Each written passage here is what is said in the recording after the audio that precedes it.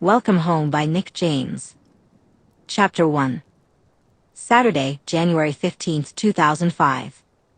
Now, are you really sure? Bella's mother asked for what felt like the 50th time. Bella chuckled as she placed her suitcase in the trunk. Yes, Mom. We're heading to the airport right now. It's what we both need. You get to travel and spend time with Phil, and I get to bond with Charlie while I finish school. Her mother's face showed a mix of worry and grief. I just don't want you to feel like I'm pushing you away. Closing the trunk, Bella struggled to suppress her laughter at her mother's expression. Mom, you forget that this was my idea. It's a win-win situation. And it's not like I'm moving to another country. You can visit whenever. Renee still looked a bit put out, but she nodded with a mumble. I suppose so. Bella pulled her mother into a tight hug just as Phil appeared around the corner with Bear, her 2-month-old Newfoundland puppy, in tow. There's my baby boy, she cooed as Bear happily bounded toward her. A run around the park in an empty tank, Phil panted. Should be good for the flight. Thanks, Phil. And thanks again for the upgrade. It's the least I could do. You both deserve a comfortable flight. He shrugged. I'm certain he'll be happier in Forks. Arizona's weather isn't suited for him, her mother remarked as Bear playfully nipped at Bella's shoes. Absolutely. Can't wait to see his fur all fluffy, Bella grinned, running her fingers through Bear's short hair. While I'd love to linger, you've got a plane to catch, Bells, Phil smiled wistfully. Oh, her mom whimpered, her emotions spilling over. Phil and Bella exchanged amused smiles at her reaction, and with a nod, Bella grabbed Bear and her bag. That I do. They all bundled into Phil's truck and set off for the airport. After a surprisingly quiet 30-minute drive, they arrived, and that's when the waterworks started. Oh Bella, Mom sobbed, pulling her close. Bella looked over to Phil for help, but Bella backed away, leading Bear toward a lamppost. I'm going to miss you so much, she said, sharing an amused glance with Phil over her shoulder. She wrapped her arms around her mother for a tight squeeze. I'm going to miss you too. But we'll keep in touch, and I'll visit during the holidays, Bella reassured her. Renee wiped her eyes, managing a smile. Phil already said we'd visit Seattle during the off-season. Sounds good, Bella nodded, though she suspected her mother's plans would change once she settled in Florida. Before I forget, her mother said, pulling an envelope from her bag. I know Charlie will be there for you, but I don't want you to feel like you can't handle things on your own. This is for your little expenses. Mom, Bella sighed. I won't take no for an answer, her mother insisted, stuffing the envelope into Bella's backpack. Charlie's still a curious cop. This way, you can buy what you need without him prying. You'll be close to Seattle, and there are plenty of places there where you can get some edibles on the down low. She winked. I'm going to pretend I didn't hear that, Phil interjected, approaching with Bear. Thanks for the funds, Phil, Bella said, embracing him. He hugged her tightly before patting her on the back. No worries, kiddo. You know we're just a call away. Need a ride back or anything else, we're here. I know, and I'm grateful, Bella acknowledged. Always happy to help my pancake buddy, Phil grinned, playfully pushing her. She nudged him back and slung her backpack over her shoulder. I'm going to miss our Sunday mornings. I definitely won't, her mother muttered. Finally, I can sleep past 9 a.m. You used to love it, Bella teased. Only when pancakes weren't flying all over, her mother chuckled.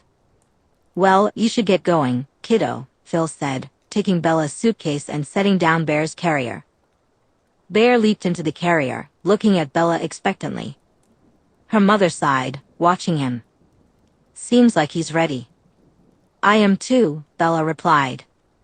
Bear and I need to settle in at the airport, Bella assured her mother. Renee pulled her into another tight hug. My baby girl. Take it easy, Bella winced, allowing her mother to hold on a bit longer before gently disentangling herself. Call me once you land. We'll talk tonight. I will, I promise. Bella smiled affectionately at her mother. Be a good boy, Bear, and make sure to look after our girl, Renee cooed, giving the puppy some farewell scratches. Okay, go on before I change my mind. Bella kissed her mother's cheek before heading into the airport. She turned to give them both one last wave before following the signs for first-class check-in. Best behavior now, Bear. This is for the fancy folk, she whispered as they approached the desk. Bear popped his head out of the carrier as they reached the counter, and the woman behind the desk lit up like the Eiffel Tower. Oh my goodness, who do we have here? She gasped, reaching over to scratch Bear's head. This is Bear, Bella said, grinning proudly at her joyful pup. Hello, Bear. The woman laughed as Bear showered her hand with licks. Aren't you so beautiful? Yeah, he's my beautiful boy, Bella chuckled proudly, placing all the necessary documents on the desk. I've only got one case to check. All right then. The woman patted Bear again before placing Bella's case on the check-in belt. So where are you two cuties heading? We're going up to Forks, Washington. I'll be staying with my dad for a little while. Quite a change from Phoenix. Hope you got a coat in that case. I visited Seattle a few months ago, and I swear I'd have been drier in a swimming pool. My mom made sure I was prepared, Bella nodded with a laugh. But it'll definitely take some getting used to. I'm sure, the woman said, nodding as she dealt with Bella's case and checked them in. Good boy, Bear, Bella whispered, giving his ears a scratch. So far, he had been. Bella hoped Bear would remain well-behaved during the flight. Okay, you're all set. Good luck to you, sweetheart. I hope you and Mr. Bear have a blast, the airline staff member said with a smile as she handed Bella her belongings. Just head through that door, and it will take you to a fast security lane. Follow the signs to the first-class lounge. Thank you. Have a great day, Bella replied, smiling as she lifted Bear's carrier and made her way toward security. After a quick flight change, they finally landed in Port Angeles just after 5 o'clock. Thankfully, Bella's suitcase was one of the first off the plane, as Bear was starting to get fussy in his carrier. Nearly home, Bear. Let's go find Charlie. She grabbed her bag and headed toward the exit. Amidst the bustling crowd, a familiar voice called out, Bells. Bella turned and spotted a man in a police uniform waving at her. Oh wow, she thought. It had been about 4 years since she had seen Charlie in person, and she could see that time had left its mark, more gray hairs and crow's feet. Yet, she would recognize those kind, loving eyes anywhere. Those were the eyes that had beamed at her when she managed to stay upright on her bike, when she won her class spelling bee, and even after she nearly sent herself into a full-blown panic attack coming out to him. Charlie had simply patted her leg and grinned, saying he wouldn't have to chase any boys away. My girl, he said, grinning as he enveloped Bella in a warm hug. Hey, Dad, Bella mumbled into his jacket. I missed you. Missed you too, kiddo. Their reunion was interrupted by a yap, and Charlie's attention shifted to Bear. And this must be Bear, he said. Yep. This is my boy, Bella confirmed, watching as Charlie scratched Bear's head. Bear responded with delighted nips, making Charlie laugh when the puppy managed to get a good bite on his finger. Well, let's get the two of you home. This little guy needs to stretch his legs. Charlie grabbed Bella's suitcase and guided them out of the airport. As they walked to the car, Bella led Bear out to relieve himself. He's going to love this weather, she said, shivering slightly as she zipped up her jacket. Bella pulled up her jacket, feeling the stark difference from Phoenix. A bit of a change from Phoenix, she said, shivering slightly as the cold January air and a light drizzle brushed against their faces. I'll get used to it. I was never much of a tanner anyway, she added. Charlie chuckled. You take after your old man in that sense, Bells. With a grin, he watched as Bear sniffed around a bush before Bella scooped him up and climbed into the cruiser. Let's go home, Bear, she whispered against his damp head. After a couple of hours in the car, filled with Bear's gentle snoring and catching up with Charlie, they finally arrived home. Welcome home, Bells, Charlie smiled as he parked the car. Here we are, Bear. Bella placed Bear on the floor, allowing him to take in the new sense of his new environment. Charlie retrieved her bags from the trunk, a smile on his face as he watched Bear rollick around the front yard. I set up a new desk in your room, and there's a bed for Bear. Just let me know if you need anything else. Thanks, Dad.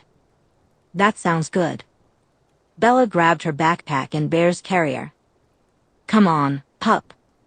Bear raced ahead, eager to explore his new surroundings. Looks like he's settling in, Charlie chuckled, following them inside. Why don't you get your things organized upstairs? We'll order pizza for dinner. Following the familiar path, Bella climbed the stairs to her old room. Not much had changed over the years, except for a new brown dog bed at the foot of her bed. It was unlikely Bear would use it, though. He was too much of a cuddly boy. As Bella reacquainted herself with her old room and began to pack her clothes away, she heard a rumble outside and Charlie calling her downstairs. She whistled for Bear, and together they exited the house to find Charlie talking next to a red truck. Bella. Charlie smiled and waved her over. You remember Billy and Jacob Black? Yeah, how's it going, Mr. Black? Bella replied. Very well, thank you, Bella, he nodded. Hey, Bella. Jacob smiled brightly. We used to hang out a lot when we were kids with my two sisters. Yeah, I think I remember that, she nodded back at him before. Bella turned her attention to Bear, who was staring up at Jacob from his spot next to her. Who's this? Jacob asked, leaning down to pet him. This is Bear. Hello there, he cooed. But Bear just yipped and snapped at Jacob's hand before darting behind Bella. Whoa, not a fan, I guess, Jacob mumbled, surprised. Billy chuckled at the scene and cleared his throat. Well, anyway, it's about time you got here. Your old man hasn't stopped talking about your arrival. We've hardly caught any fish on our last few outings. I think he's been scaring them away with all his chatter about you. Okay, easy, Charlie interrupted, rolling his eyes. So, what do you think of the truck, Bells? It's great, she replied, a bit confused. Good, because it's yours. What? Bella exclaimed, her eyes widening. A little welcome home present, Charlie said with a shy smile. You're kidding. Bella laughed, turning fully toward the truck. This is amazing. I bought it from Billy here, Charlie said, smiling as he tossed Bella the keys. I know it looks ancient, but I had Jacob rebuild the engine for you. It's perfect, Bella gushed, pulling open the door, scooping up Bear, and jumping inside. Check out our new ride, Bear. Jacob leaned in through the open window beside her. I put in a brand new engine for you, and she's pretty much in great condition. You just have to pump the clutch a couple of times, but that's about it. This is great, Jacob. Thank you so much. No problem, he grinned widely. Bella took a quick look around the car before sliding back out, leaving Bear sprawled comfortably on the seat. I love it. Thanks, Dad. No problem, Bells. How about driving it down to the res? Jacob suggested. We can cook a welcome home meal for you, and you can test the truck. After the long days she'd had, that was the last thing Bella wanted. She glanced over at Charlie, and thankfully, he seemed to catch the look in her eye. That's a lovely offer, but I think Bella deserves a rest from all the traveling, Charlie said. Done today. I think we'll just order a pizza so she can get a good night's rest. Oh yeah, sure. Jacob nodded, clearly disappointed. Well, we'll leave you both to it, Billy announced after a brief silence. Welcome home again, Bella. Don't be a stranger. You're always welcome to come along with your dad when he visits. Will do, she replied with a nod. They all exchanged goodbyes as night began to fall. Charlie headed inside to place their pizza order while Bella took Bear out of the truck and joined him in the house. It didn't take long for the food to arrive, and soon they settled down in front of the TV. As they ate, Bella couldn't help but steal glances at her father. His graying hair and the lines etched on his face told the story of the years that had passed since she last saw him regularly. She realized how much she had missed out on in his life, just as he had in hers. Those phone calls hadn't been enough. "Are you nervous about starting school here?" Charlie asked, breaking the comfortable silence that had settled between them. Bella shrugged, her gaze dropping to her plate. "A little. It's been a while since I've been in a new school. No one likes being the new kid." Charlie leaned back in his chair, studying her. "You'll do just fine. And if you need anything, you can always talk to me." He smiled gently. "And I don't want you to worry about Bear. I'll be coming home throughout the day to check on him." Bella managed a small smile, warmth spreading in her chest. "Thanks, Dad." After dinner, they cleaned up together.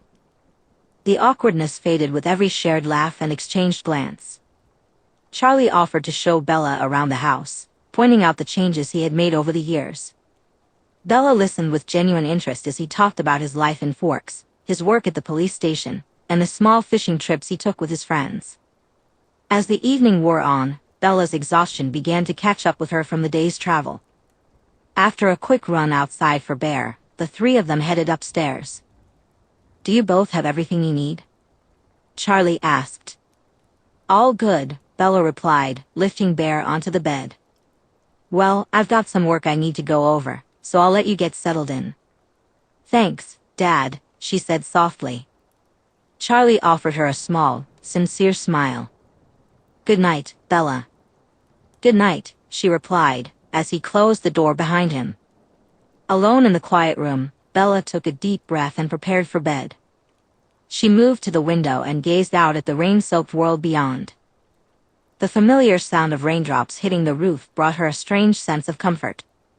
It was as if the weather echoed her own emotions, a mix of uncertainty, nostalgia, and a glimmer of a fresh start.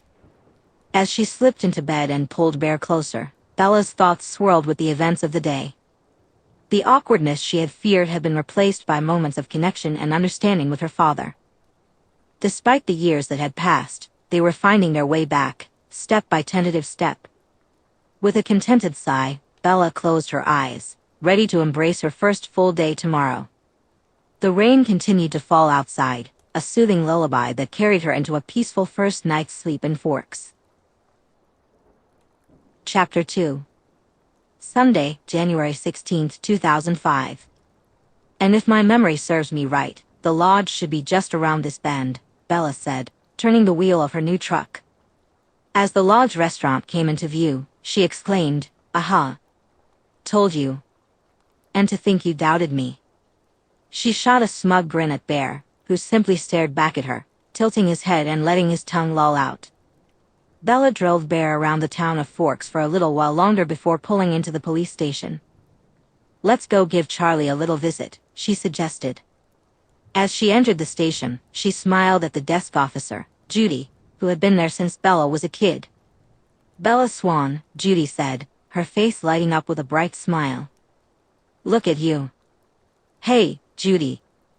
Bella waved. "How've you been?" "Very well, thank you." "What a beautiful young lady you're growing into. Oh, and who is this?" Judy cooed, leaning over the desk. "Thanks. This is my puppy, Bear." Bella lifted him up so Judy could give him some love. "Oh, aren't you lovely?" Judy gushed. "We had a K-9 unit from the town over in here last week, so we might have some yummy treats left over." She rummaged through the drawers and pulled out a few biscuit bones. Bear eagerly gobbled them down before licking Judy's hand in thanks. "Is Charlie in?" Bella asked. "He's in his office," Judy replied, nodding toward the hall. She gave Bear a few last scratches. "See you later, sweetheart." Bella and Bear made their way down the hallway and found Charlie's door partially open. She knocked softly before poking her head inside. "Hey, Bells." Charlie smiled, waving her in. "How's your day been?" "Good," Bella replied, taking a seat and letting Bear roam around. I've been showing Bear around town and getting myself reacquainted with the roads. Found everything all right? He asked, pulling a can of Coke out of the mini fridge next to his desk and handing it to Bella. Yeah, it's fine, she nodded. I don't think this place has changed since I was a baby. I think you'll find we have a new convenience store and a pharmacy, he said with a wink. Oh, you're right. My apologies, she replied, raising her hands in surrender. I actually popped in there this morning. I want to make a packed lunch for tomorrow. I'd like to get an idea of what Forks High's cafeteria has to offer before diving straight in. Well, here, Charlie said, digging into his pocket and pulling out his wallet. No, Dad, it's... No, he interrupted. I don't want you paying for any food. Save your money for your own things. I'll start leaving some cash in the tin by the fridge. You can use that for any food or supplies you need. He handed her a couple of $20 bills. Is there anything else you need for school that I didn't get? We've got plenty of supplies here. All good, thanks. You've stocked me up for the rest of high school, and then some, Bella teased, smiling at his ramblings. You'd think it was her first day of preschool. Well, it's always best to be prepared, he mumbled. Bella spent another hour in the station with Charlie before he was called away to deal with some kids vandalizing. So, she made her way back home, deciding to relax and get everything ready for her big day tomorrow, hoping it would all go as smoothly as possible. Monday, January 17, 2005. Unfortunately for Bella, the morning arrived in a mad rush. Whatever treat Bear had received at the police station did not sit well with his stomach. Bella was jolted awake at 4 a.m. by her puppy throwing up at the foot of her bed. After stripping the quilt and tossing it in the laundry, she let Bear outside in case he needed to be sick again. It was well after 5 a.m. before she finally crawled back into bed for some much-needed sleep.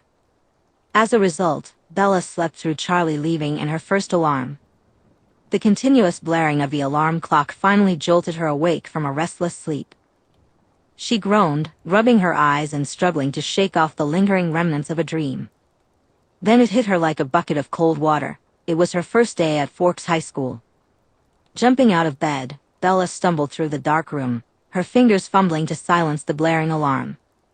Shadows filled the space, and the muted light of the sun barely filtered through the curtains on that drab January morning. Panic surged through her as she realized she was running late. With urgency, Bella dashed to the bathroom, barely glancing at her reflection in the mirror. Her tangled hair and bleary eyes were the least of her concerns. She splashed cold water on her face, hoping to chase away the remnants of sleep that clung to her like cobwebs. The clock on the wall ticked away the seconds, reminding her that she needed to get ready in record time. She tugged open her drawers, hastily pulling out the most presentable clothes she could find. A plain white t-shirt and a pair of jeans would have to do. She struggled into them, fumbling with buttons and zippers in her haste.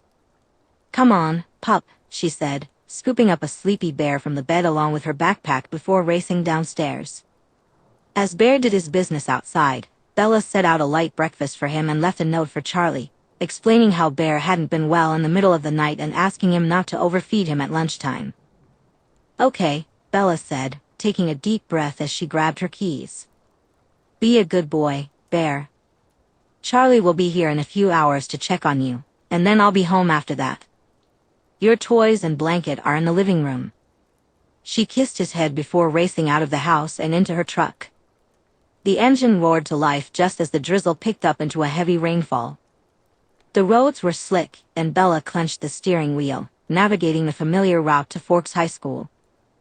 Glancing at the dashboard clock, she realized she had definitely missed the tour set up for her, but at least it looked like she'd make it in time for first period and avoid being the enemy of her first teacher. Pulling into the school's parking lot, she took a deep breath, ready to face her new beginning.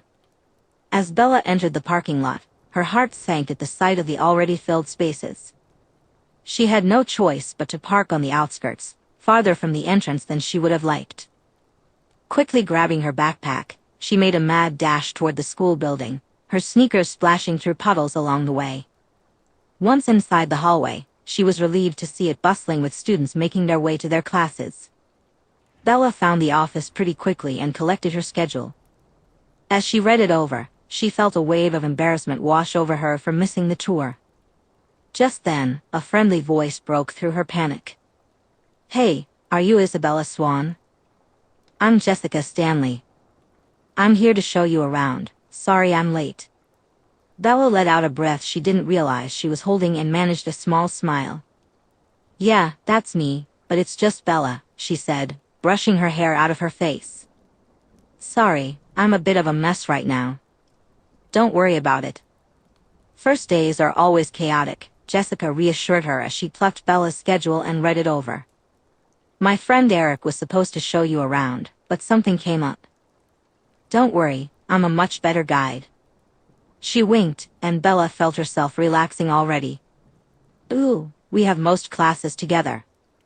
As they navigated the crowded hallways, Jessica chatted about the school, the teachers, and the students, especially who to avoid. Bella listened attentively, grateful for this lifeline of information. The warmth of Jessica's presence eased Bella's nerves, and she began to feel a glimmer of hope that maybe this new chapter wouldn't be as overwhelming as she had feared. Together, they arrived at room 303, Bella's first class. "Here we go," she whispered to herself. Next, Bella stepped into the bustling Forks High School cafeteria, her stomach doing nervous flips as she searched for a familiar face or an empty seat.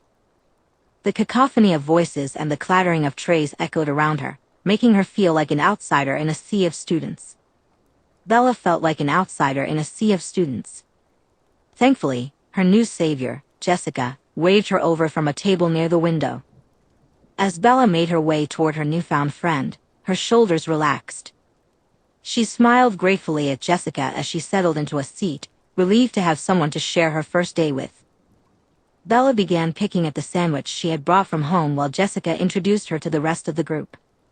Mike and Tyler seemed eager to learn everything about her, her interests, her favorite things, while Eric kept apologizing for not being there to greet her that morning.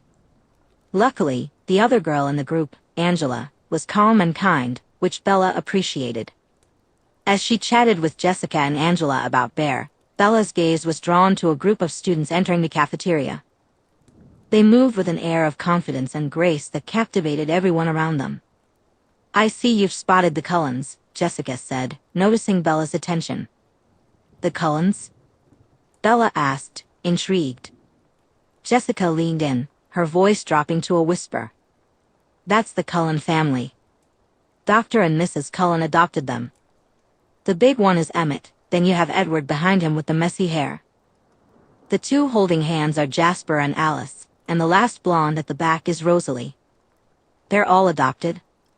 Bella asked, unable to tear her eyes away as the group continued to walk. "Yeah, they moved here a few years ago and mostly keep to themselves. We don't know how or why Dr. Cullen adopted them, but he did," Angela explained with a shrug. "But Alice and Jasper are dating?" Bella asked, finally turning her attention back to the table. "Yeah, but they're not related. I think the only ones who are related are Rosalie and Jasper, they're twins." "I see," Bella nodded, turning back to look at the Cullens again.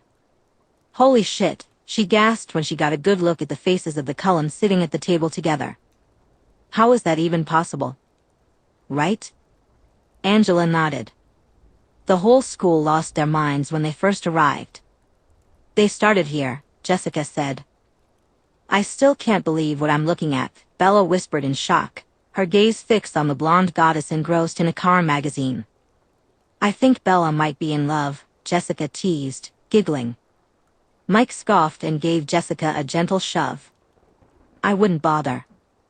They don't give anyone here the time of day, especially Cullen." "Huh," Bella said, finally pulling her eyes away. "Cullen?" Mike nodded toward the table. "Edward Cullen pretty much looks at everyone here like they're trash." "Oh." Bella grimaced. "No thanks. I'm not interested in Edward Cullen, or any boy for that matter." She laughed, but the table went quiet, and Bella looked up to find them all staring at her. Mike and Tyler wore expressions of confusion, while Jessica, Angela, and Eric looked surprised.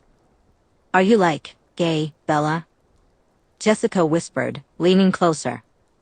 Yes, Bella replied softly. Is that a problem? No. Not at all. No way. Everything's cool here.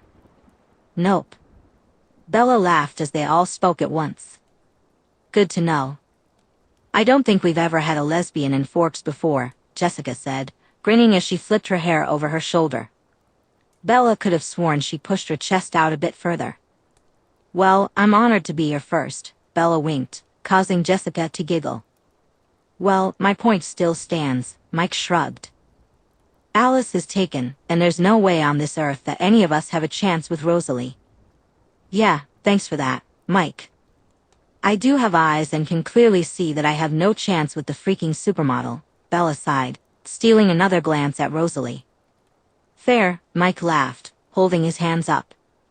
For the rest of the lunch hour, Bella found herself sneaking glances at the table in the back of the room, unable to look away from the one they called Rosalie. See you tomorrow, Bella, Mike said, patting her on the back as he jogged down the hallway and out the double doors. Bye, she called out just as they exited. Bella walked down the mostly empty hallway, lingering after school to drop off her slip. As she headed toward the doors, her phone vibrated in her pocket, pulling her attention away just as she collided with something solid. Oof, Bella groaned as she hit the floor. Are you okay? A smooth voice asked. She looked up and felt her response get stuck in her throat at the sight of Rosalie Hale. You need a nurse? Rosalie inquired, raising an eyebrow at Bella's silence. Bella cleared her throat and scrambled to her feet. Nope, all good. Sorry for bumping into you. Rosalie looked her up and down, then locked her gaze onto Bella's eyes. Bella shifted slightly under the intensity of that stare before Rosalie nodded and turned to leave. I'm Bella Swan, just moved here, she blurted out before Rosalie could walk away. Rosalie glanced over her shoulder, offering a small smile. I know. The whole school's been talking about you since last week. As Rosalie began to walk away, Bella hurried after her. I didn't catch your name. Rosalie shot her an amused look and extended her hand. Rosalie Hale. Nice to meet you, Rosalie, Bella said with a grin as she shook her hand. They both stepped out of the school, finding the parking lot mostly empty, save for a few stragglers chatting by their cars. Is this yours? Bella exclaimed, gaping at the cherry-red convertible they'd stopped beside. It is, Rosalie replied, laughing at Bella's reaction. Cars are kind of my thing. That's quite a car for school you've got there, Bella said appreciatively. Clearly, we have the same taste. She teased, nodding toward her truck. Rosalie followed Bella's gaze and couldn't help but sneer. Is that thing even road legal? Hey. Bella pouted. She's perfect. You should appreciate an old classic as a car lover. That piece of junk is not a classic, Bella. There need to be a few more specifications to be considered a classic, not just old as dirt. Bella clutched her chest, staring wide-eyed at Rosalie. Wow. You go and say that just as I was starting to like you. Oh yeah? Rosalie raised an eyebrow. Emicham. Now we have to go our separate ways. Bella sighed, taking a couple of steps back. What a beautiful friendship this could have been. Maybe even more, she thought to herself. I guess we'll never know. Rosalie played along, stepping back as well. The two shared a moment, simply gazing at each other, gentle smiles spreading across their faces. Well, I better head home. My puppy, Bear, is probably in need of a walk. Of course, Rosalie replied with a smile. It was lovely to meet you, Rosalie. You too, Bella. Maybe one day I can show you the truck, Bella said, grinning as she pointed over her shoulder. Help you see what a beauty she really is, or you could give me some tips to spruce her up. That's very doubtful that anything could help that, but maybe, Rosalie winked before getting into her car and speeding out of the parking lot like a pro. Wow. Chapter 3. Tuesday, January 18, 2005. Hey, Bella, Jessica greets as she places her lunch tray down. Afternoon, Bella replies, munching on an apple. Have you seen the movie But I'm a Cheerleader? Jessica asks casually. Bella suppresses a laugh at the thought of Jessica researching gay movies at home. No, I haven't, she lies easily. What's it about? Jessica glances around the room before leaning in closer to Bella. Lesbians, she grins. Oh wow. I'll have to check it out. Thanks, Bella responds. You're welcome, Jessica says, smiling proudly to herself as she digs into her lunch. Bella shakes her head with a laugh and looks up to catch Rosalie's eye. She notices a soft smile on Rosalie's face, the same one she had yesterday when helping Bella up off the floor. Bella raises her hand in a small wave and returns the smile, but it soon fades as Rosalie's expression turns blank, and she turns her body away. Ouch, Eric winces. What did you do to her? No idea, Bella frowns. I bumped into her yesterday, but she was really nice. We spoke for a little while. Rosalie Hale was nice? Mike asks in shock. You must have gotten her one and only nice token of the year. She probably just felt sorry for you. You hit the floor pretty hard, Eric says. You saw that? Me and about 10 others. We had science club, he laughs slightly. Great. Bella spends the rest of lunch chatting with the group while also glancing to see if Rosalie is looking her way, but Rosalie keeps her body angled away. A couple of times, Bella catches the eye of her sibling, Alice, who seems to give Bella a sympathetic look. As the bell rings to signal the end of lunch, Bella takes her time packing up, hoping to see if Rosalie lingers, but she strides straight past Bella and out the door, avoiding eye contact completely. The end of the day arrives for Bella, and she quickly exits her last class, eager to reach the parking lot before Rosalie leaves. Bella approaches the building and spots Rosalie talking to her brother by her car. Hey, Rosalie. She calls out. I was thinking maybe sometime after school this week I could. No, thanks, Rosalie interrupts, getting into her car and slamming the door behind her. Oh, okay, Bella replies, keeping her head down as she walks past the rest of the Cullens. She quickly hops into her own vehicle. Unfortunately, the awkwardness follows her as she tries to exit the parking lot, finding herself stuck in the queue right next to Rosalie. She glances over a couple of times, but Rosalie keeps her eyes fixed ahead, speeding out the moment she gets the chance.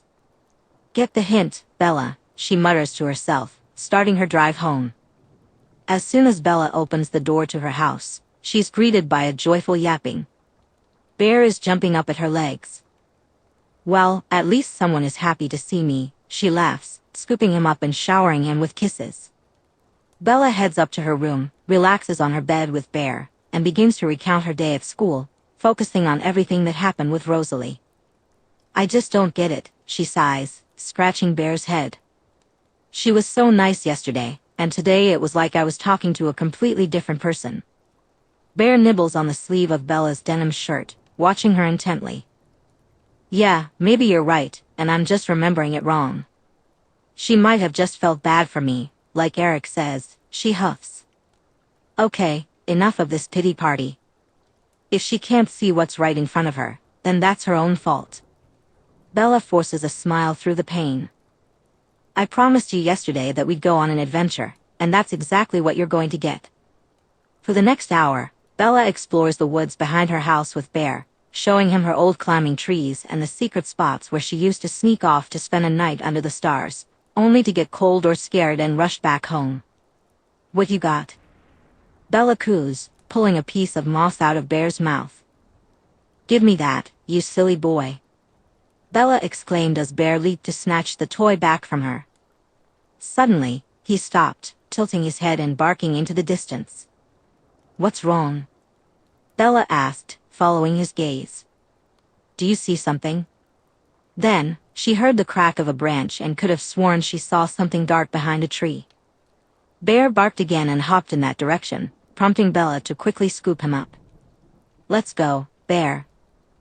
I really don't feel like getting ripped apart by a mountain lion today. She dashed out of the woods, trying not to trip, and burst through the back door of the house. "Are you okay, Bells?" Charlie chuckled as she came in, panting. "I'm so unfit," she gasped, setting Bear down and leaning against the door.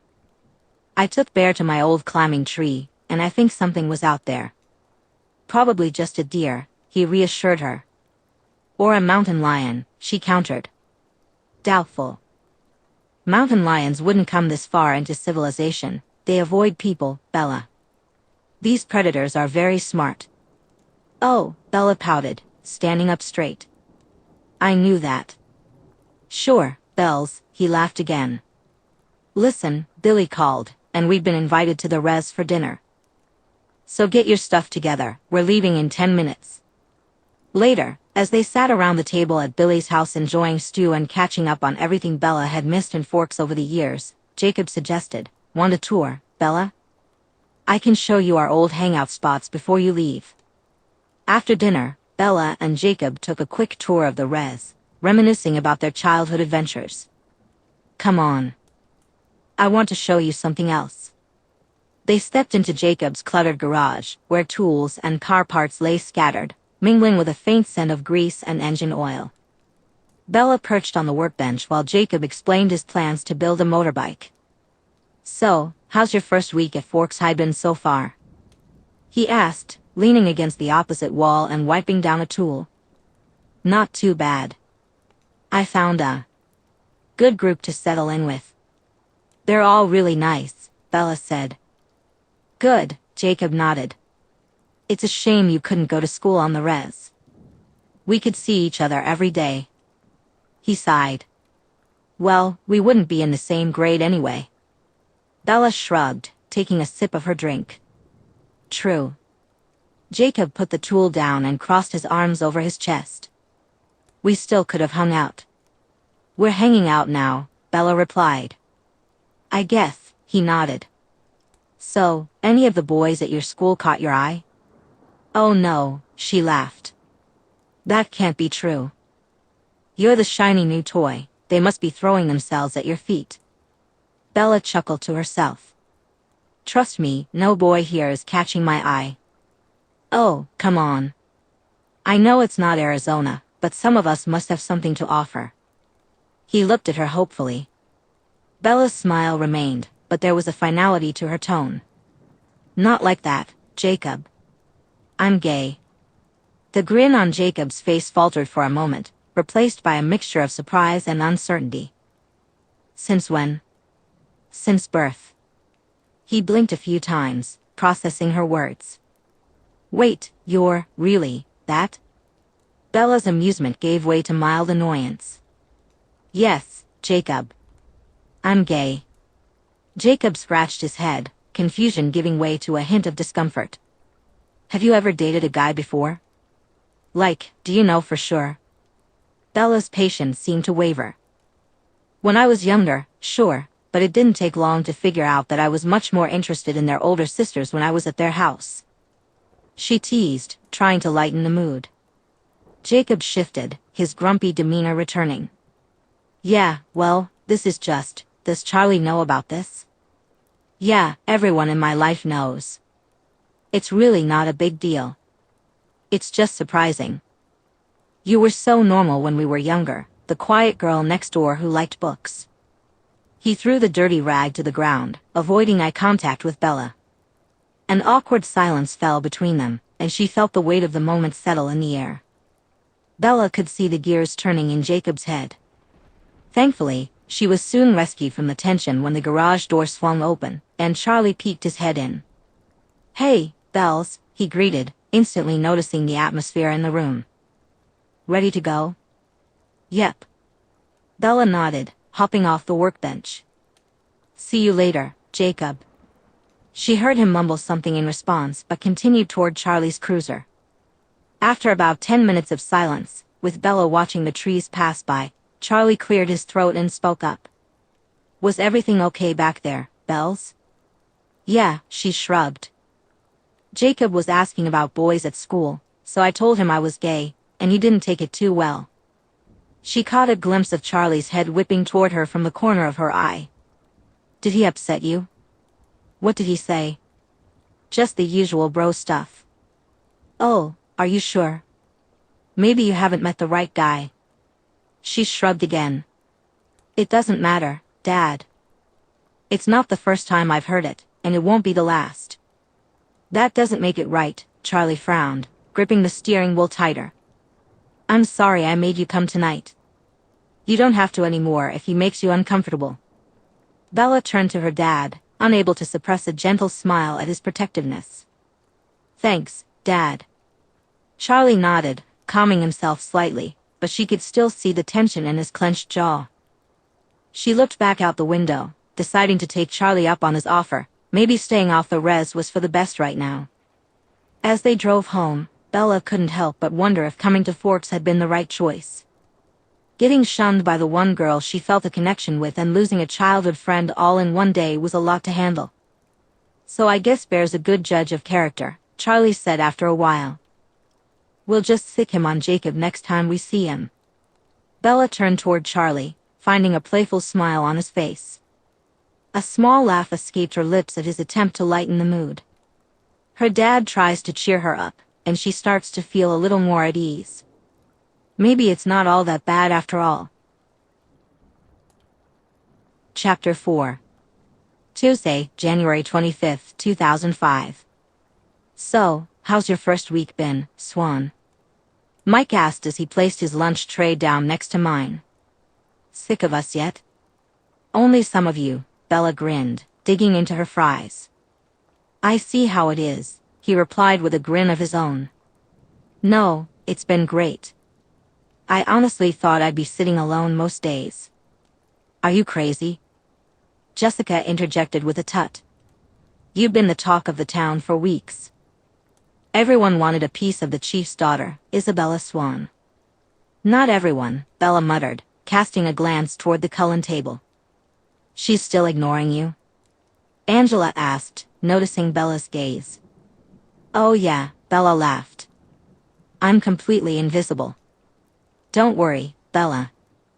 I'm sure there's a closet case around here somewhere. We'll find you a dame, Mike winked, giving her a friendly clap on the back. Jessica nodded, a mischievous glint in her eyes. Oh, definitely. Honestly, who wouldn't be into you? You're gorgeous, smart, and that half-smirk thing you do. It's hot. Any girl would be lucky to jump your bones. Bella blushed, feeling both embarrassed and flattered by Jessica's words. You're too kind, Jess. Jessica shrugged. I'm just stating the truth. In fact, I have this cousin, Sarah. I've had my suspicions about her liking girls for a couple of years. She's really cool and very pretty. I could totally set you two up. Bella chuckled, feeling a bit lighter despite her lingering worries about Rosalie. You're quite the matchmaker. What does she look like? Beautiful, busty, blonde. She also has a tongue piercing. Suddenly, a loud crack echoed across the cafeteria.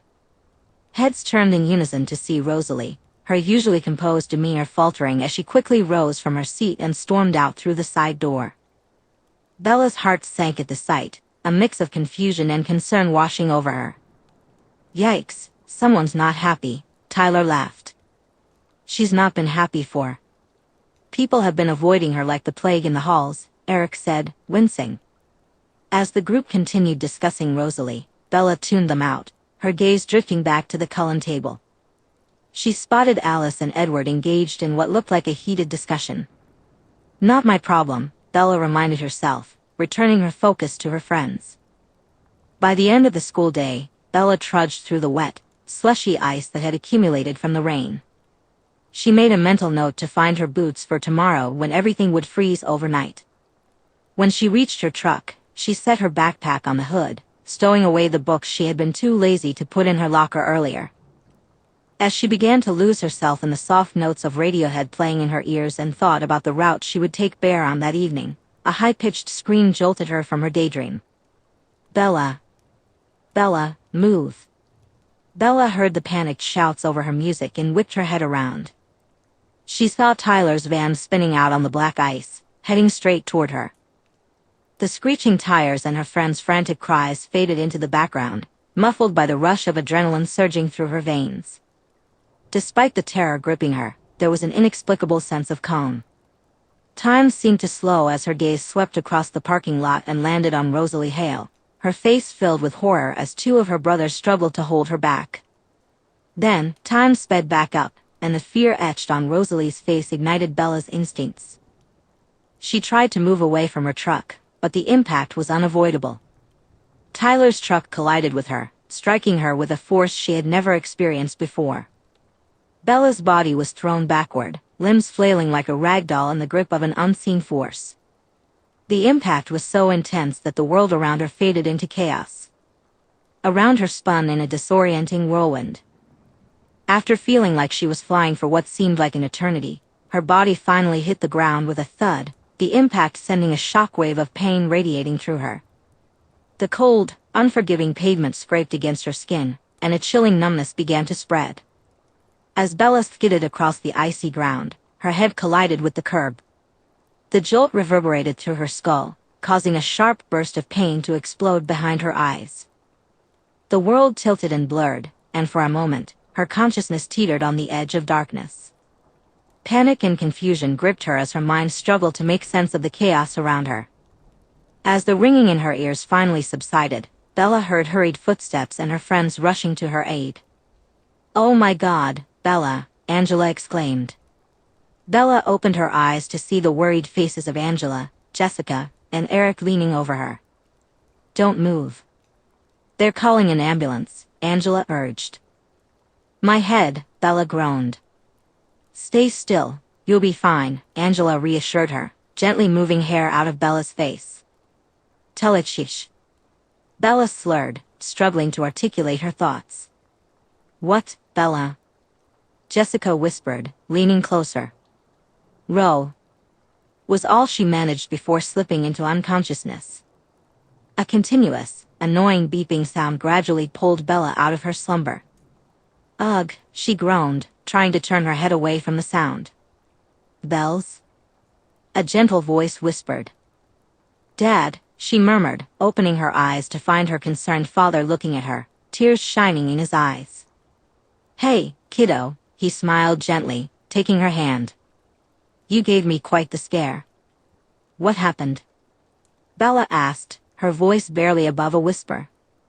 "Accident at school. Tyler Crowley hit you with his van in the school parking lot." "Oh no," she frowned, reaching up to touch the pain in her head. "Shoo, it's okay. You hit your head, the doctor said you'll be a little fuzzy for a while." She gazed at the dark shadows under his eyes and noticed the permanent frown that seemed to linger on his face.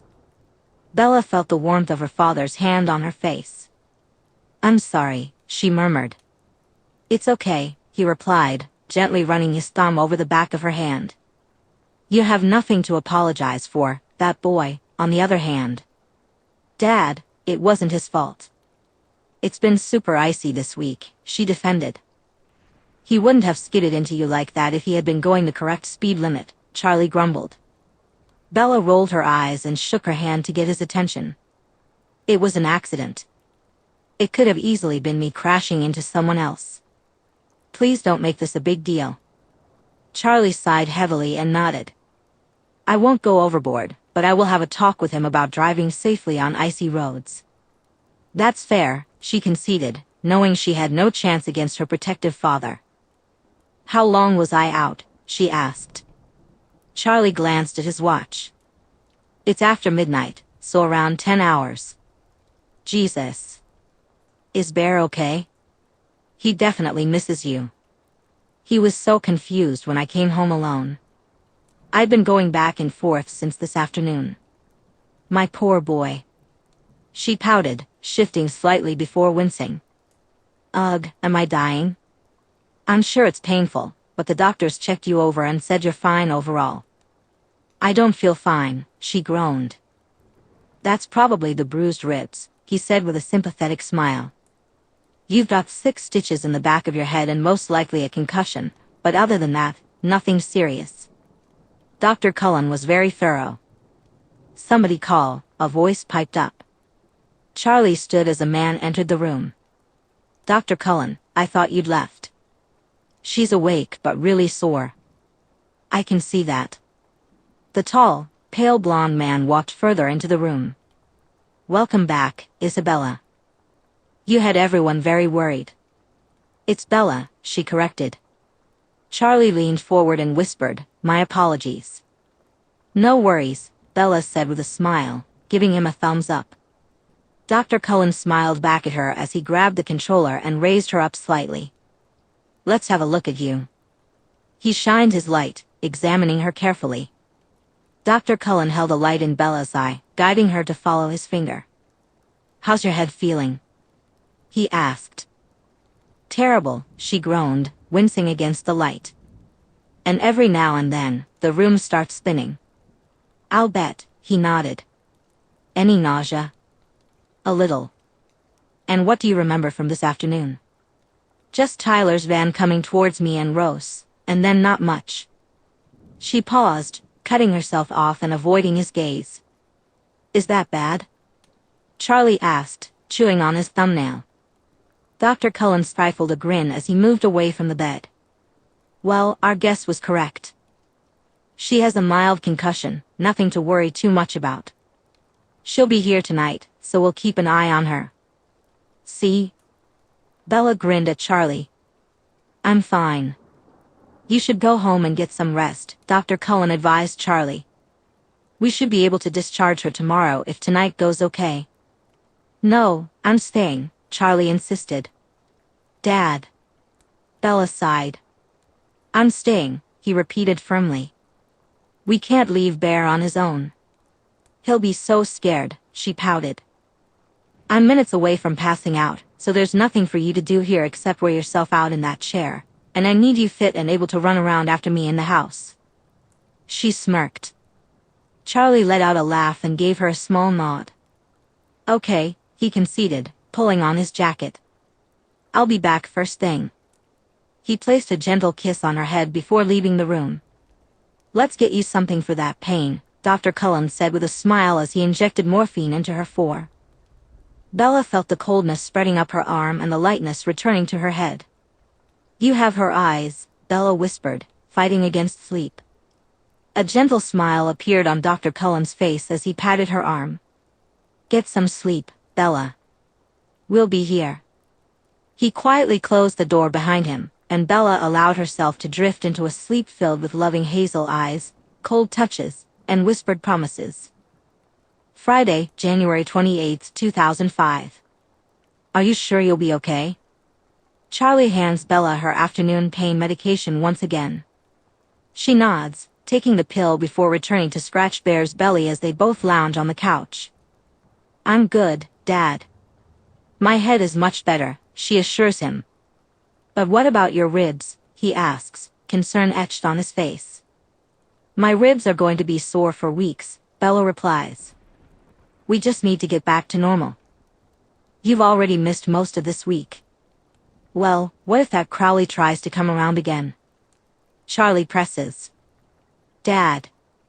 Bella laughs, but the laughter quickly turns into a wince as she grabs her ribs in pain. Tyler has been showing up almost daily with some kind of gift as an apology, but so far, he hasn't made it past the stairs. Charlie always answers the door with a firm frown.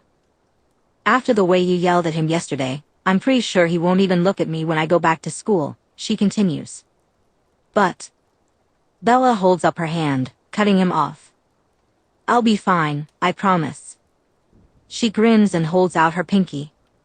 For the first time in a while, a small smile spreads across Charlie's face as he interlocks their pinkies. Well, just call me if you need anything, and I mean anything, he says. Will do, Chief. She salutes him playfully. I honestly just plan on napping the afternoon away. Charlie collects his things, checks on Bella one last time, and then darts out the door. Quiet time, Bella sighs, falling back against the couch and pulling Bear tighter against her good side. Suddenly, a series of knocks echoes from the front door, causing both Bella and Bear to jump awake. She squints at the clock on the wall and sees that it's just after 3 o'clock. Come on, you, she groans, shrugging Bear off and dragging herself off the couch. Bear snuggles back into the cushions, looking almost smug as he settles into her warm spot. "Don't get too comfy, little man. I'm coming right back," she warns him playfully. Bella pads slowly down the hallway, yawning as she approaches the front door. She cuts off her yawn halfway, choking slightly on her breath at the sight of Rosalie Hale standing before her, a soft smile on her face. "Hello." Chapter 5. Monday, January 17th, 2005. "Can you stop wiggling?" Rosalie hissed at Alice. "You've been like this for days." "I can't help it," Alice grinned as they pulled into the parking lot. "I'm excited to meet the new girl. You're surrounded by humans, and you've never tried to make friends with any of them. What's so special about this one?" "You'll see." She winked. "Christ," Rosalie sighed, turning back to the road. They soon arrived at the parking lot. Rose parked the car and quickly distanced herself from Alice. "You good, Rose?" Emmett asked, jogging to catch up with her. "Alice has just been a bit much these past few days," she sighed, leaning against her locker. "I think I might need some time away. I've been feeling so antsy lately." "You want to leave?" Emmett pouted. "I just feel like I can't breathe when I'm here, Em." She glanced over and saw Alice skipping toward them. "Here we go again." Rosalie huffed as she walked off toward her first class, with Emmett trailing behind. "Rosie, you can't go." The four of them gathered outside their shared classroom, and Rosalie winced at the sound approaching the school parking lot. "What the heck is that?" "She's here," Alice squealed quietly. "Jesus, that revolting sound is her?" Rose grimaced. Alice shot her an offended look and smacked her on the arm. "Don't be a snob." "I'm not a snob, Alice. It's setting my teeth on edge." Rosalie pushed through them and took her seat at the back of the class, already wishing for the day to end. Thankfully, none of Rosalie's classes were with Alice, giving her a few hours of peace. But that quickly came to an end when lunch arrived. They followed their usual routine of walking in together, and Rosalie overheard Jessica Stanley introducing her family to the new girl. "Wow, doesn't the new girl smell nice? I wonder what her perfume is," Alice commented as they took their seats. "Do you know it, Rose? I don't breathe when I'm in here. These sweaty boys are bad enough without the added smell of the garbage they serve," Rosalie replied, pulling out her magazine. Alice let out an exasperated huff before turning her attention to Jasper. As Rosalie read up on the new 2006 Porsche, she couldn't help but overhear the voices discussing her family. "I don't think we've ever had a lesbian in Forks before." "Well, I'm honored to be your first." "Well, my point still stands. Alice is taken, and there's no way on this earth that any of us have a chance with Rosalie." "Yeah, thanks for that, Mike. I do have eyes and can clearly see that I have no chance with the freaking supermodel." Rosalie couldn't help but smile slightly at the petulance in the girl's voice. She finally looked up to get a glimpse of her.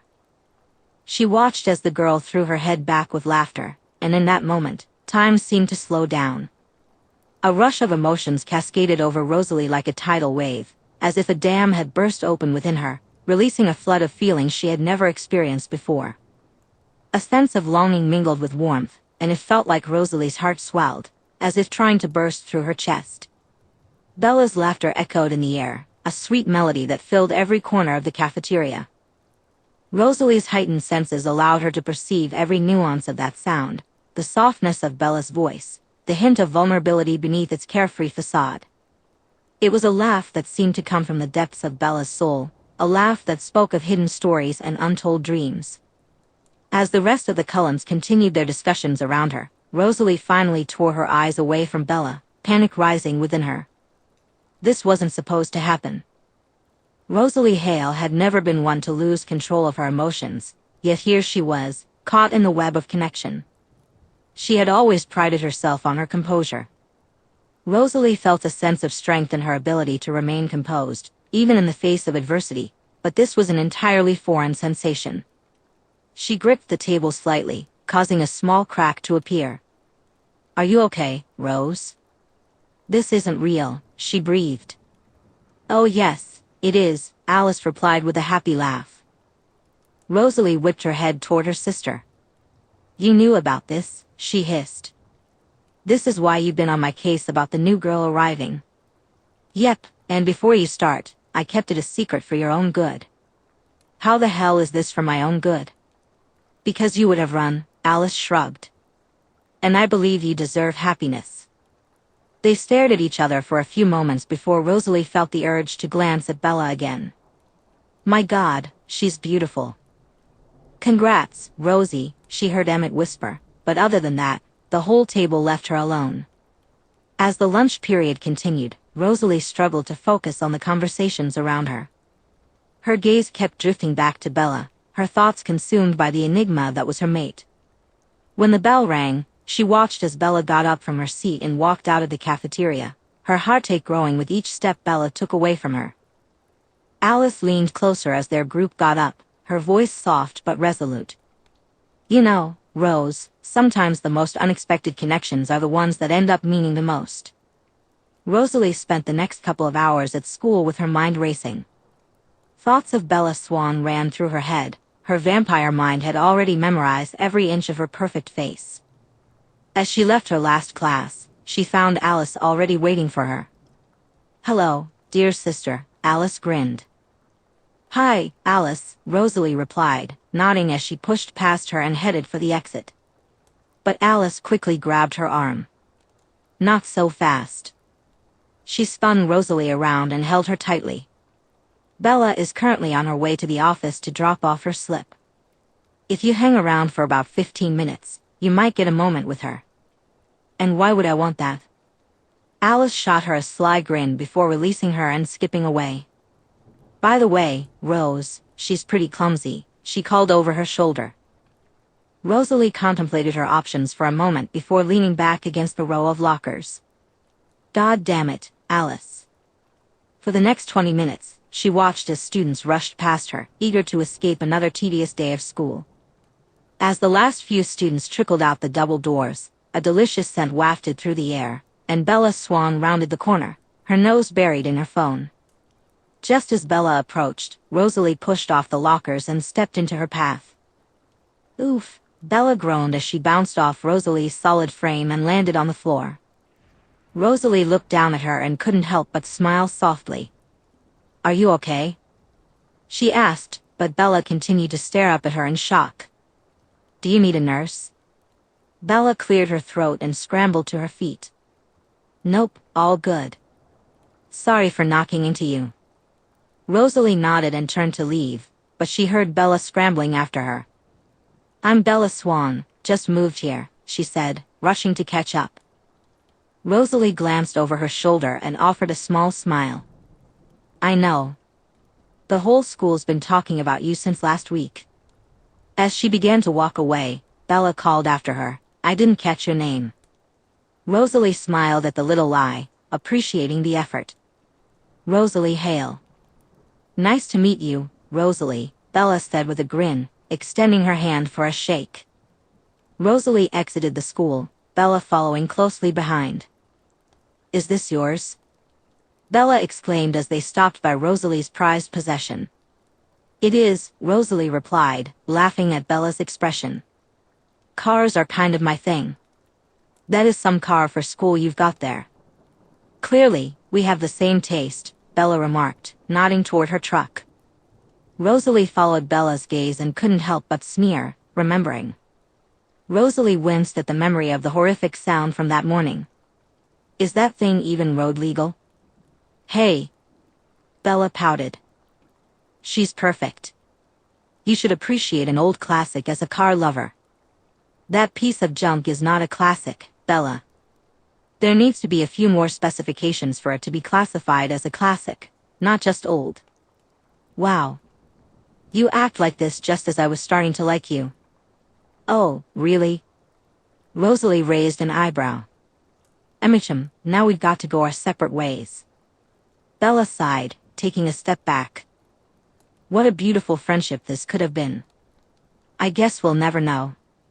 Rosalie played along, backing up toward her car, pretending each step wasn't like a dagger to her chest. They stared at each other for a moment, a gentle smile tugging at their lips. Well, I better head home. My puppy bear is probably in need of a walk. Of course. Rosalie smiled back. It was lovely to meet you, Bella. You too, Rosalie. Maybe one day I can show you the truck. Bella grinned, pointing over her shoulder. Help you see what a beaut she really is, or you could give me some tips to spruce her up. That's very doubtful that anything could help that, but maybe. Rosalie winked at Bella before getting into her car and speeding off, glancing in the rearview mirror as Bella stood watching.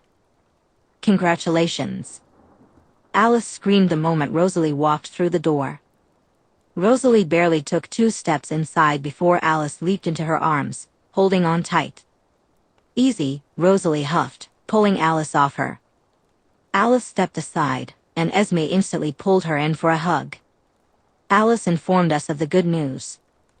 I'm so happy for you, Rose. No one deserves this more than you, Esme whispered. Thanks. Rosalie smiled tightly. So, what is she like? Esme asked, pulling her further into the house, where the whole family was gathered. Emmett bounced on his toes with a happy grin, while Carlisle, Edward, and Jasper all. Rosalie gave a pleased nod, aware not to overwhelm her. She's great, she said. Esme frowned at her tone. What's going on, Rose? Rosalie sighed and sank back onto the couch. She's a human. For now, Alice shrugged. Alice, Esme snapped disapprovingly. Bella is only 17 years old. Rosalie shot a frown in Alice's direction. This isn't like our situations. She doesn't deserve this kind of life, not when she's happy and content. I'm not saying you should go to her house and sink your teeth into her neck, but you're her mate, Rose. You two are made for each other. It just doesn't feel right. There's a reason I saw her, Rose, Alice said, giving her a pointed look. Alice, Edward warned. What? You're too close to this. It's her choice. Alice huffed. You're just as biased as I am, Edward, with all your constant, we have no soul, talk. That's different. Bullshit, Alice scoffed, leaning back against Jasper. Actually. Enough. Carlisle shouted, cutting Edward off. This conversation is pointless. Bella is Rosalie's mate, and any decision made will be made by Rosalie and only Rosalie. He finished with a pointed look at Alice. Take your time, Rose. Rosalie Hale and Bella Swan. A human dating a vampire. One tight hug and she could crush Bella like a bug. In a moment of anger, she could rip her to shreds. Bella could cut herself, and Rosalie could drain her in seconds. Images of Bella laughing and joking with her friends earlier that day flashed through Rosalie's mind. Bella's happy and carefree life would be replaced by the constant urge to feed. I don't need to take my time, Rosalie shook her head, rising from the couch. Nothing is going to happen between me and Bella Swan. With that, Rosalie sped out of the house and into the forest, ignoring the calls from her family. The woods were alive with nocturnal sounds as she moved swiftly through the trees. Her lithe form blended seamlessly with the shadows. The wind whispered through the leaves, creating a symphony of nature that accompanied her thoughts. Rosalie reminded herself that she was doing this for Bella's safety. It didn't take long for Rosalie to reach the vicinity of Bella's house. Her heightened senses guided her, the familiar scent of Bella growing stronger with every step. She spotted the house through the trees, the soft glow of lights within casting an inviting aura. Rosalie climbed a nearby tree, her movements effortless as she settled onto a sturdy branch, hidden from view by the foliage. From this vantage point, she had a clear view of the back of the Swan house, and the scene before her warmed her entire being. Bella and Bear were in the yard, the puppy chasing a ball while Bella laughed as he tripped over his own paws. A tender smile curved Rosalie's lips as she watched Bella's happiness radiate. The beautiful sound of Bella's laughter was infectious, and in that moment, Rosalie felt a deep yearning to be the source of that joy. As Bella continued to play with Bear, Rosalie's gaze never wavered. She drank in every detail, the way Bella's eyes sparkled, the curve of her lips, and the ungraceful movements of her body as she joined in the play. It was as if time had slowed down, allowing Rosalie to savor each precious second. As the winter sun dipped below the horizon, casting a warm orange glow across the forest, the two companions moved deeper into the woods, and Rosalie followed from a distance. She moved gracefully through the trees, her keen vampire senses allowing her to easily keep up with Bella and her furry companion. The dog trotted alongside her, tail wagging enthusiastically, while Bella's voice floated through the air, soft and soothing as she recounted her first day to Bear. Rosalie knew that Bella's world was already complicated enough, being a teenager who had moved away from home. Her mother, without burdening her with the supernatural secrets that surrounded their lives. Rosalie didn't want to add to that weight, so she found solace in watching Bella from a distance, cherishing these stolen moments of intimacy. As Bella and Bear turned back toward the Swan home, the sky transformed into shades of purple and pink, and the chill of evening began to settle in. When the forest finally concealed Bella's fading figure, Rosalie lingered in her spot a while longer, her heart heavy with longing. Yet deep down, she knew she was making the right choice. Bella was better off without her. Later that evening, Rosalie sat on the roof of the house, gazing up at the stars peeking through the gaps in the clouds. "May I join you?" A voice called from the driveway, pulling her from her thoughts of Bella. "If you want," she replied. In an instant, Edward appeared and took a seat beside her. After a few moments of silence, Edward broke the quiet. "Nice night." Rosalie turned to him, raising an eyebrow. "We don't do small talk, Edward. What's on your mind?" Edward smiled at his sister's bluntness. "It's more about what was on your mind. I saw your thoughts earlier, your worry about hurting Bella." "Great," she huffed quietly. "But you're wrong. You'd never hurt her, Rose. Aside from Carlisle, you have the best control I've ever seen. She'd be the safest human on this planet with you." He nudged her with his shoulder. "I thought you would be on my side." "I am on your side, always." He sighed. "I just want you to know that if this is something you want, if Bella is what you want, then you shouldn't let your fear stand in the way of that." Edward gave her arm a reassuring squeeze before leaping down from the roof, leaving her alone with her persistent thoughts of Bella. Tuesday, January 18, 2005. "Do you just plan on avoiding and ignoring the poor girl?" Alice asked at lunch. "She's been looking over here the whole time." "Yep," Rosalie replied, not taking her eyes off her magazine. Rosalie felt a constant ache in her chest from not being able to be with her mate. "Rose," Alice said, tuts disapprovingly.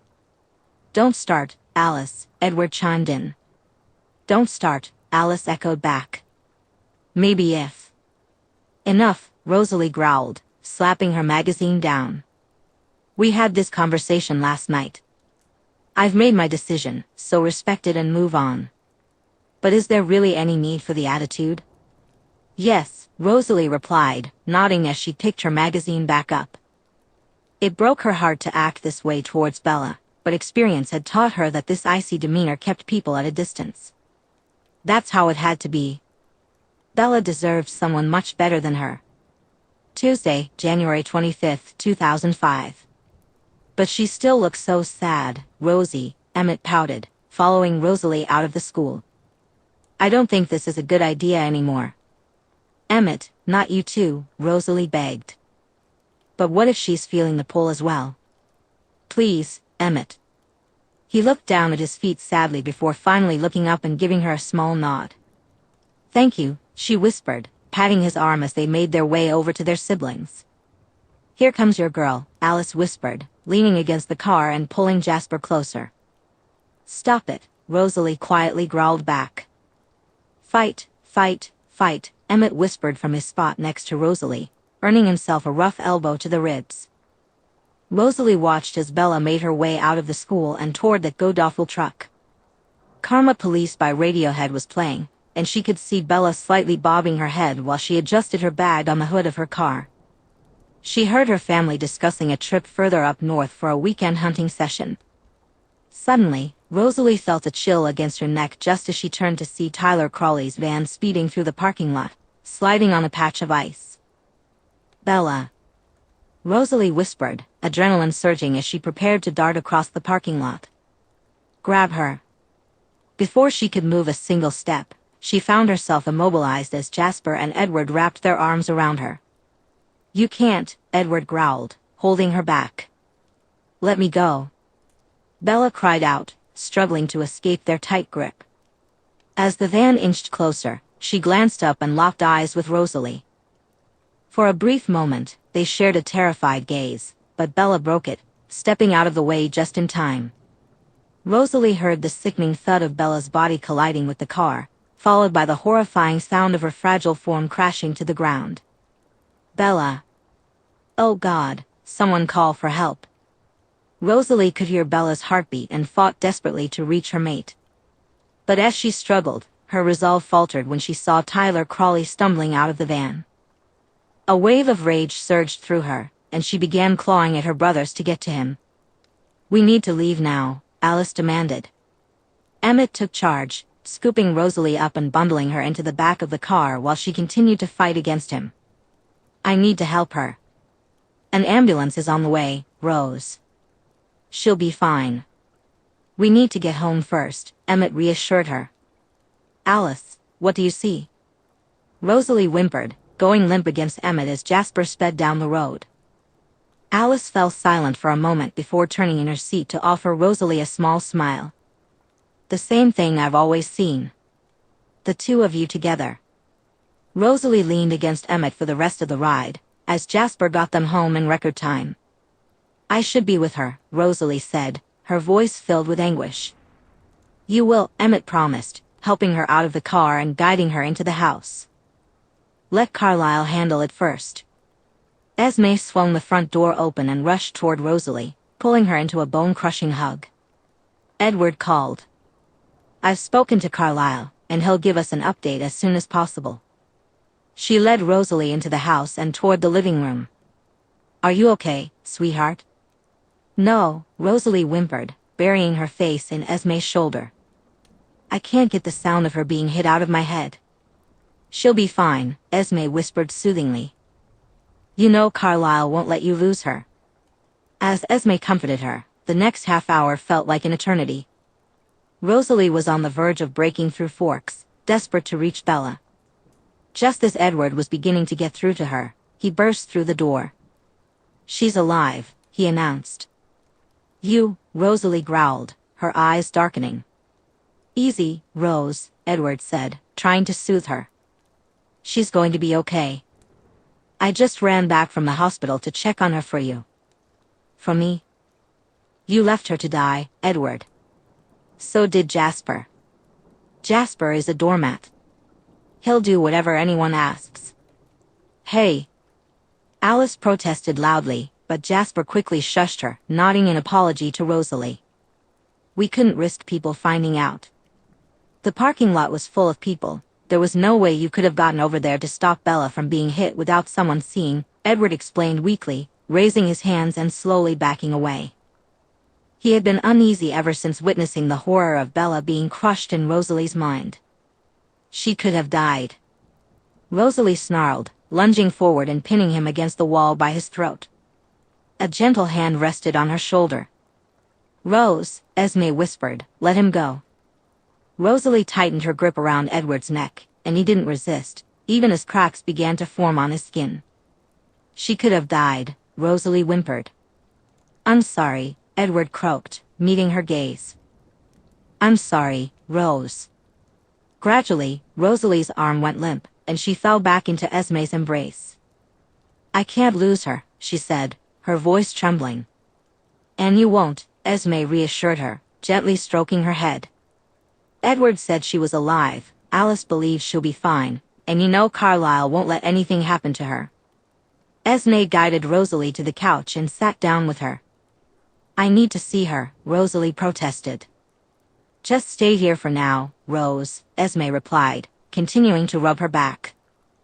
"Carlisle will be here soon and will let us know what's going on." "Esme." "I know," But you need to calm down before rushing off to that hospital. I imagine the man who hit Bella is still out there, so we need you to keep your distance from him." A low growl rumbles in Rosalie's chest as she imagines all the ways she could deal with Tyler Crowley. "Yes, you do," Edward mutters quietly. Rosalie whips her head toward him, and Esme quickly clamps a hand down on her shoulder. "Leave," Esme demands, narrowing her eyes at Edward. "Sorry," he mumbles before speeding out of the house. "I'm going to," Rosalie begins, but her threat is cut off by Esme's phone ringing. She answers immediately, and Carlisle's calming voice comes through the line. "She's okay, Rose. Obviously pretty hurt, but nothing serious. A few bruised ribs, some stitches, and a suspected concussion. They've taken her for a CT and MRI scan to check for any brain bleeds, but I can't smell anything, so we're fine on that front." "You're sure she's fine?" Rosalie whispers. "I'm very confident she will make a full recovery." "Strong girl," Esme smiles, rubbing Rosalie's back. Rosalie smiles back at Esme, feeling a wave of pride wash over her. "The strongest." She listens as Charlie Swan finally leaves Bella's room and slips around the corner at vampire speed, past the nurse's desk. Nodding to Carlisle, she quietly enters Bella's hospital room. For a moment, she just watches Bella sleep before finally making her way to the bedside. "Hey, Bella," she whispers, running her fingers along Bella's forearm. "I'm so sorry I wasn't there. But no more of that. No more running." She gently touches the bandage on the side of Bella's head and smiles at the small, happy sound that escapes Bella's lips. "I promise," she whispers, leaning down to gently kiss Bella's forehead. Rosalie pulls a chair over and holds Bella's hand, content to watch over her throughout the night. As dawn begins to break through the blinds of Bella's hospital room, Rosalie quietly sneaks out just after 7 a.m., ensuring she leaves before Charlie arrives to see Bella. Rosalie returns home to find everyone except Carlisle waiting for her in the living room. "How is she?" Esme asks immediately. "Banged up pretty badly, but she should be fine," Rosalie replies, collapsing onto the couch. For the first time in nearly 90 years, she feels genuinely tired. The following days are tense for the Cullen family. Esme has banned Rosalie from attending school for the week, not trusting her to resist the urge to confront Tyler. The family gives Rosalie plenty of space to deal with her emotions, which mainly involves spending time hidden in the woods outside the Swan house, just in case Bella hurts herself again. Most days, Emmett accompanies her, especially since Tyler Crowley has made a habit of trying to get close to Bella. Luckily, Charlie has shut him down every time. Edward's constant apologies for that fateful day have eased some of the immediate tension between him and Rosalie, but the underlying issue still lingers. He can't shake the guilt weighing on him. His fear of exposure had clouded his judgment, potentially endangering Bella's life. Each time he catches a glimpse of Rosalie's troubled expression, his regret deepens. He knows he must make amends with her. As he moves through the house, he finds Rosalie in her room. He knocks gently on the door and steps inside when she calls him in. "May I speak to you for a moment, Rose?" he asks quietly. Rosalie moves to the bench at the foot of the bed, and Edward tentatively joins her. "I just wanted to apologize again. I know what I did was unforgivable, but I need to know how to fix this," he says earnestly. "You told me to trust myself and go for Bella if that was what I wanted, then the second I did that, you stopped me and almost got her killed," she whispers, her voice breaking. "I know," he sighs, rubbing his hands over his face. "And I will hate myself forever because of that. Edward. I let my fear cloud my judgment, and I put Bella in danger. I could have handled things differently. And I should have trusted you and respected your instincts. I saw how much Bella means to you, and I should have let you get to her somehow." He bowed his head. "I'm immensely sorry, Rose. I'll do anything and everything to make it up to you." Rosalie glanced at her brother's broken expression, fighting the urge to comfort him. "You pull something like that again, and I'll destroy your piano and beat you to death with the pieces." Edward let out a quiet laugh, patting her arm in thanks. He understood that this was as close as his sister could come to forgiveness right now, and he would gladly accept it. It was Friday, January 28, 2005. Rosalie was rifling through her closet when a voice piped up from the door. "You should wear your red top with a black leather jacket. Red is your color." Rosalie turned to find Alice grinning from her spot against the doorframe. "I'm aware," she replied, snatching the red top from the hanger and pulling it over her head. "Can I help you with something?" Alice continued to stare at her. "I just wanted to wish you luck," she said casually, her happy grin unwavering. "Alice," Rosalie sighed, tugging on her jacket. "I really wanted this to be casual and stress-free. The last thing I need is you hovering like a happy bee." Okay. Alice backed away from the door with her hands raised. "But send Bella our love." "I won't," Rosalie sang back playfully. She grabbed her keys from her dresser and hurried downstairs. "All set," Esme announced, placing trays on the counter. "Do I have to?" Rosalie whined, eyeing the food that would stink up her car for days. "Rosalie Hale," Esme tooted. "I'm sure Chief Swan tries his hardest, but your mate cannot live off pizza and breakfast food. She needs good nutrition to get back on her feet." "Okay, enough of the guilt trip." Rosalie huffed as she grabbed the food and dashed out of the house, eager to avoid any more conversation. After breaking all the speed limits in Forks, she finally arrived to see the person she cared about most. Rosalie has been looking forward to this moment all week. Taking an unnecessary deep breath, she raises her hand to knock on the Swan's front door. She hears a pair of heartbeats quicken before Bella speaks to her dog, and Rosalie straightens up as she senses Bella approaching. When the door swings open, Rosalie feels as though her cold, dead heart melts at the sight of her sleepy mate, yawning in her pajama shorts, with her hair all tousled from her nap. "Hi," Bella says. Chapter 6. Friday, January 28, 2005. Rosalie Hale. Rosalie Hale is standing in front of me. Rosalie Hale is at my house. "Bella?" "Huh? May I come in?" "It's raining." "Oh God. I'm sorry." "Please, come in." She nods and moves to the side. "Thanks." Rosalie slides past me into the house, and I nearly pass out from how good she smells. "My mom sent me with this," she says, nodding toward the trays in her hands. "It's lasagna, shepherd's pie, and some kind of casserole. She said you can freeze and portion them out." "Oh, thanks. That's very kind of her." I reach for the trays, but Rosalie pulls back. "You shouldn't carry things." "I'll do it." She walks into the kitchen to put the food in the fridge. "Can I get you something to drink?" I ask, following her. Rosalie places the food in the fridge and turns to me with that same warm smile. "No thanks." I stand there for a moment, unsure of what to say. The last thing I want is to come across as too eager, especially since my last attempt clearly scared Rosalie away. "Do you want to sit for a little while? I mean, you drove all this way, and the rain's picking up, so you probably shouldn't drive in that. The roads are slippery." "I should know." I laugh awkwardly, pointing to my head. Rosalie tilts her head at my rambling. "Sure." I mentally slap myself and lead us into the living room. We barely make it past the door before a yapping growl erupts, and Bear launches himself toward Rosalie. "Bear, no." I try to grab him, just in case she doesn't like dogs, but he ducks past me. "Whoa. Oh God. I'm sorry. And who might this be?" Rosalie laughs, scratching the back of the puppy who is yapping up at her and happily jumping at her legs. "This is Bear. Aren't you a little cutie?" Rosalie picks him up and holds him to her face.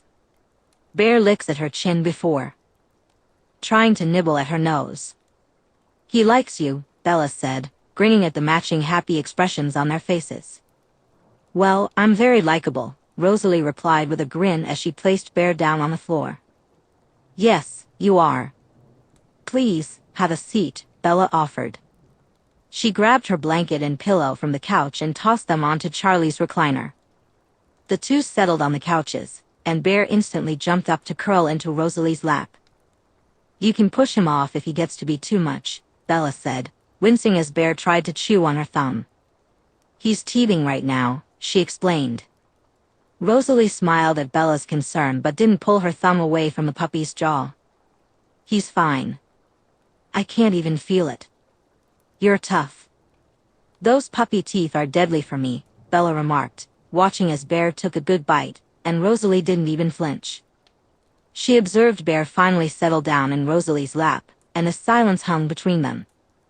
So, Bella started. How are you feeling? Rosalie asked, thankfully cutting off whatever Bella was about to say. Not too bad, Bella shrugged. Healing nicely. Your dad has been great, checking up on me most nights. I think it's mainly been for Charlie's benefit, but he says I'm doing good. Yeah, he's a good man, Rosalie nodded with a small smile. You're really okay? She asked, needing to hear it from Bella again. Pretty much. My ribs still hurt like hell and will for another couple of weeks, but other than that, I'm doing really good, considering I was hit by a van. She let out a laugh. That's amazing, Bella, Rosalie breathed with a smile. I couldn't believe that happened to you. She held back a growl at the memory of the accident. Yeah, it was pretty wild, Bella nodded, looking down at the scrapes covering her palm.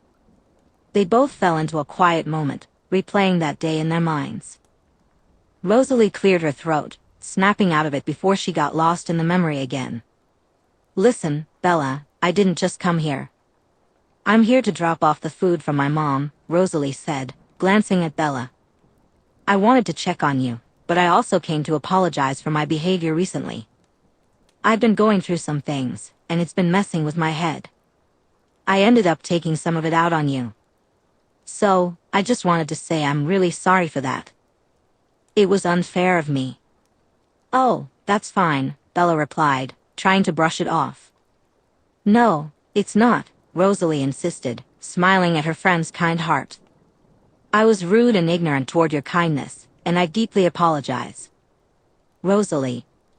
Bella sighed. We had one conversation, and then you blanked me for a week because you were dealing with something personal. That's not something you need to apologize for. Rosalie felt a weight lift off her chest at Bella's words. What you should be apologizing for is insulting my precious baby, she said with a grin, hoping to lighten the mood. Rosalie laughed at Bella's tactic and filed it away for later. Well, you'll be waiting forever because you won't be getting anything like that from me. I can wait, Bella smirked, leaning back on the couch. I have a feeling it'll be worth it once I get it. Rosalie noticed Bella's heartbeat quicken and grounded herself to stay calm as the energy in the room shifted. Well, she said, fake coughing to break the tension. While you're waiting for the apology that's never coming, how about you tell me about yourself? Why Forks instead of sunny Arizona? Ah, Bella nodded. You sure you don't want a drink before we settle down for story time? I'm good, Rosalie replied with a smile. Okay. Bella took a breath and pulled a cushion onto her lap. Well, I was actually born here. Rosalie settled back into the couch, running her fingers through Bear's soft fur as she listened to Bella share the story of her life and why she moved to Forks. It was a tale she had heard Bella tell to multiple people at school, but listening to her laugh and watching the way she spoke with her hands made it feel fresh and engaging. As Rosalie recounts her childhood stories, like receiving Bear as a Christmas present and the reasons for moving to Forks, she realizes she could happily listen to Bella share these tales for eternity. When Rosalie arrives home, a bright smile lights up her face, the same one she's worn since leaving Bella's house. How did it go? Alice asks eagerly as soon as Rosalie steps inside. Alice, Esme chides, let the poor girl get her jacket off. She offers an apologetic smile before heading out to the garden. Noticing the absence of scents around the house, Rosalie figures the rest of her family is out, most likely hunting. She chuckles internally, amused by the thought that Alice lingered just to get the latest gossip. You don't know? Rosalie asks, raising an eyebrow as she kicks off her wet shoes by the door. I didn't look, Alice replies with a smug grin. I thought I'd give you some privacy. Wow, that's a first, Rosalie retorts. Just tell me, Alice pleads. It was fine, Rosalie says with a casual shrug, moving past Alice and heading toward the stairs.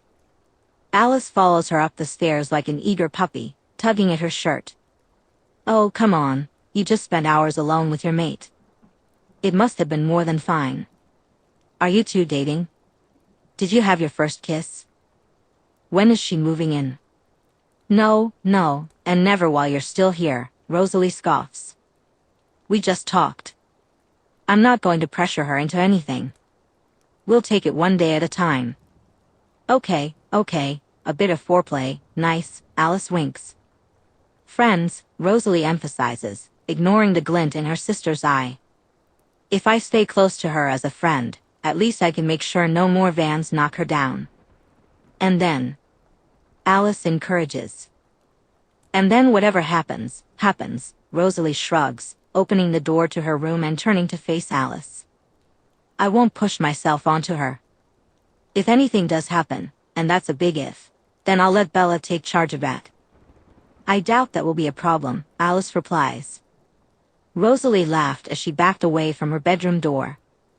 She couldn't take her eyes off you when you left, she said with a wink before dashing away. You little sneak. I knew you were looking. Rosalie shouted, racing down the stairs after her giggling sister. A bright smile lit up her face, and her heart felt fuller than it had in a long time. Chapter 7. Monday, January 31st, 2005. Thanks for the ride, Bella said with a smile as they pulled up outside the school parking lot.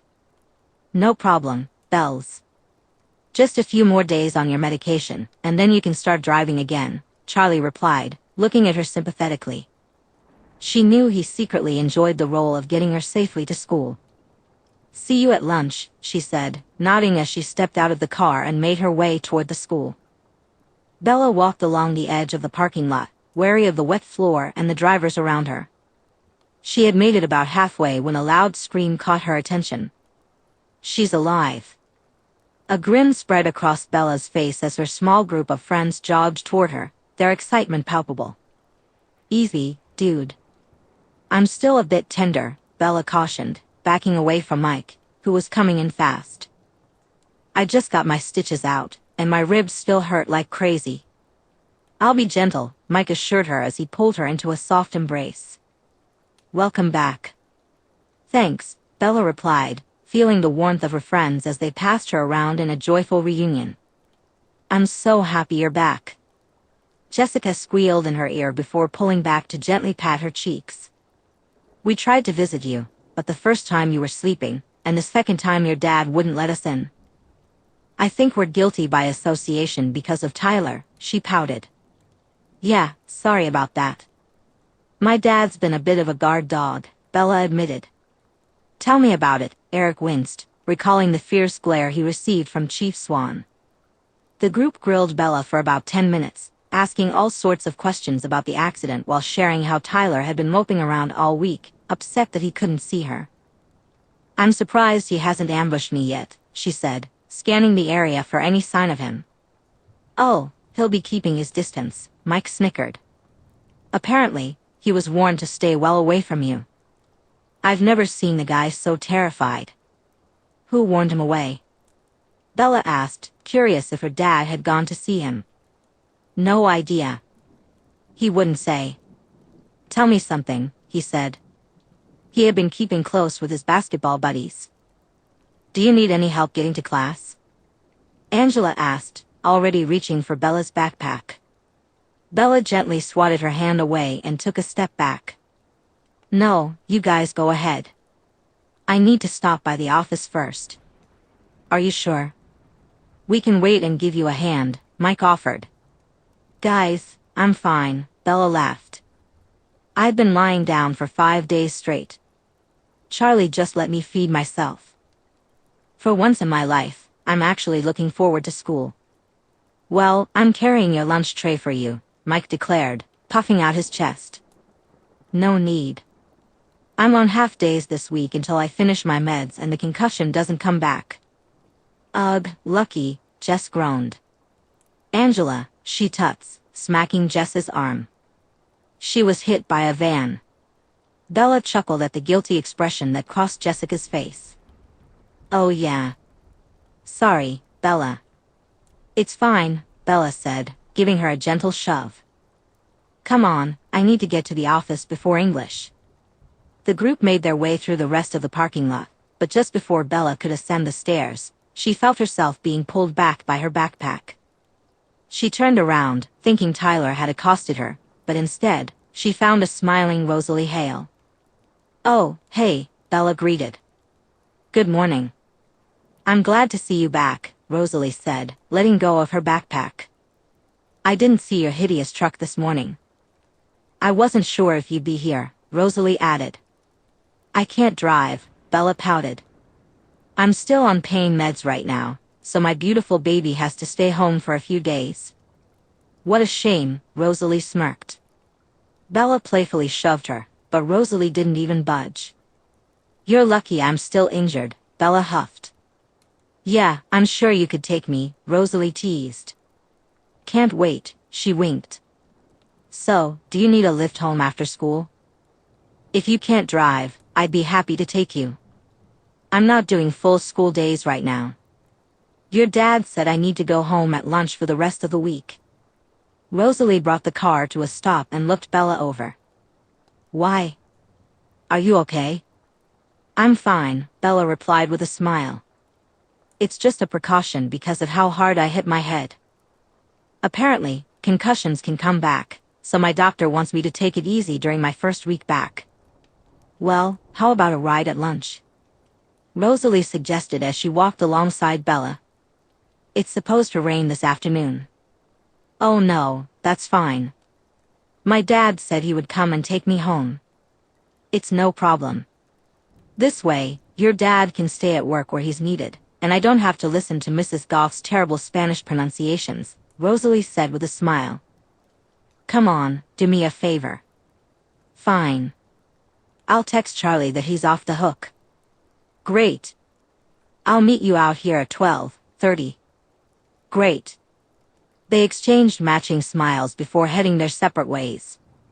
As Bella ran her hand along the smooth interior of Rosalie's car, she marveled at how pristine it was. This is so fancy. This is nothing, Rosalie replied smugly. At home, I have a black 1963 Chevrolet Corvette Stingray, but I would never bring that to school. Oh. You don't know what that is, do you? Rosalie laughed. Nope. But I'm glad you have a little hobby, Bella grinned, patting Rosalie's arm. A hobby? Rosalie scoffed. My cars aren't just a little hobby, Isabella. They're everything that is good and perfect in this world. I'll have you know that the 1963 Chev. Bella held back a laugh and leaned back into the seat as Rosalie launched into a passionate rant about the beauty of her cars and the history of automobiles. Bella could follow about 5% of what she was saying, but even with that, she knew she would be more than happy to listen to Rosalie talk for as long as she wanted.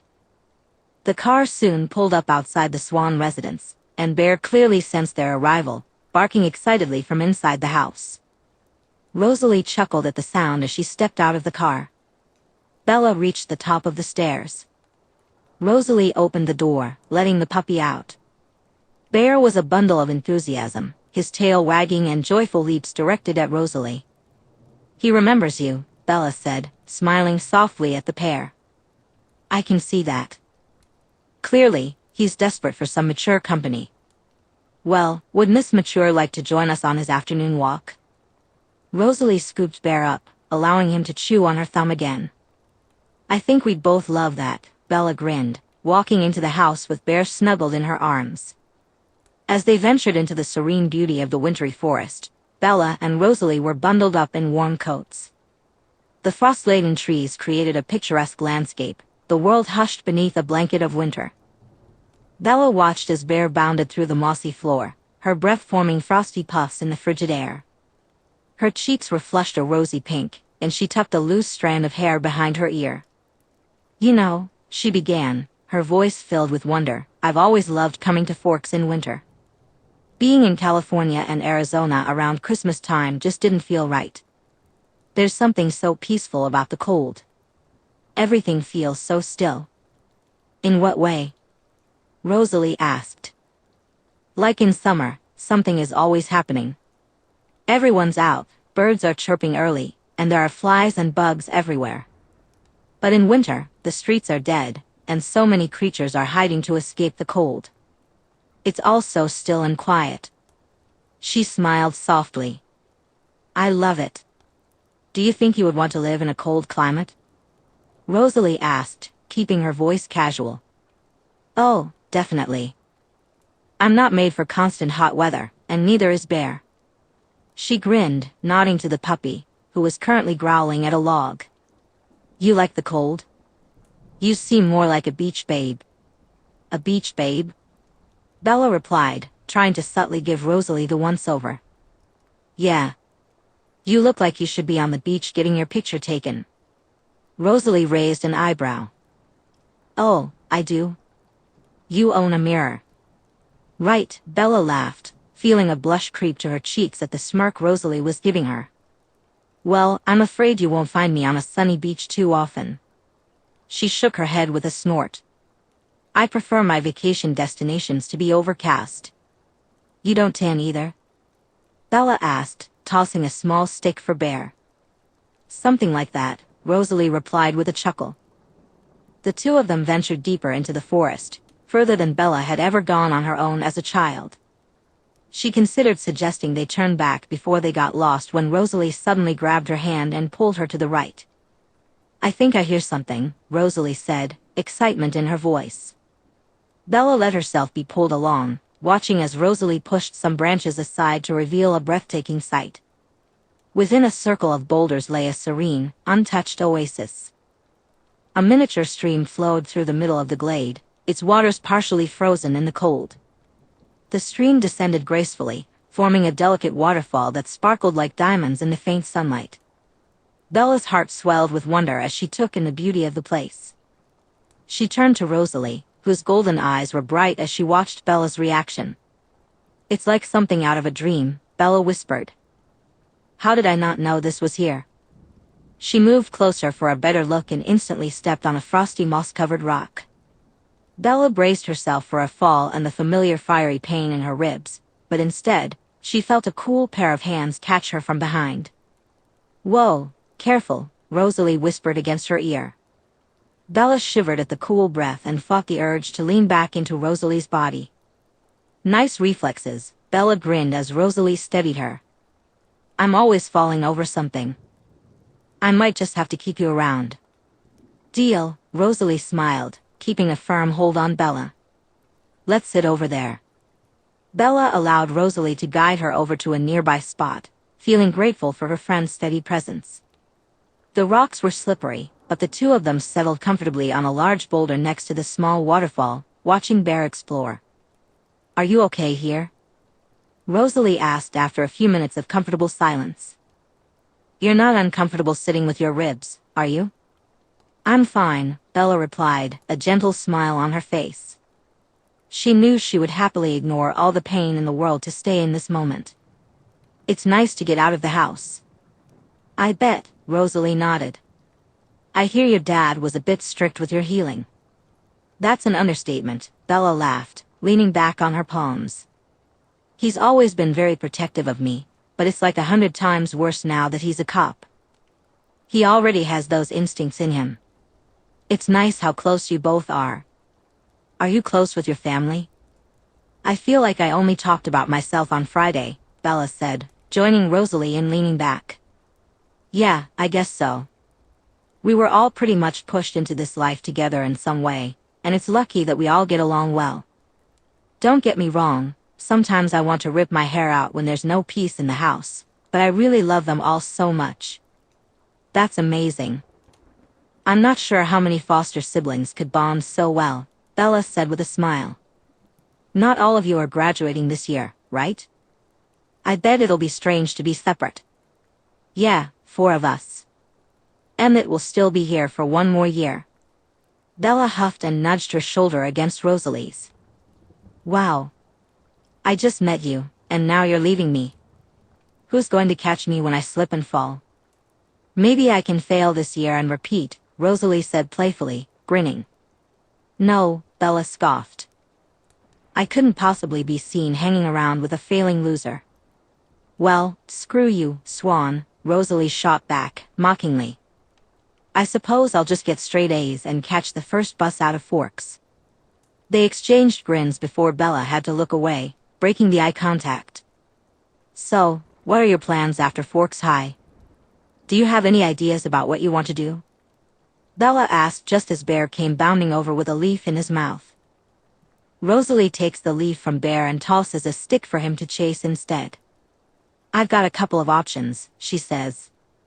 I'm thinking about applying to a few med schools or maybe traveling for a little while. She shrugs. Med school? Bella gasps. Holy cow, Rosalie. Or traveling, Rosalie reminds her. Yeah, Bella waves dismissively.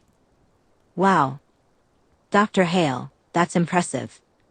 She grins, wiggling her eyebrows playfully. Rosalie can't help but laugh at the twinkle in Bella's eye. So, do you have any plans for after high school?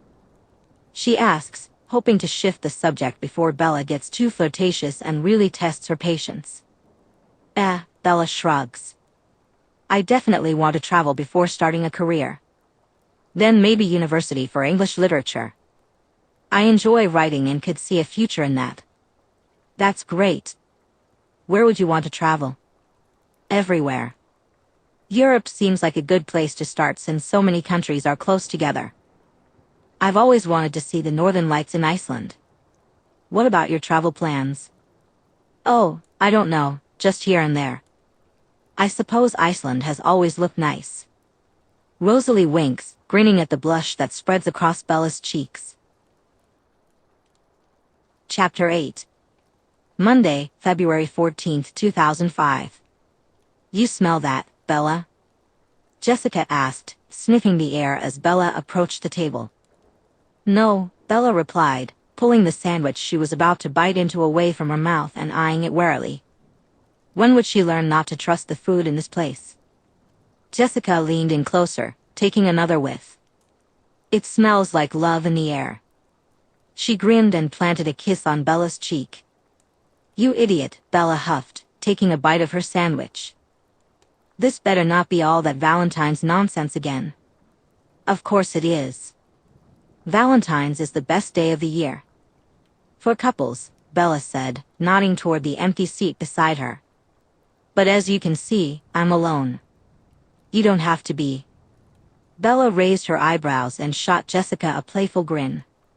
You've got something you want to tell me, Miss Stanley? You wish, Jessica scoffed, flipping her hair. I'm talking about a certain Cullen who, just 2 weeks ago, was going home with you. Not this again, Bella groaned. I am not doing this again with you, Jessica, and her name is Hale.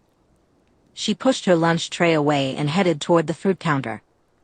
Oh, Bella, Jessica whined, following her. You've got to. No, I don't have to, Bella mocked back. But you've got the luck of St. Valentine on your side today. There's no way she could turn you down. She could and absolutely will turn me down. She's Rosalie Hale, one of the most beautiful girls I've ever seen in my entire life. I bet she gets Valentines from everyone in this school, including the big jocks. Bella huffed, nodding toward the table of guys currently throwing food at each other. That's the type of person she ends up with, 3 kids, a dog, and weekends at the Hamptons, not me. Bullshit. Since she's been here, you're the only person she's talked to and shown any interest in. That has to mean something. Yeah, it means that her dad sewed my head back together, and she's just being nice to me because I almost got squished like a bug, Bella remarked. My God, you really did hit your head hard, Jessica groaned as she stomped back to the table. Bella lingered by the counter, taking a bite of her apple. When she glanced over at the Cullen table, she found Rosalie staring back at her.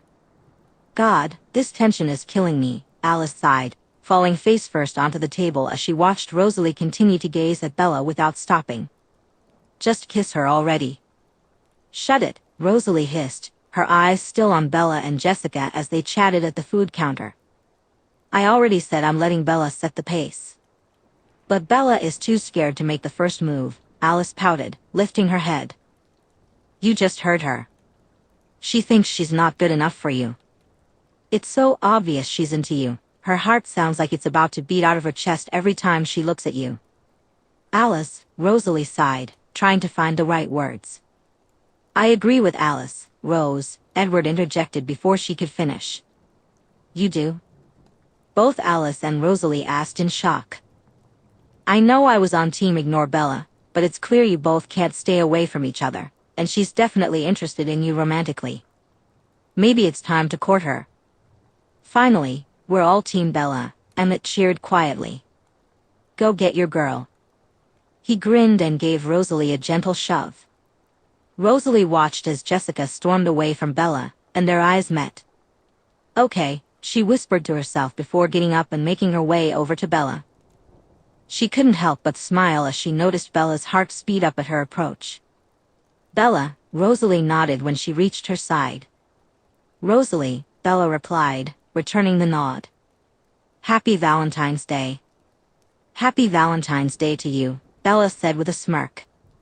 So, how many cards have you gotten so far? I got a few, Rosalie shrugged nonchalantly, leaning against the counter. There were 12 stuffed into my locker this morning, a couple on my desk in English, and one brave soul handed one to me in science. Wow. Miss Popular. Any good ones? A couple were sweet, but they weren't the one I wanted. Rosalie said, staring deep into Bella's eyes. Bella choked slightly on her apple, her face heating up as Rosalie patted her back with a deep chuckle. What about you? Any secret admirers? Bella forced down a stubborn piece of apple and cleared her throat. Tyler gave me a card and some chocolates this morning. At Bella's words, Rosalie's eyes darted across the room and narrowed in on Tyler's back. Did he now? He must have felt an itch at the back of his neck because he suddenly spun around and made eye contact with Rosalie. His eyes went wide at the sight of her, and within a flash, he gathered his things and rushed out of the cafeteria. Unaware of Rosalie's anger, Bella continued to fiddle with her apple and shrugged. Yeah.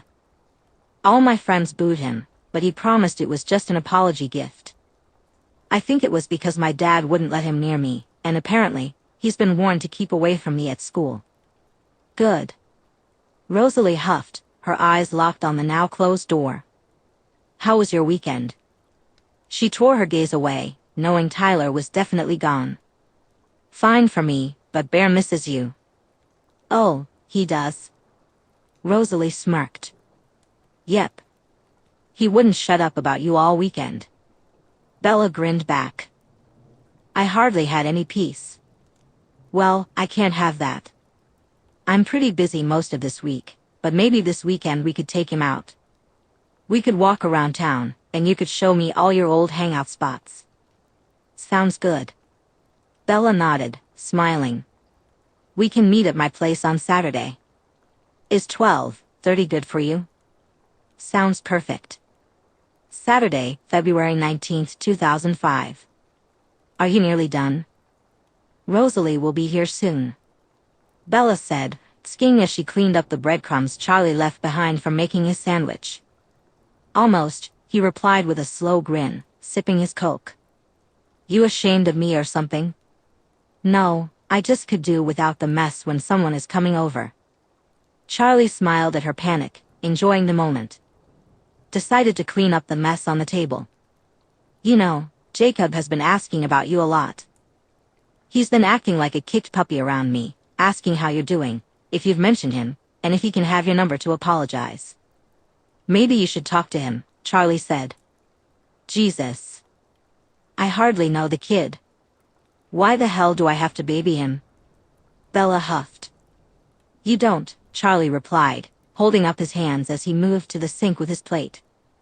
But maybe you could drop him a text saying there are no hard feelings and that you're busy. That way, I don't have to deal with the puppy eyes every time I visit Billy. Well, I don't have his number, Bella said. I can get it for you, Charlie offered. I'd rather you didn't, she replied. Tough, he said with a triumphant grin, leaving Bella without a retort. Right, I'll get out of here before your girlfriend arrives for your date, he teased. For the 50th time, it's not a date, and she's not my girlfriend, Bella groaned. And I keep having to remind everyone that Rosalie Hale is completely out of my league, she added. And yet, she's coming over here on a cold, damp, miserable day to walk around town with you, Charlie winked as he threw on his jacket. Anyone would be lucky to have you, Bells, don't ever forget that. He dropped a kiss on her forehead before leaving for the rest of his shift. Bella glanced at the clock and realized she only had a few minutes before Rosalie would arrive. She finished prepping her backpack filled with items for Bear and decided to meet Rosalie outside to save herself from any embarrassment at home. They waited outside for just a few minutes when a familiar red convertible came speeding down the road. Bear instantly recognized the car, or maybe it was Rosalie's scent, because he started yapping and pulling on his leash, eager to get to her. Chill, dude, Bella laughed, holding him back to prevent him from being crushed under the car's wheels. Rosalie came to a screeching halt and instantly exited her car. There he is, she cooed. Bella dropped the leash to let Bear run to Rosalie. Bella allowed Bear to bound toward Rosalie. I've been completely replaced, she said, laughing as the two of them fawned over each other. Yep, you should just hand him over now, Rosalie smirked, while Bear burrowed his face into her neck. Well, I can't do that, Bella replied, shaking her head with a sly grin. Then I wouldn't have an excuse for you to hang out with me. You're smarter than you look, Swan, Rosalie said, grinning as she placed Bear on the ground, holding onto his leash and glancing back at Bella. Are you coming? Absolutely. Bella gestured toward a chain-link fence across the road. And this is where I was almost arrested, she said, laughing. Oh, I have to hear this, Rosalie responded, chuckling as Bear snoozed lightly in her arms. The pair took a seat on a bench outside the cafe, ready for Bella to tell her tale. It was a few summers ago.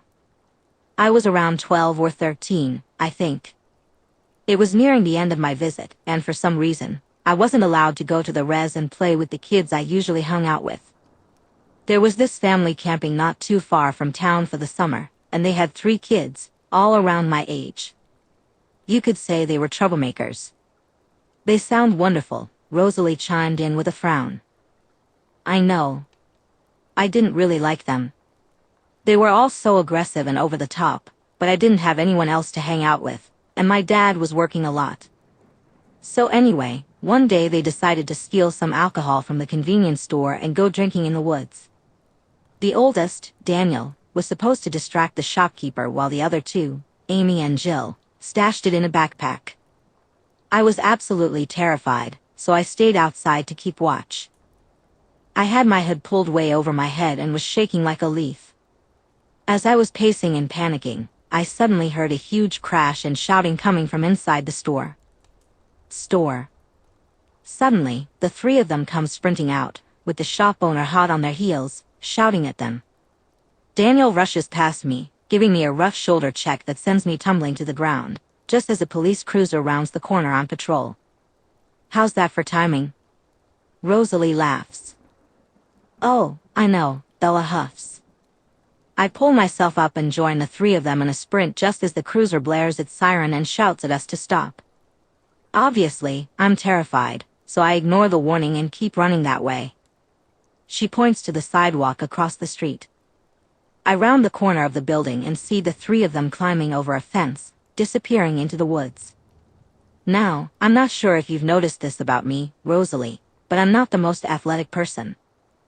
So I jump up onto the fence to follow them, but before I know it, my weak body gives out from under me, and I'm sprawled across the ground, winded. She groans, clearly embarrassed. Then I hear a cough above me, and when I open my eyes, I find my dad in his uniform looking down at me, furious. Of course it was your dad, Rosalie giggles. You didn't get the blame, did you? Nah. My dad dragged me to the store, and Mr. Lee, the old owner, told my dad that I wasn't in the store with the others. I also sang like a canary when Charlie asked me what happened. Bella shrugs. He went to their campsite that night, but they had already packed up and left by then. So you got away with it? Rosalie asks. Kind of. He gave me a good talking to that night about the types of people I shouldn't hang out with and why bystanders can sometimes be just as guilty. Bella winces at the memory of the 2-hour lecture she got from Charlie and the second telling off from Renee over the phone.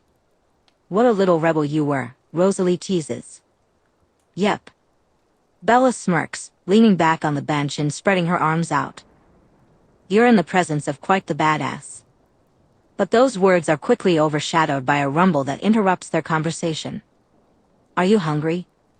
Rosalie asked, glancing down at Bella's stomach. Oh, yeah, a little, Bella replied. I forgot to feed you. I'll go grab something from the cafe, Rosalie said before placing Bear into Bella's lap and heading inside. Bear grumbled grumpily about no longer being in his new favorite person's arms but soon settled against Bella, watching the cafe door for Rosalie's return. Come on, dude, Bella huffed. I like her too, but I'm still number one, right? Bear completely ignored her, keeping his eyes fixed on the door. I see how it is, Bella scoffed, deciding to ignore him back. She focused on her phone, which was vibrating in her pocket. Pulling it out, she saw a text from Jessica. OMFG. Did I just drive past and see you with Rosalie Hale? 15 seconds later, another text came through.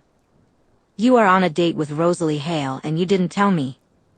Before she could even finish reading the second message, Jessica texted again. Bella. WTF. Answer me. My parents won't turn the car around. Bella chuckled at Jessica's desperation. She considered ignoring her but decided that would be too cruel. It's not a date. We're just walking my dog. They're both very fond of each other. Call it what you want, but I better get one hell of a thank you for pushing this when you finally end up in bed together. Goodbye, Jessica. Bella put her phone away just as Rosalie exited the cafe with a bag. I forgot to ask what you wanted, but I got you a chicken wrap and some fries, Rosalie smiled, handing the bag to Bella. Their hands touched, and Bella flinched at the coldness. Jesus, do you need some gloves? She asked, looking worriedly at Rosalie's hand. Rosalie shook her head and pulled Bear into her arms again. I'm fine, just slow circulation. If you're sure, Bella replied, nodding as she pulled out her food and offered the tub of fries to Rosalie. Rosalie shook her head and cuddled her face into Bear.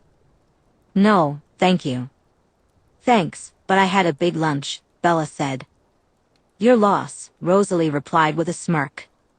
Bella shrugged and dug into her food. So, how has your first month been at Forks High? Rosalie asked. Pretty good, Bella nodded, swallowing a mouthful. Well, aside from almost being crushed by a van. She laughed. It's not as small-town scary as I thought it would be.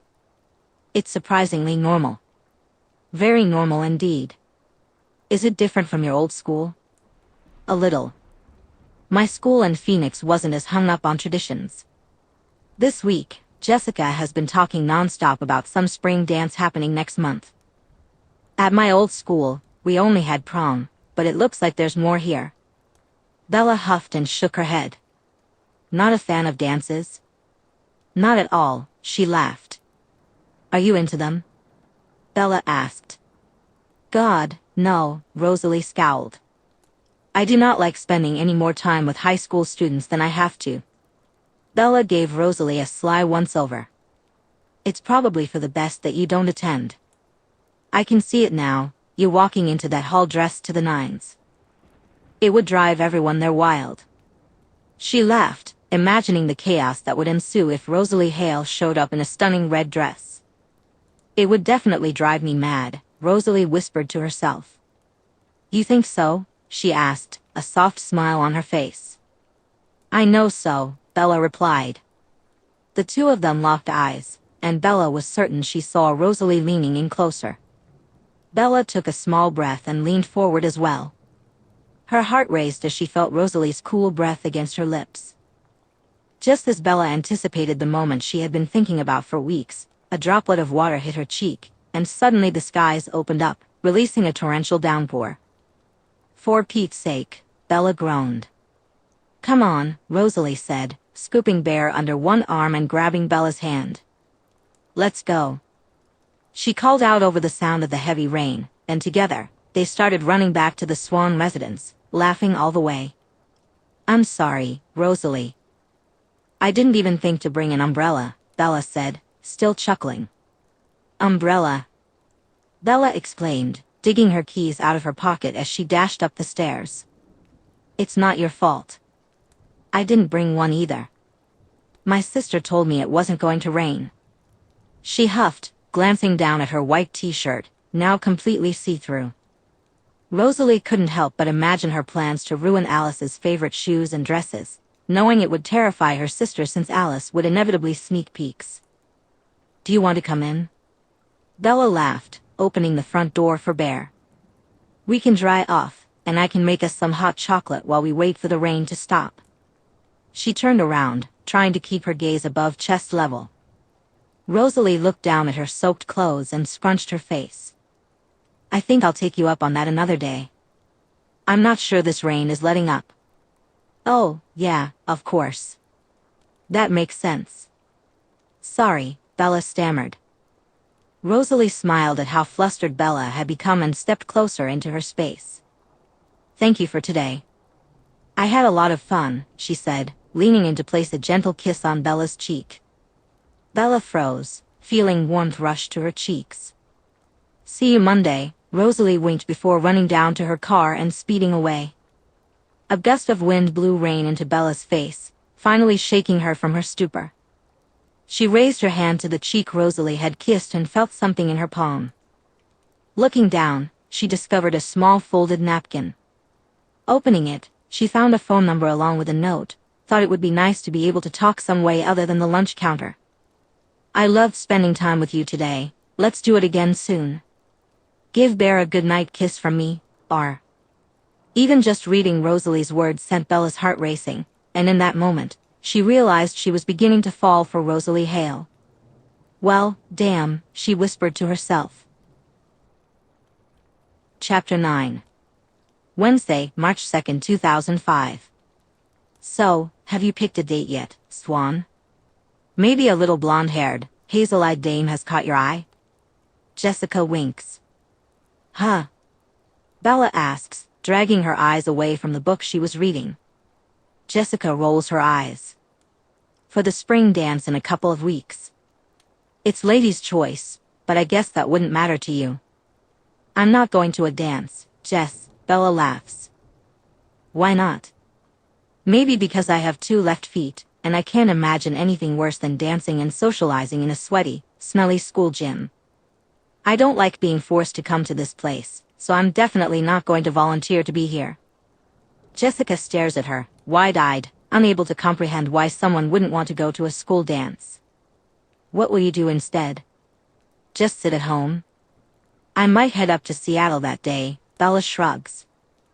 "There's this huge old bookstore that I've been dying to check out." "Books? You're choosing books over hanging out with your friends and dancing with Hottie Hale?" "Yep." Bella grins and goes back to reading, no longer taking the bait about Rosalie. She's definitely not going to disclose that she and Rosalie have already had this conversation.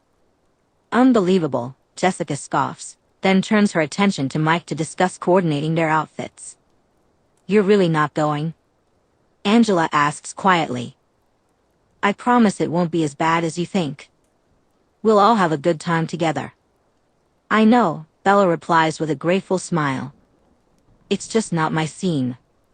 "Well, is the beach your scene?" Mike interjects. "We're all going to La Push this weekend. There's supposed to be this huge swell coming in." Bella nods. "I think I could do the beach. There's no way I'm going in, though." "Baby," Eric coughs. "Tyler will be there too. He loves to surf, Angela adds, wincing. Will you still come? Guys, I'm completely fine with Tyler. I know it was an accident, and I have no idea. Why is he still avoiding me? Bella asked, laughing softly. Yeah, he won't tell us either, Mike replied with a shrug. Well, I'll let him know he's in the clear for this weekend, he grinned. Maybe if you don't want to ask her to the dance, you could invite her to the beach? Angela suggested, nodding toward the Cullen table. Yeah, maybe. Bella sneaked a glance over her shoulder. As usual, Rosalie met her gaze instantly and gave Bella that wink that sent butterflies fluttering in her stomach. How does she do that? Bella groaned quietly, turning away from Rosalie and making sure not to look at her for the rest of lunch. Miss Swan, Bella heard whispered in her ear as she exited the school. She spun around to find Rosalie's smiling face. Miss Hale, Bella nodded in greeting. How was your day? Same old, Rosalie sighed. Glad it's over. I wanted to ask if you were free this weekend. Maybe a little trip around town with Bear again, or we could head to our little forest oasis. I bet it's not as slippery for you now that the frost is gone. She teased. Bella ignored the dig and raised her chin. Well, I'm not free this Saturday, but maybe you can join me. A few of us are going to the beach, and I was planning on bringing Bear anyway. What beach? La Push. Ah, Rosalie sighed. No can do. You don't like it there? Bella asked, curious. Rosalie moved her head from side to side as though she were choosing her words carefully. Let's just say my entrance doesn't really align with the aura of the place. What the hell does that even mean? Bella shot back. Rosalie backed away from Bella toward her car. It means we'll have to make plans for another time. She winked again before turning away. Bella grabbed at her stomach and watched Rosalie drive off. Asshole, she has to be doing that on purpose now, she mumbled as she walked to her own vehicle, feeling grumpy as she headed home. Saturday, March 5th, 2005. You sure you don't want to come in? Are you ready, Bella? Jessica asks as Bella zips up her wetsuit. Bella winces against the wind that lashes at her face. Yeah, I'm sure, she replies, giving Jessica a reassuring pat on the back as she finishes. Bella then scoots back into Tyler's van, where Angela is sitting with Bear snugly curled up in her lap. Are you free on Tuesday, Bella? Angela asks. I believe so, Bella nods. Jess and I are planning to pick out dresses in Port Angeles and wondered if you'd like to join us. Your opinion as a lady lover will definitely come in handy, Jessica winks. I will absolutely come with you and give my lady-loving opinion, Bella laughs. Awesome. Jessica grins before Bella grabs her board and runs down to the water to join Mike, Tyler, and Eric. As Bella and Angela sit in the van, they watch their friends repeatedly faceplant into the freezing cold water. Suddenly, Angela turns to Bella with a curious expression. Hey Bella, do you know that kid over there? She points to a figure awkwardly making his way toward them. Bella follows Angela's gaze, her heart skipping a beat when she sees Jacob approaching with two other boys behind him. He looks nervous, his usual confidence drive replaced by a hesitant shuffle. A mix of anticipation and anxiety churns in her stomach. Yeah, that's Jacob, Bella replies. Bella, Jacob nods as he arrives. Jacob, Bella nods back. She hears Bear let out a small growl as Jacob stops in front of the van's open side door. Hey, Angela waves, but a silence falls over the group, and the boys don't respond. Jesus. I wish Rosalie had agreed to come, she mumbles, and Bella can't help but smile. Just one of Rosalie's signature stares would have these guys running scared. Rosalie. Rosalie Cullen? One of the boys asks. Oh, yeah, Angela stutters, her voice dropping at their sour expressions. The Cullens don't come here, another boy scowls. Rosalie is a Hale, Bella corrects him. Same thing, he snaps back. Chill, Jacob huffs, giving his friends a playful elbow to the ribs. You know these guys? Angela asks quietly. Only him, Bella replies, nodding toward Jacob. Can we please talk? Jacob asks sheepishly, gesturing to the beach over his shoulder. Bella turns to Angela and gives Bear a couple of chin scratches. Will you be okay? Angela nods as the two other boys begin to walk away. Keep him here with you, will you? I'll be back, Bella says before scooting out of the van. She makes her way down the pathway, with Jacob following closely behind. They walk about 20 feet down the beach before Jacob clears his throat. I wanted to apologize for the way I acted last month. Your dad suggested that I text you, but I wanted to do it in person. He sighs. I'm really sorry, Bella. There's absolutely no excuse for how I reacted when you told me you liked girls. It was just such a shock, and I acted like a jerk. Yeah, Bella nods. You did. And I'm sorry. I've been feeling terrible about it, and I've been begging your dad to let me come around and make it up to you. Oh, I've heard. I just felt so bad that I probably made you feel awful about yourself, and I really don't want that.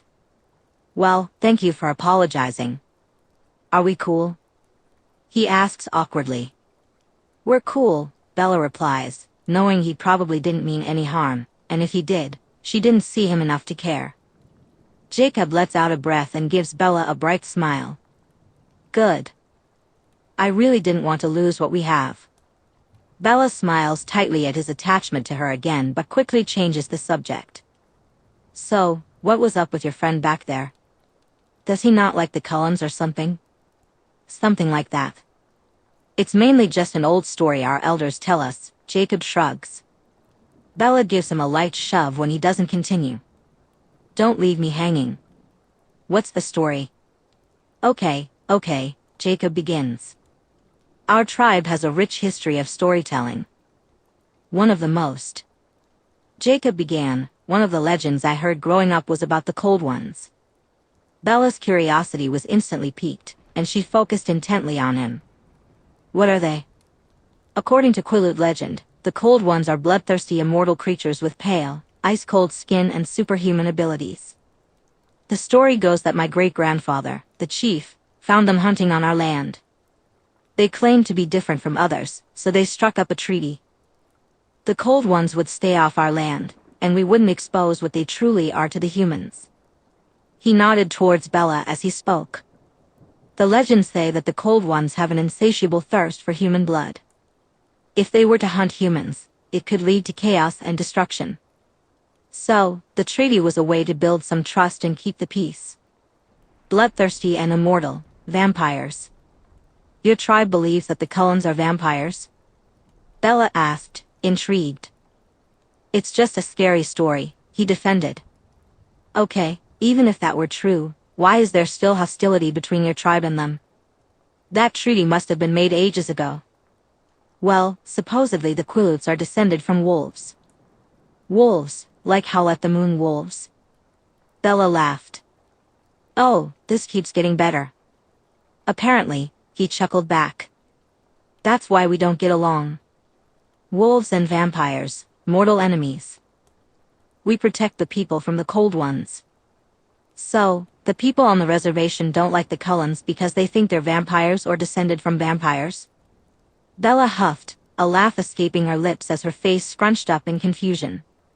Yeah, Jacob winced. Bella shook her head, bewildered. That's insane. How can people hate each other over a campfire tale? I guess, he mumbled. Do you believe some of it too? She asked, noticing the shift in his tone. I mean, it's a pretty cool place here, he said, gesturing to the beach they were on. I've lived here my whole life, and people come from far and wide to visit, especially in the summer. So, even with how many people flock here to this place. And even if it is just an old scary story, I've never seen a Cullen set foot on this land. Chapter 10. Tuesday, March 8, 2005. Haven't missed me too much today, have you? Bella chuckled at the text Rosalie had sent. She squinted up at the bright sun in the sky. This morning, Rosalie had informed her that she and her family wouldn't be at school this week due to the nice weather. Apparently, she had the best parents ever, allowing them to skip school for camping when sunny days were such a rarity in Forks. "Oh, I actually completely forgot you weren't in school today," Bella teased. "I see how it is, Swan.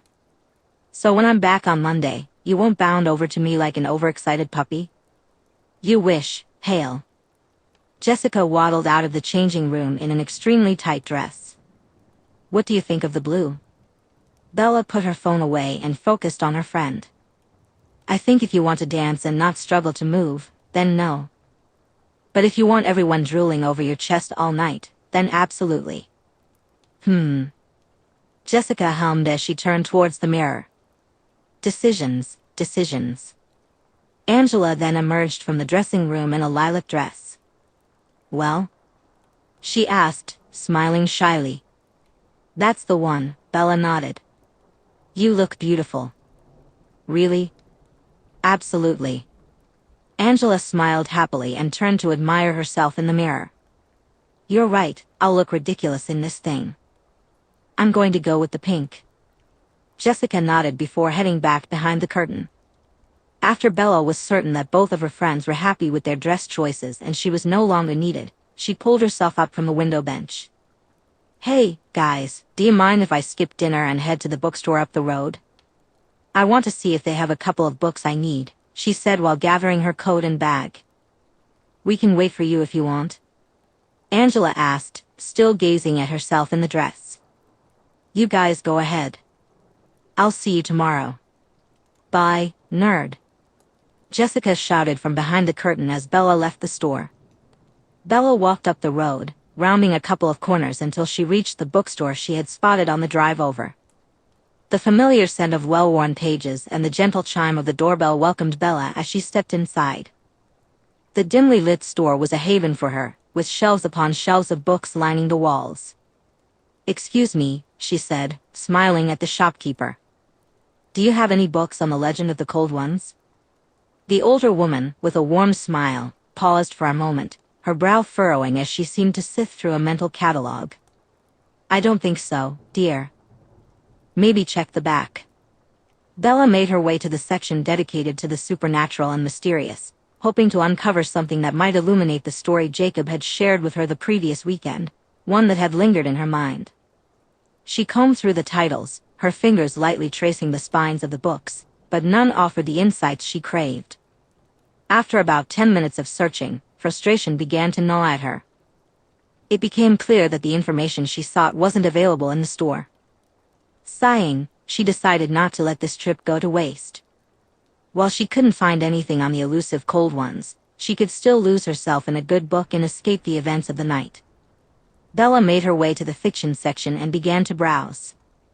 Among the rows of novels, she stumbled upon the works of James Herbert, an author she had never read before. A few of his titles caught her eye: The Dark, The Rats, and Haunted.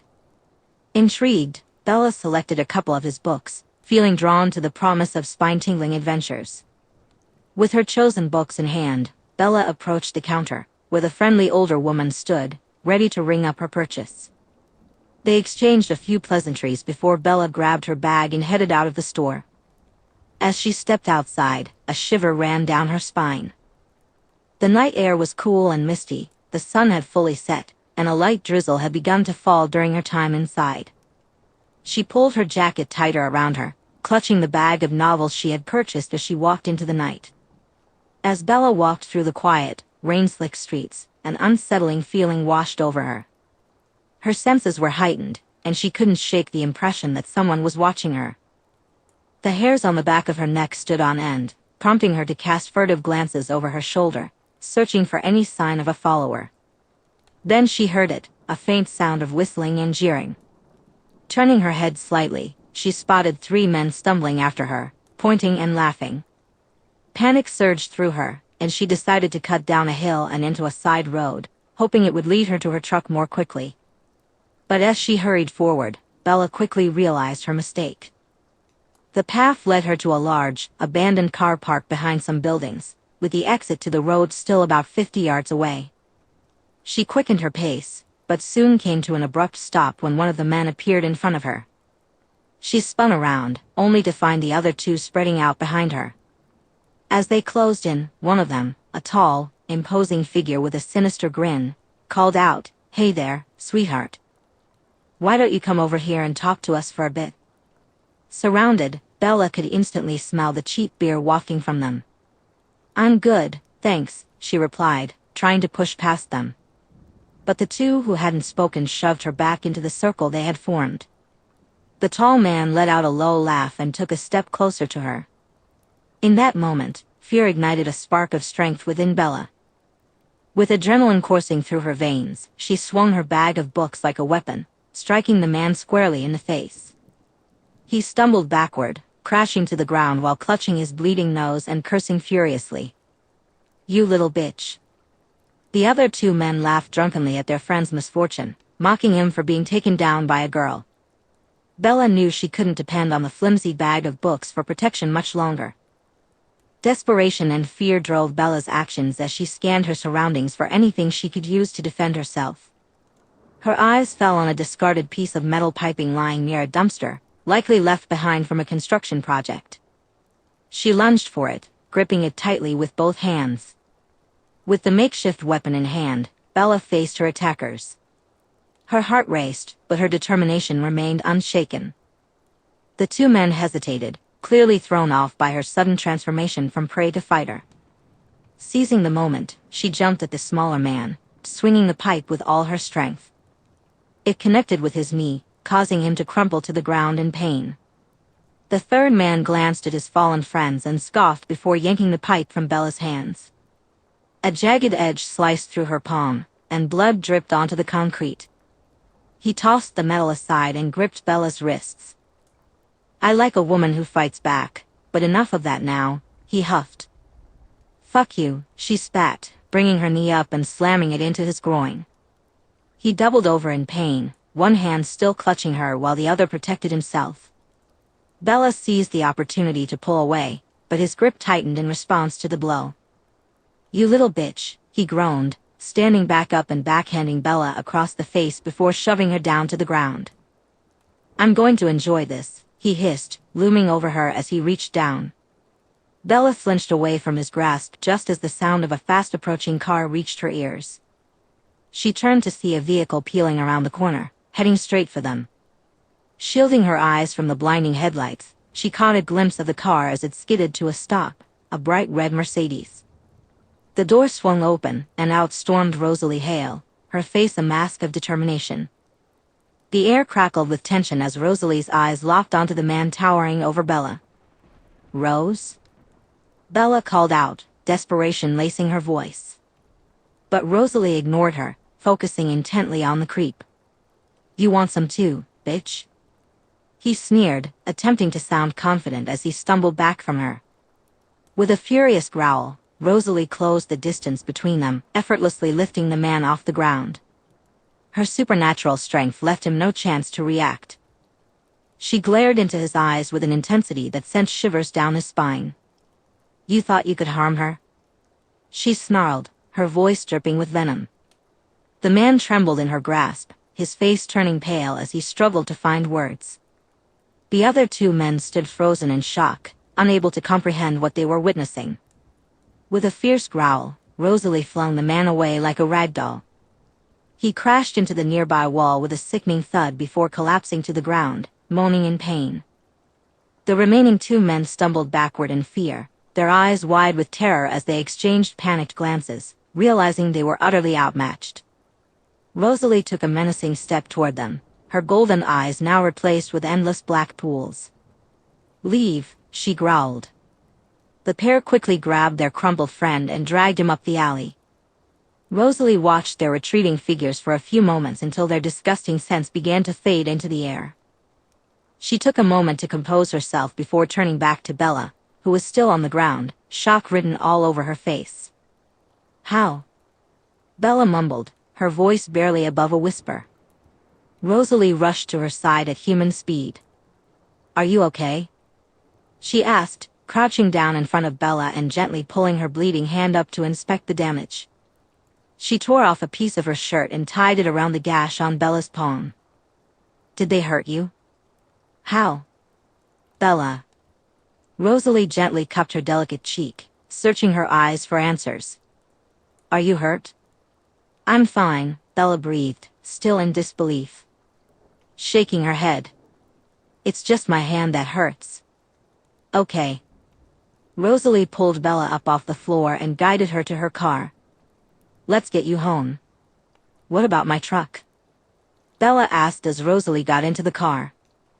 "Don't worry, it's taken care of," Rosalie replied, peeling out of the parking lot and speeding away from Port Angeles. Trees blurred past the window as Bella watched Rosalie's grip on the steering wheel tighten, her jaw clenching and unclenching. She hadn't said a word since they got in the car, her eyes laser-focused on the road ahead as she tried to smother her rage. "Rose, how?" Bella ventured. Rosalie remained silent for a few more moments before pulling over to the side of the road. Her eyes flickered with a mix of emotions as she reached out, gently grabbing Bella's wrist and pulling it toward her. With delicate care, she placed her fingers over Bella's pulse, her touch cool and gentle.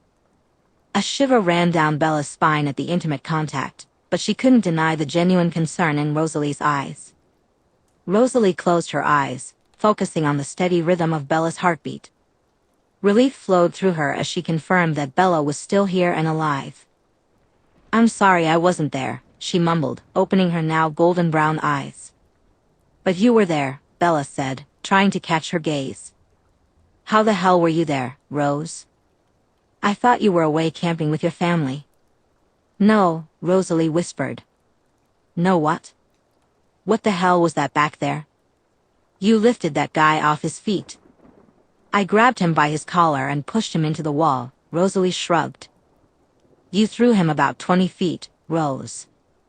"No." Bella pulled her wrists free from Rosalie and slammed her hand on the dashboard. "Will you stop saying that?" She snapped. "What the hell is going on? I was attacked tonight, and somehow you knew about it. Do you know how weird this is?" Rosalie looked heartbroken, and Bella could see the anguish in her eyes. Conflict in her eyes. "I don't know what to say," she whispered. "The truth would be nice," Bella replied, her voice tinged with frustration. Rosalie simply stared at her, sadness evident in her gaze. Bella realized she wouldn't get any answers from her tonight. "Take me home," she said finally. As soon as Rosalie pulled up outside the Swan household, Bella was out of the car and rushing into the house, casting a puzzled glance at her truck parked outside. She heard Rosalie speed away the moment she shut the door behind her. Bear greeted her as soon as she stepped inside, and Charlie called out from the living room that he had already walked Bear. Bella thanked him and headed straight upstairs, eager to wash away the events of the night. After spending 20 minutes in the shower, scrubbing her skin raw, she curled up with Bear on her bed, trying to process everything that had happened. Finding no logical answers in her mind, she grabbed her laptop and began her research online. As she ran her hands through Bear's soft fur, she scrolled through the lore of the cold ones she had found. These beings were described as immortal creatures of the night, exceptionally beautiful with mesmerizing features that could enchant anyone who looked upon them. Their skin was as pale as alabaster, devoid of the warm, life-giving flush of blood. The cold ones were known for their crimson eyes, burning like rubies, and their sharp, pearl-white teeth, designed for one sinister purpose, to feed on the blood of the living. They possessed superhuman strength, speed, and agility, making them nearly invincible in physical combat. Their senses were heightened to an otherworldly degree, allowing them to hear a heartbeat from a great distance and detect scents with incredible precision. Perhaps the most iconic power of the Cold Ones was their immortality. They did not age and could not be killed by conventional means. Impervious to illness and injury, they had only one fatal weakness: exposure to direct sunlight. Sunlight would reveal their true nature to the world, ultimately leading to their demise. Destruction, which is why they are never seen in the sunlight. Legends say they have roamed the earth for over a millennia, lurking in the shadows and living a concealed existence. Some stories claim they were once human, transformed into vampires through a dark and ancient ritual, while others suggest they are an entirely separate species born from the darkest corners of the supernatural world. Superhuman strength, pale, cold skin, avoidance of sunlight, Bella mumbles along with her reading, her gaze drifting into the distance. Flashes of Rosalie Hale invade her thoughts, recalling all the moments they've shared over the past few months. She can't help but remember tonight, when she was certain she saw Rosalie lift a grown man into the air before throwing him against a wall. Well, fuck. Wednesday, March 9th, 2005. Bella sits quietly in the cab of her truck, watching as students gradually arrive for another long day of school. The heavens open up, and the familiar drizzle begins to fall from the sky, the promised sun for the week disappearing as if Bella's prayers to see Rosalie have been answered. After 10 minutes of watching the rain hit the hood of her truck, the object of her attention finally arrives. The red Mercedes pulls into its usual parking spot across the lot, with the silver Volvo not far behind. She watches as the driver's door swings open, and Rosalie Hale gracefully steps out, an umbrella already shielding her before a single raindrop can touch her perfect hair. Rosalie circles her car to enter the school, but before she can walk on with her siblings, Bella decides to put her plan into action. "Rose, help me," Bella whispers in a mock-terrified voice. In an instant, Rosalie's head snaps toward Bella, panic evident in her eyes. "No way," she says, disbelief etched on her face. Bella stares at Rosalie, wide-eyed and slack-jawed. Rosalie holds Bella's gaze for a moment before bowing her head in defeat and turning to talk to Alice. She hands something over before making her way to Bella's truck. With every step Rosalie takes, Bella feels her heart race faster and harder. As she approaches her truck, Bella thinks about turning the key in the ignition and speeding out of the parking lot, driving as far as her old truck could take her. But before she can act on that impulse, she sees Rosalie climbing into the passenger seat. They sit in silence, gazing at each other. After a few tense moments, Rosalie nods slightly and says, "Let's go." Chapter 11. Wednesday, March 9th, 2005. The two of them sat in silence as Bella pulled away from Forks High and began the drive toward the outskirts of town, away from any prying eyes. "How's your hand?" Bella asked, glancing at her bandaged palm. "Just a cut," she shrugged. "And your cheek?" Rosalie inquired, her gaze zeroing in on the mark beneath Bella's skin. Invisible to human eyes, but Rosalie had spotted it the moment she climbed into the truck. "Can't even feel it." "Good." Rosalie nodded, and they fell back into silence. "You tricked me," Rosalie said after a few minutes of driving further away. "Uh-huh," Bella replied, gripping the steering wheel tighter. I did do that." Rosalie noticed Bella's knuckles turning white from her grip. "Relax, Bella." "Will do." Bella nodded but didn't ease her hold on the wheel. "I know it wasn't a fair thing to do. I'm sure you're still a bit on edge after last night, but it was the first plan that came to mind." "You planned this?" Rosalie asked, letting out a small growl when Bella nodded. "Fucking Alice," she whispered. "I just didn't know how else to confirm it." "Confirm what?" Bella stole a glance at Rosalie, who was looking back intently, waiting for her to spill everything. Bella pulled the truck over to the side of the road and turned fully toward Rosalie. "It sounds so dumb." "Probably," Rosalie agreed, nodding. "Doesn't mean it's wrong." "Right." Bella took a deep breath. Suddenly, her loud ringtone echoed through the cab of the truck, making her jump. "Shit." She hissed as she fished her phone out of her pocket. "Hello?" "Bella, thank God."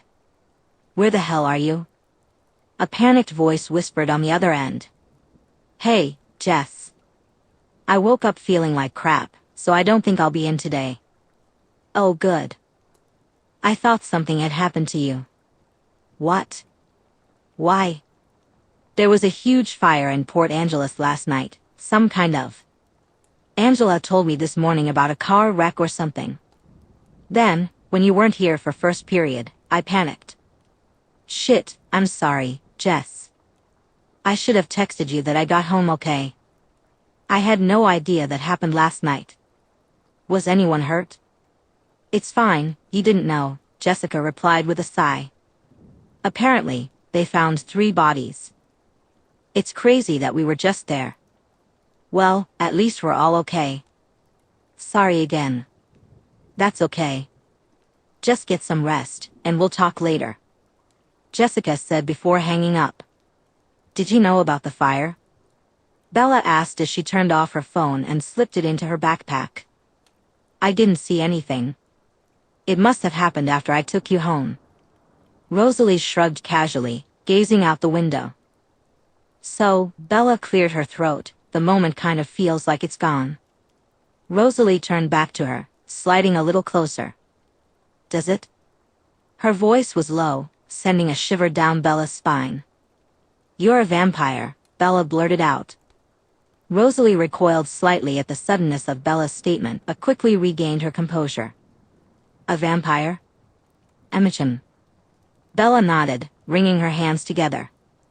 I see. Rosalie smirked. Yeah. Isn't it a little risky to drive off into the middle of nowhere with a vampire, Bella? Bella straightened her back at this comment. I know you'd never hurt me, Rose. That seemed to snap Rosalie out of her teasing. Bella noticed Rosalie's eyes soften at her words, a gentle smile tugging at her lips. Never, Rosalie whispered. Bella looked at Rosalie for a few moments before a smile broke across her own face. So, it's real? You're a freaking vampire, she whispered, almost in disbelief. Rosalie sighed. Yes. I knew it. I freaking knew it. Bella laughed, smacking her hand on the dashboard. And how did you come to this conclusion? Well, you lifting a 6-foot man off the ground is what mainly tipped the scales. Rosalie huffed a laugh. But a friend on the res told me about this legend, the cold ones, and for some reason, I just couldn't get it out of my mind, Bella said. The cold ones? Rosalie scoffed. Of course those mutts are still spouting that nonsense. Is it nonsense? Bella teased, grabbing Rosalie's hand and holding it in hers. Because you kind of feel cold. She poked at Rosalie's arm, observing how the firm skin didn't give way under her touch. It's like Bella paused, wincing. What? Rosalie laughed at her expression. It's rude, Bella whispered, still grimacing. Come on, Rosalie encouraged. Bella held up Rosalie's hand and flopped it back and forth. You feel like how I'd imagine a corpse would feel, cool to the touch and a bit firmer. Well, you're not wrong. I am dead, Rosalie shrugged. You're not dead. Bella gasped, dropping her wrist. You're sentient. A dead person can't drive a car, ace a math quiz, or save a dumb idiot walking alone at night from 3 creeps. Rosalie smiled at Bella's passionate outburst. Well, how about undead? No, Bella huffed, grabbing her hand again and bringing it up to her lips to kiss her palm. You're here, and you're real, she whispered. Rosalie stared down at her hand resting in Bella's warm touch. Quickly, she recentered herself, pulling her hand away before clearing her throat and opening the truck door. Come with me. Bella scampered after Rosalie, following her into the forest on the outskirts of town. Her heart raced as she navigated through the dense trees. The morning light cast shadows, creating a tapestry of light and dark. Bella noticed how Rosalie moved gracefully, her long strides almost gliding over the uneven forest floor, while Bella stumbled clumsily behind her, her movements reminiscent of a newborn deer finding its footing. Rosalie, where are we going? Bella asked, trying to keep up. Her voice was laced with both curiosity and frustration, but Rosalie remained silent, her eyes fixed ahead. Bella was focused on a distant goal when suddenly, her foot caught on a vine hidden among the fallen leaves. With a startled gasp, she began to topple forward, arms flailing desperately. But in the blink of an eye, Rosalie was there, catching Bella around the waist and holding her close. Careful, Rosalie said, their eyes locking for a moment. Bella's gaze dropped to Rosalie's lips, her heart racing erratically. Relax, Rosalie whispered. I already ate. She winked playfully before releasing Bella and gracefully hopping over another log. Very funny, Bella huffed, following after her once again. They continued their journey for another 10 minutes or so until the dense forest opened up to reveal an enormous, ancient tree towering above them, its gnarled roots intertwining with the forest floor. Rosalie stopped at the base of the tree and turned to Bella, who was trying to catch her breath. This is nice, I suppose, Bella panted, patting the tree trunk. Hop up, Rosalie said, crouching down. Huh? Bella replied, confusion evident. Jump on my back. Why? Rosalie rolled her eyes before effortlessly scooping Bella up and swinging her onto her back. What is happening? Bella let out a childish scream, shutting her eyes and clinging to Rosalie's neck as she began to scale the tree. The wind whipped against Bella's face as she held on for dear life. But after a few moments of climbing and fearing for her safety, curiosity got the better of her, and she opened her eyes. The world around her transformed into a blur of lush leaves and textured bark as Rosalie climbed higher and higher. Rosalie's movements were a mesmerizing blend of strength and grace, but Bella's arms remained tightly wrapped around her neck, her heart pounding in her chest. With each passing moment, Bella's fear began to give way to exhilaration, and she couldn't help the bubble of laughter that escaped her. Soon, they reached the top of the tree, and Rosalie gently lowered Bella back to her feet. Bella carefully stepped onto a tree branch beside Rosalie. She took a moment to steady herself, fighting off a wave of panic while gripping Rosalie's arm tightly. Finally, she looked up and gasped, the air rushing from her lungs at the stunning sight before her. The view was nothing short of breathtaking, a sweeping panorama of nature unfurling in every direction. The forest canopy was a vibrant sea of green, stretching endlessly, punctuated only by fog that danced among the trees. In the distance, majestic mountains rose, their rugged peaks dusted with snow. Shit, Bella breathed, turning to Rosalie, her face a mix of shock and awe. It's really real. You weren't sure before? Rosalie teased. Bella shook her head, still in disbelief. I was, but, wow. You just scaled a 100-foot tree in seconds. Suddenly, the smile faded from Bella's face as she looked down, finally processing her own words.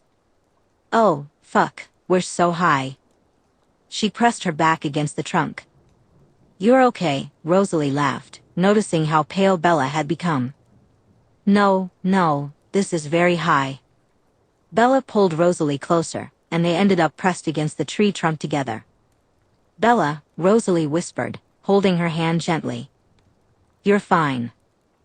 I would never let anything bad happen to you. Bella's mind flashed back to the moment Rosalie had saved her in Port Angeles. They settled against the sturdy trunk, their backs resting against the rough bark, legs dangling off the side of the branch. Although Bella still held on to Rosalie, her grip had relaxed a little now that they were no longer standing on the massive tree. The breathtaking view lay before them, and Bella found herself stealing glances at Rosalie. What? Rosalie asked, still focused on the scenery. I feel so dumb, Bella groaned, leaning back against the tree. Why? Of course you're a vampire, look at you. She laughed, gesturing to Rosalie. No one looks like this. The face, the body, the eyes, the hair, the skin, the... Okay, Rosalie interrupted with a playful smile. Rosalie laughs. I get it. Bella stares at her for a moment before closing her eyes and rubbing her face. What the heck? How is this real? Rosalie nods sympathetically. It's a lot to process. What else is real? Bella asks. About me? No, like, what other things are real that I thought were made up? Are fairies real? Are leprechauns real? Are werewolves real? What about Bigfoot? No, yes, no. I think. Werewolves are real? Bella gasps. There are actually two types, Rosalie replies, nodding. Bella notices a slight look of disgust on her face. Firstly, you have lichens. They're the ones that change with the full moon and can completely become the animal. Then you have shifters, who can shift into wolves, as well as many other creatures. Wow, Bella breathes. How is there so much I don't know? What about ghosts? She asks, then her eyes go wide and she shakes her head. Nope, don't answer that one, actually. I do not need to know about that. Rosalie laughs at the panic on Bella's face, but then looks down as her stomach rumbles. Did you not eat this morning? Bella shakes her head. I was too nervous. Bella, Rosalie sighs. It's fine.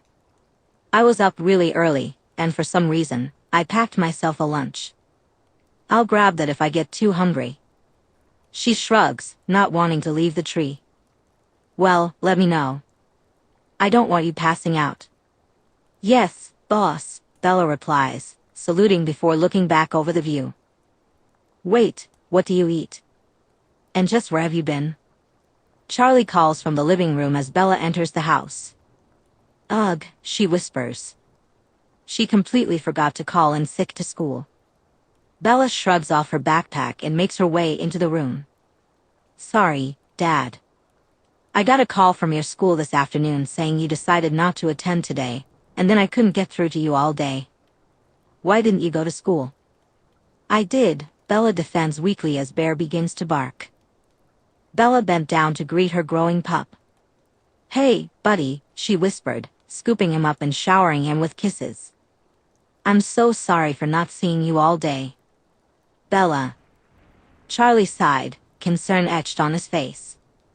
I did go to school this morning, but then my head started hurting, so Rosalie Hale took me to her house so Dr. Cullen could check me over, Bella lied, instantly feeling guilty as Charlie stood up and rushed to her side. Are you okay? Did he take you to the hospital? Why the hell didn't he call me? He took Bear from her arms and gave her a worried once-over. I'm fine. I begged him not to worry you and promised I'd talk to you tonight. She tried to reassure him.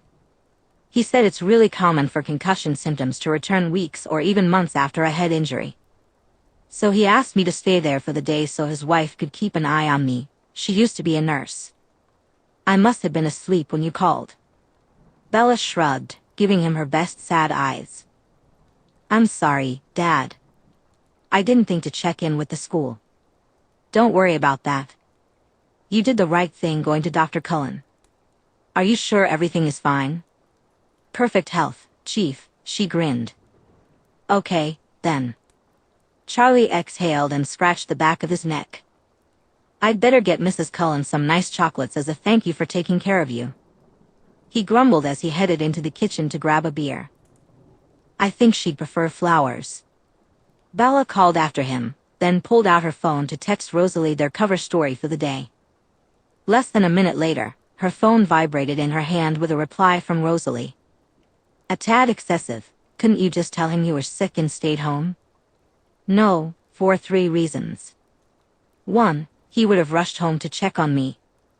2, he comes home at lunch to walk Bear and would have seen I wasn't here. And 3, he's a cop. Have you never seen a film? I need an alibi to cover my tracks, Hale. Fine. I'll inform my mother that she needs to lie to the chief of police. I'm sure she'll enjoy that. She'll be thrilled.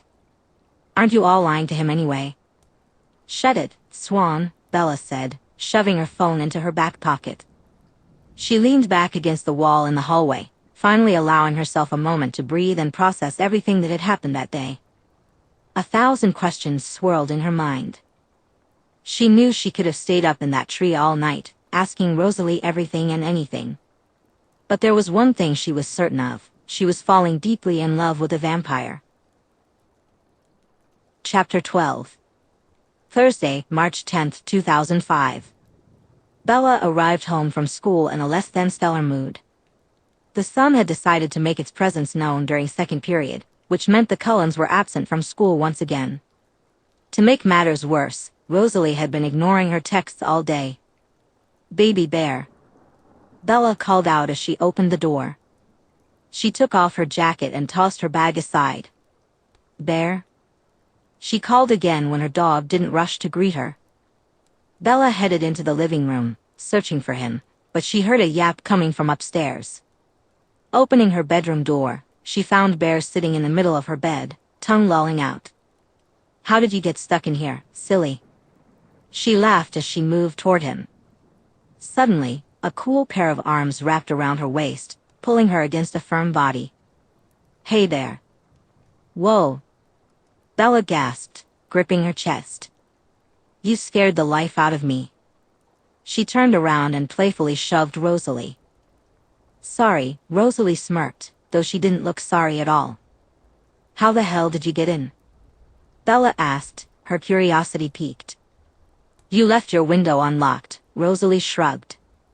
"That's a bit creepy," Bella chuckled. "Desperate to see me that you had to break in?" "I didn't know clinginess was a vampiric trait," Rosalie teased. "Oh, I'll just take my leave with this burger then, shall I?" Rosalie held out a takeout bag from the cafe. "No." Bella gasped, snatching the bag from Rosalie's hand and clutching it to her chest possessively. Rosalie shook her head and grabbed Bella's hand. "Come on, you little gremlin." She led Bella downstairs and seated her at the table so she could dig into her food. "I have questions," Bella mumbled after a few minutes of eating. Rosalie smiled softly, resting her head in her hand and watching her mate. "Ask away." Bella swallowed her bite before turning to Rosalie with a serious look on her face. "Could you survive in space?" she asked. "Because you don't need to. Breathe, and your skin is pretty tough. So, could you just chill on the moon?" I've never really given it much thought." "Well, you should," Bella said, scoffing as she grabbed some fries. "I haven't stopped thinking about it. About vampires in space. About everything," she exclaimed. "I hardly slept last night, and I couldn't concentrate at all in school today. I have so many questions about what you can or can't do, what you feel, what you sense. It's just amazing." Rosalie grinned at Bella's enthusiasm. "Well, I don't know much about vampires in space. You'll probably have to take that one to Carlisle. But when you finish your food, we can take Bear to our little oasis, and you can ask me as many questions as you like." Bella beamed at Rosalie before devouring the rest of her burger and fries in record time, even by vampire standards. "So, how does it happen? Becoming a vampire?" "Emicham." Through a bite. "We have venom in our mouths, and we turn a person by biting and injecting it into them." "Who bit you?" "That's a story for another day. Can you at least tell me if they had fangs?" "No fangs, Bella." "Boo. How far can you see?" "Over 100 feet with impeccable 20/20ths vision." "Whoa. Can you fly?" "Why the hell would I be able to fly?" "You eat people, Rosalie." "I don't think that's a ridiculous question." "I don't eat people." "Have you ever tried to fly? Like jump off a cliff and flap your arms really fast?" "Huh. Knew it. You don't sleep." "Nope." "What the hell do you do every night?" "Read, meditate, hunt, watch films, fix my cars, talk with family, all sorts of things." "That's cool, I guess. Wait, what? Can you bathe? Are you trying to tell me I stink?" "Not at all. You smell incredible all the time, Rose." "I mean, can you? Are you going to have a warm bath, or do you prefer to just defrost?" "Jesus Christ. Wait, you don't eat dogs, do you?" "That might be a deal breaker for me, especially if you go after Bear." "No, Bella. I don't eat dogs." "How could you even ask that?" "I love Bear." "Well, I don't know, you eat animals." "So do you." "Oh yeah. If you can hold your breath forever, have you ever made an underwater house?" "That would be so cool." "What about the Mariana Trench? Have you been down there?" "No and no." "What? Neither of those?" "No offense, Rose, but you and your family might be the most boring vampires in history." "I take offense to that." Oh my God. Bella gasped, sitting up from where she and Rosalie were lying on a large boulder, watching Bear play in the shallow stream. What's wrong? You can smell and hear everything? Within a certain distance, Rosalie nodded. I've burped in your car so many times when you took me home from half-days. She blushed. I tried to keep them quiet, but you heard them anyway. Bella groaned and fell back, covering her face with her hands. Bella. Rosalie laughed. Kill me now. Rosalie leaned on one elbow and smiled down at her blushing companion. There's nothing to be embarrassed about. You don't smell bad to me. Yeah, right. I'm pretty sure I had eggs for breakfast one day. No one wants to smell that. You don't. Just like I smell good to you, you smell good to me. Even my post-burger onion breath? Especially your onion breath. Rosalie winked. I still can't believe you heard that. Bella huffed. I've heard quite a lot, Rosalie smiled, placing her hand over Bella's chest and tapping the spot where her heart was pounding. Fuck sake. Bella groaned again. I really can't hide anything from you anymore, can I? Nope. Rosalie grinned. But to make it fair for you, if mine were still beating, it would be just as fast as yours. The pair returned to their conversation, the playful banter continuing between them. As they walked side by side, their hands brushed against each other with every step. Bella smiled sheepishly as she opened the door for Bear. Thanks for putting up with my interrogation today, she said. Anytime. I'm glad I was able to teach you about real vampirism. I feel a lot better knowing you understand that I don't defrost when I get into a bath, Rosalie teased. Bella instantly turned red. Yeah, not my proudest moment. It's fine, Rosalie laughed. If it makes you feel any better, it wasn't the dumbest question I've been asked. It does not. You take time out of your day to bring me dinner, and that's how I repay you? Well, there was actually another reason I came to see you today. My motives weren't purely selfless. Oh. Bella noticed Rosalie straighten her jacket, her hands wringing together. This might be the first time she had seen Rosalie truly nervous. I was wondering if you were free on Saturday. I am, Bella replied calmly, hoping to ease Rosalie's nerves. Well, I was hoping to take you on a date, if you wanted. Bella struggled to contain the huge smile that wanted to break free. I'd love to go on a date with you on Saturday. Great. Rosalie beamed. I won't be in school again tomorrow, so I'll text you the details. Sounds like a plan, Bella nodded, trying to keep her heart from racing. I'll see you Saturday then. See you Saturday. Chapter 13. Saturday, March 12, 2005. So, what are you wearing? Alice asks, popping her head around the corner of Rosalie's door. Shouldn't you be saving that type of talk for Jasper? Rosalie snaps, zipping up her black boots and standing from her bed. Well, I think Bella would be very pleased with this look, Alice replies, nodding at Rosalie's bra-clad torso. Oh, I know, Rosalie grins, pulling a white t-shirt over her head and pairing it with a leather jacket.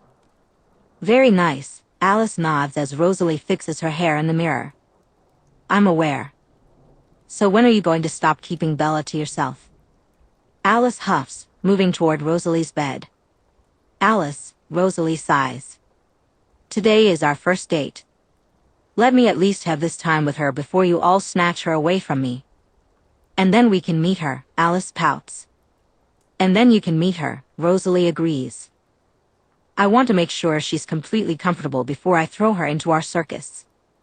I suppose that's fair, Alice sighs dramatically, falling back onto the bed. I'm leaving, Rosalie announces, grabbing her keys and making her way downstairs. And no perving on my date. She calls out before closing the door behind her.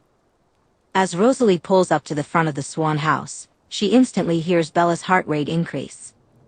She laughs to herself as she makes her way to the door. Rosalie knocks on the Swan door. Dad, no, let me, Bella hisses quietly. Bella puts on her best smile as the door opens to reveal a glowering Charlie Swan. Good afternoon, Chief Swan. I'm Rosalie Hale, she smiles politely, holding her hand out. Good afternoon, Miss Hale, Charlie nods, shaking her hand.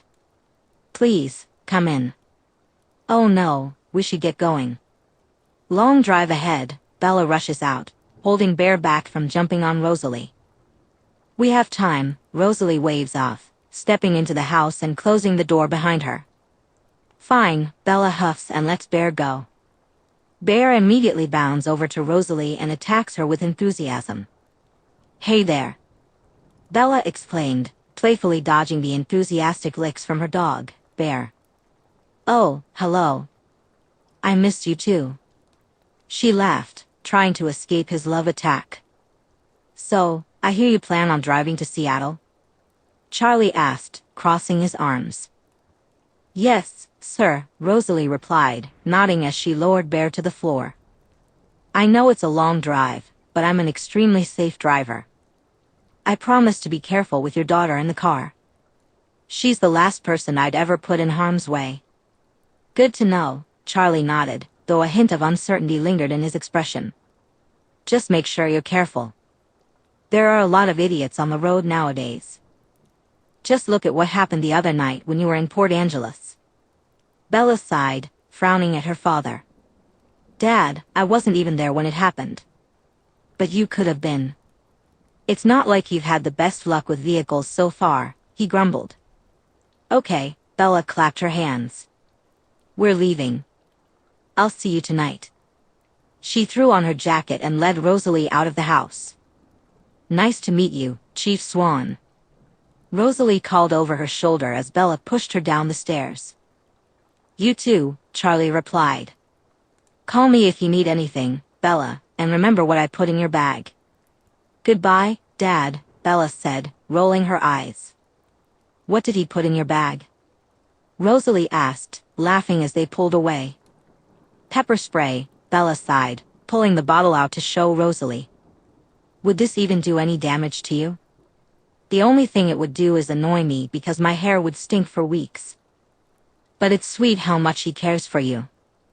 I guess, Bella shrugged, putting the pepper spray back into her bag as she settled into her seat for the long drive ahead.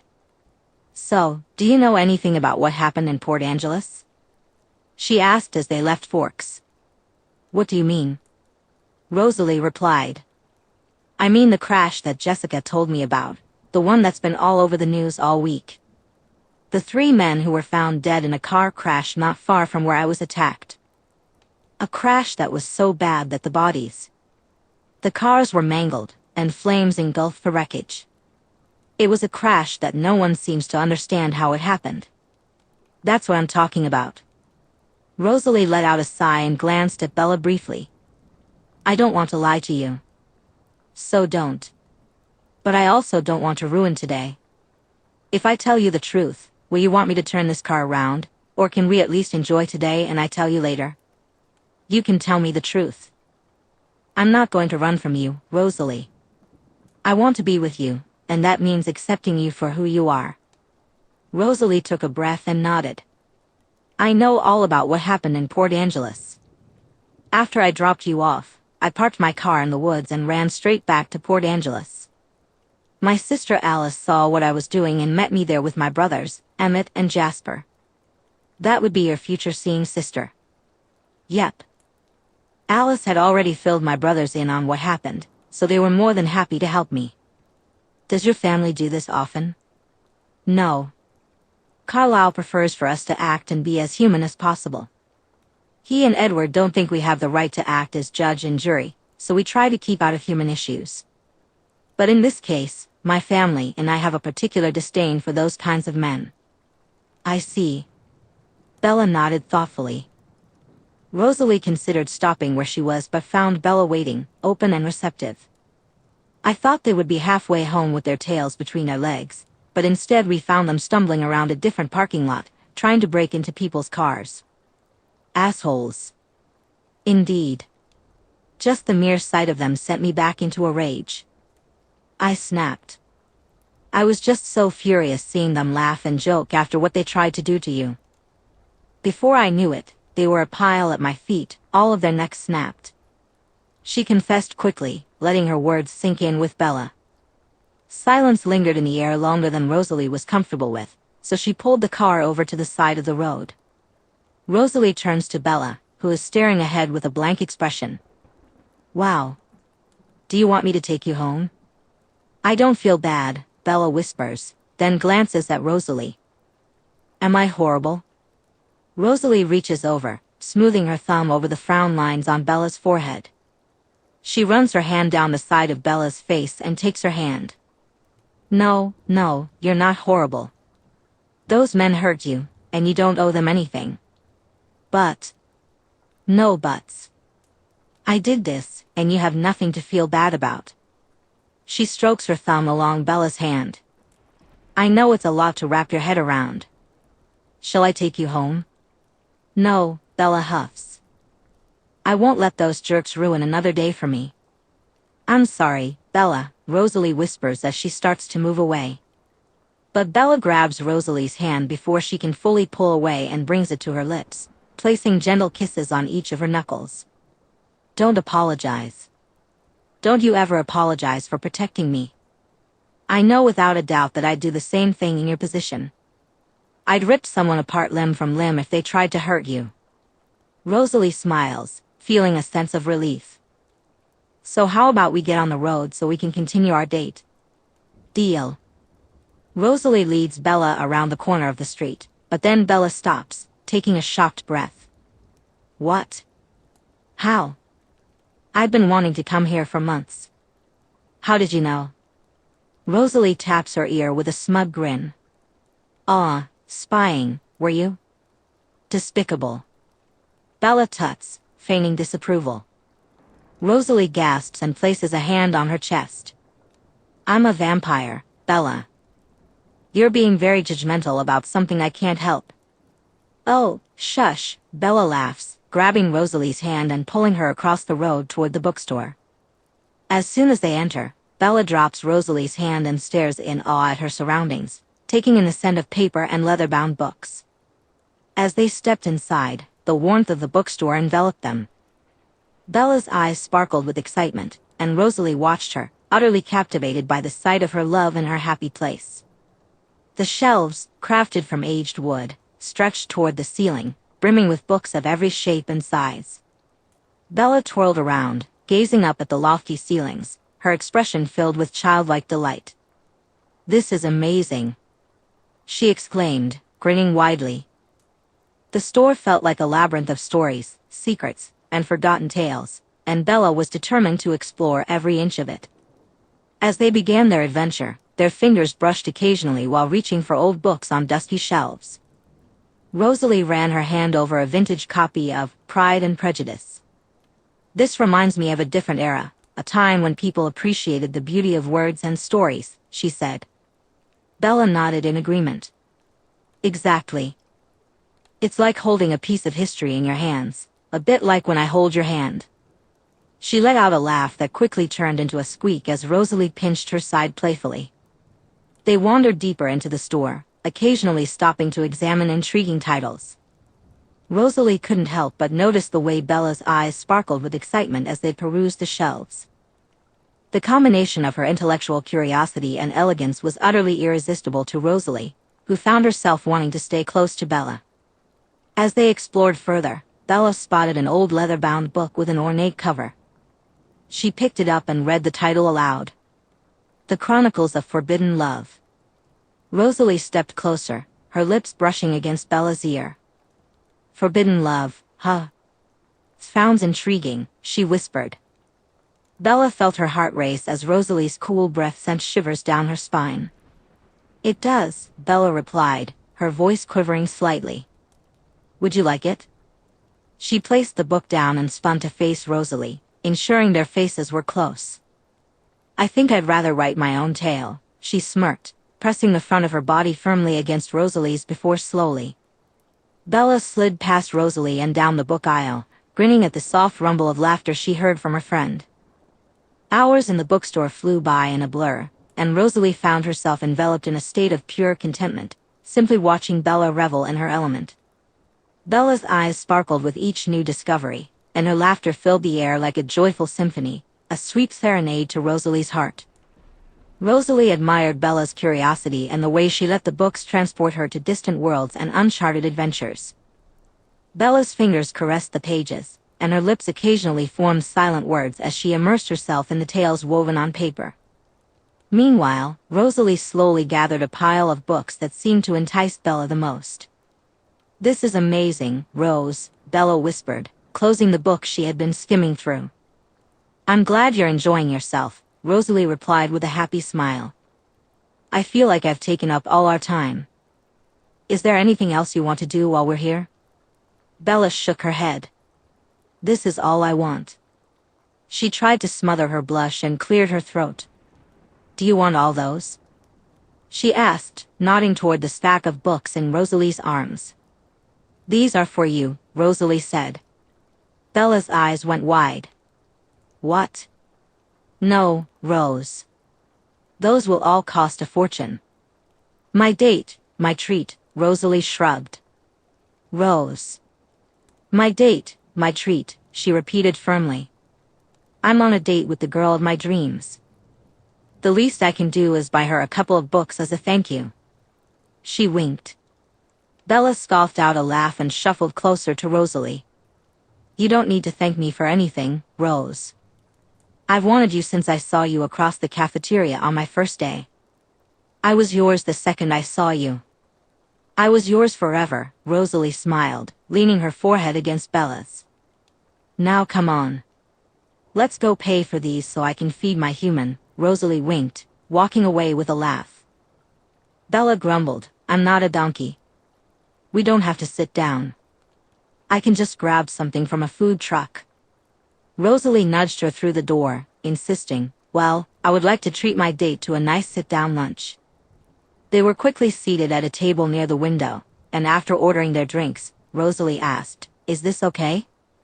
I'm not really up to date on the best restaurants." Bella smiled, scanning the menu. "It's lovely. Oh, they have loaded cheese fries.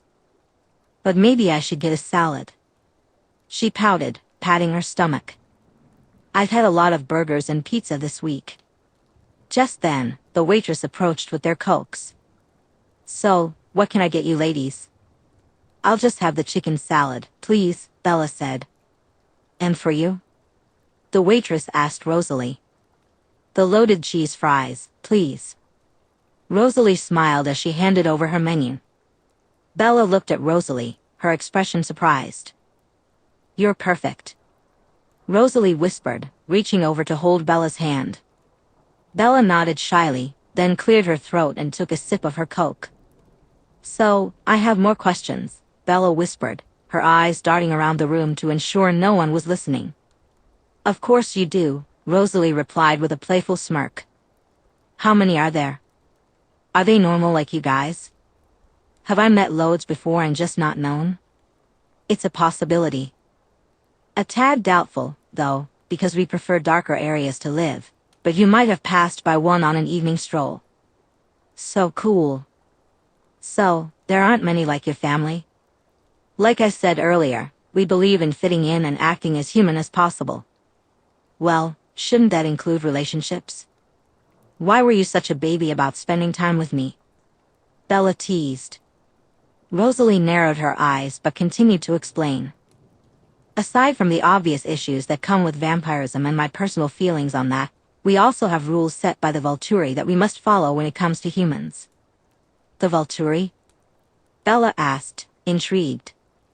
Rosalie took a fake sip of her drink and began to explain. "The Volturi are the most powerful and influential vampire coven in the world. They're based in Volterra, Italy." Bella listened intently. "What do they do exactly?" Rosalie hesitated, her golden eyes flickering with a hint of unease. "They enforce the laws that govern all of our kind. They act as judges, police, and executioners, all in one. When a vampire breaks our laws, the Volturi step in to rectify the situation. The most important rule is that we must remain hidden from humans. defying that will most likely result in our death. Bella's eyes widened with worry as she leaned closer to Rosalie. Would you get in trouble with them for killing those guys out in Port Angeles? I know you made it look like an accident, but wouldn't they know the truth? No, vampires hunt in public all the time. As long as we don't expose ourselves to humans and reveal what we are, then it's fine. So because they're dead, it's fine with them? But what about me? I know about you. There's an exception to the rule, Rosalie mumbled. What exception? Well, vampires are well within their rights to protect their mates. Rosalie tried to shrug casually, but Bella could see the slight panic in her eyes. Mates? Yeah. She swallowed. Our soulmates. Rosalie watched as Bella frowned for a moment before her eyes lit up with understanding. Oh. I see. She nodded. Soulmates, huh? Bella grinned slyly. So it would seem. Rosalie nodded, fiddling with a napkin. Though I've never really liked that term. You don't need to use it. Why don't you like it? Bella asked, grabbing the napkin from Rosalie and dabbing the side of her mouth. Rosalie huffed and picked up another one to continue playing with. I don't really like the pressure of it all. I don't want you to feel like you have to be with me just because some unspoken rules say you were born to be mine. That's a little presumptuous of you, Bella scoffed, lifting her drink to her mouth. Maybe that's why you were turned into a vampire, because you were born to be mine, Rosalie said with a playful wink before taking a sip of her drink. As they reached the front door of Bella's house, Rosalie held onto Bella's hand tightly. Well, thank you for today, she said. Bella smiled, not wanting to let go. I had a great time. So did I. They stood together on the doorstep, bathed in the soft glow of the moon and streetlights. A comfortable silence enveloped them as they gazed into each other's eyes, both stealing glances at the other's lips. Slowly, they drew closer, an undeniable magnetic pull drawing them together. Their lips met in a sweet, tentative kiss, but the longing that had been building over the past couple of months soon took over. Bella turned them around, pushing Rosalie against the door, her hands exploring Rosalie's body. Rosalie wrapped her arms around Bella's neck, pulling her closer as they lost themselves in each other. But soon, the need for air became a problem, and Bella pulled back slightly to catch her breath. Do you want to come in? Bella asked, gently kissing Rosalie again. Miss Swan, Rosalie gasped, pulling back slightly. On the first date? Bella nodded with a grin. I'm afraid you're dating a lady, and this lady does not put out on the first date. I promise I'll make it worth your while, Rosalie replied, her voice low as she pressed their bodies even closer. Rosalie closed her eyes, battling every instinct that urged her to claim her mate. Nope. Boo, Bella pouted. What if we have our second date right now? Then none of your lady rules would be broken. She winked, gripping Rosalie's hips. I don't think so, Rosalie chuckled, reluctantly pushing her very tempting mate away. Ugh. Oh, settle down. You'll get me soon enough. Those words brought a smile back to Bella's previously frowning face. Before I go, I would like to ask something of you. Anything, Rosalie replied, nodding as Bella reached out to hold her hand. Rosalie took Bella's hand gently. I was hoping you'd like to meet my family. Your family of vampires? Bella asked, her voice tinged with surprise. Yes, Rosalie replied, trying to suppress a grin at Bella's evident panic. Oh. I know it might seem a bit soon, but I really want them to meet the person who has made me feel alive for the first time in years. Bella smiled softly. Well, how am I supposed to say no to that? Chapter 14. Sunday, March 13th, 2005. Bella nervously tapped her fingers against the steering wheel as she drove along the secluded path leading to the Cullen house. This is it, Bella, this is how you die, she mumbled, glancing at the dense forest surrounding her. You were a useless lesbian who let herself be seduced by a sexy vampire, and now you're the main course for their Sunday family dinner. She huffed, then shot a sidelong glance at Bear. "And you can laugh all you want, but you're the dessert." "Fuck me," Bella gasped as a huge, modern mansion came into view through the trees. She stopped her truck outside the house, and just then, Rosalie appeared at the front door, skipping down the stairs with a bright grin. "No turning back now." "Hey," Bella greeted as she climbed out of her truck. "Hi." Rosalie leaned in and gave Bella a quick kiss. "You ready?" Bella lifted Bear out of the truck. "Nope." "Come on." Rosalie laughed, leading her up the steps and into the house. She took Bella's coat before grabbing her free hand and guiding her up a set of stairs. "That's funny," Bella snorted, nodding at a large canvas filled with graduation caps. "We thought so," Rosalie replied with a chuckle. "They're all labeled on the inside, some go back to the 50s. "God, you're old," Bella exclaimed as they reached the first floor. She found 6 people scattered around the living room, all staring at her. One she recognized well, for she had seen at school, and one she had never met. Rosalie placed a gentle hand on the small of Bella's back and gestured to her family. "You know Carlisle, and this is Esme." "Nice to see you again, Bella," Carlisle nodded. "It's so wonderful to meet you, Bella." "All I've heard are wonderful things," Esme smiled kindly. "You too," Bella replied, nodding. "You have a lovely home." "I couldn't believe my eyes when I drove up." "Thank you." "I actually designed it myself," Esme beamed. Bella stared at Esme in a mix of shock and delight. "No way." She laughed for a moment before her expression shifted, realizing her choice of words. "Sorry," she said, wincing. Esme simply smiled, clearly amused. "This is my sister, Alice," Rosalie introduced. "Ah, nice to finally meet the person who stares at me all the time," Bella replied, winking to ease her own nerves. Alice let out a small squeal and jumped into Bella's free arm, causing Bella to stumble slightly. She quickly caught herself against Rosalie while balancing Alice with one arm and Bear with the other. "I've been waiting for this for so long," Alice explained. "That's nice," Bella said, glancing to Rosalie for assistance. Rosalie swiftly pried her sister off Bella. "Easy, Alice," Rosalie chided. "Sorry," Alice grinned, though she didn't look the least bit remorseful. Rosalie shook her head and gestured to the 3 boys in the room. "These are my brothers, Emmett, Edward, and Jasper."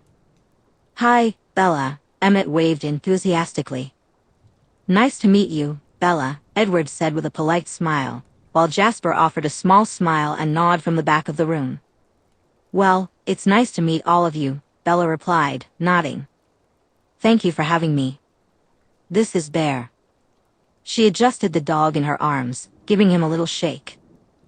"I promise he's house-trained." "Bear, huh, my favorite," Emmett said with a playful hum.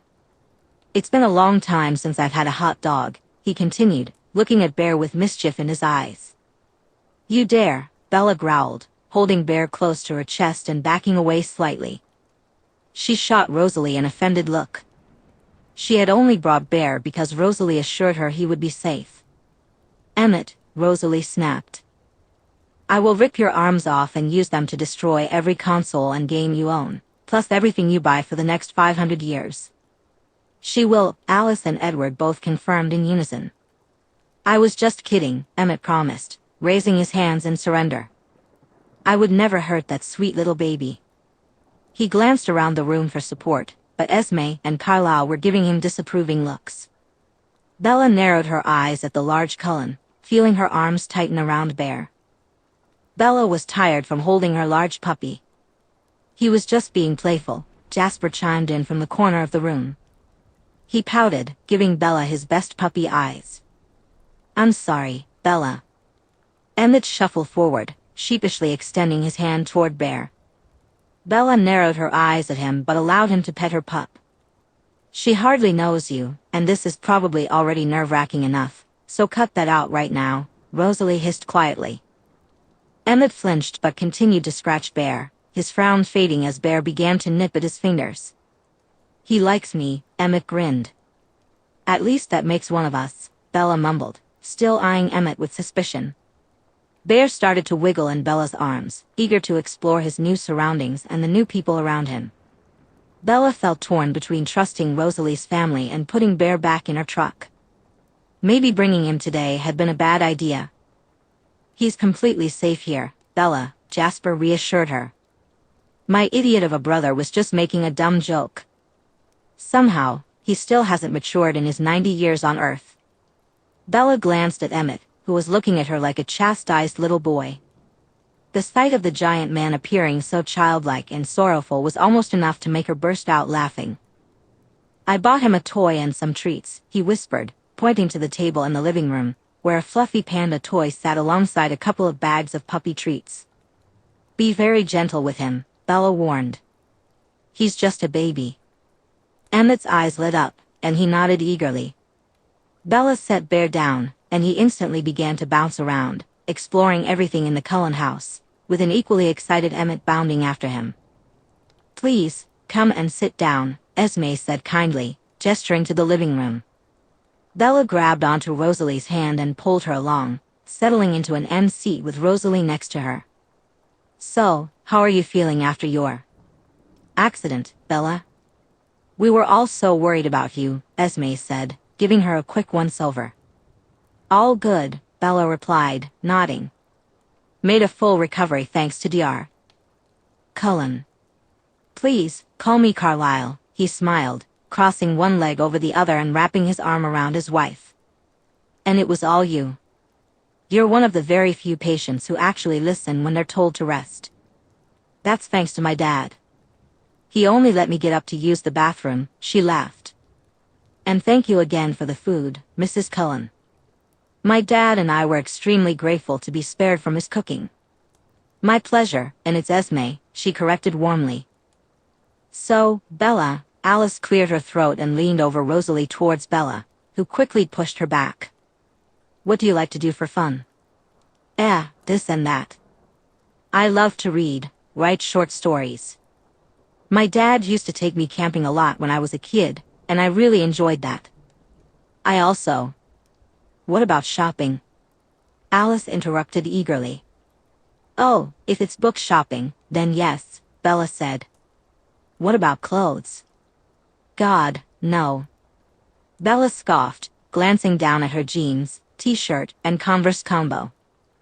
I don't really have a passion for fashion. Humph. Alice huffed and fell back onto the couch. What's your favorite book? Jasper piped up. What a question, Bella smiled, which brought a small smile to Jasper's face. She noticed his posture relax slightly. One that always comes to mind is Crime and Punishment by Dostoevsky. I find it so interesting the way he describes humanity. Good choice, he nodded. What about you? As Bella conversed with the Cullen family, she was amazed by how normal everything felt. It was like she was chatting with a regular family, not a group of bloodthirsty vampires. Esme and Carlisle had accepted her immediately. Jasper talked with her about books, Edward shared his passion for music, and Alice quickly found another topic to bond over. Bella even felt herself warming up to them. The big one who joked about eating Bear, laughing as he crawled along the floor, giggling like a little kid while Bear jumped all over him. After an hour of chatting, it seemed Rosalie had had enough of sharing, so she took Bella's hand and led her on a tour of the house. But first, she mentally signaled Edward to keep an eye on Bear with Emmett. Nice room, Bella said, nodding as she scanned her surroundings. The bedroom was a cozy sanctuary, a stark contrast to Bella's own cluttered room filled with mismatched furniture. The light gray walls emitted a calming aura, while the white carpet beneath her feet felt like walking on a cloud. A massive bookcase dominated one wall, lined with books of every genre. Their spines whispered tales of adventures, and Bella could easily imagine Rosalie lost in the pages of her favorite novels, nestled in the lounge chair in the corner. On another wall, a vast vinyl collection was on display, showcasing everything from vintage classics to modern hits. The records were meticulously organized, and the record player stood ready for action. As Bella continued to explore the room, she noticed the decorative touches that made it feel distinctly like Rosalie's personal space. A series of black and white throw pillows adorned the bed, each one seemingly chosen with care. The artwork on the walls was a mix of abstract pieces and what appeared to be vintage photographs. In one corner, a large desk and vanity table held an assortment of makeup, incense, creams, perfumes, a couple of books, DVDs, white flowers, and a ridiculously high stack of car magazines that brought a smile to Bella's face. In the center of the room, a huge king-size bed with stark white sheets and a black fur blanket on top exuded luxury and comfort, inviting her to touch its soft texture. Bella jumped in the air and landed in a starfish position on the bed, feeling herself sink into the mattress. Oh, she sighed happily as Rosalie's scent enveloped her. This is nice, Bella said, sinking into the soft mattress. I'm glad you like it, Rosalie replied with a smile from her spot by the door. Joy filled her heart at the sight of Bella so comfortable in her space, and she hoped it would soon become their shared space. Some view, Rosalie said, nodding toward the large floor-to-ceiling window opposite the bed, showcasing the never-ending exquisite forest outside. Have you seen it? She asked with a sly grin, patting the empty space next to her and wiggling her eyebrows. I have, Bella laughed as Rosalie climbed onto the bed and fell beside her. They shifted into a comfortable position, facing one another on their sides. Thank you for today, Rosalie whispered, brushing a few strands of hair from Bella's face. I know this wasn't an easy ask. Anything for you, Bella replied with a smile, leaning in to kiss Rosalie. Their kiss soon deepened, and Bella rolled Rosalie onto her back, slotting herself between her strong thighs. She found herself lost in the sensation of soft lips and Rosalie's firm grip on her back. Does this count as a second date? Bella panted against Rosalie's lips, sneaking her hand under Rosalie's shirt. I'd say so, Rosalie gasped, feeling Bella's warm hand on her cold skin. Bella grinned happily and began to undo the buttons of Rosalie's denim shirt. But Rosalie interrupted, stopping Bella's hands. There's no way our first time is going to be in a house full of my family. I refuse to share that moment with them. Bella groaned and buried her face in Rosalie's chest. So I can never have you in this bed? She whined, her voice muffled. Of course you can. I'm not a prude. I just want our first time to be just the two of us. Finally, Bella lifted her head and rested her chin on Rosalie's sternum, looking at her with a grumpy pout. I guess that's fair. Don't worry, Swan. You'll get a peek behind the curtain soon enough. Chapter 15. Wednesday, March 16, 2005. You're still on for the fishing weekend? She asks, glancing at the rain gently tapping against the kitchen window. Absolutely, he replies. Even with the storm that's on its way? Sometimes that's the best time to fish, Charlie says, grinning excitedly. But we shouldn't be hit too hard here, it should be blowing northeast. So, what's the plan? She inquires. I'll be leaving for the res on Friday night, staying with Billy. Then, he, Harry, and I are heading up to a lake just north of the res first thing in the morning. We've been fishing there for years. Sounds good. I might drive down with you on Friday night. Jacob's been texting me more than usual lately, so I guess it's time for my monthly visit. She huffs with a playful eye roll. Fine with me, Charlie laughs, pulling on his jacket. I'll be home late tonight. We've had a few fatalities in the woods. What? Animals attacking hikers and campers. So, don't stray too far from the tree line when you're walking bare, he warns. Will do, Chief. That goes for this weekend as well. I'll probably steer clear of the woods if the rain is bad. I doubt I'll be out much, so I'll just walk bare on the street. Do you need me to get any supplies for the weekend? I should be fine. I was planning on inviting Rosalie over, so we can just get what we need, she replies casually.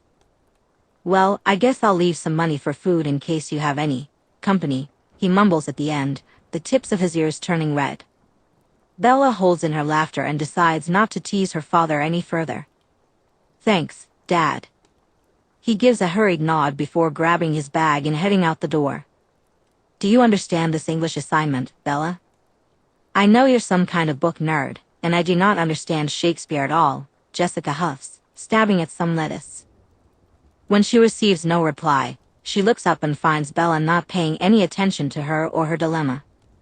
Isabella, she clicks, trying to get Bella's attention. Bella's face lit up with a smile. Why are you and Rosalie Hale grinning at each other? Is it a crime to smile at my girlfriend? Bella replied, her grin growing smug as she turned her full attention to her group of friends, stifling her laughter at the shocked expressions around her. What? Shut up. As if. How? Thanks, Mike. Bella chuckled at that last comment. We just became close over the past couple of weeks. She shrugged casually, sneaking a glance at Rosalie, who was smiling back at her with amusement. So that's why she was never interested in me, Eric chimed in. Yay, he added, as Angela patted his arm and smiled. So tell us everything. How on earth did you bag a Cullen? Hale, Bella corrected.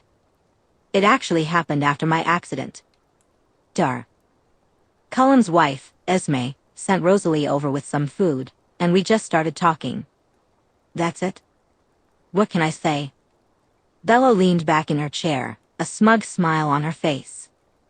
I'm irresistible. I need more than that, Bella, Jessica said, looking at her expectantly. We just get along, Bella shrugged. We started talking a few days after my accident, and she was the one who took me home on my half-days. Bear absolutely adores her. She's just amazing. Bella glanced over at Rosalie again, finding her smiling softly in return. Ah. How cute. Our little girl is all grown up and in love. Yeah, Bella huffed as the teasing continued, but she couldn't find it in herself to care. She had never been happier. She glided past a group of theater nerds arguing over their spring play and made her way out of the school. As she skipped down the stairs, she felt a tug on her elbow. Wait a second, Bella, Angela said. What's up? I know we were teasing you earlier about Rosalie, but I want you to know that I'm really happy for you. Angela smiled. I think you two look great together. Thanks, Ange, Bella replied, grinning bashfully. I really like her. I can see that. Tell her, and I think the feeling is mutual. Angela winked, giving Bella a playful nudge. Bella looked up and couldn't help the broad grin that spread across her face when she saw Rosalie leaning against her truck. See you tomorrow. Angela called out, but Bella was already speeding away. Afternoon, Miss Hale, Bella said, her happiness evident. Afternoon, Miss Swan, Rosalie replied with a grin, then hooked a finger through Bella's belt loop, pulling her in for a kiss. Do you have any plans this weekend? Rosalie asked once they parted.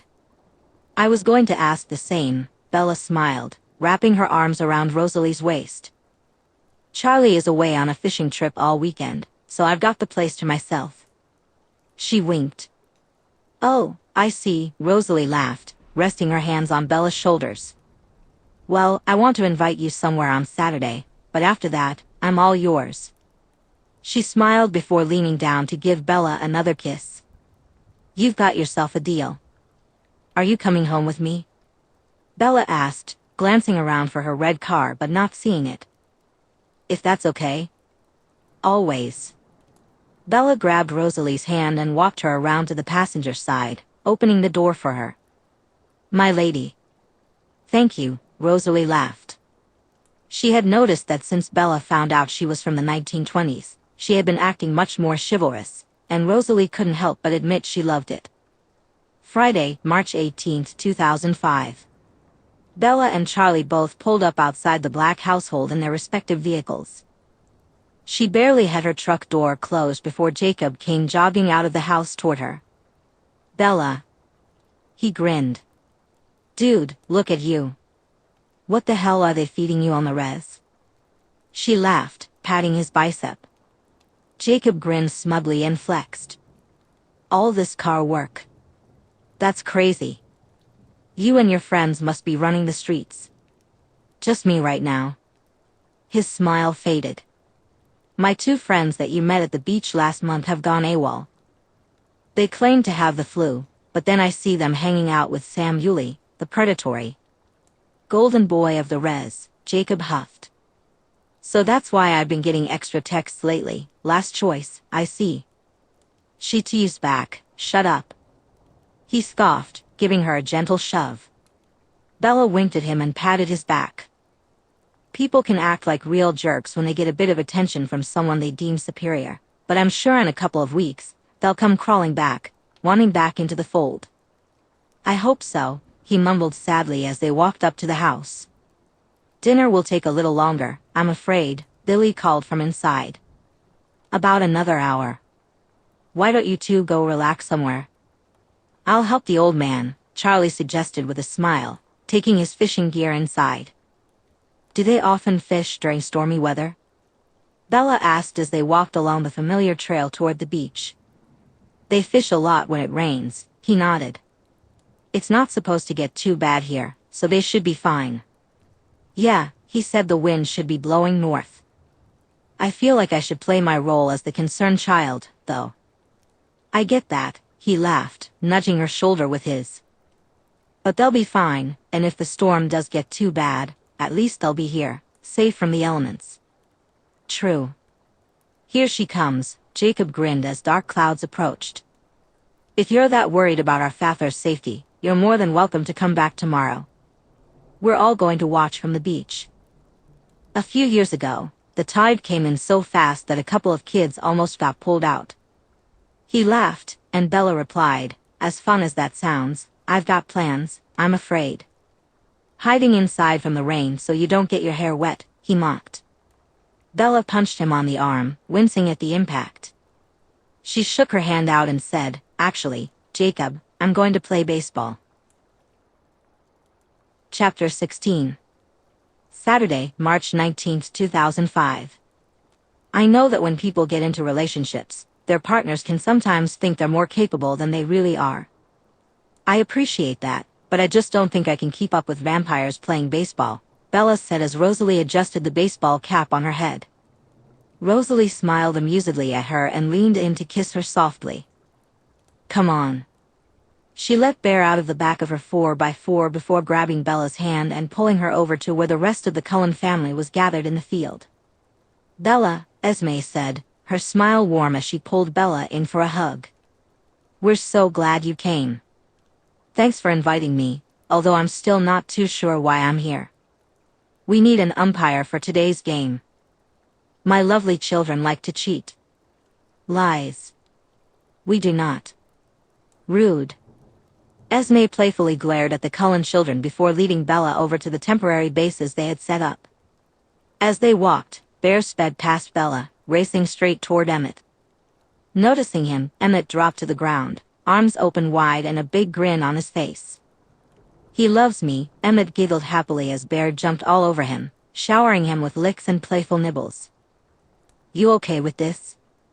Rosalie asked, joining Bella at home plate. I'm excited to see how you all play baseball.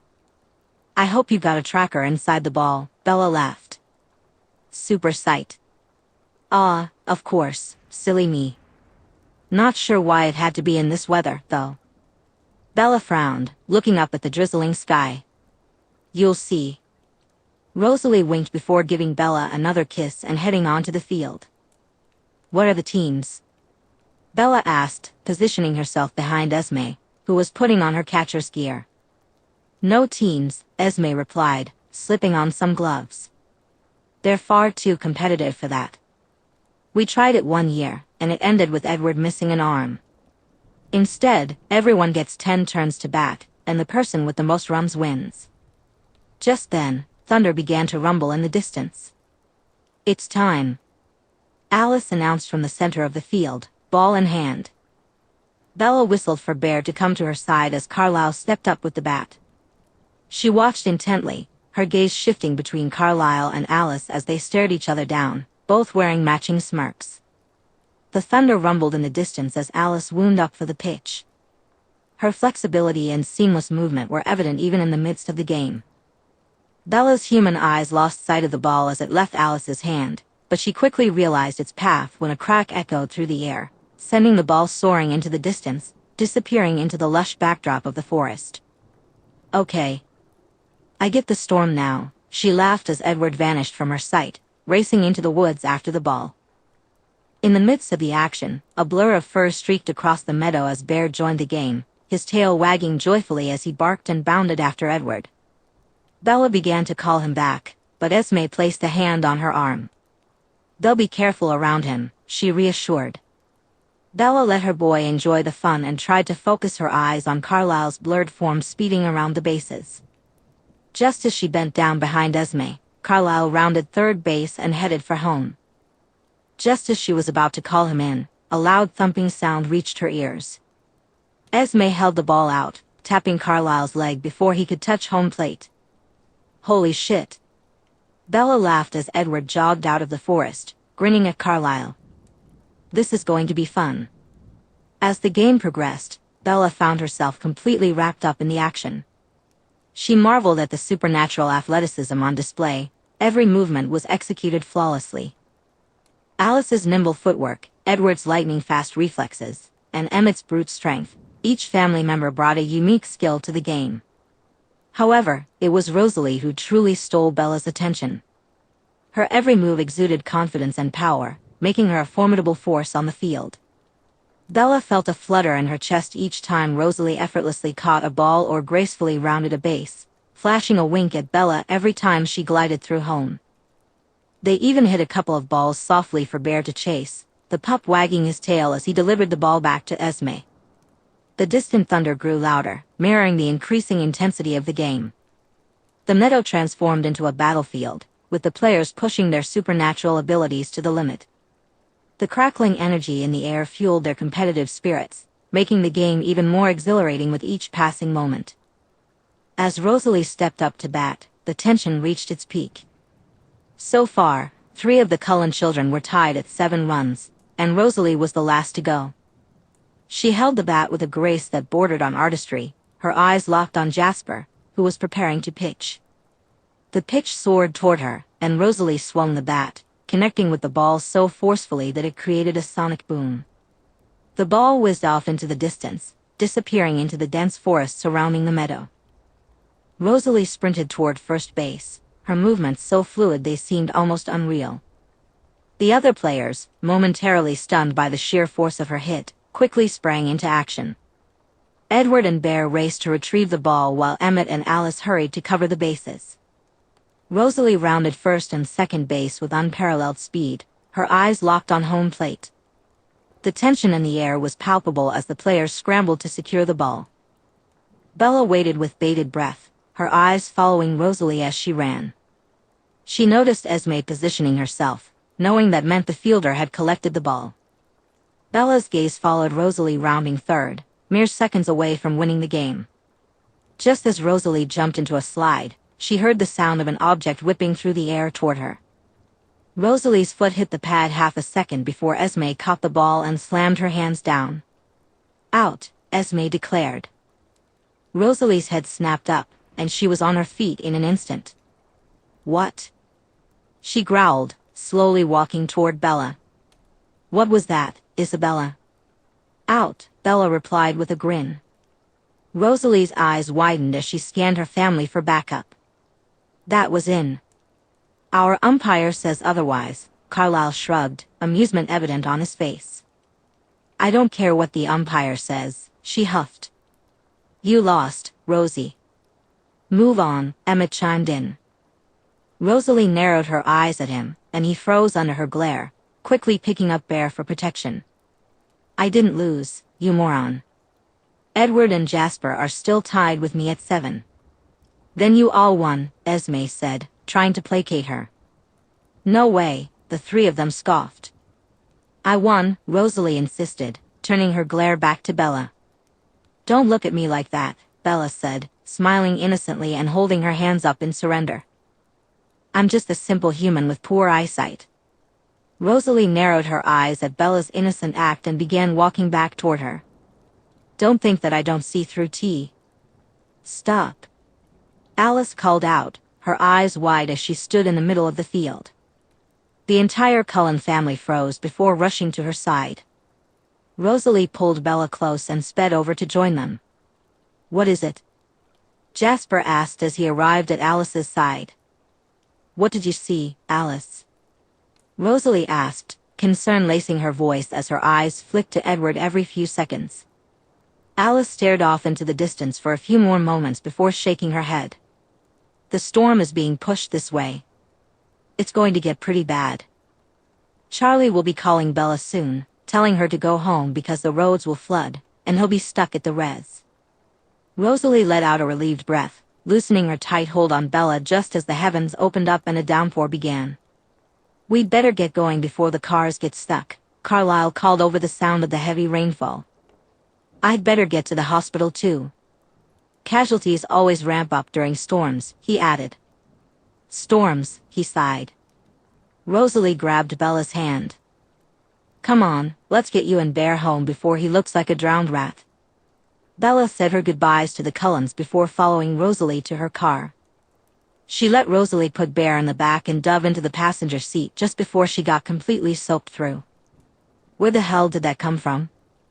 Bella laughed as Rosalie quickly climbed in the car herself. I thought it was supposed to be blowing up north.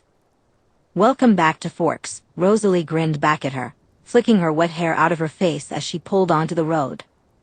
The rain pounded heavily against the top of the 4x4, and Bella found herself lost in thoughts of the baseball game, particularly how Rosalie had played. She knew Rosalie was an exquisite creature, but watching her move during the game stirred all sorts of feelings, especially the sight of her running in those tight track pants. Bella, Rosalie said, poking her side. What? I said we're back. Bella looked around Rosalie and saw they were parked in front of the Swan house. Oh. I must have been miles away. I could tell, Rosalie smirked, taking a deep breath. Bella felt a blush creep across her cheeks. Freaking vampire senses, she mumbled to herself. Having a nice daydream? Rosalie teased. You can't blame me. You knew exactly what you were doing when you picked those tight pants, Bella huffed. And don't think I didn't notice the extra sway of your hips when it was your turn to bat. Rosalie grinned at Bella for a moment before undoing her seatbelt and sliding over to settle on Bella's lap. Hello there. Bella laughed, wrapping her arms around Rosalie. Hello. Rosalie giggled, leaning down to place a few kisses around Bella's face. How can I make it up to you? I have a few ideas, Bella replied with a wink, wiggling her brows. You're all wet, Bella whispered, brushing her fingers against Rosalie's cheek. Rosalie brushed her damp hair to the side, watching a droplet glide down her neck. You have no idea, she whispered, pulling Bella in for a deep kiss. Bella's hands ran along Rosalie's thighs as they continued to explore each other's mouths. Stay the night, Rosalie murmured against Bella's lips after a moment. You want me to stay? Bella asked, gripping the headrest behind her head and pushing her hips firmly against Bella's. I want so much from you right now, Rosalie replied, leaning back slightly to unzip her jacket, revealing her vest-clad torso, clearly braless. Oh my God, Bella groaned, leaning forward to kiss Rosalie's exposed upper chest. Rosalie let out a moan that nearly melted Bella, gripping the back of her head to keep her mouth pressed against her skin while still grinding down on her lap. Bella's hands traveled up Rosalie's thighs, reaching for the drawstring on her pants. Rosalie lifted herself slightly to give Bella's hand more room just as Bear began to bark, drawing their attention. Seriously? Bella panted, glancing back at the dog. I think he's hungry, Rosalie laughed, pulling herself off Bella and back into her own seat. He's not the only one, Bella mumbled, shaking her head to clear her thoughts. Come on then. Oh, am I coming in? Rosalie teased. Not if you don't want to, Bella shrugged casually. But I'm guessing you do, based on how close you were to rubbing yourself against my lap. With a wink, Bella jumped out of the car and grabbed Bear. Little troublemaker, Rosalie laughed, jumping out after her as they headed into the house. Chapter 17. Saturday, March 19th, 2005. Bella rushed into the house, eager to set up dinner for Bear.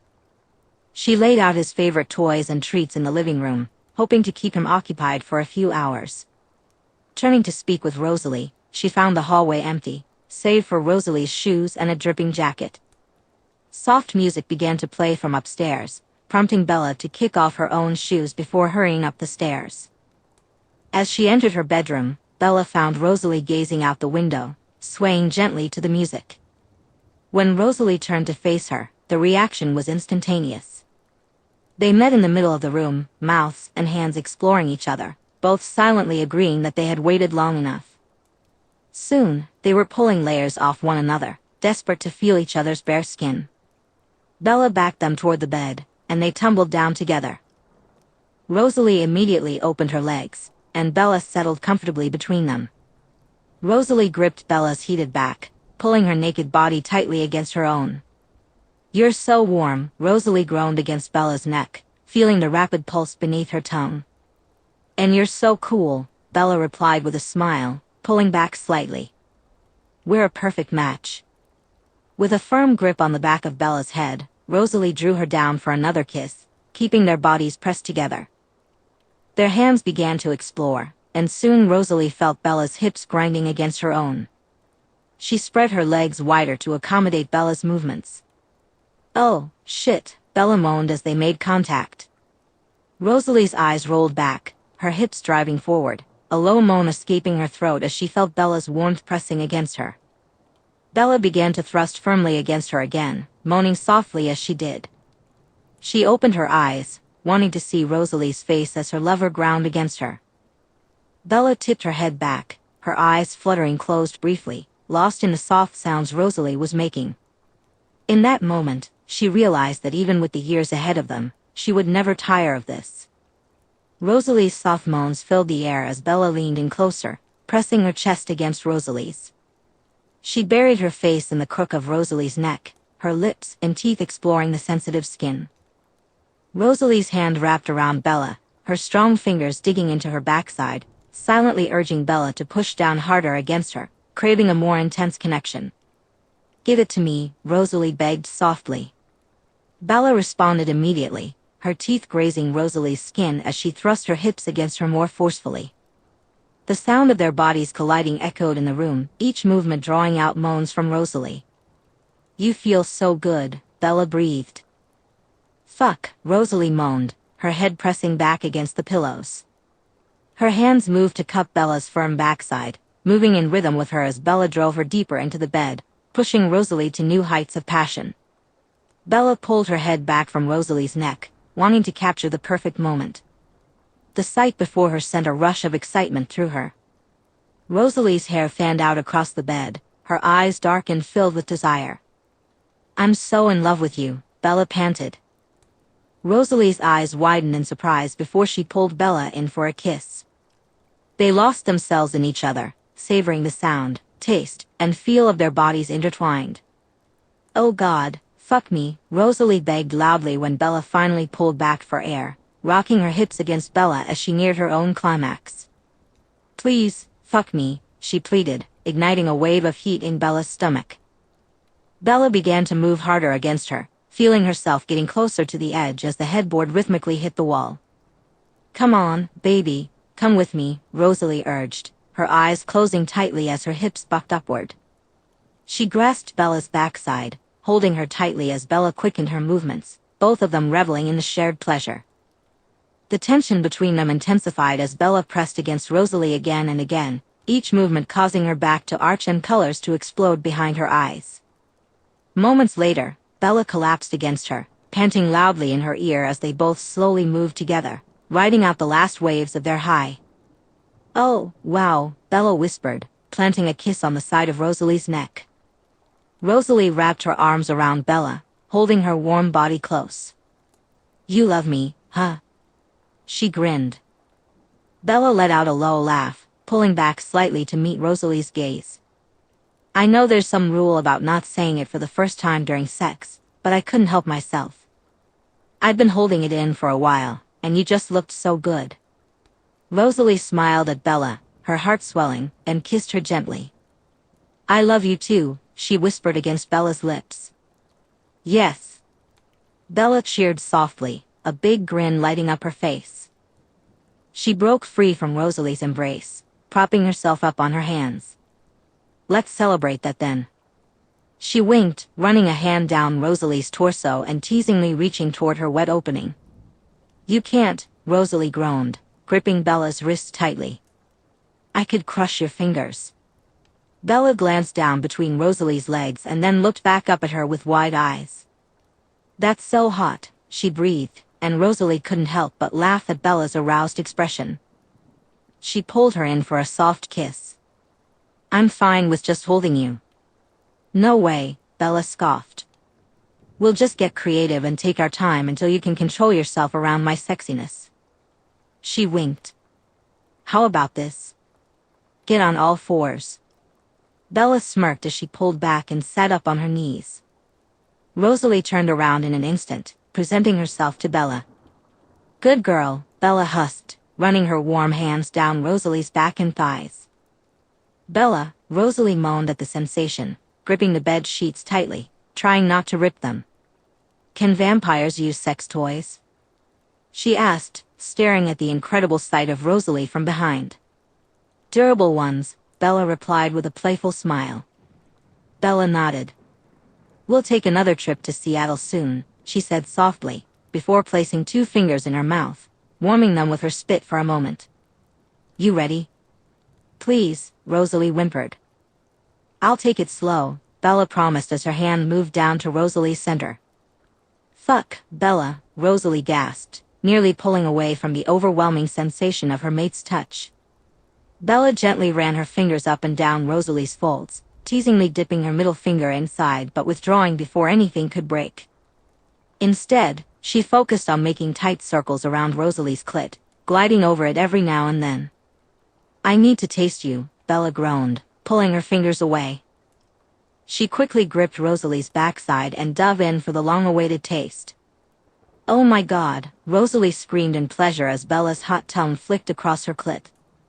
She fought hard against the urge to slam her hips backward. Bella smirked into the wet folds beneath her lips, repeating the action and licking a little more firmly until she reached Rosalie's clit, which was eager and desperate for stimulation. Bella knew she could never deny Rosalie's needs, so she trapped it between her lips, sucking it softly into the warmth of her mouth. "Bella," Rosalie sobbed in pleasure, burying her face into the bed. "You taste so good." With renewed determination, Bella kept her tongue moving, sensing she was doing something right as Rosalie's hips shook, struggling to restrain themselves. Bella placed her hands on Rosalie's behind, stroking and gripping the soft flesh, teasingly probing her opening with her tongue before moving down to suck on her clit. "Bella, Bella, Bella," Rosalie moaned loudly, circling her hips against Bella's face. Bella stroked the sensitive nub with her tongue, applying just the right amount of pressure. "Just like that, baby." "Oh, that's perfect." "Don't stop, I'm almost there." Bella recalled Rosalie's earlier reaction when she bit her neck and decided to replicate the move. She gently scraped her teeth against Rosalie's clit, and the result was immediate. "Fuck, Bella," Rosalie screamed out in pleasure, her body going rigid as a cracking sound echoed from the top of the bed.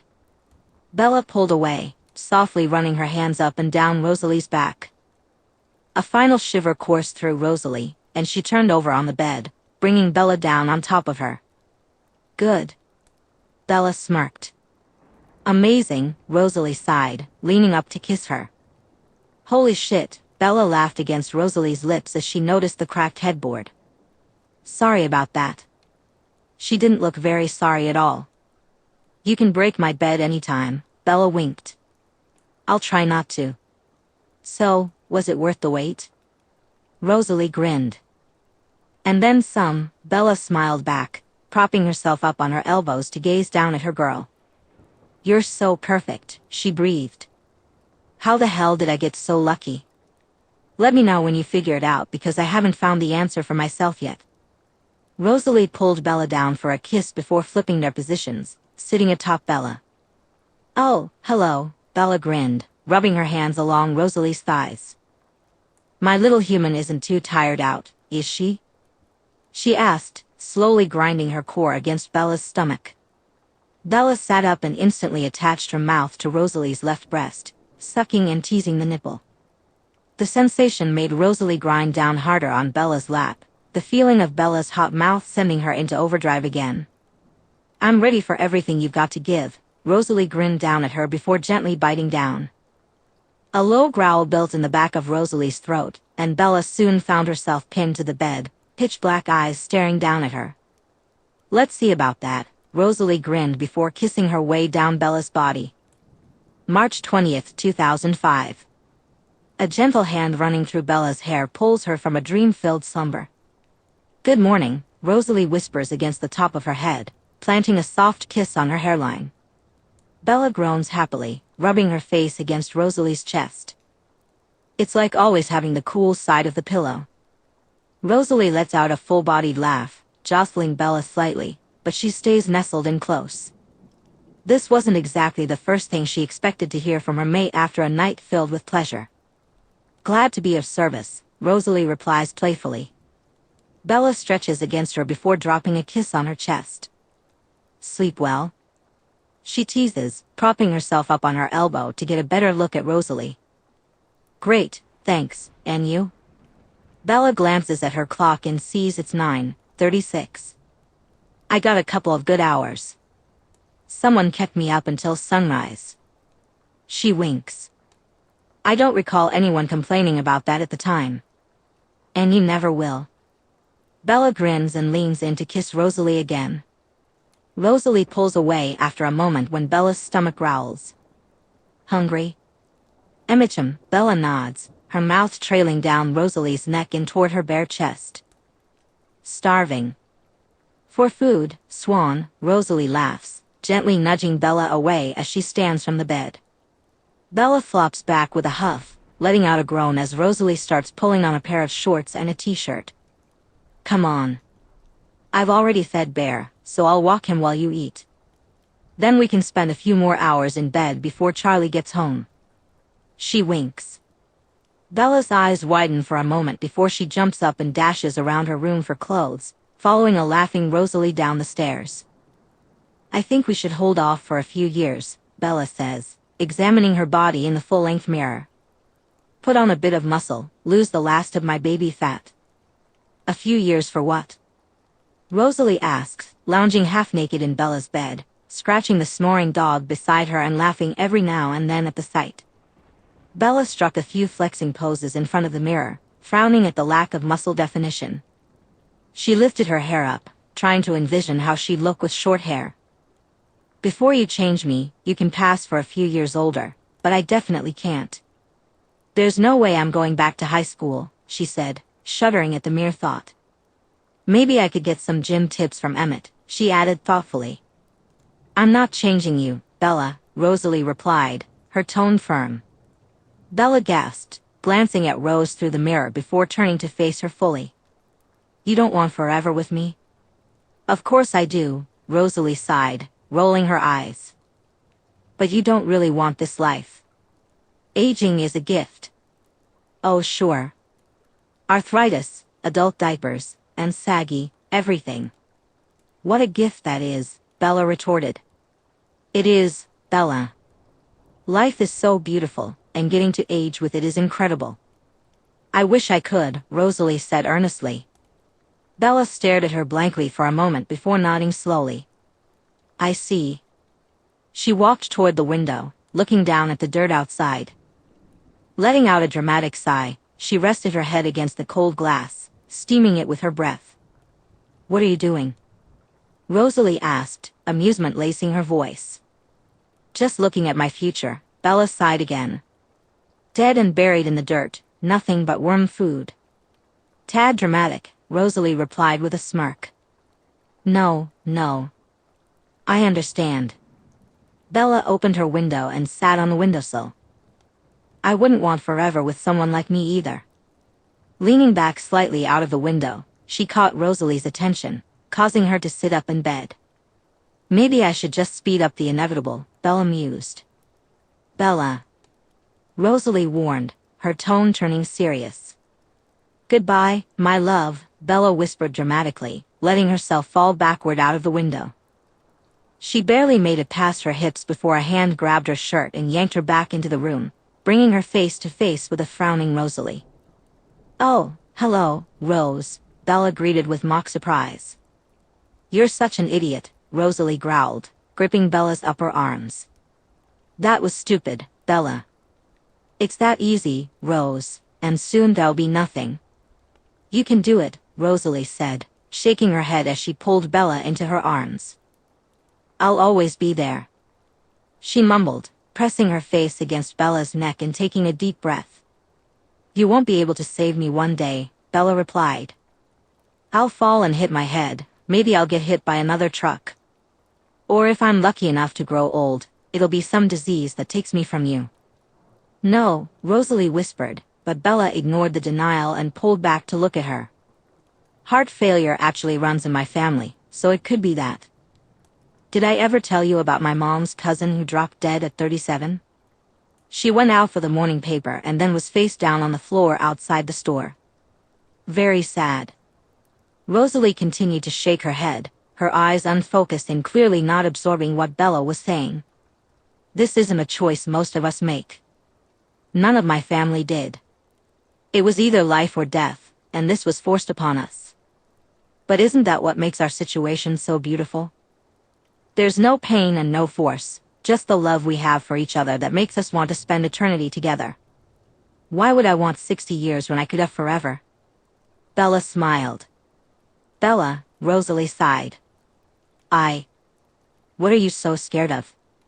Bella interrupted. "I couldn't live with you resenting me." "Why the hell would that happen?" Rosalie sighed again and moved toward the bed, perching herself on the edge. "This life isn't easy at the beginning, Bella. Everything is so messed up, and your life is on permanent hold." Bella joined Rosalie on the bed, turning her body slightly so they were facing each other. "Talk to me," Bella begged, seeing the pain in Rosalie's eyes as she held back. "As you know, I was born in Rochester in 1915, and it was so hard to be a young woman in those days. The constant pressure from a young age to be the perfect lady to entice a husband. Sadly, I grew up in a family that valued social standing and appearances above all else. When I was 18, I was introduced to Royce King. His family were the richest family in Rochester, owned the bank where my father worked. My mother orchestrated our meeting so I could catch Royce's attention, and it worked. Soon, we began courting, and before long, we were engaged." Rosalie sighs, and Bella senses the tension building in her body.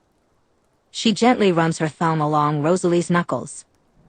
"You can tell me anything," she whispers, planting a soft kiss on her cheek. We hadn't been engaged for long before everything changed. I was walking home from a friend's house when I ran into Royce and his friends. They were pretty intoxicated, and Royce wanted to show me off, bragging about my beauty and how good I would look on his arm. His friends quickly decided they liked the way I looked too and wanted a turn. Bella sucks in a breath, realizing where this story is headed. The 5 of them took their turns before beating me and leaving me to die in the streets like a dog. "Those bastards," Bella growls, tightening her grip on Rosalie's hands. "Carlisle found me soon after, drawn by the smell of blood from a few streets away. He took me to a house and changed me." "You didn't have a choice," Bella whispers sadly. "No. He changed me hoping I would be Edward's mate." The 2 of them scrunched their faces at that statement. But I wasn't interested in Edward or anyone else for that matter, not after what I'd been through. All I wanted was revenge. I hunted Royce down and made him and his friends pay for what they did to me that night. It was cathartic but ultimately a hollow victory. Revenge didn't bring back what I had lost. She shrugs sadly. I had completely lost who I was, along with all the hopes and dreams I had for my future. I became this lifeless thing with nothing ahead of me. Rosalie finishes with a sad smile and a shrug. Bella stares at her, feeling her heart break for the pain her love has endured. She pushes down the rage that wells up inside her. Feels at those men and scoots forward even closer. I'm so sorry, Rose. She whispers, brushing some hair behind Rosalie's ear. I'm so sorry you went through all that. It's okay. It was a long time ago. It's not okay. No one should ever go through something like that. Bella huffs, trying to keep her cool, knowing her flipping out won't add anything to this discussion. I want you to know that you can always say no to me. Bella. Rosalie huffs out a small laugh. I know that. I've never felt any pressure from you. Still. Bella continues. Like you said in Seattle, there's pressure to this soulmate thing, and I don't want you to ever do something you don't want to just because I'm a bit horny. I will always stop when you say no. A genuine smile comes across Rosalie's face for the first time in a while. Thank you, and I know. Bella gives Rosalie a gentle kiss before falling back against her pillows and pulling Rose with her. So, I guess I get why you're hesitant to change me. Yeah. Rosalie nods from her spot in the crook of Bella's neck. I just want you to have the perfect normal life. I couldn't live if you resented me when you woke up from the change. That would never happen. This is a completely different situation where I'm being offered the chance to spend forever with the person I love. I guess so. She mumbles. I know so. Bella smiles before kissing the top of her head. Time moves so fast, Rose, and tomorrow is coming whether we want it to or not. She grabs Rosalie's hand and places it over her beating heart. You don't have to decide now, but just know where I stand on the matter. I'd love nothing more than to spend forever right by your side. Chapter 18. Tuesday, March 22, 2005. I feel like I haven't spoken to you in forever. This is what I was worried about when you moved to Forks. She sniffles. It shouldn't be like this, Bella. Bella lets out a sigh, picturing the pitiful pout on her mother's face. I know, Mom, and I'm sorry. It's just been a lot, getting settled in, trying to keep up with schoolwork, making friends, looking after Bear. Okay, Renee interrupts. I was trying to guilt you, don't turn it back on me. Bella had barely made it in the door from school before her mother started calling her. To be fair to Renee, it had been a couple of weeks since Bella last spoke to her on the phone, but Bella had been rather preoccupied with her beautiful vampire girlfriend. I'm sorry, Mom. I promise I'll do better with calling you. Good. Renee sighs happily. I actually have a way you can make it up to me. Oh God. What? Phil and I will be in Seattle for spring break. Maybe you could come see us for a couple of days. Oh. Bella smiles, feeling relieved. That sounds nice. You haven't made any plans yet? Nope. Great. Renee laughs. The weather isn't supposed to be great, but that's fine. We can just bar hop. Bella shakes her head but can't help the big smile spreading across her face at the thought of seeing her mom again. Sounds good. Okay. I'll get us booked at that nice hotel by the water. Bella clears her throat and sits up in bed, bracing herself for the onslaught of excitement that's about to come. Do you think you could book it for 4 people? A small gasp comes over the line. Bella. I'm seeing someone. Maybe I could bring her with me. She pulls the phone away from her ear, anticipating the reaction. As predicted, the excited screams begin seconds later. Shh, you're seeing someone. Who? How? When? What's her name? Mom, Bella tries to intervene. I can't believe you want me to meet her, you never let me. Meet who you're dating? Oh my God, is my baby in love? Mother, Bella replied, trying to keep her tone steady. This is so exciting. Renee exclaimed. Now we're definitely meeting. I'm booking the hotel tonight, 2 rooms with a view so you two can have your privacy, obviously. She laughed. So tell me everything. Her name's Rosalie, and she's incredible. Beautiful name. It's very fitting. Honestly, Mom, she's the most perfect thing I've ever seen. Bella's grin widened. So smart, funny, beautiful, and passionate about the things she loves. I swear I could just listen to her speak for hours. Words really can't describe how much I adore her. Wow. Renee chuckled.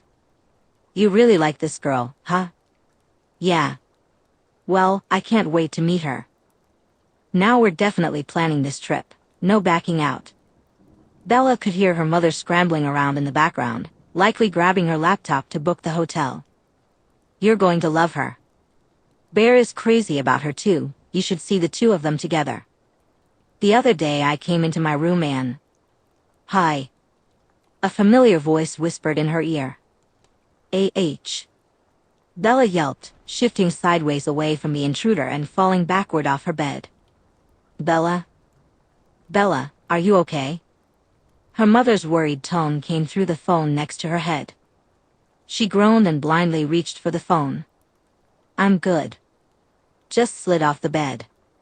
Looking up, she found Rosalie lying on her bed, an amused smile spreading across her lips as she stared down at Bella. Listen, Bear's crossing his legs, so I've got to go. Okay, sweetie. I'll let you know what I've booked, and we can talk more this weekend. Sounds good. Oh. I'm so excited.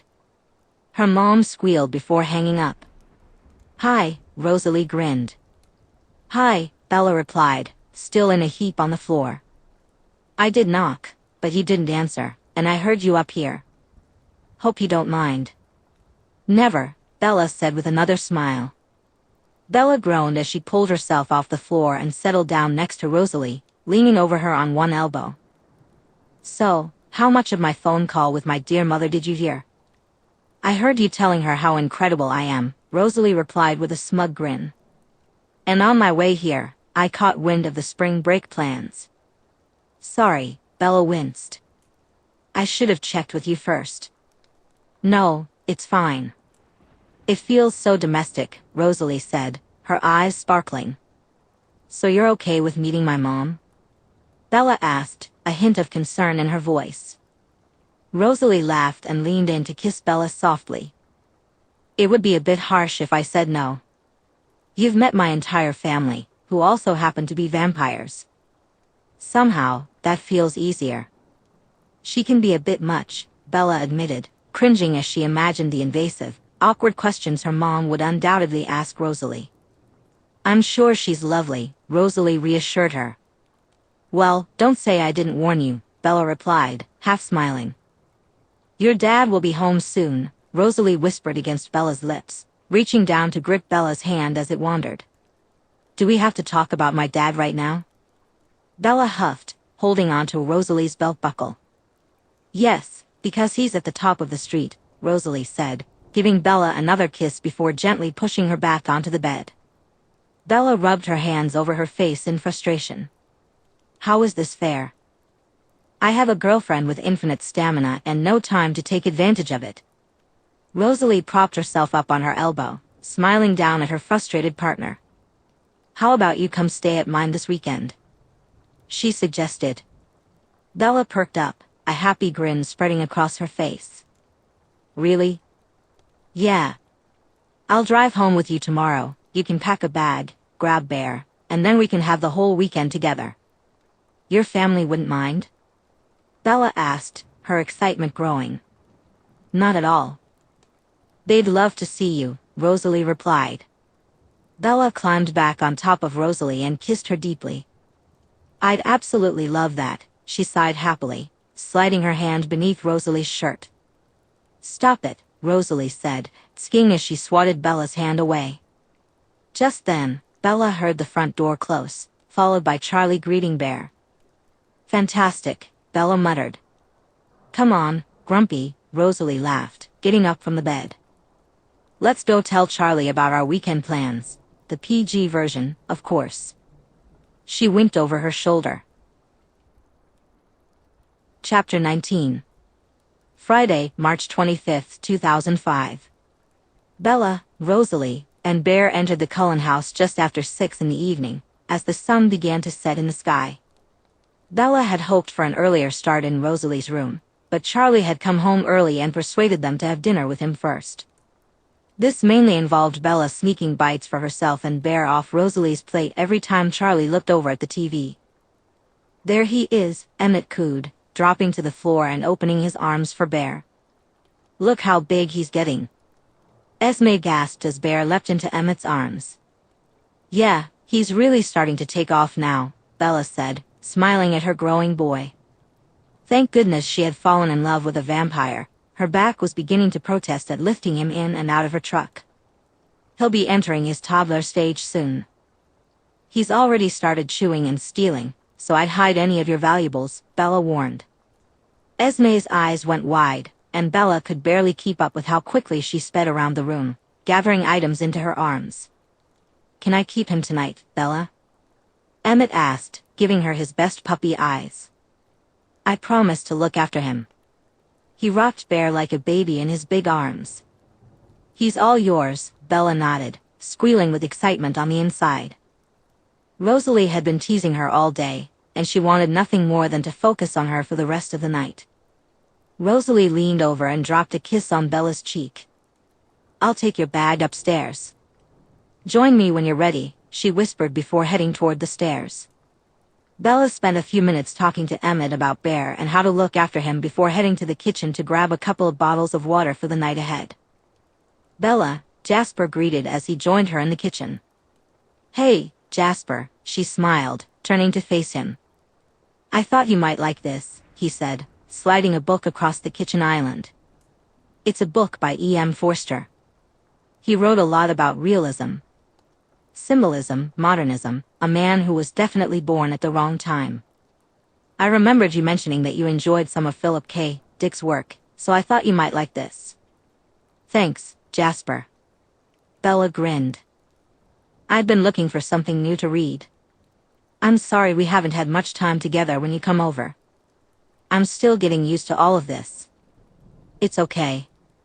Rosalie explained everything. At first, Bella had taken Jasper's standoffishness to heart, but Rosalie quickly filled her in on Jasper's ongoing struggles with human blood. Jasper offered a stiff smile and nodded. "Well, I hope you like the book." Then he disappeared from her sight. Bella said goodbye to Bear and Emmett, who were cuddling on the couch, before heading up the stairs toward Rosalie's room. As she climbed the steps, her phone vibrated in her pocket.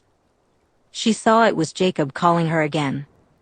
For the past few days, he'd been relentless, with calls and texts demanding they talk right away. Bella sighed and tucked her phone back into her pocket. Nothing was going to interrupt her evening. She pushed open the bedroom door and found Rosalie hanging up her clothes. "You don't have to do that," Bella said. "I want to," Rosalie replied, smiling over her shoulder. "My clothes will smell like you." She mumbled quietly, but Bella heard her loud and clear. Bella moved behind Rosalie, wrapped her arms around her waist, and spun her around into an embrace. "There are other ways I could share my scent," Bella smirked, backing Rosalie up against the wall. "I like your thinking," Rosalie husked, pulling Bella in for a kiss.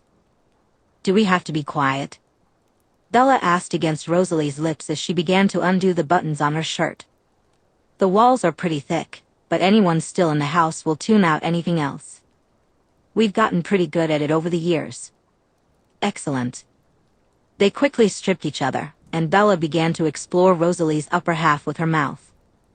"I've been thinking about this all day," Bella whispered against her neck. Running her hands up and down the soft skin of Rosalie's thighs, Bella whispered, "God, I can't wait until I can wrap your thighs around my head." Rosalie let out a soft growl, tugging Bella over to the bed and pulling her down on top of her. "Enough of the chat, you're not the only one who's been waiting for this." "Where are we going?" Bella asked as she slipped on her jacket. "You'll see," Rosalie replied with a grin, pulling Bella down the steps and toward the forest. She turned to Bella, a mischievous glint in her eye. "Ready for some fun?" Before Bella could respond, Rosalie scooped her up effortlessly, cradling her in her arms. In a flash, they dashed through the forest, the wind rushing past Bella as the trees blurred into a mosaic of green and brown. Laughter escaped her lips as they wove through the trees. She had run with Rosalie a few times before, and it was quickly becoming one of her favorite things. After a few miles, Rosalie brought them to a stop. Bella looked around, still surrounded by the forest. "Now, hold on tight," Rosalie said with a smirk as she swept Bella onto her back, just like when they first climbed together. With a powerful leap, Rosalie soared through the air, scaling the steep cliff face effortlessly. Bella clung to her, her heart pounding in her chest. The ascent felt dizzying, but Rosalie moved with such confidence that Bella couldn't help but trust her completely. After what felt like an exhilarating climb, they reached the peak of the mountain. Rosalie gently set Bella down, and she was greeted with an unobstructed view of the late afternoon sky, painted in hues of orange, pink, and purple as the sun dipped below the thousands of trees spread out before her. Bella turned to Rosalie, but her attention was drawn to a soft glow nearby. She looked around in amazement at the sight before her. A soft red blanket was laid out, inviting and warm. Adorned with flickering candles, the picnic area was bathed in a warm glow as darkness began to gather. A picnic basket rested off to the side, while the front of the blanket was filled with an assortment of delicious treats: cheeses paired with crackers, savory meats, delightful pastries, strawberries dipped in chocolate, and a bottle of what looked like sparkling cider. "Rose?" Bella called out. "Is it okay?" Rosalie asked, her voice slightly trembling with nerves. "I know it's a lot, but we can take home whatever you don't eat." "It's lovely," Bella replied, walking over to Rosalie and kissing her gently. "You're lovely," she whispered. A happy smile crossed Rosalie's face as she pulled Bella toward the picnic. "Come eat." They settled down on the blanket, the breeze playfully tousling Bella's hair as Rosalie poured her a glass of sparkling cider.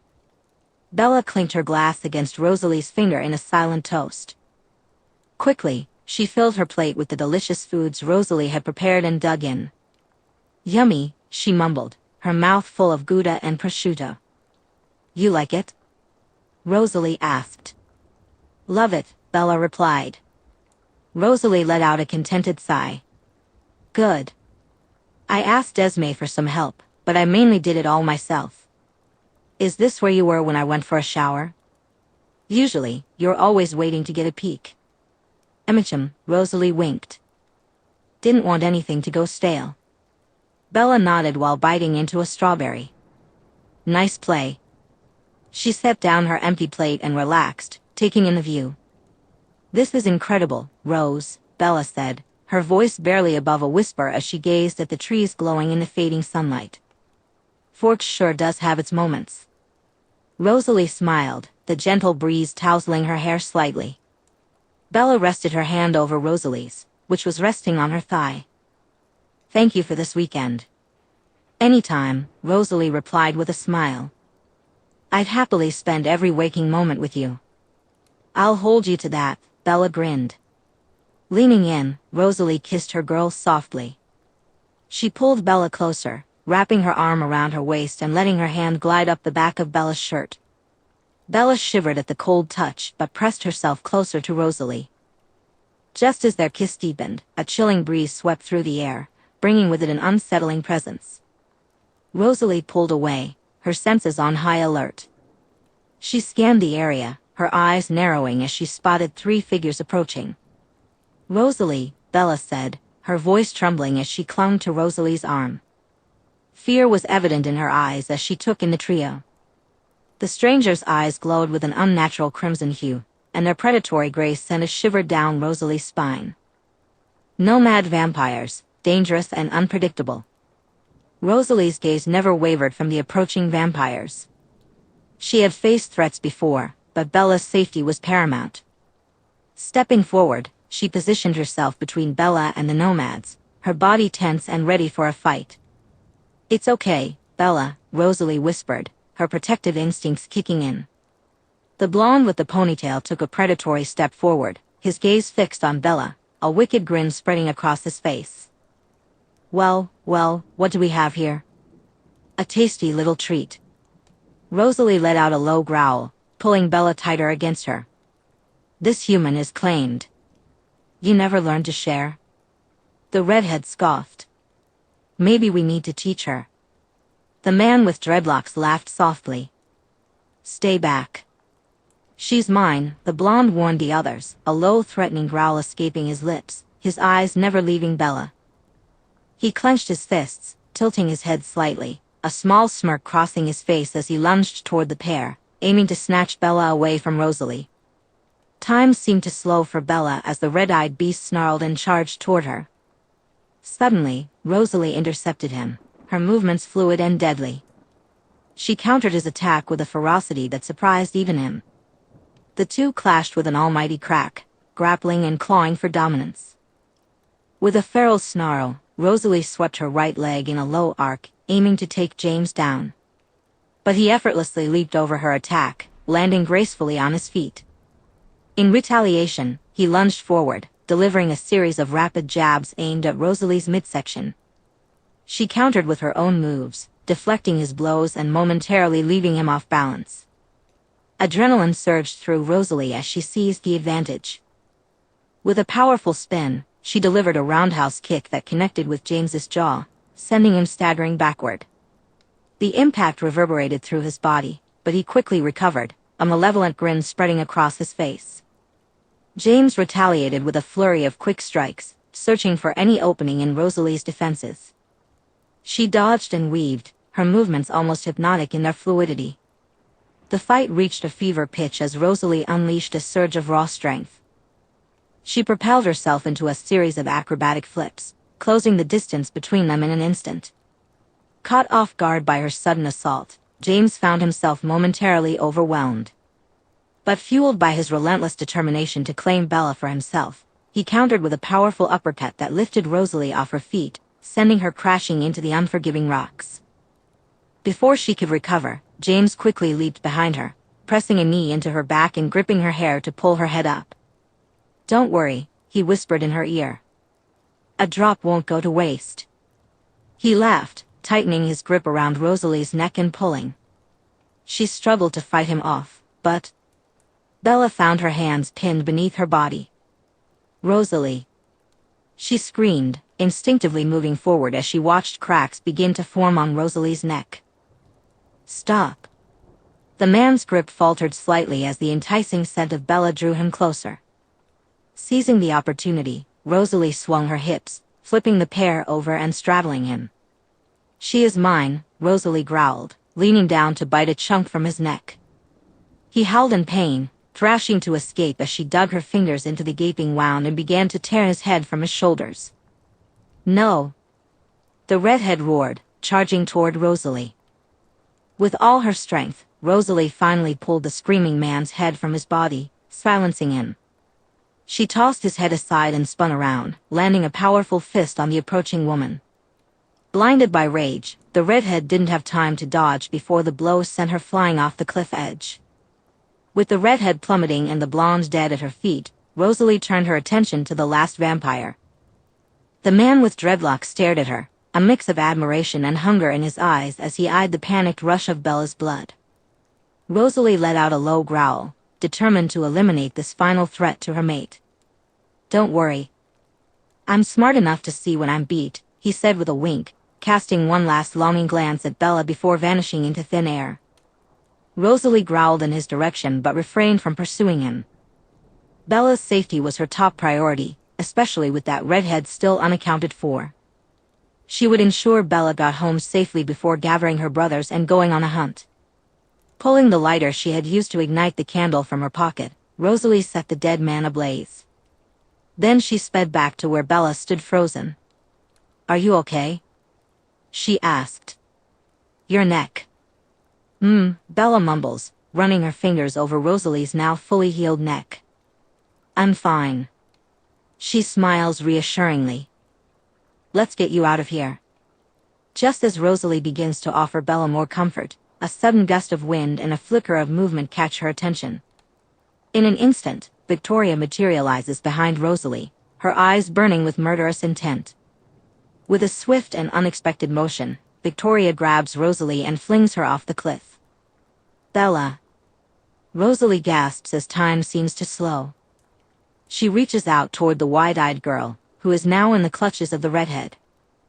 Bella soon disappears from view as Rosalie begins to freefall.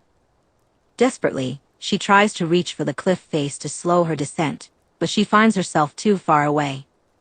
It feels like an eternity before Rosalie finally hits the ground, creating a crater in the earth next to one that she assumes belonged to the redhead. She claws her way out of the hole and races back up the cliff. When she reaches the top, she finds the area completely devoid of life. Bella's scent surrounds her, but there's no sign of which direction they went.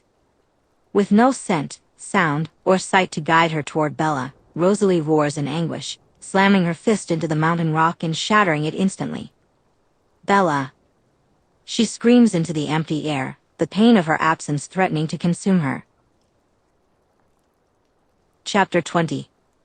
Sunday, March 27, 2005. Bella! Rosalie screamed into the night, racing past tree after tree, desperate for even a hint of her scent. It didn't take long for her family to join her on the mountain after Bella was taken. Alice rushed to Rosalie, grabbing her arm and apologizing repeatedly for not seeing it happen sooner. Meanwhile, Jasper and Edward split off, trying to catch a sign of where the woman could have taken Bella, but it was as if they had vanished into thin air. Emmett and Alice stayed close to comfort Rosalie while Carlisle devised a plan. 6 of them would split into pairs, while Edward would cover more ground on his own. Rose, Emmett called out from behind her, but Rosalie paid no mind. She had to find Bella. Stop! He shouted just before she was knocked to the ground. Get off! She growled, clawing at his arms. Emmett released his grip, allowing her to rise, but he blocked her path. I very much doubt she's down there, he said, nodding over his shoulder. Rosalie looked around him and realized they were at the edge of a cliff, the drop leading straight into the dark ocean. I didn't even notice, she mumbled. Emmett offered her a sad smile and gently stroked her shoulder. It's okay. Carlisle is contacting the wolves with Edward. We can cover more ground without splitting up too much. Are those mutts even allowed to leave their precious reservation? She spat. For Bella, they will, he replied softly. Carlisle doesn't think the woman has taken Bella very far. He believes she'll keep Bella close by for you to find. Rosalie shut her eyes tight, trying to block out the horrific images of Bella being left dead, like some animal on the side of the road. No, she whimpered, shaking her head at the thought. Emmett felt guilt wash over him and pulled her into a comforting embrace. I'm sorry, he whispered against her head. Where is she, Emmett? Rosalie cried, her gaze fixed on the dark horizon. The sound of crashing waves filled the air. Wake up. I'm not done with you yet. A voice hissed in Bella's ear as a swift kick slammed into her back. Her eyes fluttered open, wincing at the bright light streaming through the only window, and she felt the throbbing pain coursing through her body. As she finally managed to open her eyes fully, she realized she was lying on the cold, dirty, damp floor of the cabin the redhead had brought her to. Every part of her throbbed with pain, and her vision blurred as she tried to make sense of her surroundings. The last thing Bella remembered was the sharp pain at the side of her head and the sound of her own screams echoing through the night. There she is. The redhead, whom she had learned was named Victoria, leaned down into her line of sight. Good morning, sunshine. Wah. Bella croaked, struggling through the pain. You passed out, Victoria scoffed, standing up straight again. Bella looked up at the vampire, incredulous at the offended expression on her face. Because of you, by the way, Bella groaned, no longer bothering to beg for her life. She had pleaded and cried enough the night before, and all that had earned her was a closed fist to the kidneys. Victoria growled and pulled Bella into a sitting position. Don't be rude. Bella huffed a laugh, despite the agony shooting through her ribs. Says the person who's been torturing me for 12 hours. Don't act like the victim here. My James is dead because of you. I must have missed the part where I pulled his head from his shoulders, Bella mumbled, pain radiating through her body. Victoria grabbed Bella by her hair and threw her into a chair in the corner. She killed him, for you. His arrogance got him killed, Bella spat defiantly. You little. Victoria twisted Bella's knee sharply. Ah. Bella screamed, slamming her fist against Victoria. I really don't see how this is my fault, she gasped, struggling with the pain that shot through her knee. Victoria yanked Bella off the chair, and the tension in the room escalated. Victoria shoved Bella against the wall, pinning her down. That bitch killed my mate because of you, she hissed, her breath hot against Bella's face. Maybe it was because he was trying to kill hers, Bella shot back, desperately trying to reason with her. The redhead leaned back in shock. You're her mate? You're just a pathetic human. So were you at one point, Bella retorted, earning a harsh slap across her face that snapped her neck to the side. Blood spilled from her mouth as she turned defiantly back to Victoria. You're wrong. She won't leave the person she loves to die, unlike some, Bella said, her voice steady despite the pain. Victoria's grip tightened around Bella's throat as she snarled, "Shut your mouth." Bella gasped for air. She'll come for me. And you are so messed up when she does. No, you're not getting out of this, Victoria sneered, her feral eyes narrowing. She won't save you. None of them will. You're alone, just like I am. You're wrong, Bella glared defiantly. Victoria tilted her head, amusement flickering in her eyes. Well, I guess I'd better leave a big mess for her to find. A cruel smile crossed her face before she slammed Bella's head against the wall and dropped her to the floor. Let's see how she feels about me ruining her toy. Not again, Bella whimpered as pain shot through her skull, memories of the car accident flooding back. Don't you pass out on me again. Victoria huffed, clicking her fingers in Bella's face. Then maybe don't hit my head against the wall, Bella breathed, trying to push down the nausea as her head spun. Victoria laughed and hoisted Bella back up, holding her entire weight as she pinned her to the wall. You know what? Maybe I'll change you myself, take you on a fun little rampage through your precious town. Just as her mouth brushed against Bella's neck, Victoria pulled back, her eyes widening as she whipped her head toward the door. No, she hissed. Suddenly, Bella found herself pulled against the front of Victoria's body, a cold, hard hand gripping her neck. Looks like our fun has been interrupted. Cut short. Let's go say hello. Victoria nudged Bella toward the door, and she reluctantly opened it. Bella squinted against the bright light, her battered body protesting with every movement. As she stepped outside, she heard low, menacing growls that made her heart race.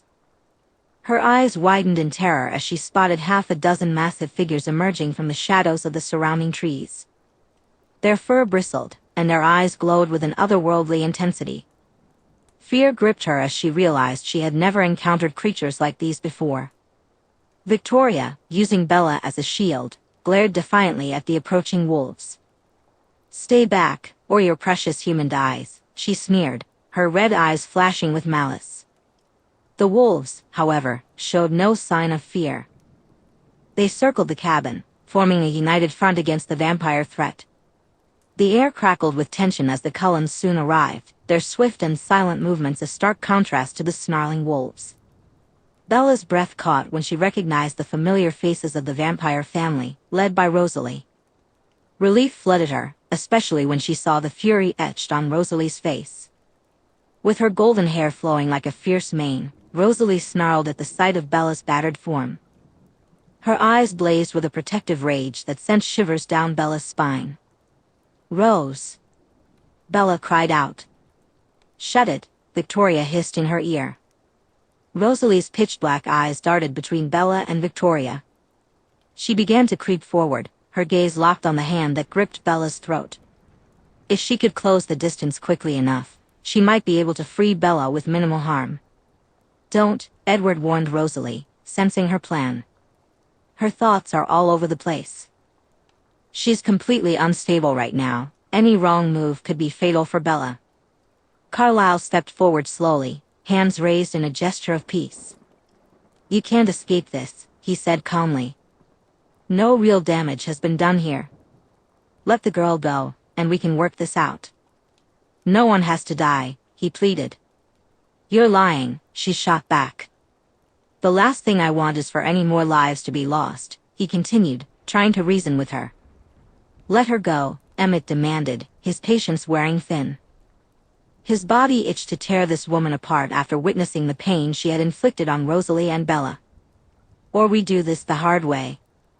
Victoria's eyes flickered with uncertainty, but she stood her ground, hatred coursing through her veins. I won't be taken down so easily. I have nothing to lose. The wolves crept closer in response, the low rumble of their growls surrounding them. It's me you want, Rosalie growled, her gaze locked on Victoria. Let me finish this. Victoria's eyes narrowed at Rosalie, a growl rumbling in her chest. You took him from me, she snarled. I think it's only fair that I do the same.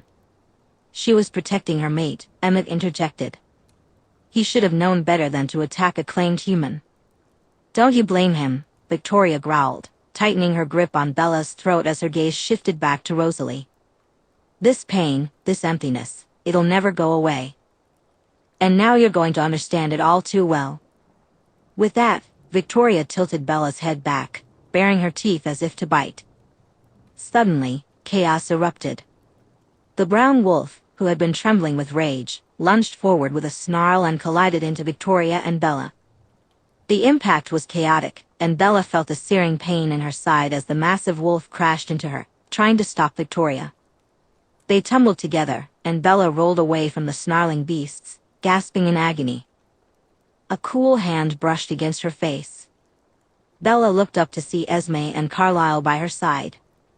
In the midst of the confusion, Victoria, momentarily disoriented from the surprise attack, seized the chance to escape. With a swift kick toward the inexperienced wolf, she sent him sprawling to the ground and darted into the shadows of the forest. Rosalie's retreat was short-lived as she charged forward with a ferocity that matched the rage burning in her dark eyes.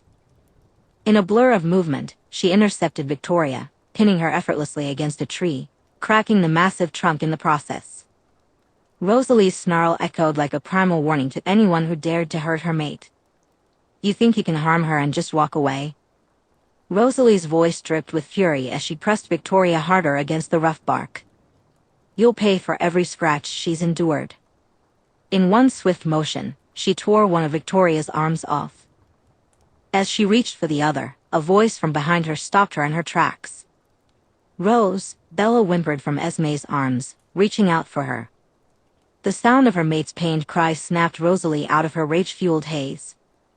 Conflict filled her for a moment, but more cries from Bella soon made up her mind. She turned to Emmett, who was instantly at her side, gripping Victoria in his massive arms. End her, Rosalie warned. Happily, he replied with a nod. Rosalie slowly backed away, and Jasper took her place as he, along with Alice, Edward, and Emmett, descended upon Victoria. Her screams echoed through the forest as her siblings began to tear her limb from limb. Rosalie sped over to Bella, still cradled in Esme's arms while Carlisle assessed her injuries. We need to get her to a hospital now. She's bleeding from her head, and her pupils are blown, he said urgently. Rosalie gently transferred Bella into her own arms.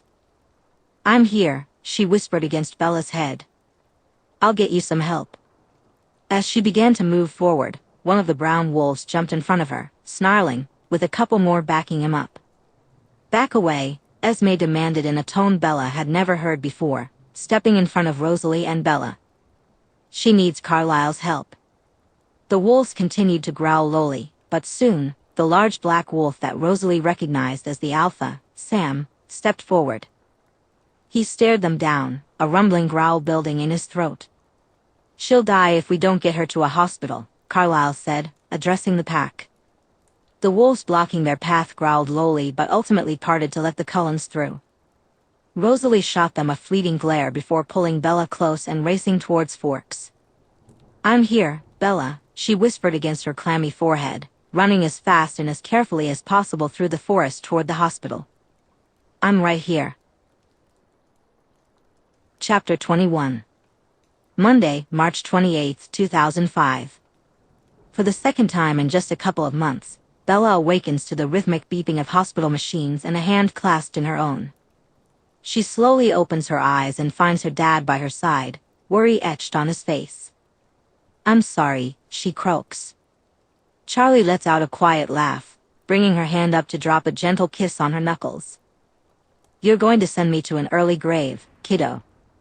I'm sorry, she repeats, trying to sit up slightly, but her body protests against any movement. Charlie winces at the sight of her pain. What is it with you and cars? Huh? Bella responds, confused. Charlie smiles sympathetically and rubs her arm. Dr. Cullen said your memory would be a bit hazy. You and Rosalie got into an accident. A deer ran into the car and it flipped. Apparently, you were reaching into the back seat for your backpack and took off your seatbelt, which we will be discussing later, young lady.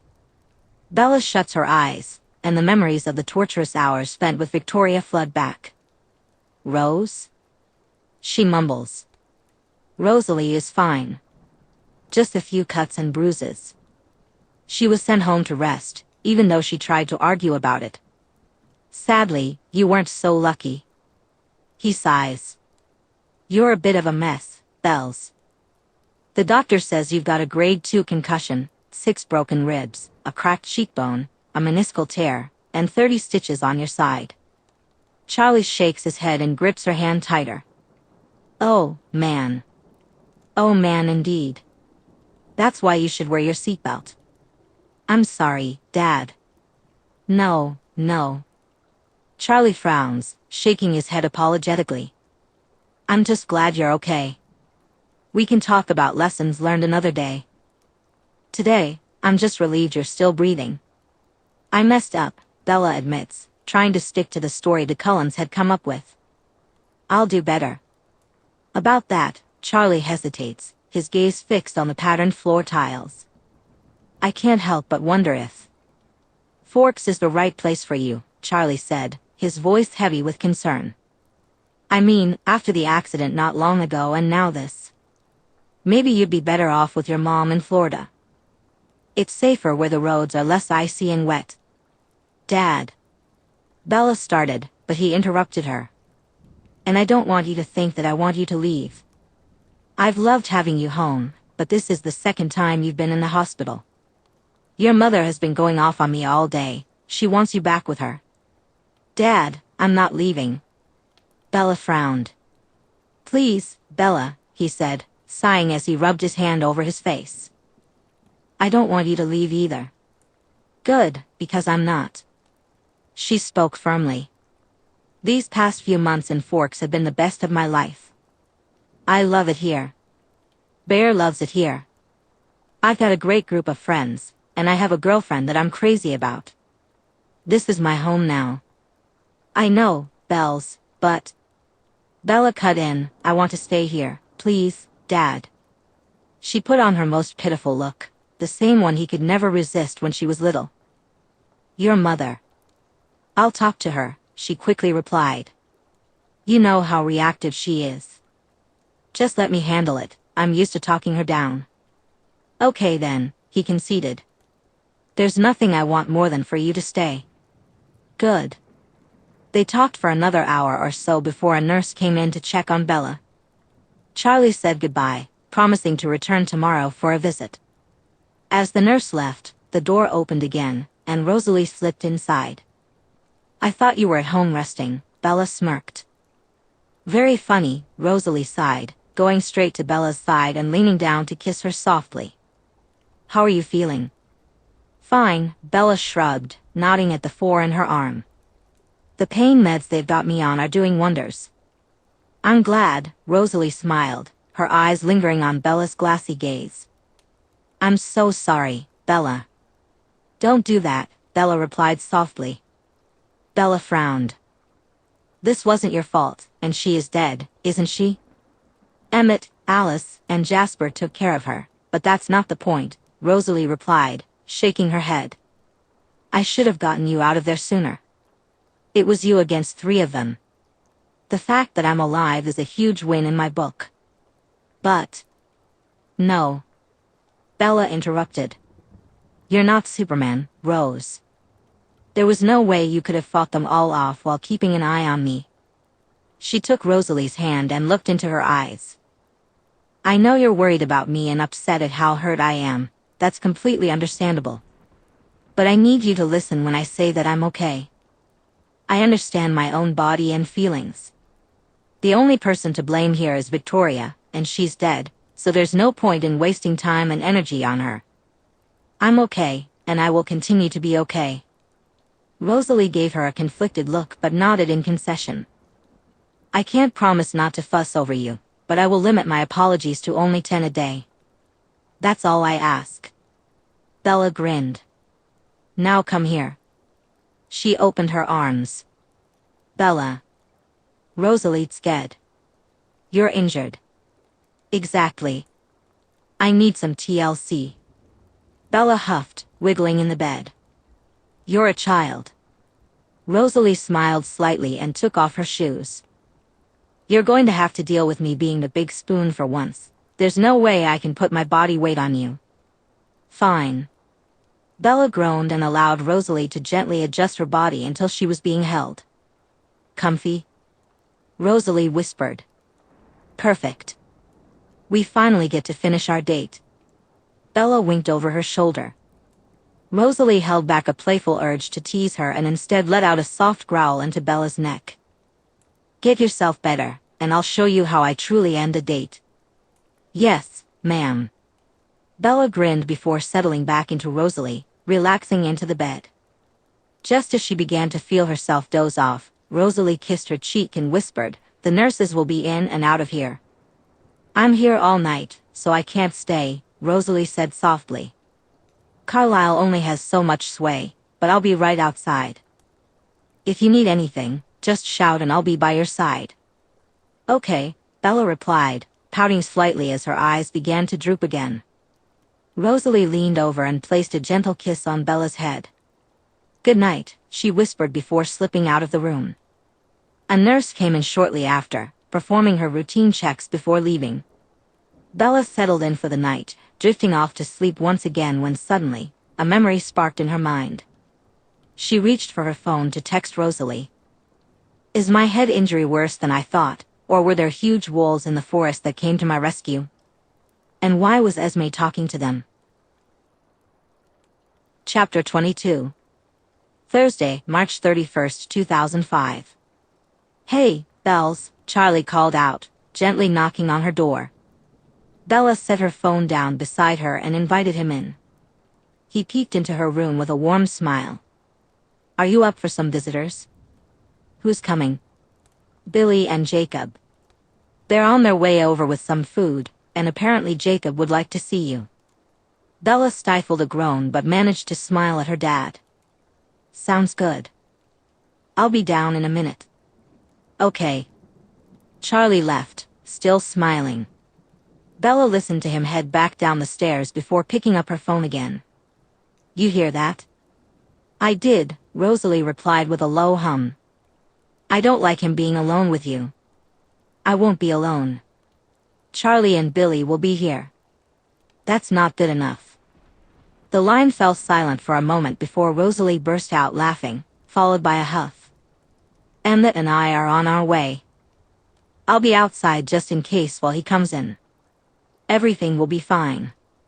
Those dogs are extremely volatile, and he already hurt you once. I won't be taking any chances. We'll be there soon." With that, the line went dead. Just as Bella leaned back against her bed, she heard the familiar rumble of a truck pulling up outside.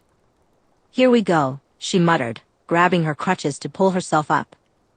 "There she is," Billy grinned as she slowly shuffled into the living room. "How are you feeling, kiddo?" "Not too bad," she smiled, taking the seat her dad had just vacated while Jacob sat stiffly on the couch. "It's the ribs that hurt the most, every breath feels like a knife. And the cut on my side? I ended up needing 30 stitches." She glanced at Jacob, who clenched his jaw. "But I'm fine overall." "Looks it," Jacob scoffed. Charlie shot Jacob a confused frown as Bear settled himself at Bella's feet, his eyes fixed firmly on Jacob. Billy cleared his throat and began to will himself forward. "Why don't we get this food into the fridge? Let the kids talk." Charlie hesitates at the door, then gives Bella a reassuring squeeze on the shoulder before stepping out. So, Jacob begins as the parents leave the room. You're dating a bloodsucker. I am indeed, Bella replies, unbothered. It's not right, Bella, Jacob hisses. They're monsters, says the guy who turns into an overgrown husky. She shoots back. We're wolves, he growls lowly. They're the corpses, she counters. Well, they all seem perfectly normal to me. Then you don't really know them, he scoffs. And you do? Bella raises an eyebrow. Have you ever even spoken to one of them? Where are you getting your information from about people you don't even know? I know enough, he huffs.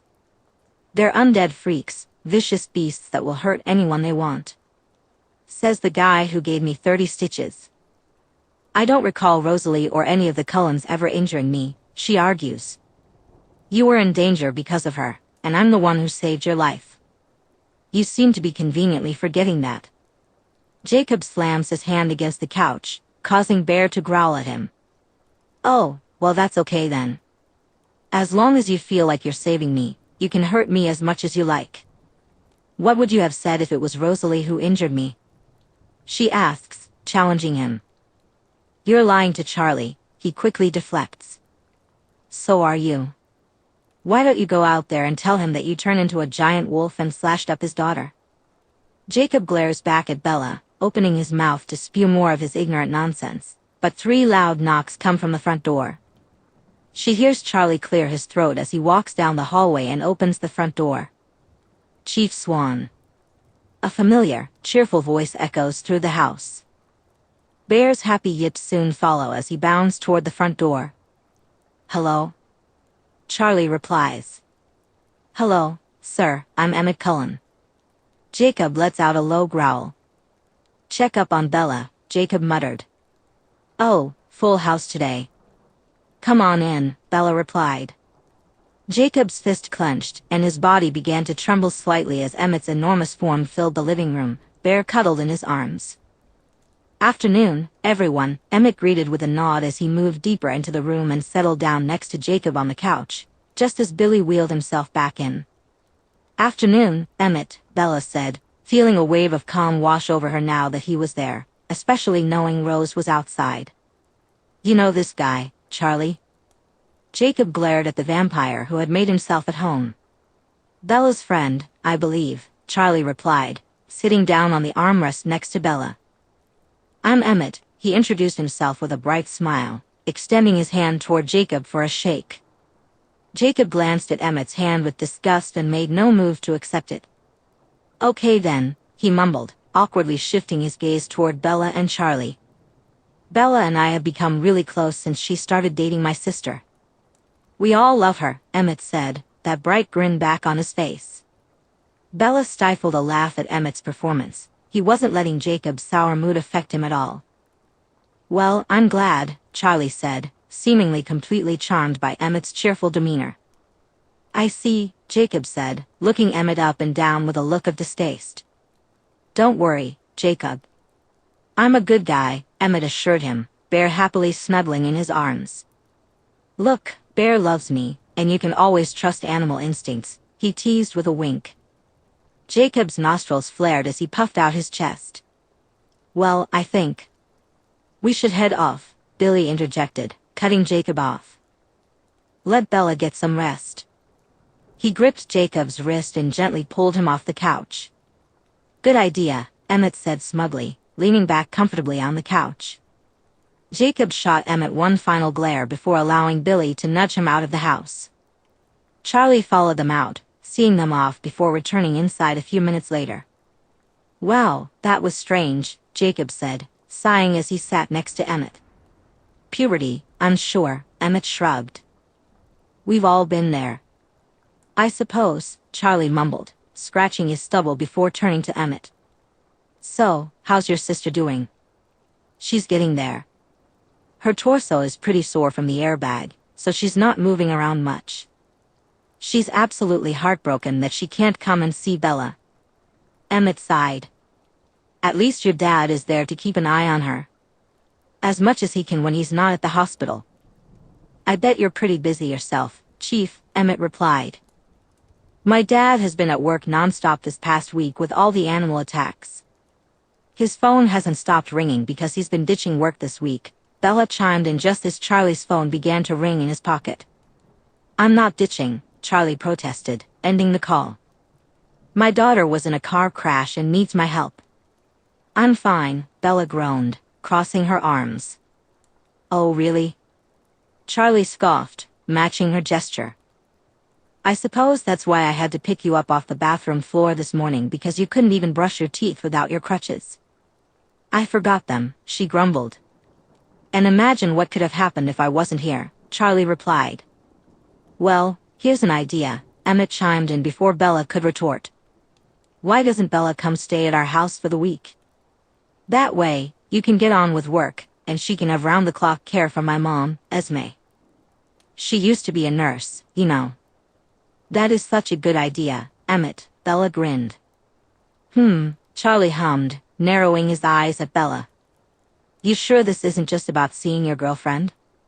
You mean my also injured girlfriend? She shot back, narrowing her own eyes. I'm sure Bear would also appreciate the huge backyard we have, Emmett added. I'd love to take him on my morning runs with me. Please, Dad, Bella pouted.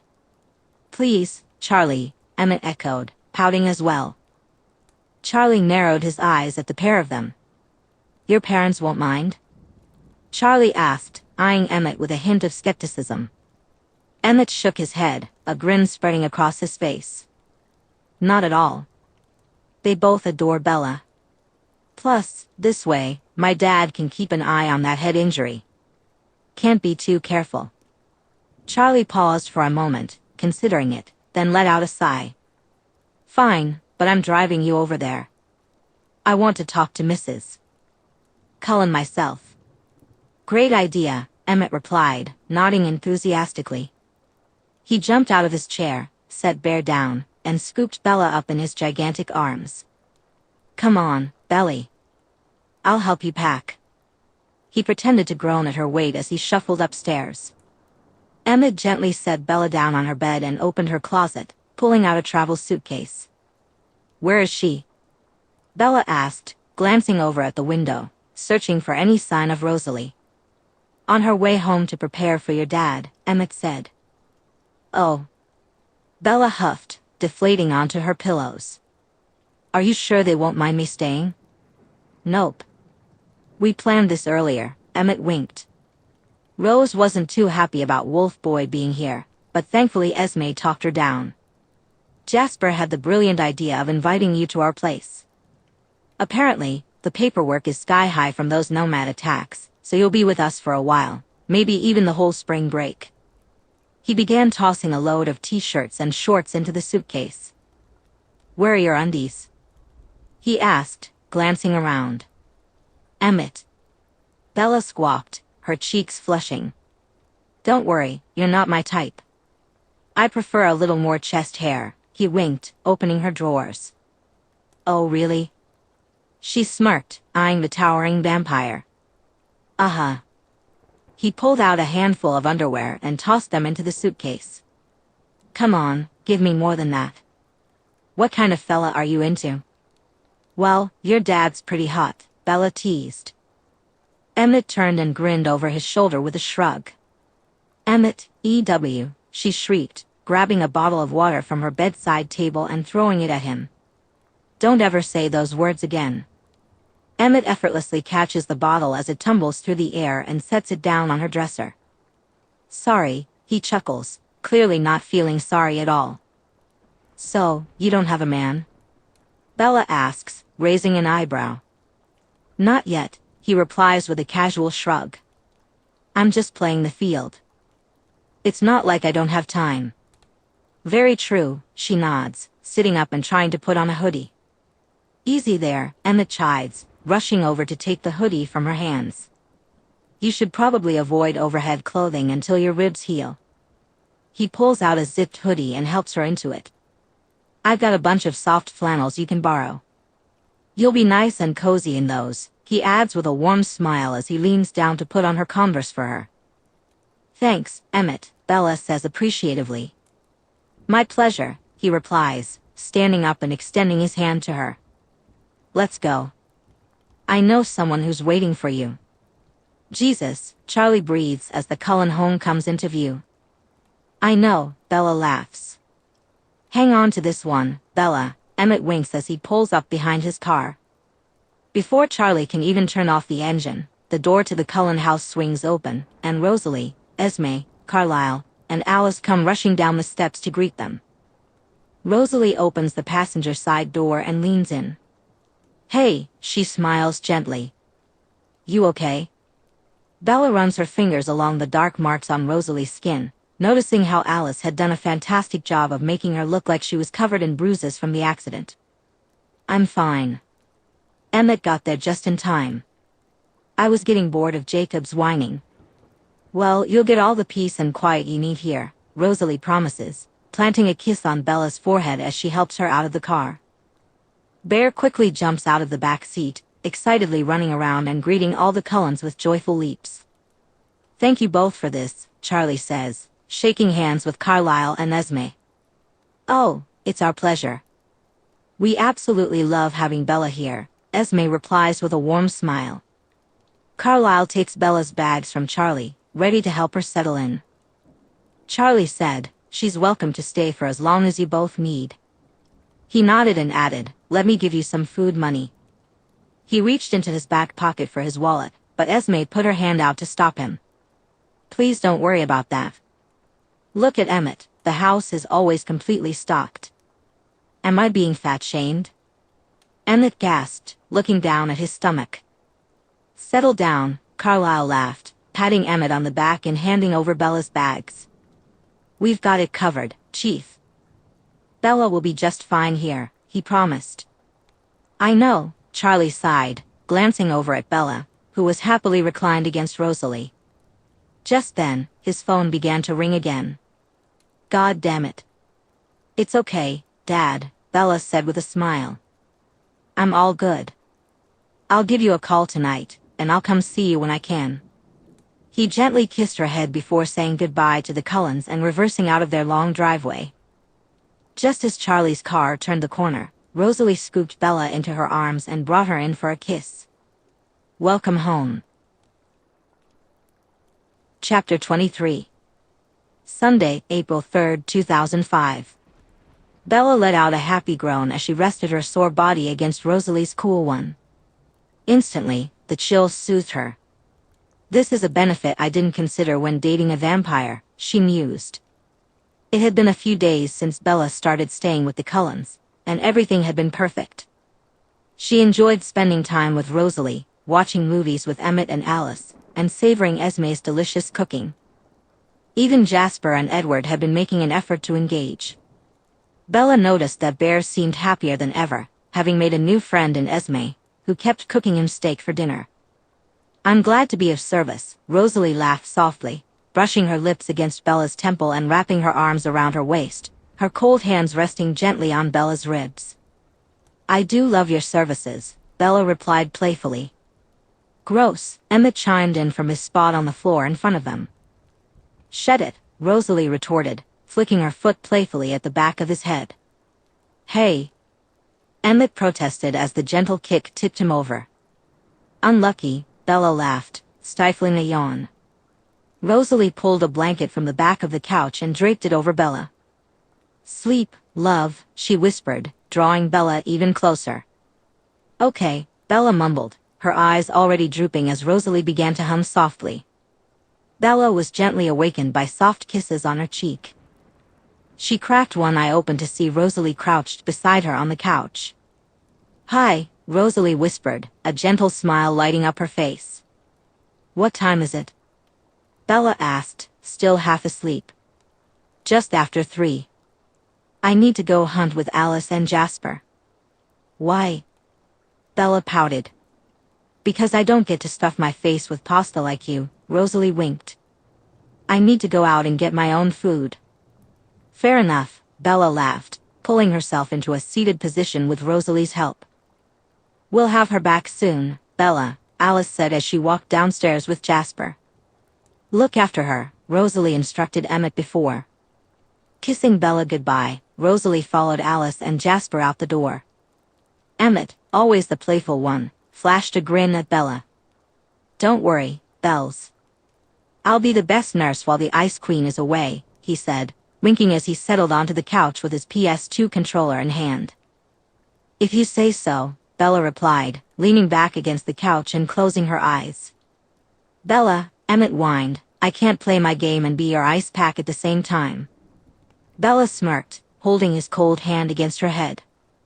"Oh, you can't play your little game one-handed? That's embarrassing.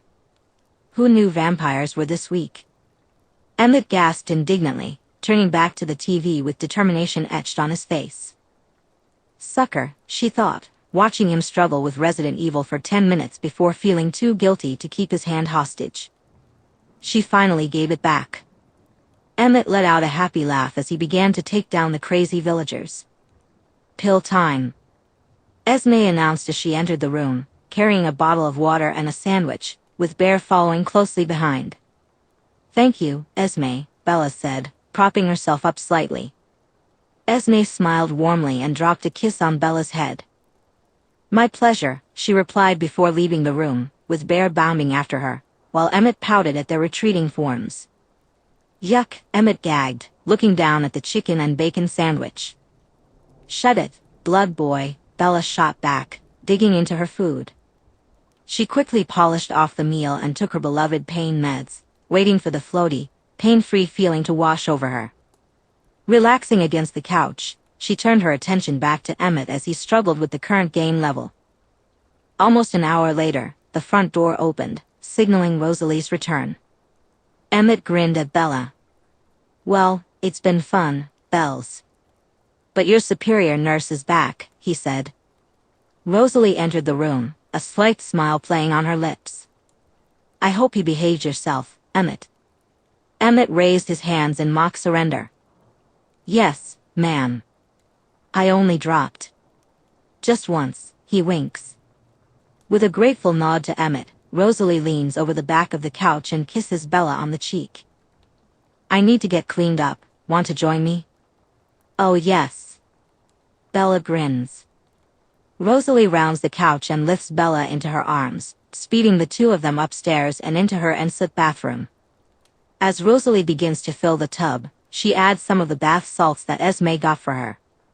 While the tub fills, she turns and starts to undress Bella. "Oh," Bella says, looking up at Rosalie, but then winces as a sharp pain shoots through her cheek.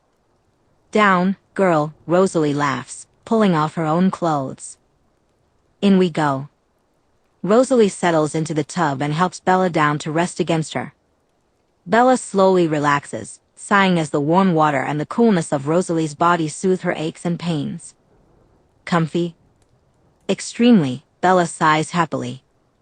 Rosalie fills a sponge with vanilla shower gel and begins to rub her hands along Bella's arms and shoulders. "Have you noticed?" Rosalie whispers in her ear. "What?" Bella mumbles, still lost in the bliss of Rosalie's massage. "I'm not defrosting." "Ugh," Bella groans. "I'm never going to live this down, am I?" Rosalie grins against her neck and drops a gentle kiss. "Nope." "Whatever," Bella sighs, relaxing back into Rosalie's arms. Even as the water starts to cool, Bella has no intention of getting out of the tub. She closes her eyes again, settling back down, but suddenly feels Rosalie tense beneath her, a low growl rumbling in her chest. "What's wrong?" "We have some guests who refuse to leave until they see you," Rosalie huffs. "Who?" Bella asks grumpily, not wanting to leave the comfort of the tub. Rosalie gently lifts them both out of the bath. "Those mutts from the other side of town." She carries Bella to her room, and the pair dresses as quickly as they can. Downstairs, Bella and Rosalie stepped out to the front of the house, where the Cullen family was gathered at the top of the steps, looking down at the La Push wolf pack. The growls from the wolves intensified as Rosalie gently lowered Bella onto her feet. "What's going on?" Bella asked, shuffling against Rosalie to take the weight off her injured knee. "The wolves don't seem to like your current living situation. They want you to go with them," Edward informed her. "Well, that's not happening," Bella scoffed, defiantly staring down the pack. I'm completely happy where I am, thanks. A brown wolf snarled and stalked forward. That's Jacob, Rosalie whispered in her ear. Jacob, Bella sighed. Let it go, dude. I'm happy here.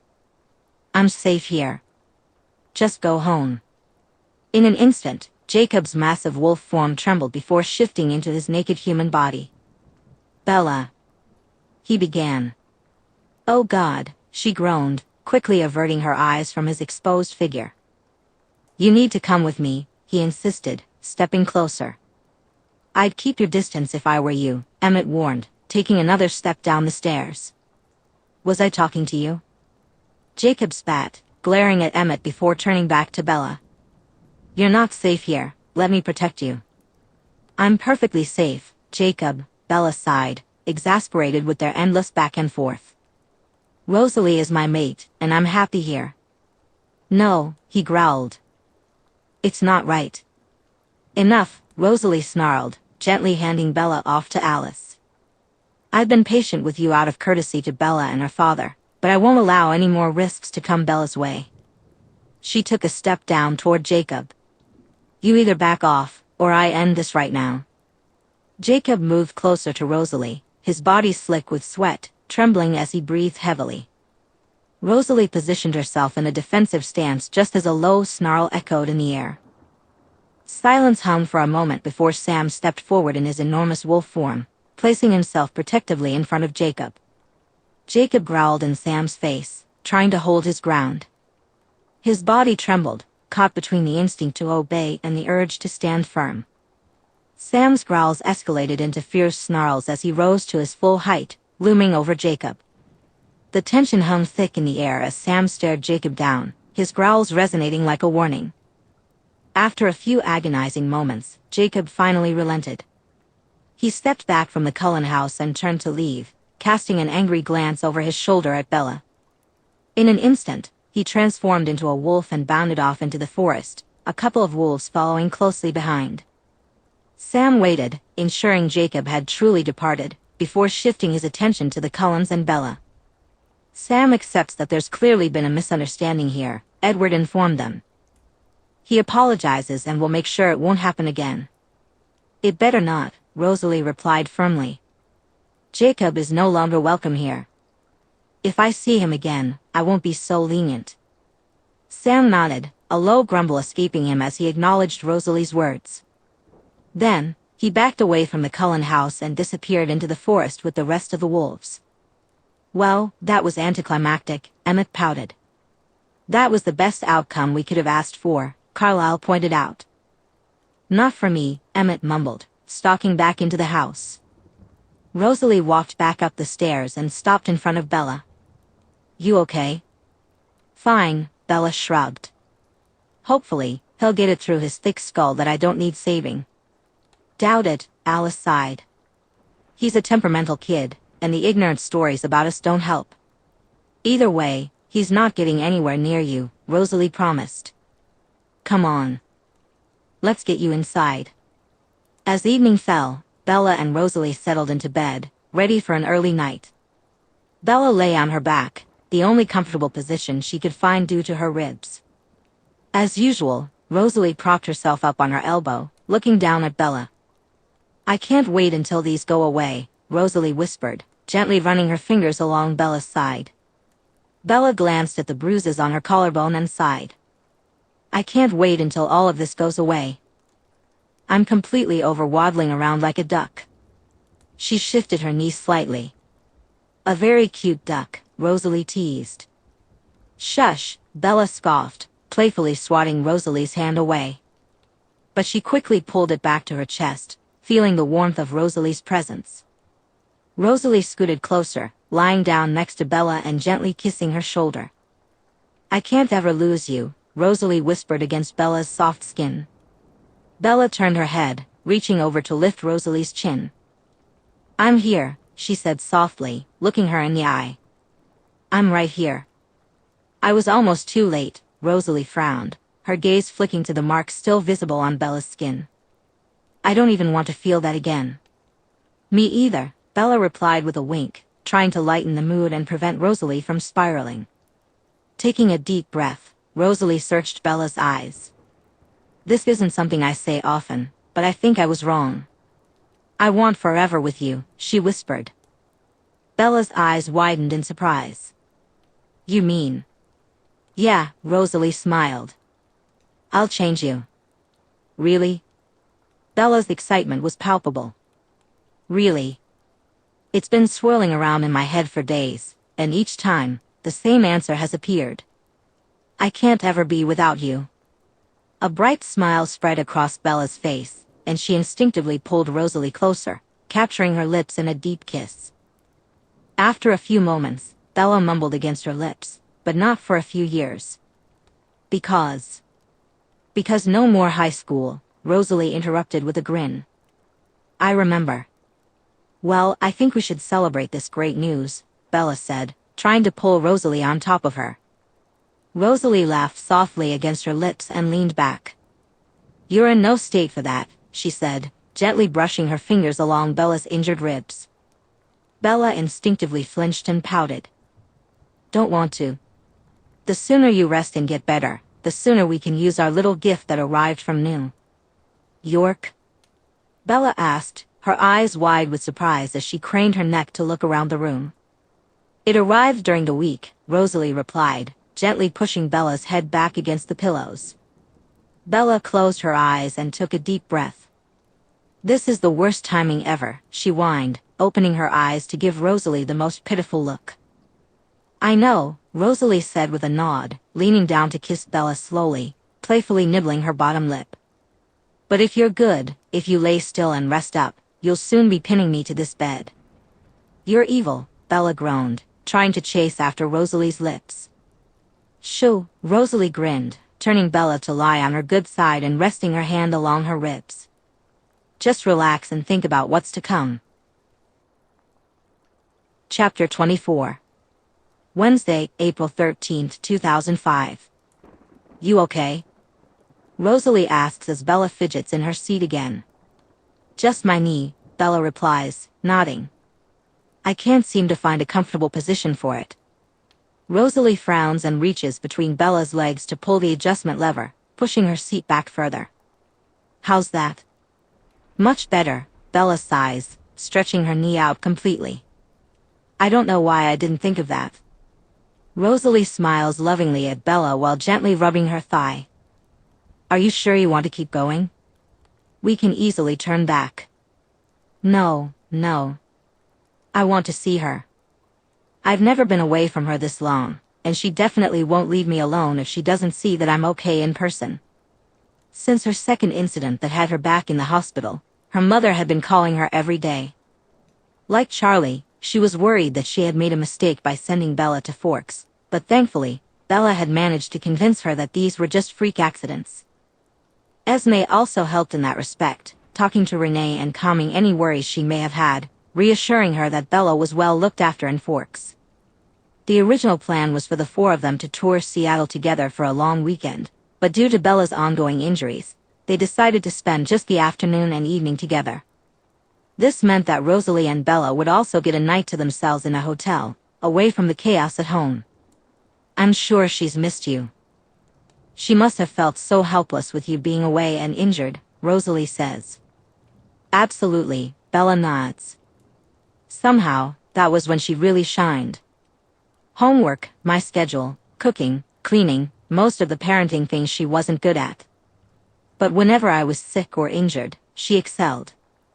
How on earth did you survive? Rosalie laughs. We managed, Bella replies with a smile. I got good at cooking, and thankfully, she wasn't much of a messy person outside of her office and studio. So you did all the cooking? Rosalie frowns. Not really. I started cooking when I was around 13 or 14, and honestly, it was mainly because I enjoyed it. But we got by on simple food and microwave meals. If you saw this woman in the kitchen, you'd understand. A bit of a mess in there, then? Oh, you don't know the half of it. Bella groans quietly. Sounds like there's a story there, Rosalie prompts. Well, Bella laughs. She decided that my 13th birthday needed to be special. It was my first year as a teenager, so she went all out and baked a cake from scratch. I came home from school, and the moment I stepped into the house, I smelled something burning. I rushed to the kitchen, and there was Renee, frantically trying to salvage what was left of the cake. What happened? Bella chuckles. She misread the recipe and tripled the amount of batter. The cake was rising like a volcano, and she was desperately trying to scoop the batter out of the oven with a ladle. I walked into an absolute mess, burning smell throughout the house, batter everywhere, and a huge burn mark on her arm. It was complete chaos, and it took forever to clean up, but I loved her for trying. Wow, sounds like you had quite the youth, Rosalie smiles. Oh yeah, she's quite the character.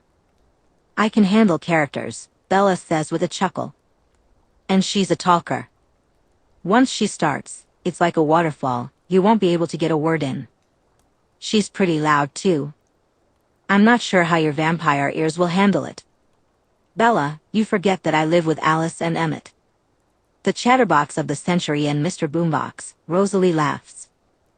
Well, don't say I didn't warn you. As Bella and Rosalie slowly make their way down the streets of Seattle, the air is misty with light rain falling from the cloudy sky. Despite her discomfort, Bella is determined to make the most of her time in the city with Rosalie.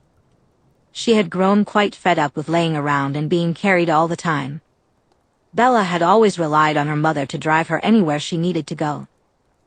Now, stepping out into the fresh air felt invigorating, even if it meant tolerating a bit of knee pain. Neon signs flickered to life above them, their glow illuminating the damp sidewalks as the dark sky settled in. Bella glanced around at the people passing by, each lost in their own thoughts, colorful umbrellas bobbing above their heads. Rosalie had her arm wrapped tightly around Bella's waist, doing her best to support her without drawing attention, while her other hand held a black umbrella over both of them. They soon stopped outside the pub that Renee had suggested for their meetup. Rosalie shook off the umbrella and followed Bella inside. Just as Bella stepped through the door, a loud voice rang out from the left. Bella.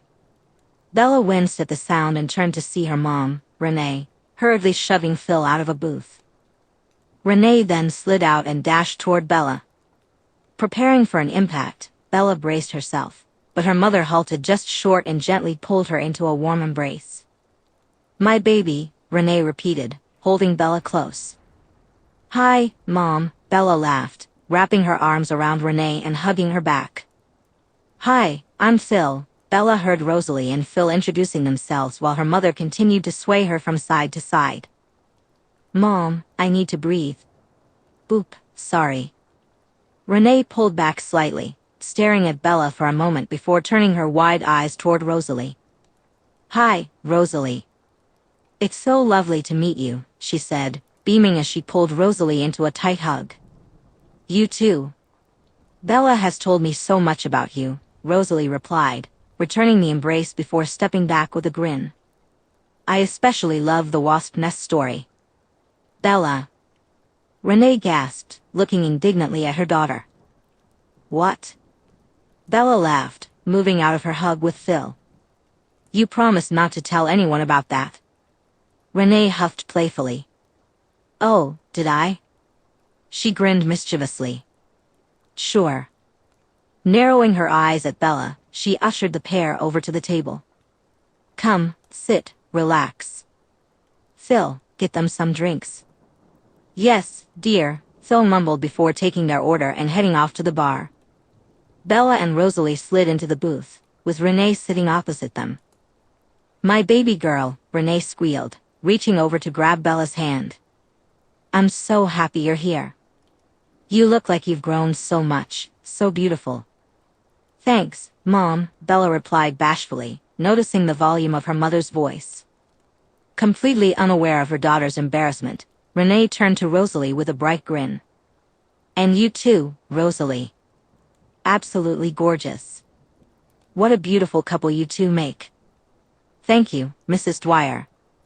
Oh no, I'm far too young for that. Please call me Renee. She winked just as Phil returned to the table. So, sweetie, tell me more about how you're doing. You've still got a little bit of a limp, Renee said, her voice laced with concern. Bella shrugged, a small smile playing on her lips at how quickly her mother changed from playful to worried. Well, the ribs still snore most nights, and my knee still needs icing daily, but I'm getting better. It's just a slow process. I'm very well looked after. She smiled, giving Rosalie's hand a squeeze. Renee's face contorted into a pout, her motherly instincts kicking in. Oh, my poor baby. Ribs and knees should be trouble-free at your age. Phil and I were so worried when we heard about the accident. I wish we could have been there for you. I appreciate that, Mom. But really, I have Rosalie, Charlie, and all the Cullens taking good care of me. Just you being here means the world to me. Renee nodded, her expression softening. I just hate the thought of you in pain, especially when I'm so far away. If only I could wrap you up in bubble wrap and protect you from every little bump. Bella chuckled, feeling the warmth of her mother's love surround her. Renee's concern soothed Bella. I'm good, I promise, Mom. It's just a matter of time, Bella reassured her. Renee smiled, her eyes reflecting a mother's pride. That's my girl. Just remember, if you ever need anything, I'm just a phone call away. And I'll keep bugging you until you're back to 100%. I wouldn't expect anything less, Bella replied playfully. You have to come and experience the Florida sunshine. That'll get you back on your feet in no time. It's a far cry from the cold, rainy weather in Forks. We'll have a great time. Renee said, finishing off her third martini. Bella chuckled, her eyes sparkling with affection. I think I could use some sunshine in my life right about now. How does the Florida sun sound, Rose? Rosalie nodded in agreement. Sure. That sounds like a perfect getaway. Renee's playful tone emerged as she glanced at both Bella and Rosalie. Plus, a little sun wouldn't hurt you too. You're looking more pale than usual, Bells. Bella laughed, exchanging amused glances with Rosalie. You got a point, Mom. Maybe the Florida sun is exactly what we need. Rosalie nodded, playing along. I suppose I could use a tan. She looked down at her pale arms. Excellent. Renee clapped her hands. Our place has a pool, a barbecue outside, and it's just a few minutes from the beach. We'll have the best time. Bella let her mother make all these plans, knowing that as soon as she landed back in Florida, something else would capture her attention, and the pair would be off the hook for a visit. Sounds great, Bella said. Let's grab another round, Phil suggested, nodding towards Rosalie. The pair headed off toward the bar, chatting away like old friends. Holy shit, Bells, Renee laughed quietly. She is a beauty. What a polite young lady, too. Yeah, she's all right, Bella joked, her eyes darting to Rosalie to see if there was any reaction, but Rosalie kept her composure and continued speaking with Phil. She's absolutely perfect. I've never met anyone like her. Like her. Bella. Her mom whispers, joy lighting up her face. Are you in love? I'm completely and utterly in love with her. At that statement, Rosalie turns around and gives Bella a warm smile. She's incredible. My baby girl, all grown up and in love, Renee says, sniffling a little. Mom. Well, I can see why you were so adamant about staying in Forks. She laughs, reaching across the table to squeeze Bella's hand. I'm happy for you, kiddo. Thanks, Bella mumbles, stealing another glance at Rosalie as she and Phil return to the table with their drinks. So, Renee begins, leaning in with her elbows on the table, her eyes sparkling with curiosity as she looks at the pair. Tell me everything. How did you meet? Who asked who out? When's the wedding? Renee giggles, and Bella and Rosalie exchange matching smiles, their eyes shining with amusement at how much they actually can't share with her. Well, I suppose it all started when Rosalie pushed me over in the hallway on my first day. Bella. Chapter 25. Sunday, May 22, 2005. He's married? Rosalie winces at the horrified screams from Bella, Emmett, and Alice. The three of them are staring, slack-jawed, at the Grey's Anatomy finale playing on the TV. They haven't missed an episode since Emmett stumbled upon the third episode one night. Since then, they've quickly caught up, and every Sunday night has become Grey's night, a tradition where they all slip into their pajamas and settle in to watch the latest episode. The finale has been the talk of the week. Even I didn't see that coming, Alice says, shaking her head as she tries to clear her shock, just as the screen fades to black before the ending music plays. McDreamy, more like McDickhead, Emmett scoffs, tossing a handful of popcorn at the TV. I can't believe he would do that to Meredith.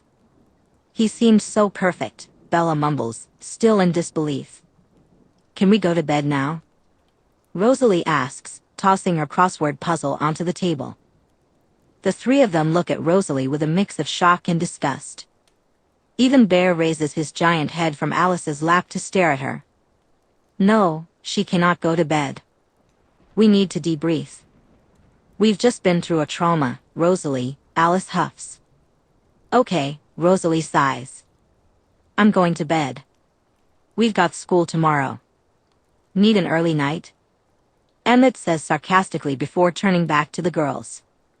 She was hot, Alice remarks as Rosalie heads for the stairs. So hot, Bella agrees. She might actually help me get over my new phobia of redheads, Alice adds. Rosalie huffs at that comment and closes the bedroom door behind her.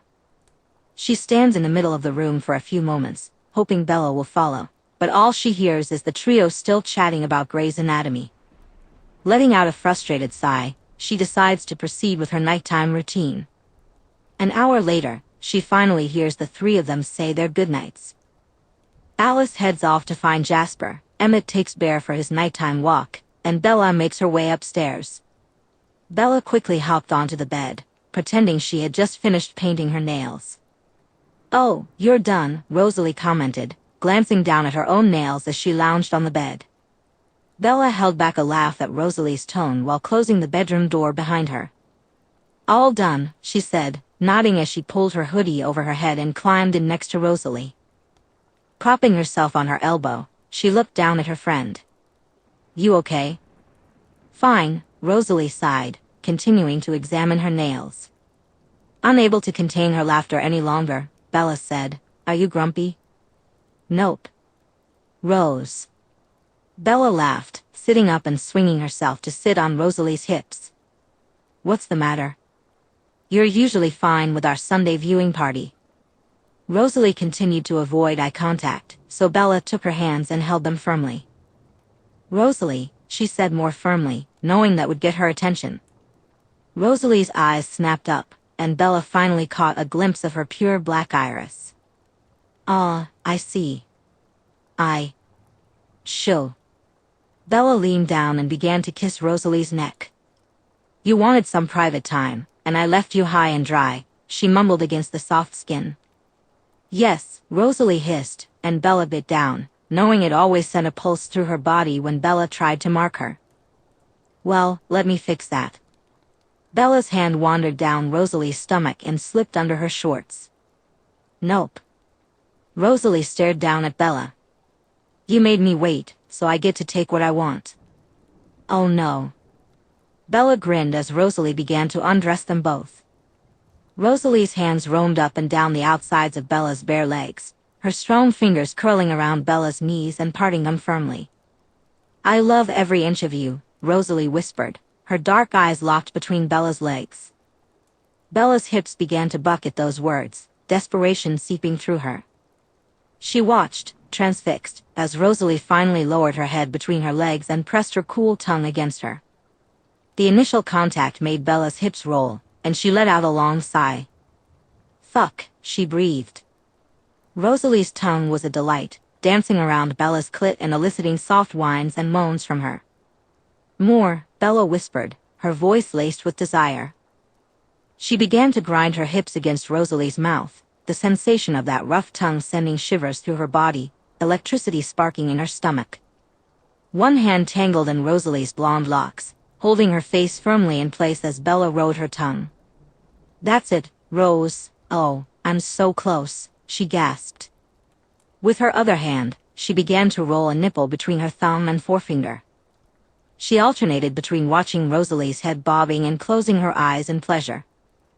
They snapped open again as Rosalie dipped her tongue inside her before returning to flicking back and forth across her throbbing clit.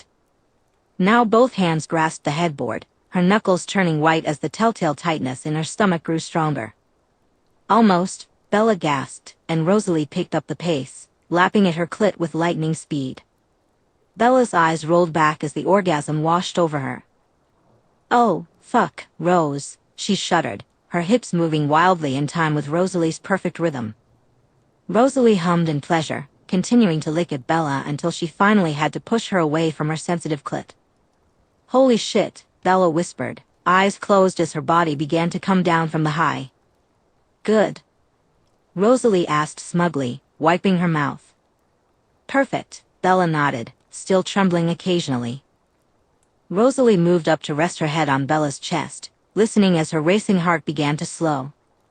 "Summer is nearly here. Any ideas on what you want to do?" "I haven't thought about it much," Bella replied, her mind still hazy from the sensations Rosalie had just brought her. "Why, what are you thinking? How do you feel about traveling a bit?" "Yeah, sounds good. We'll probably have. I think we should take your car." "I'm not sure my truck could handle a cross-country road trip," Bella suggested, running her fingers through her hair. Rosalie looked up at Bella for a moment before settling herself completely on top of her. "I was actually thinking about something a bit further away," she said. "Oh?" Bella replied, intrigued.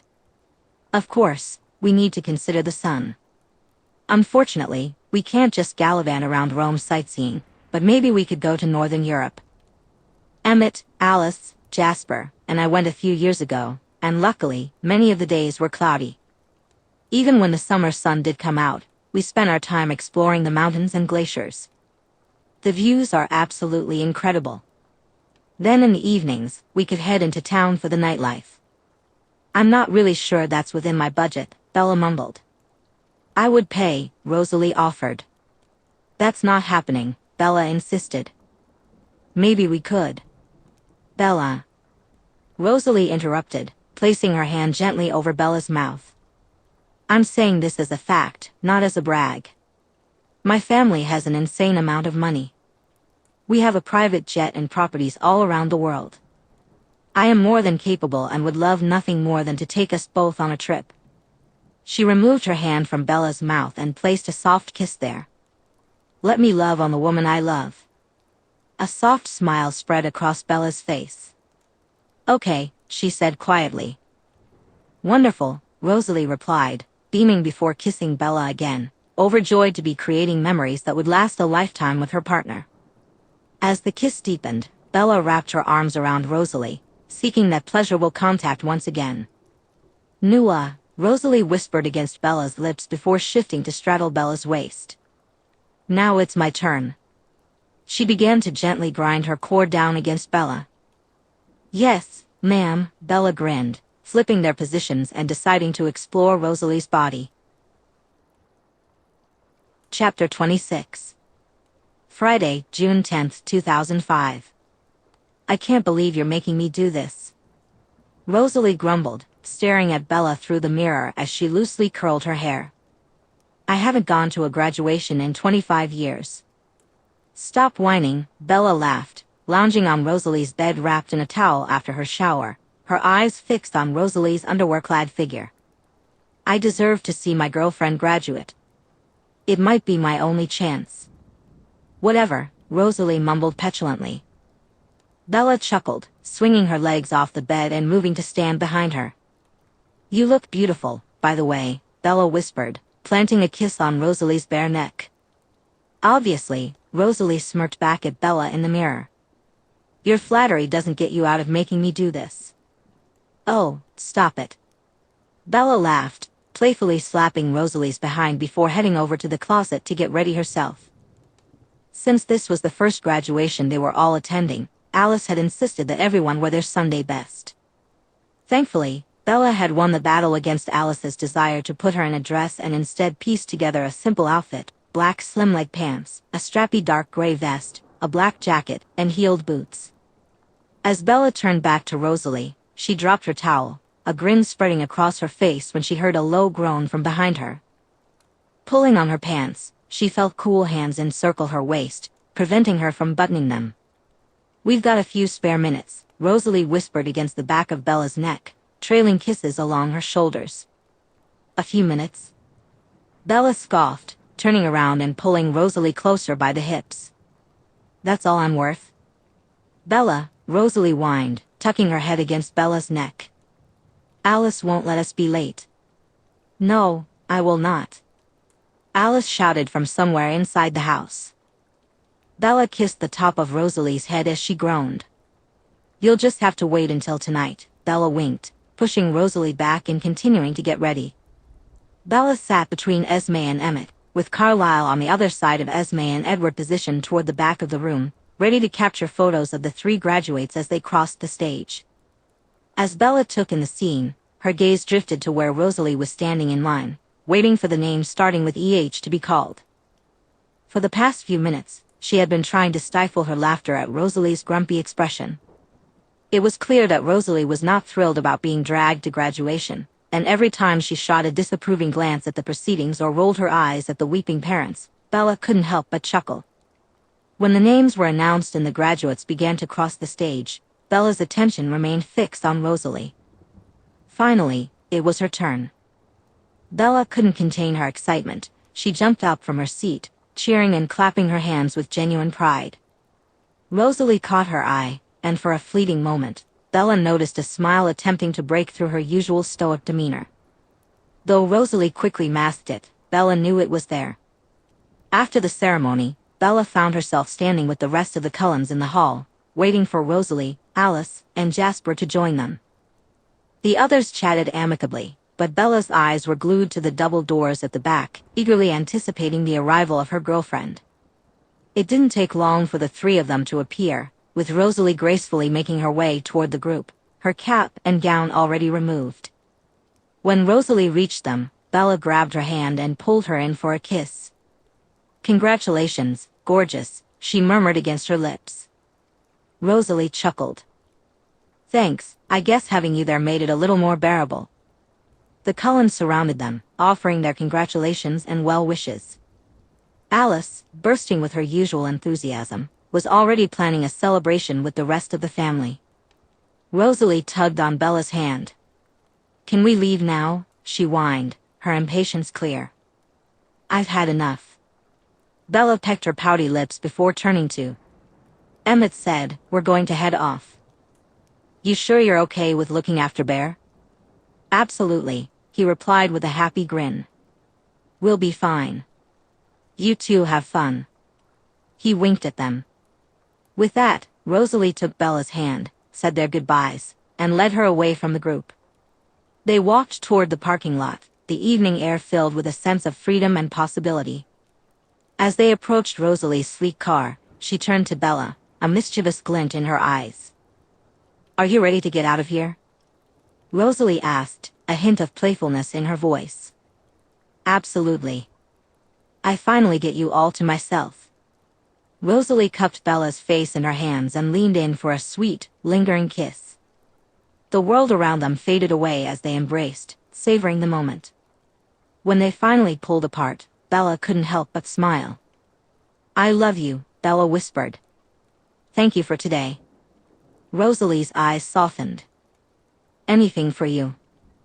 Hand in hand, they climbed into Rosalie's car, the engine purring to life as they drove off toward the Olympic Mountains. A few hours later, as the sun slowly dipped in the summer sky, the couple pulled up outside a two-story cabin nestled among the trees. Rosalie parked the car, and they stepped out, inhaling the fresh mountain air. The scent of pine and earth enveloped them as they approached the cabin.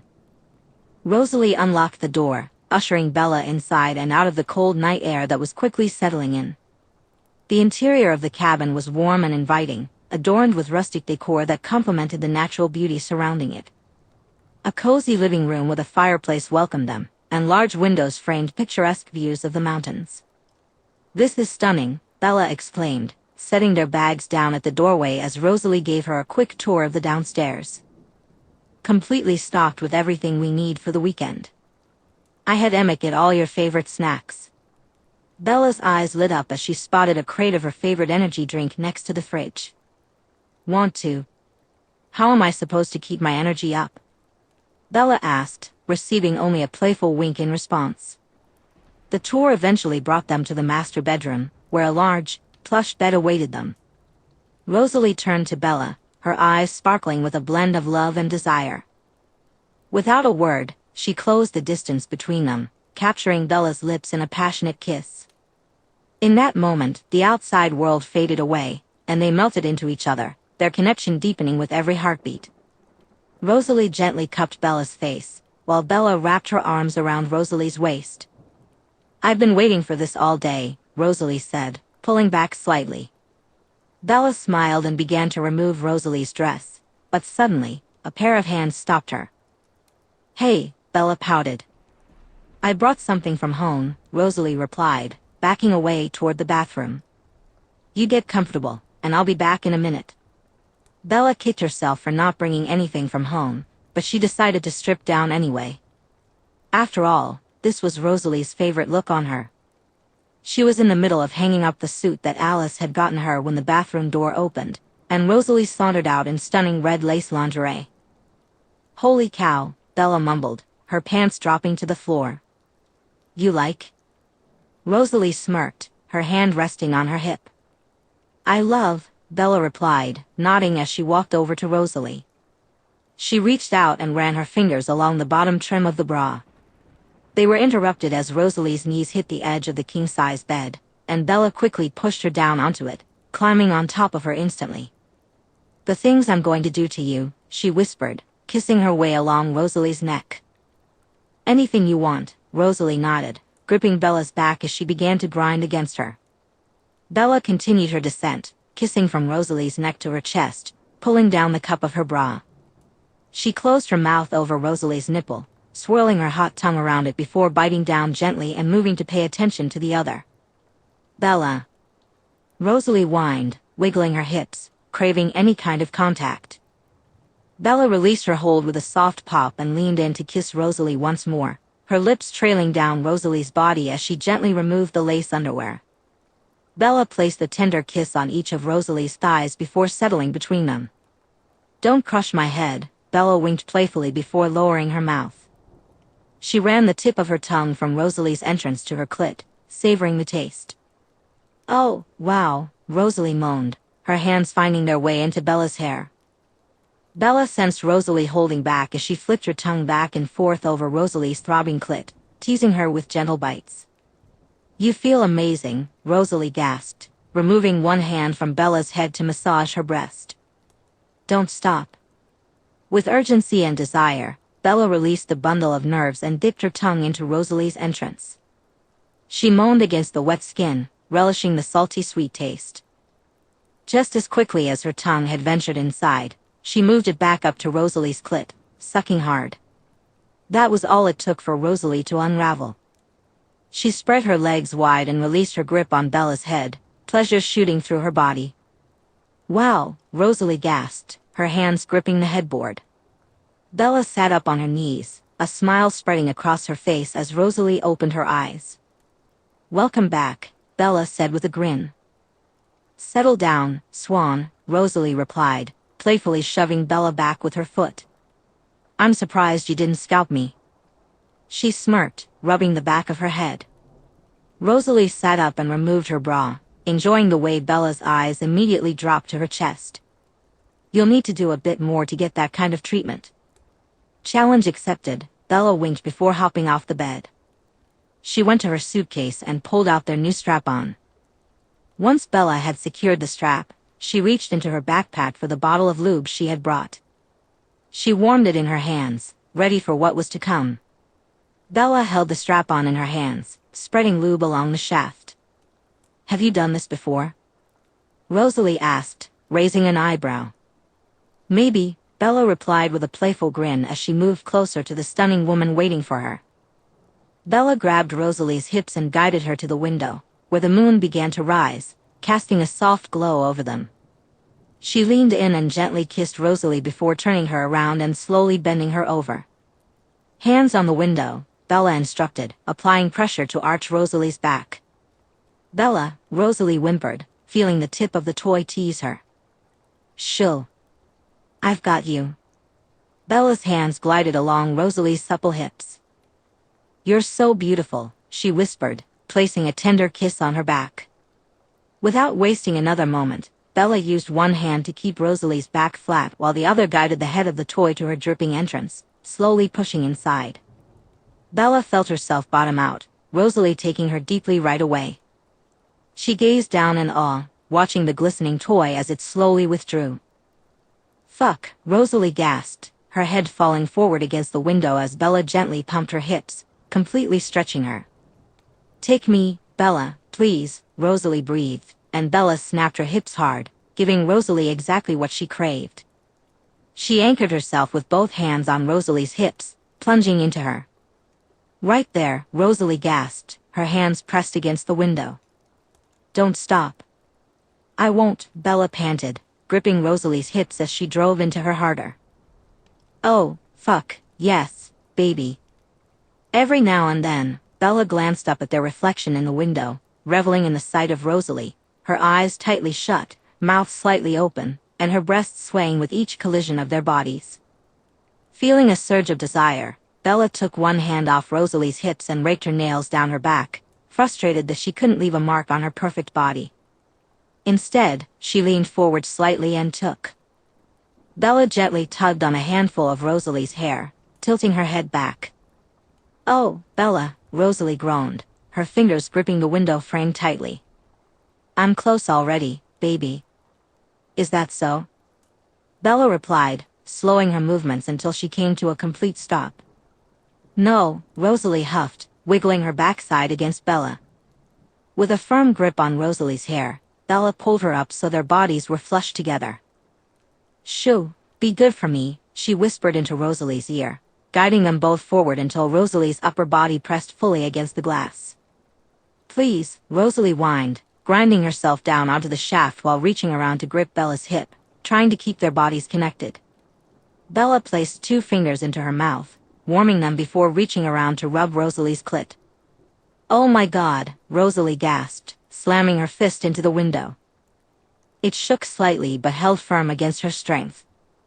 As Bella resumed her rhythm, she began to thrust into Rosalie, pressing her hard against the window to build her back up.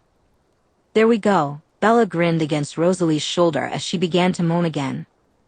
I love you, Rosalie moaned, her voice thick with desire as Bella continued to circle her clit while thrusting into her. I love you so much, Rosalie panted, her pleasure evident. Bella felt her hips beginning to ache and sweat trickling down her back, but she knew she would happily continue for hours if Rosalie kept making those sounds.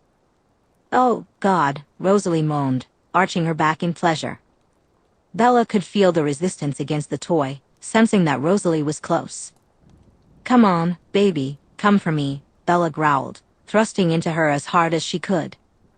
She sank her teeth into Rosalie's skin, knowing that always drove her wild. Bella, Rosalie cried out, sending her fist into the window as her body shook. Bella tried to ride out the waves of Rosalie's orgasm, but the tightness of her body made it difficult. Instead, she focused on continuously rubbing circles on her sensitive clit. Good girl, Bella whispered against Rosalie's neck, her tongue trailing up to her ear. Oh my God, Rosalie gasped, her body finally coming down from the high. It's a lie.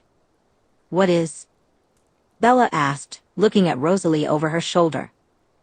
There's no way you're human. Bella let out a laugh, gently pulling away from Rosalie to plant a kiss on her shoulder. If that's your way of thanking me after I just rocked your world, then you're welcome, she smirked. Suddenly, Rosalie ripped off the harness and pushed Bella against the cold window, a dark look in her eyes. No, she said, shaking her head as she sank to her knees. This is my way of thanking you. With a playful grin, she dove in between Bella's legs. Bella stirred in her sleep, reaching out to the side of the bed only to find it empty. She cracked her eyes open, and her gaze instantly fell on Rosalie, standing by the window, the moonlight casting a glow over her naked body. For a moment, she simply admired her. "My God," Bella whispered, sitting up in bed. "You constantly take my breath away." Rosalie looked over her shoulder and sent Bella a loving smile. "Nice nap?" she asked, as she made her way over and settled astride Bella's hips. "What time is it?" Bella inquired, resting her hands on Rosalie's hips and kissing in between her breasts. "Just before midnight," Rosalie replied softly, tilting her head to kiss Bella gently. "I didn't think you'd wake up until morning after that workout." "Me either," Bella groaned, feeling the soreness in her thighs. "But it was worth it." She winked. "Indeed it was," Rosalie sighed happily, remembering the moments they shared against the window. "Thank you for today." Bella chuckled, a mischievous glint in her eyes. "I knew you'd secretly enjoy it. Seeing all those mortals celebrating is contagious." Rosalie rolled her eyes at Bella's teasing but couldn't suppress a smile. She pushed Bella back against the pillows and leaned down, capturing Bella's lips in a sweet, lingering kiss. "Shut it," Bella murmured, pulling Rosalie down on top of her. "Admit it," Rosalie chuckled, unable to hide her joy. "Fine, fine. I'm glad. Happy now?" Bella grinned and pressed another tender kiss to Rosalie's lips. "Ecstatic," Rosalie replied. Chapter 27. Thursday, July 7, 2005, Greenland. A gentle kiss on the cheek stirs Bella from her slumber. She cracks her eyes open to find Rosalie's soft gaze waiting for her. "Hi," Bella mumbles, rubbing the sleep from her eyes. "Morning, love." "We're here," Rosalie replies quietly. Bella turns her head to look out the window and is met with the smallest airport she has ever seen. "What time is it?" she asks. "About 5:30. The sun will be rising soon, so we need to get moving," Rosalie answers. Bella nods, stretching her arms wide before pulling herself up. She grabs her backpack and watches as Rosalie speaks to the pilot, handing him an envelope. Rosalie then waves Bella over, and the two make their way off the jet. As Bella descends the stairs, she takes in the sparse airport, spotting only a handful of people milling around. She glances at Rosalie, who stands beside her, her platinum blonde hair ruffling slightly in the breeze. Rosalie offers Bella a warm smile, reaching out to intertwine their fingers as she pulls Bella toward the waiting jeep, where a couple of men are loading bags into the back. Rosalie hands each of them an envelope. Eager to escape the cold air, Bella quickly hops into the car. "How long until we get there?" she asks as soon as Rosalie joins her. "Just a couple of hours," Rosalie replies with a smile, starting up the car and speeding away from the airport. "You're making deals." "That's a lot of envelopes," Bella teases. Rosalie lets out a laugh, giving Bella a gentle shove before focusing on the road. "I gave the pilot some cash while he waited for us, and those guys collected some extra supplies for us." "If you say so, but I'm watching you, Hale," Bella grins, narrowing her eyes playfully. Rosalie responds with a wink and turns her attention back to the road. As they drive, Bella can't tear her eyes away from the ever-changing landscape outside the window. Initially, it is a vibrant tapestry of greens and blues, lush forests interspersed with sparkling lakes that reflect the clear sky above. Tall trees swayed gently in the breeze as the couple drove by. Soon, they began to incline and venture farther north, and the scenery transformed before Bella's eyes. The lush greenery gave way to patches of snow, still clinging on during these summer days, with low-lying shrubs and moss-covered rocks dotting the landscape. Bella watched in wonder as more patches of snow appeared, gradually growing larger and more frequent as they continued their journey. Some trees sagged under the weight of the snow, their branches heavy and drooping. The stunning journey flew by, and finally, Rosalie steered the jeep up the winding path toward their cabin. Bella couldn't help but marvel at the breathtaking scenery unfolding around them. The cabin perched atop a hill, offering panoramic views of snow-capped mountains and towering trees that stretched out in every direction. The moment they arrived, Bella practically threw herself out of the jeep, eager to take in the stunning views that surrounded them. The crisp mountain air filled her lungs, invigorating her as she gazed out at the vast expanse of wilderness spread before her. "Holy shit," Bella breathed, her eyes wide with wonder. "This place is incredible." Rosalie joined her at the edge of the hill. "It's like something out of a dream." Bella nodded. "I don't know why, but I wasn't expecting it to look much different from back home, the trees and the mountains, but this is really something else." Together, they stood in silence for a moment, absorbing the majestic beauty of their surroundings. The snow-covered peaks shimmered in the sunlight, casting a golden glow over the landscape below. The trees rustled softly in the breeze, their branches reaching toward the endless expanse of sky above. "Come on, I'll show you your home for the next few days," Rosalie said, pulling Bella into the cabin. Bella's eyes widened at the sight before her. The huge open space was much more modern than most cabins she had been to. Towering windows stretched from floor to ceiling, framing panoramic views of the snow-covered mountains and dense forests beyond. Natural light flooded the space, casting a warm glow throughout the room. In the center, a massive couch dominated the area, its plush cushions and blankets looking incredibly inviting. Opposite the couch stood a tall, proud brick fireplace, with flickering flames dancing and crackling with life. In the far right corner, nestled beneath a window, was a cozy reading nook that Bella couldn't wait to explore. It was a small alcove filled with plush armchairs and towering bookshelves. "This place is stunning," Bella breathed, shrugging off her backpack. "I know. Esme designed it a few years back." "This place is definitely a family favorite," Rosalie replied, smiling as she walked further into the room.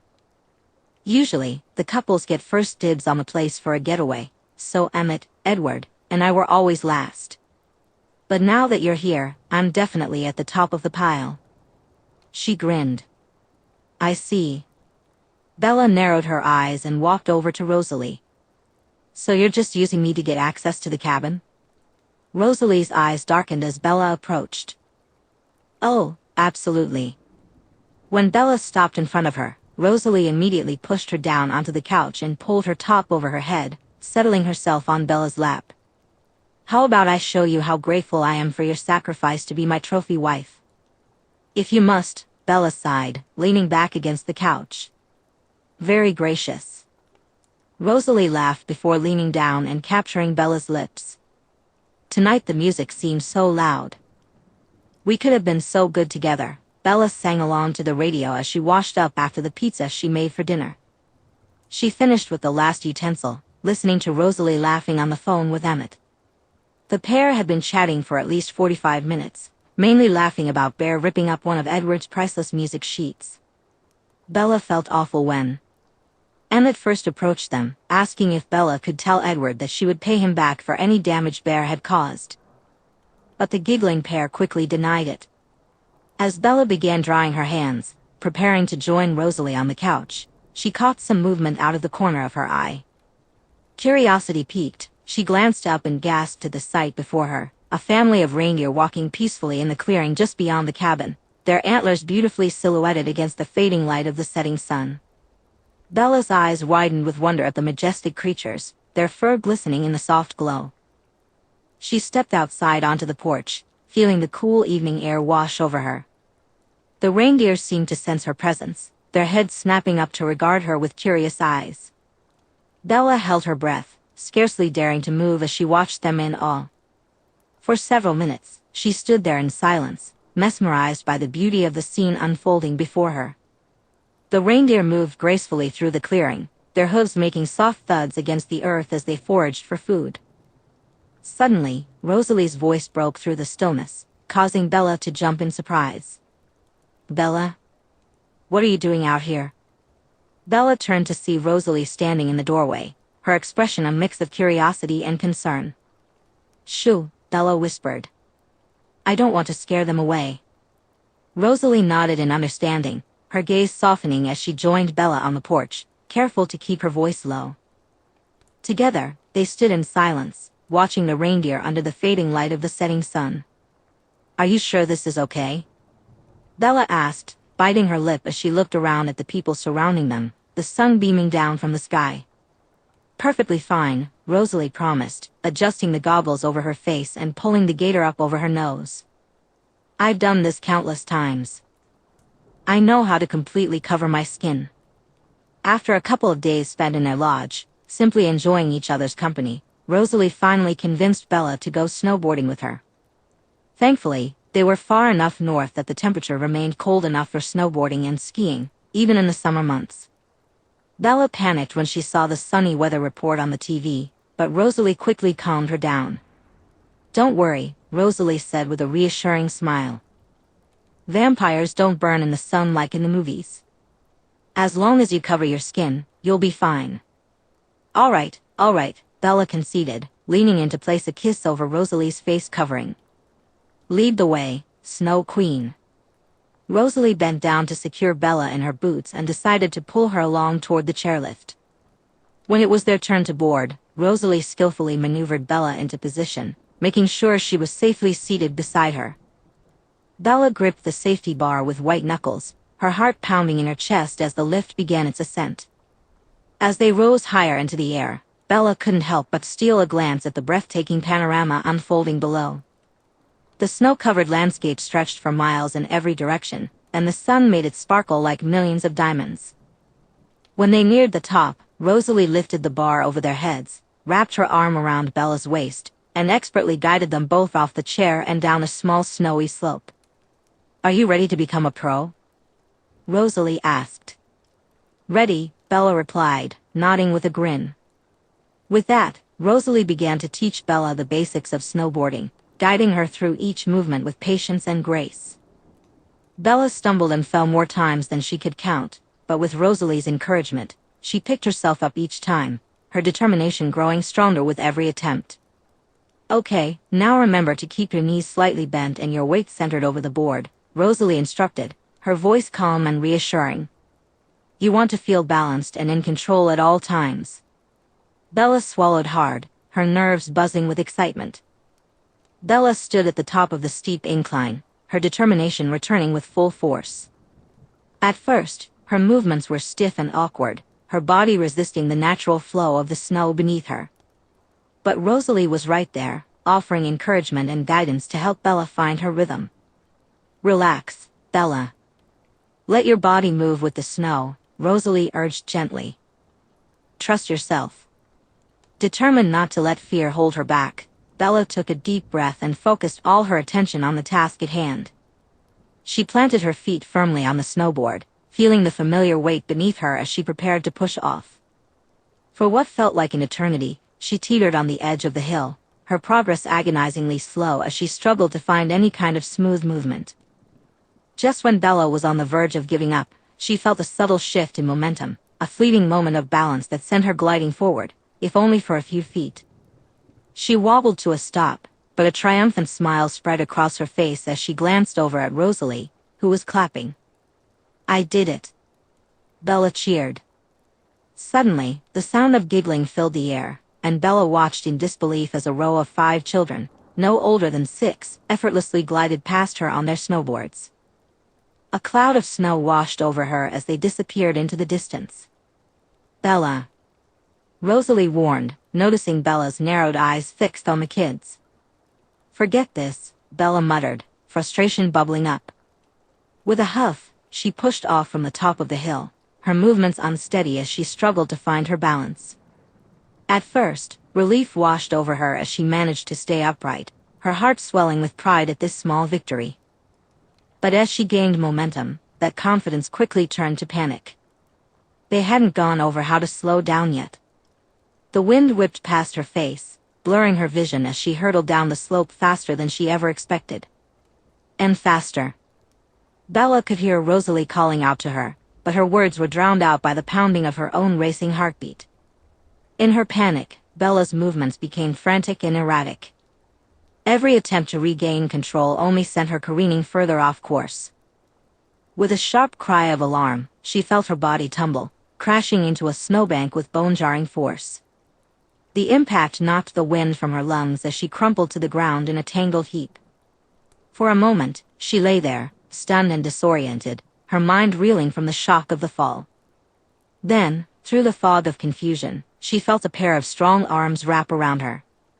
Rosalie pushed Bella's goggles up and looked down at her with concern. "Are you okay?" she asked, surveying Bella's crumpled form. Bella nodded, her cheeks flushing with embarrassment as she brushed the snow from her face. "I'm fine. Just a little bruised ego, that's all." "Jealous of the kids, really, Bella?" Rosalie laughed. "No," Bella replied. "Sure. Come on, up you get."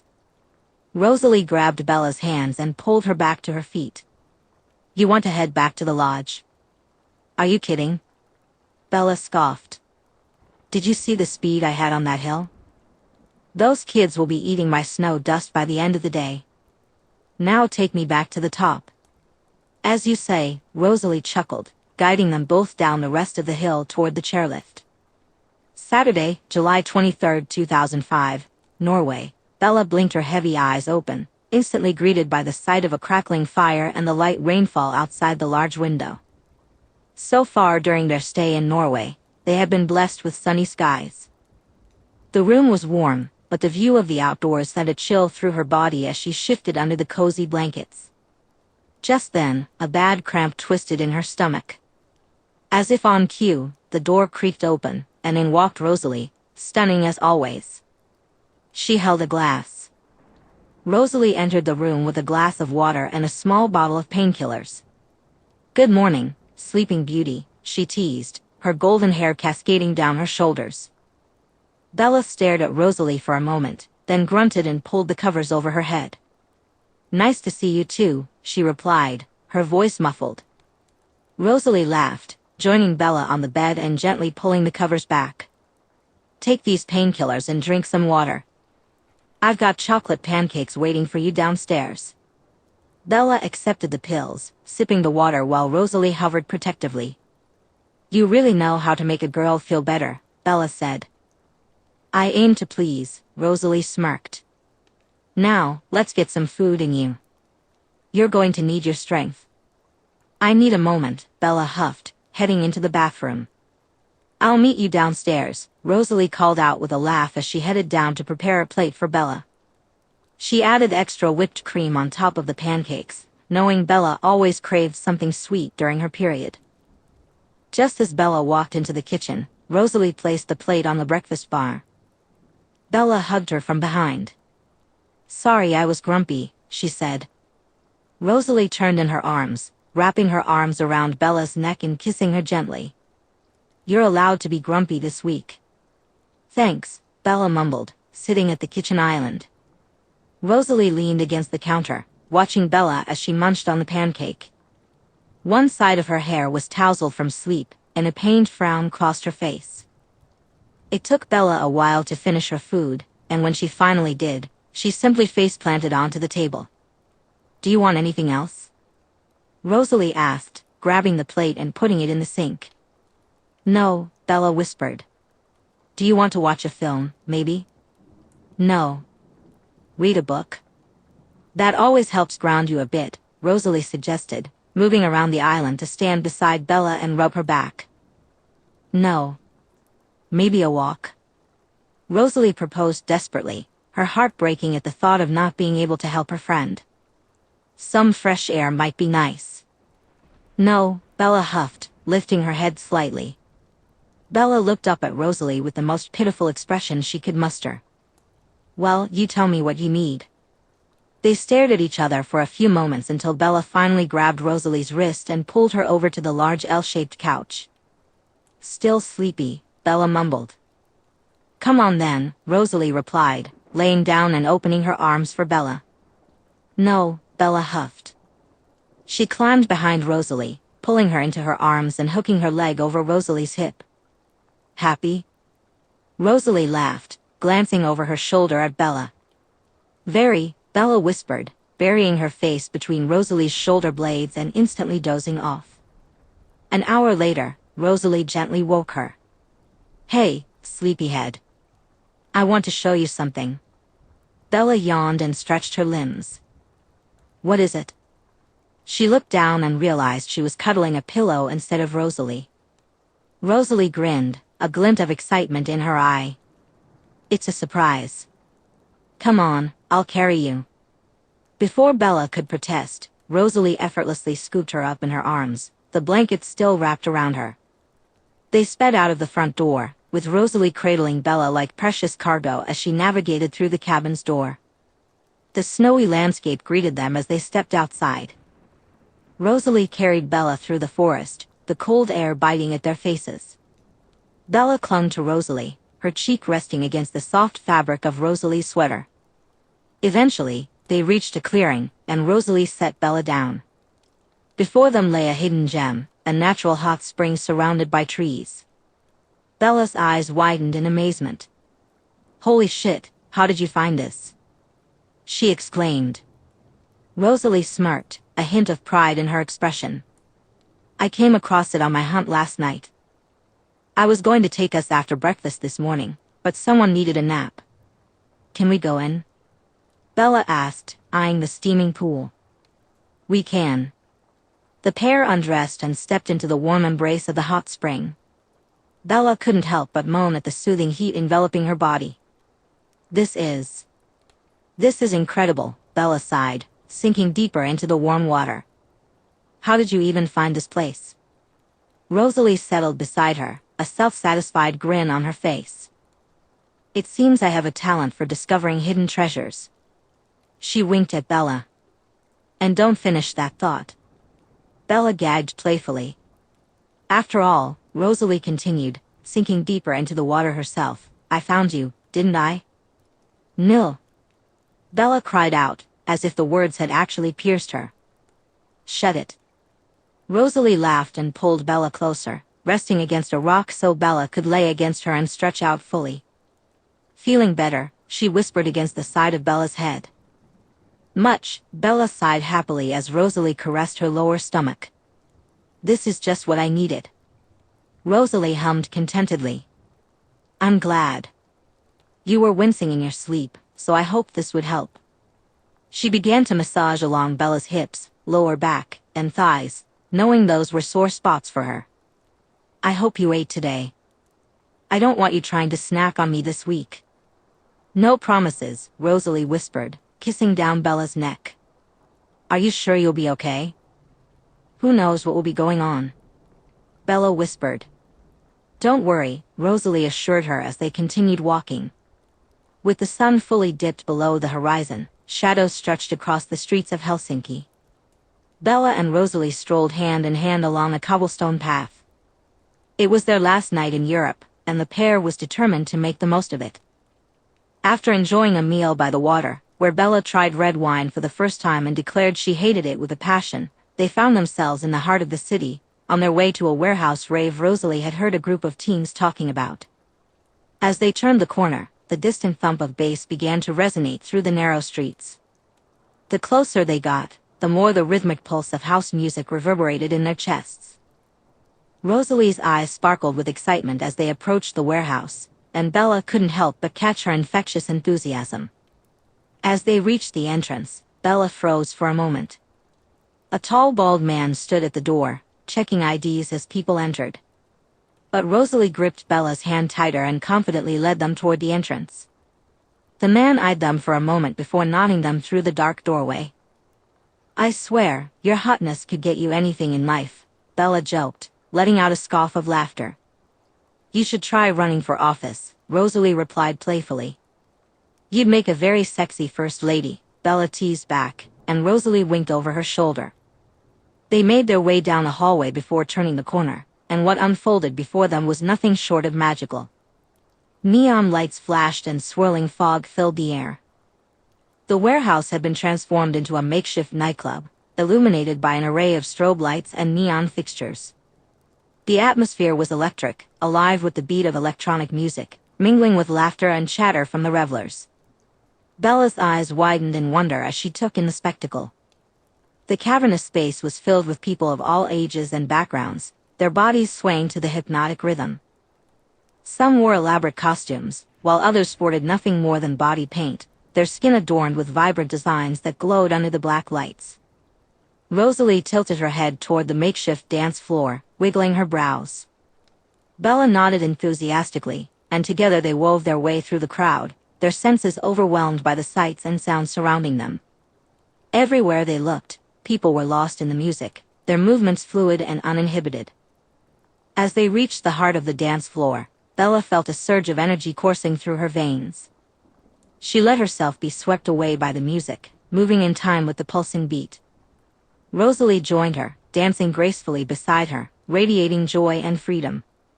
A figure with a pink mohawk soon walks past them, handing out small bottles of UV neon orange body paint. Rosalie smirks at Bella before confidently sauntering closer and unbuttoning her shirt, leaving her in just a black bra. Bella shivers as Rosalie's cool fingers begin to trail paint down her heated body, swirling it along her stomach and hips before drawing a heart over her left breast and placing the letter R in the middle. In a playful rush, Bella quickly pulls Rosalie's shirt over her head and grabs the paint, creating vibrant pathways with her fingers all over her body. Finally, she adds some to her lips and kisses the center of Rosalie's chest. Idiot, Rosalie laughs, wiping the paint from Bella's lips before pulling her back in close to dance. Confetti cannons lined the perimeter of the dance floor, their colorful explosions lighting up the dimly lit space with brilliant bursts every time the bass dropped. People cheered, trying to catch the paper rain that fell around them. As more bodies flooded onto the dance floor, Bella found herself pressed ever closer to Rosalie, their movements becoming more intimate with each passing second. Bella could feel the sweat beading on her skin, trickling down her spine as she moved in time with the music.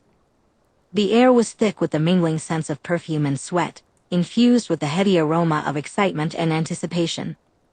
Despite the crowd's closeness, Bella's focus remained solely on Rosalie, the way her golden hair shimmered under the flashing lights, how her eyes sparkled at the falling confetti, and the way her laughter filled the air like music. In that moment, nothing else mattered but her.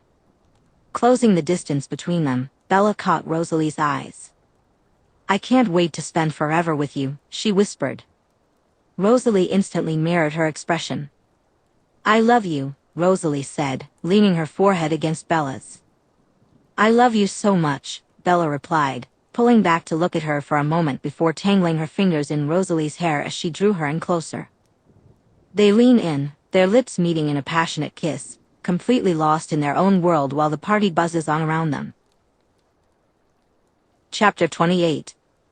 Wednesday, August 3rd, 2005. "Can you go any faster?" Bella whined to Rosalie as they sped through the streets. "You want your dad to pull us over?" Rosalie laughed, but pressed down a little harder on the pedal. "I just miss him." Bella pouted, leaning back against the seat. Rosalie patted Bella's thigh just as they passed the "Welcome to Forks" sign. "We're almost there." As they finally pulled into the familiar driveway of the Cullen house, Bella practically leaped out of the car before Rosalie had fully stopped. She forgot her bags as she rushed up the steps toward the front door. Rosalie followed behind, a fond smile playing on her lips at Bella's eagerness. As Bella reached the top step, the front door swung open, revealing Esme, who greeted them with a warm smile. "Welcome home," Esme grinned, enveloping Bella in a motherly hug. Bella returned the embrace with equal fervor, her affection for Esme evident in the tightness of her grip. "It's good to be back," she replied, a sense of belonging washing over her. She gave Esme one last squeeze before releasing her and heading into the house, making her way to the living room. "Where's my baby?" Bella called out as she reached the top. Emmett, who was sitting on the couch with Bear, lifted him up toward Bella. "Look who's here," he cooed. Bear kicked his legs in the air and tried to nip at Emmett's hands, but when his eyes locked on Bella, he began to whine, wiggling madly to get down. Okay, Emmett laughed, putting the dog on the floor. "My boy." Bella squealed, crouching down as Bear bounded toward her. "Look at you, you're a giant." She laughed as Bear barreled straight into her, knocking her onto her back. He put his full weight on her, jumping on her stomach while showering her with puppy breath through playful licks and nips. His happy whines and barks filled the house as the pair hugged on the floor. "I missed you," Bella said, laughing as she tried to dodge Emmett's mouth. "Oh, you're the best boy." "He missed his mama," Emmett cooed. "Okay, enough." Bella coughed as Bear landed a paw on her chest. She gently pushed him off and sat up. "Well, isn't this cute?" a silky voice chimed in from in front of her. Bella pulled her attention away from Bear and felt her breath catch in her throat at the sight before her. "Oh, shoot," she mumbled, taking in the three women standing in front of her. Three blonde, golden-eyed vampires smiled down at Bella. The one with curly hair smirked. "Hello, I'm Tanya," she said, stepping forward and extending her hand. Me is Bella," Bella stuttered, shaking her head as she stood up. "Sorry, I'm Bella." She smiled as she shook Tanya's hand. "That's a pretty name," another woman said as she joined them. "I'm Kate, and this is Irina," she added, nodding toward the third woman. "Hello," Bella replied, completely enchanted by the three beauties. "Nice to meet you all." Just then, Rosalie appeared at Bella's side, wrapping her arm around her. "Tanya, Kate, Irina," she said with a tight smile. "I wasn't aware you were visiting." "We arrived last week for a visit," Kate replied, dragging her eyes away from Bella to give Rosalie a flirty smile and a quick once-over. "We missed you." She winked. "We were awfully sad to learn you weren't here to greet us." Bella turned to Rosalie, wide-eyed at the way their gazes lingered on her. Emmett's booming laugh filled the room at the expressions on everyone's faces. "Oh, I knew this would be fun," he said. "You didn't inform us of your incredible news," Irina said, moving forward to join Tanya and Kate. "We were intending on leaving today," Rosalie replied, her smile tight as she stayed close to Bella. "My apologies. I'm sure you understand that I was enjoying my time with my mate." "Oh, we completely understand," Tanya said with a teasing smile. "Understand," Kate smirked, looking Bella up and down before licking her lips. "I wouldn't want to share either." Rosalie growled lowly, her grip on Bella tightening possessively as she tugged her back slightly. "Come on, Bella. I'm sure Charlie's waiting for us," she said, her jealousy evident. "It was lovely seeing you all. Safe journey home." "I thought you were staying for a little while," Emmett called out with a teasing grin. Rosalie shot him a glare over her shoulder and continued her path out of the house. "Nice to meet you all," Bella said, looking back as Rosalie pulled her away. "Nice to meet you too, Bella," Tanya called out as they left the house, Bear in tow. "I'm sure we'll meet again soon." "So, how did you spend your days without me?" "I hope you weren't upstairs crying in bed all day," Bella teased, cuddling Bear on the couch. Crying with joy over finally getting some peace and quiet, he smiled back. "Hey!"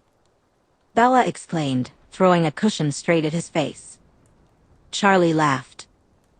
"Careful. That's assault on a police officer." "Whatever," Bella huffed, snuggling back into Bear, who hadn't left her side since they got back. "I'm just joking," Charlie said, tossing the pillow back at Bella. "I missed you, kiddo. The place isn't the same without you here."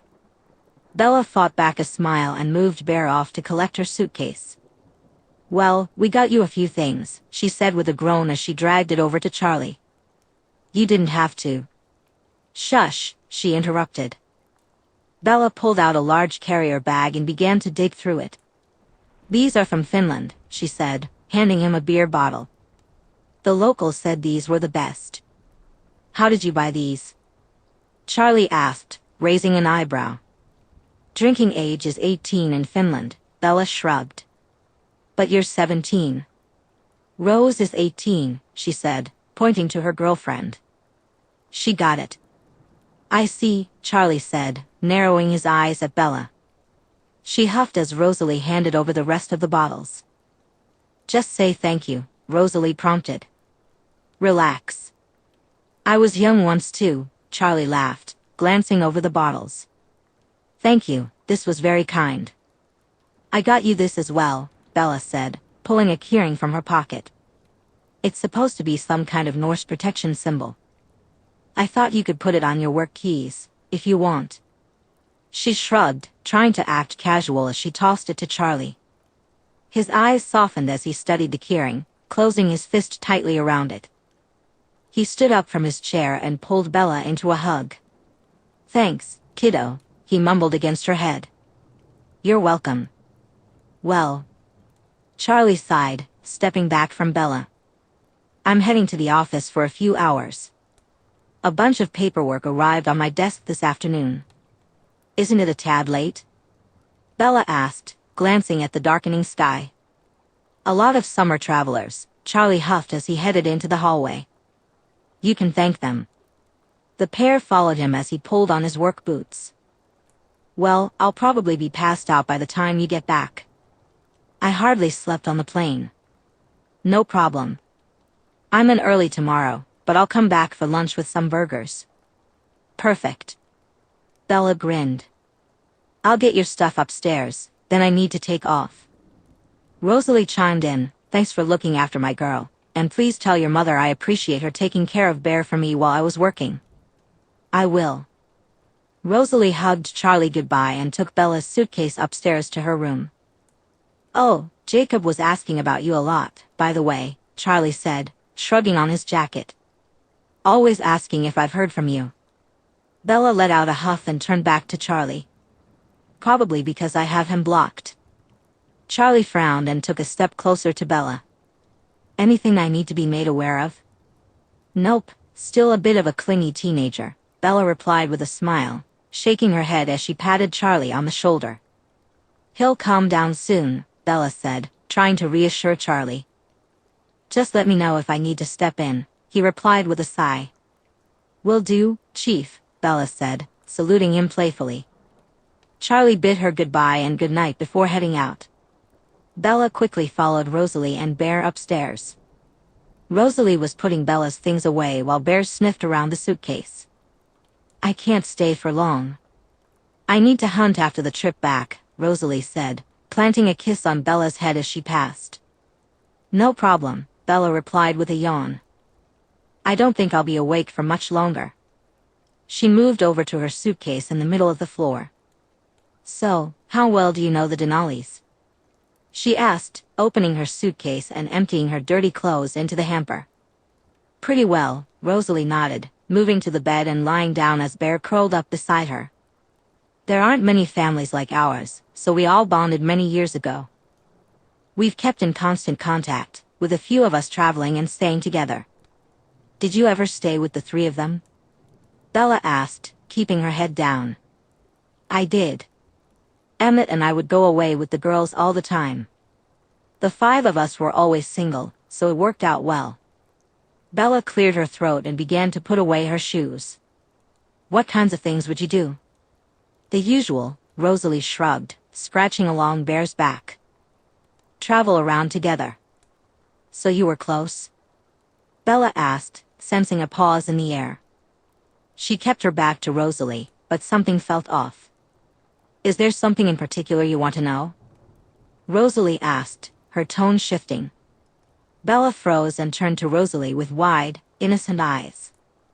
"Nope, just curious about the relationship you four had together," she mumbled, turning away again. Rosalie's eyes narrowed as she noticed Bella's heart rate increase. "Bella." "Yeah?" Bella replied, still turned away. "What are you picturing in your head right now?" Bella cleared her throat and placed her now empty suitcase back in her closet. "Nothing." "Really?" Rosalie sat up in bed, staring at the back of Bella's head. Bella looked at Rosalie, a playful smile creeping onto her face.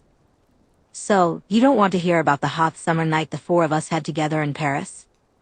A small gasp escaped Bella, and she turned to face Rosalie fully. "Really?" she asked, her eyes wide with excitement.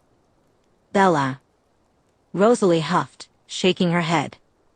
"You're not supposed to be happy about that." "I can't help it," Bella whined, walking over to sit on the bed. "The thought of the four of you together is just so hot." "I can't believe this," Rosalie scoffed, a laugh escaping her lips. Bella shuffled closer and took Rosalie's hand. "And anyway, it was before we were together. I can't get mad at whoever you had fun with before me. I don't like the thought of you with past girls." "Yeah, but they were just silly, awkward teen dalliances." Yours is a work of art, Bella sighed, closing her eyes in thought. Rosalie playfully kicked her side, causing Bella's eyes to snap open. You better not be picturing other naked women. Never. Bella grinned, then pulled off her sweatshirt and climbed over Bear to snuggle up next to Rosalie. She dropped a couple of kisses on Rosalie's neck and rested her head against her shoulder. They fell into a comfortable silence, and Rosalie thought Bella was finally dozing off, until Bella's head popped up again. How many times? Bella asked, her curiosity piqued. Oh my God, Rosalie replied, exasperated. 5, 10, 100. Bella's eyes were wide with anticipation. I'm leaving, Rosalie huffed, springing from the bed without disturbing a snoring Bear. Rose, please. Bella cried out, desperation in her voice. Good night, Bella, Rosalie called over her shoulder as she dashed down the stairs and out of the house, laughing at Bella's frantic pleas. I need to know. Bella shouted after her. Chapter 29. Sunday, August 28, 2005. You sure you don't want to come surfing? Jessica asked, scratching Bear behind the ears. Bella, reclining in one of the beach chairs Mike had brought, put her book down and shot Jess an incredulous look. I can barely stay upright on solid ground. I'd break my neck out there. So you're just going to stay here? Yep. Bella sighed, sinking deeper into the chair.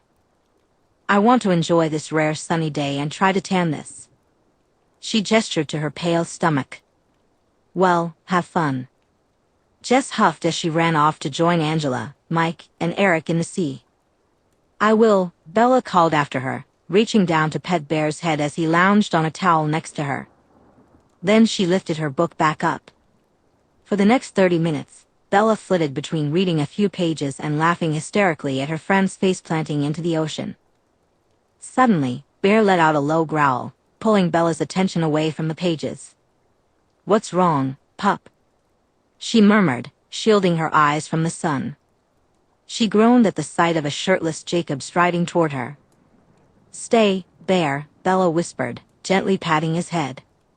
Bear obeyed, but his gaze remained fixed on Jacob, as if issuing a silent warning.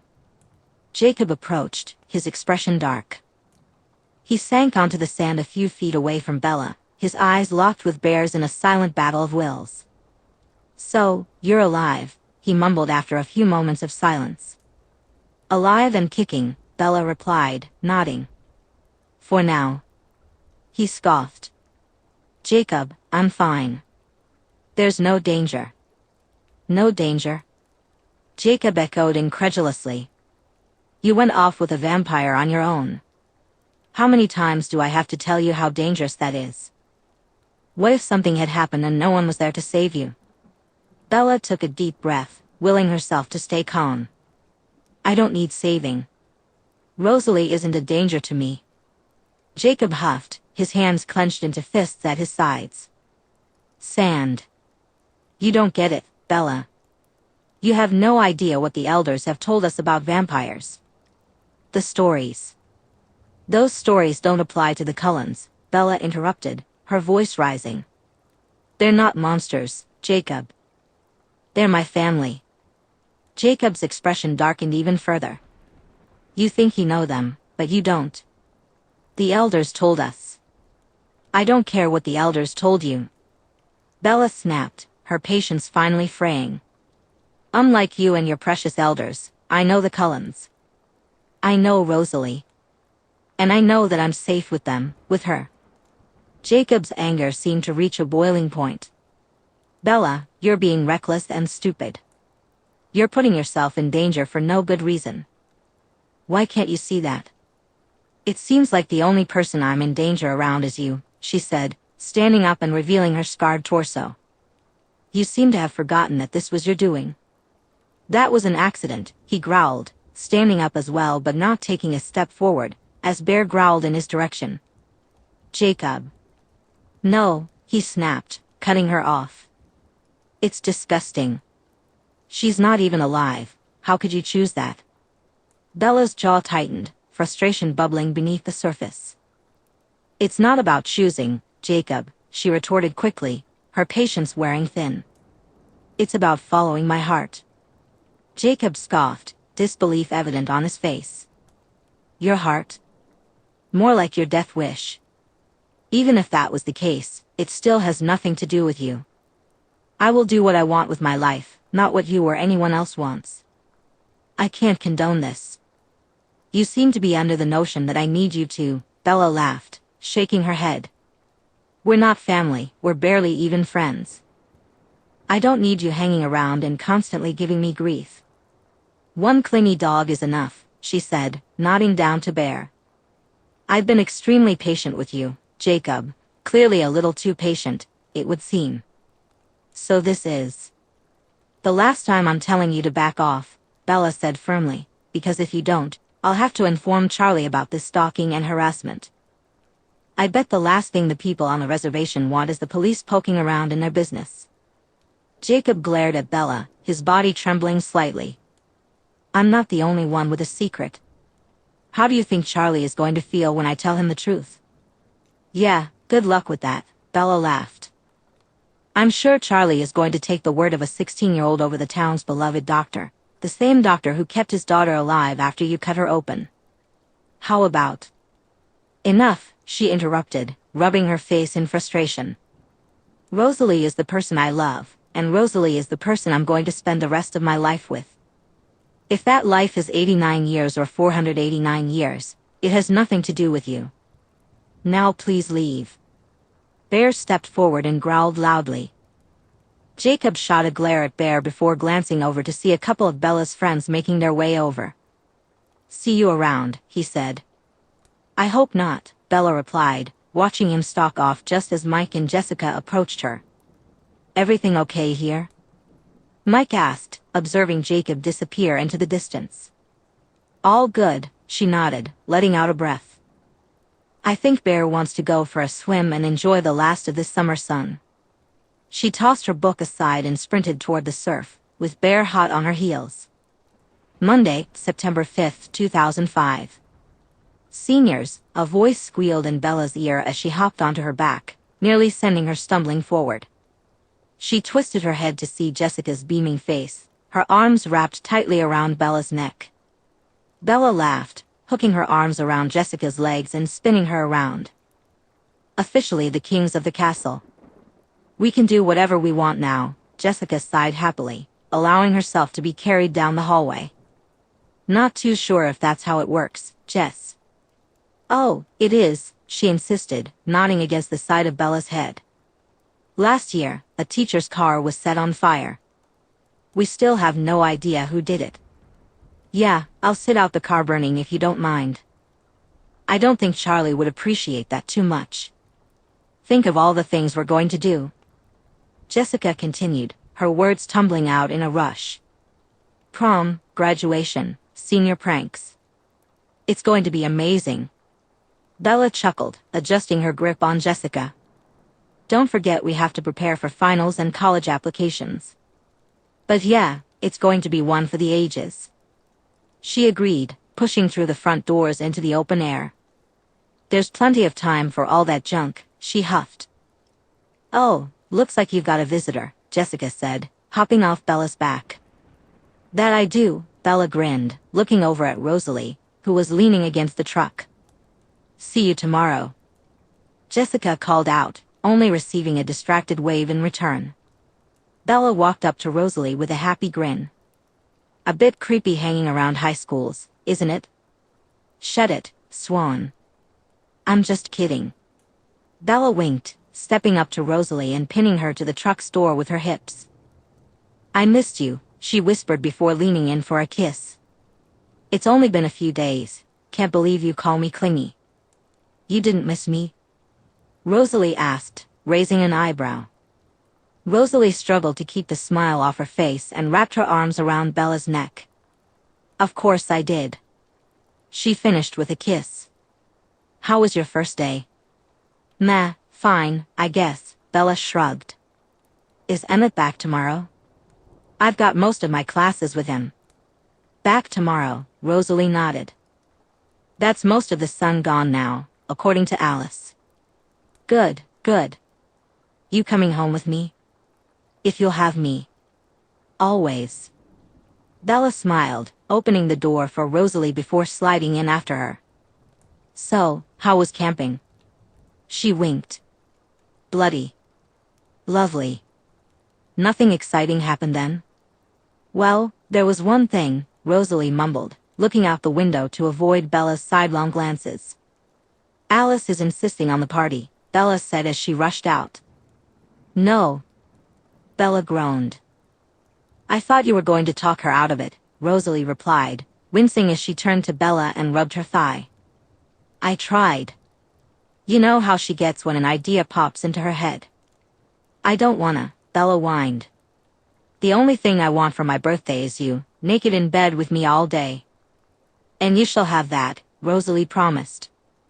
But first, you've got to put up with the people who love you celebrating you. But she's already ordered the balloons, Rosalie shrugged. 18 is a big birthday, so suck it up, Swan. Fine, Bella huffed. But I'm going to hate every minute. Rosalie slid across the seat and kissed Bella's cheek. I wouldn't want it any other way. Chapter 30. Tuesday, September 13th, 2005. Wakey, wakey. A gentle voice whispers in Bella's ear, pulling her from her sleep. Ugh. Bella groans as a couple of soft kisses land on her cheek. Come on, birthday girl. I've been waiting. She scrunches her nose a few times before cracking her eyes open. Hi. Bella smiles sleepily at Rose. Rose leans in and kisses her softly. Happy birthday, beautiful. Thanks. Bella beams, chasing after Rosalie's lips. How does it feel to be 18? Bella shrugs with a yawn. No difference, really. Except for the fact that you can now vote, join the army, play the lottery, and donate blood. Of course you'd like that one. Bella teases. Shut it, Swan. Rosalie growls, leaning down to kiss Bella's neck. She plants a few more kisses before pulling back, ignoring Bella's whines. So, where's my present? I thought you didn't want anything. Rosalie teases. I know one present I would like. Bella grins, wiggling her brows. Rosalie laughs and gets up from the bed. Sorry, love. That will have to wait until tonight. You're leaving. Charlie is heading up with breakfast. Rosalie smiles softly. I just wanted to see you before school. Bella huffs and falls back against her pillows. I'm guessing tonight is still on. I'm afraid so. You'll just have to put up with us loving you. She laughs, dropping a kiss on Bella's lips before standing up. Shall I pick you up tonight? Bella sits up in bed and stretches her arms above her head. No, it's fine. I'll drive over. 7 o'clock? 7 o'clock. Rosalie nods, speeding over to kiss Bella again before darting off to the window just as Charlie knocks on the door. Come in. Bella calls out just as Rosalie disappears out the window. Charlie's grinning face pops through the door. There's my birthday girl. Bella frowns up at the cloudy sky as she feels a raindrop hit her cheek. Bella huffed as she pulled her hood over her head, making her way through the parking lot. What a great way to start my birthday, she muttered, just as she felt a sudden lift from behind.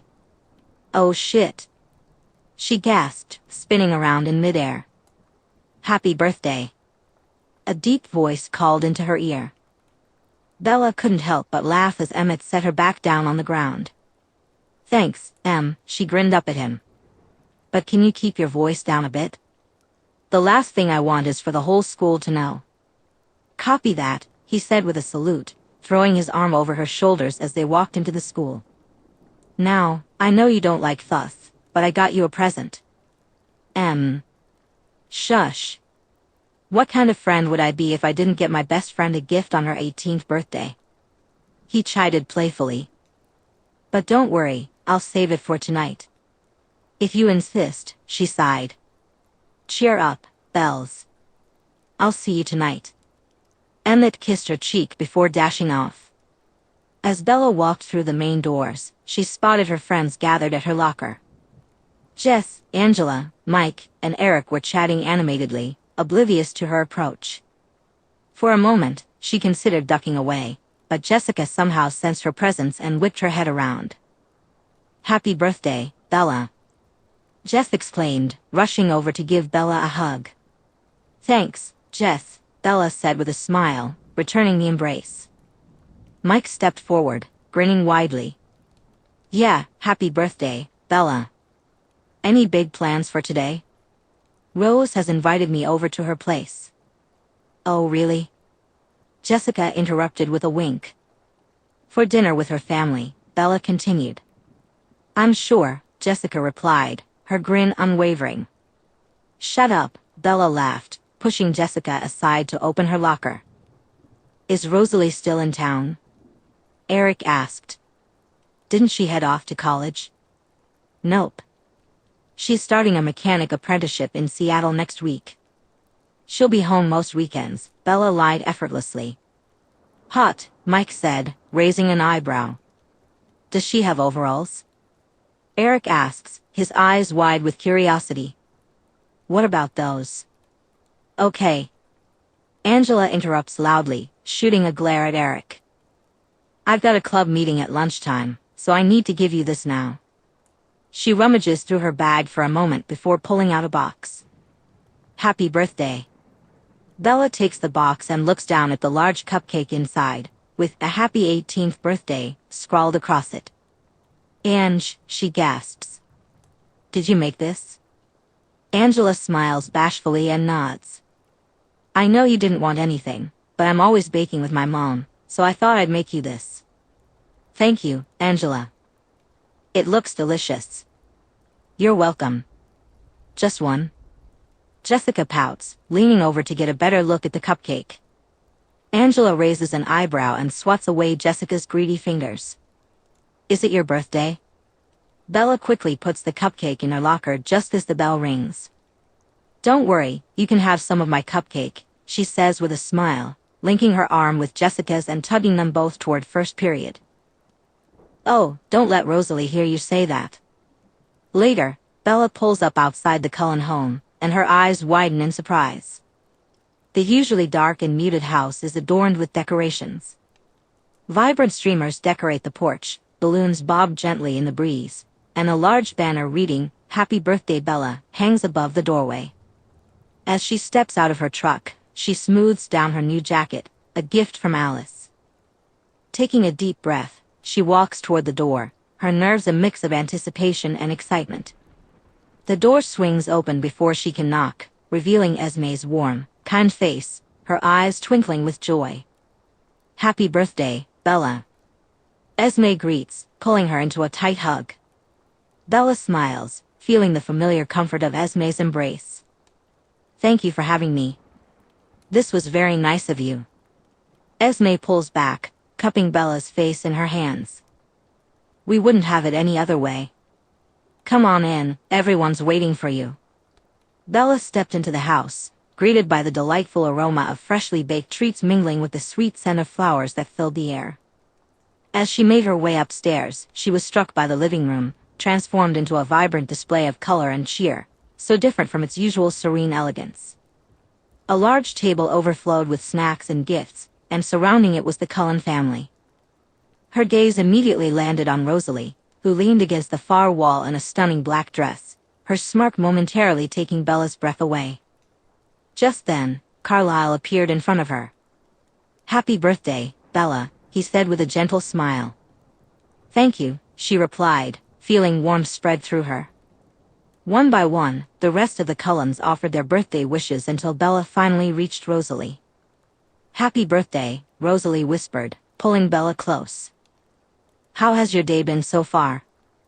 "Fine, much better now," Bella grinned, glancing down at her dress. "You look beautiful," Rosalie complimented.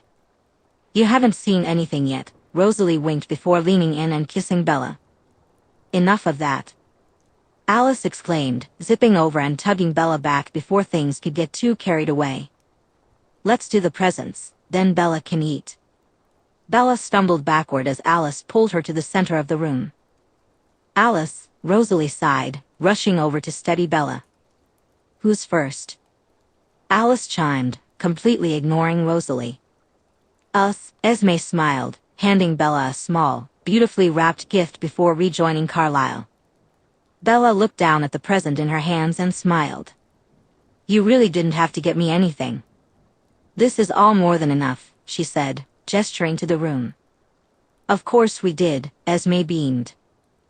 It's been a long, long time since we got to celebrate a human birthday.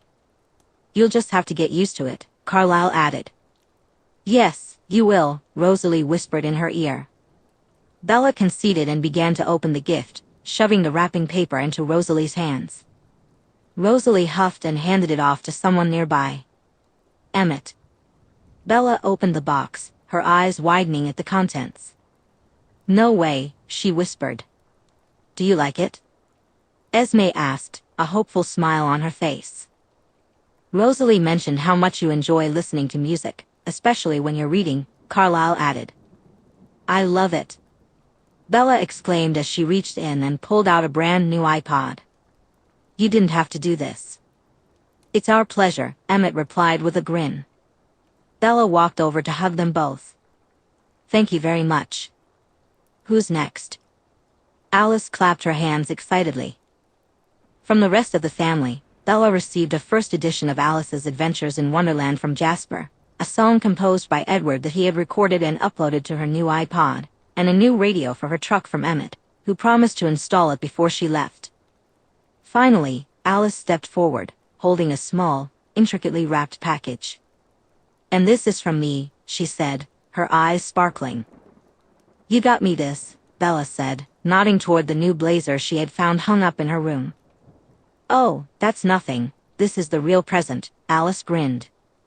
Bella shook her head but began to open the gift. As she tried to peel apart the tough paper, her finger grazed a sharp edge on the wrapping. She winced as a small cut opened up on her finger, a drop of blood welling up and rolling down.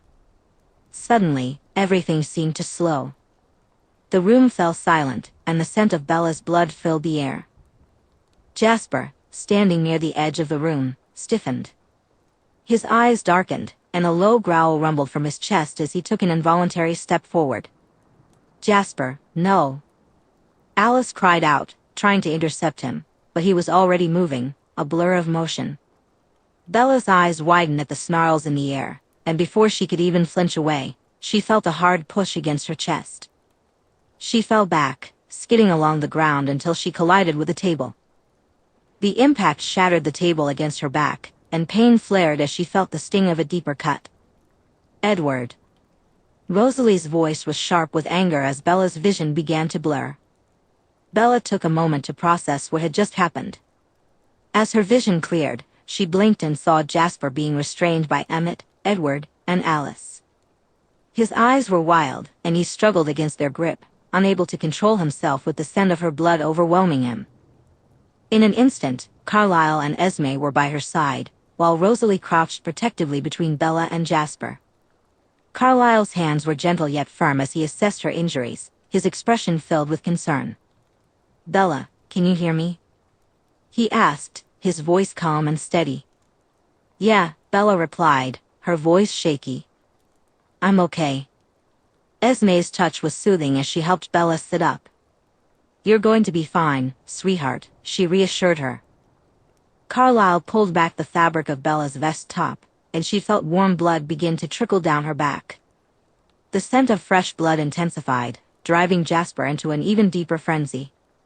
Emmett, Alice, and Edward wrestled with Jasper, determined to get him out of the house before he could reach Bella again. They struggled against his bloodlust, but finally managed to get a firm hold and dragged him outside. After a few tense moments to ensure Jasper was far from the house, Rosalie rushed over, her expression a mixture of worry and anger. Bella, I'm so sorry, she said, her voice trembling slightly.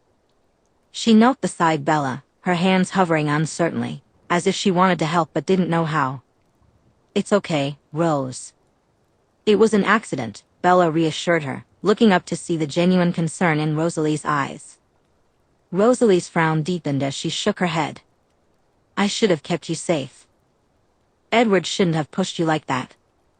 Are you sure you're all right? I'm fine, Bella insisted.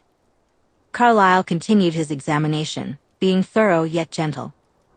She has a cut on her back, but it doesn't seem too deep. I'll need to clean and bandage it. Bella felt Rosalie scoop her up, carrying her upstairs while mumbling soft apologies. She pressed her hand against her head. I'm so sorry. I'm so sorry. I'm so sorry. Chapter 31. Wednesday, September 14, 2005. Bella pulled into the driveway and quickly glanced at her phone, hoping to see a response from Rosalie. But once again, there was nothing. For heaven's sake, she muttered, climbing out of the truck and slamming the door behind her. She ascended the stairs to the house, and as she entered, she was greeted by her excited boy.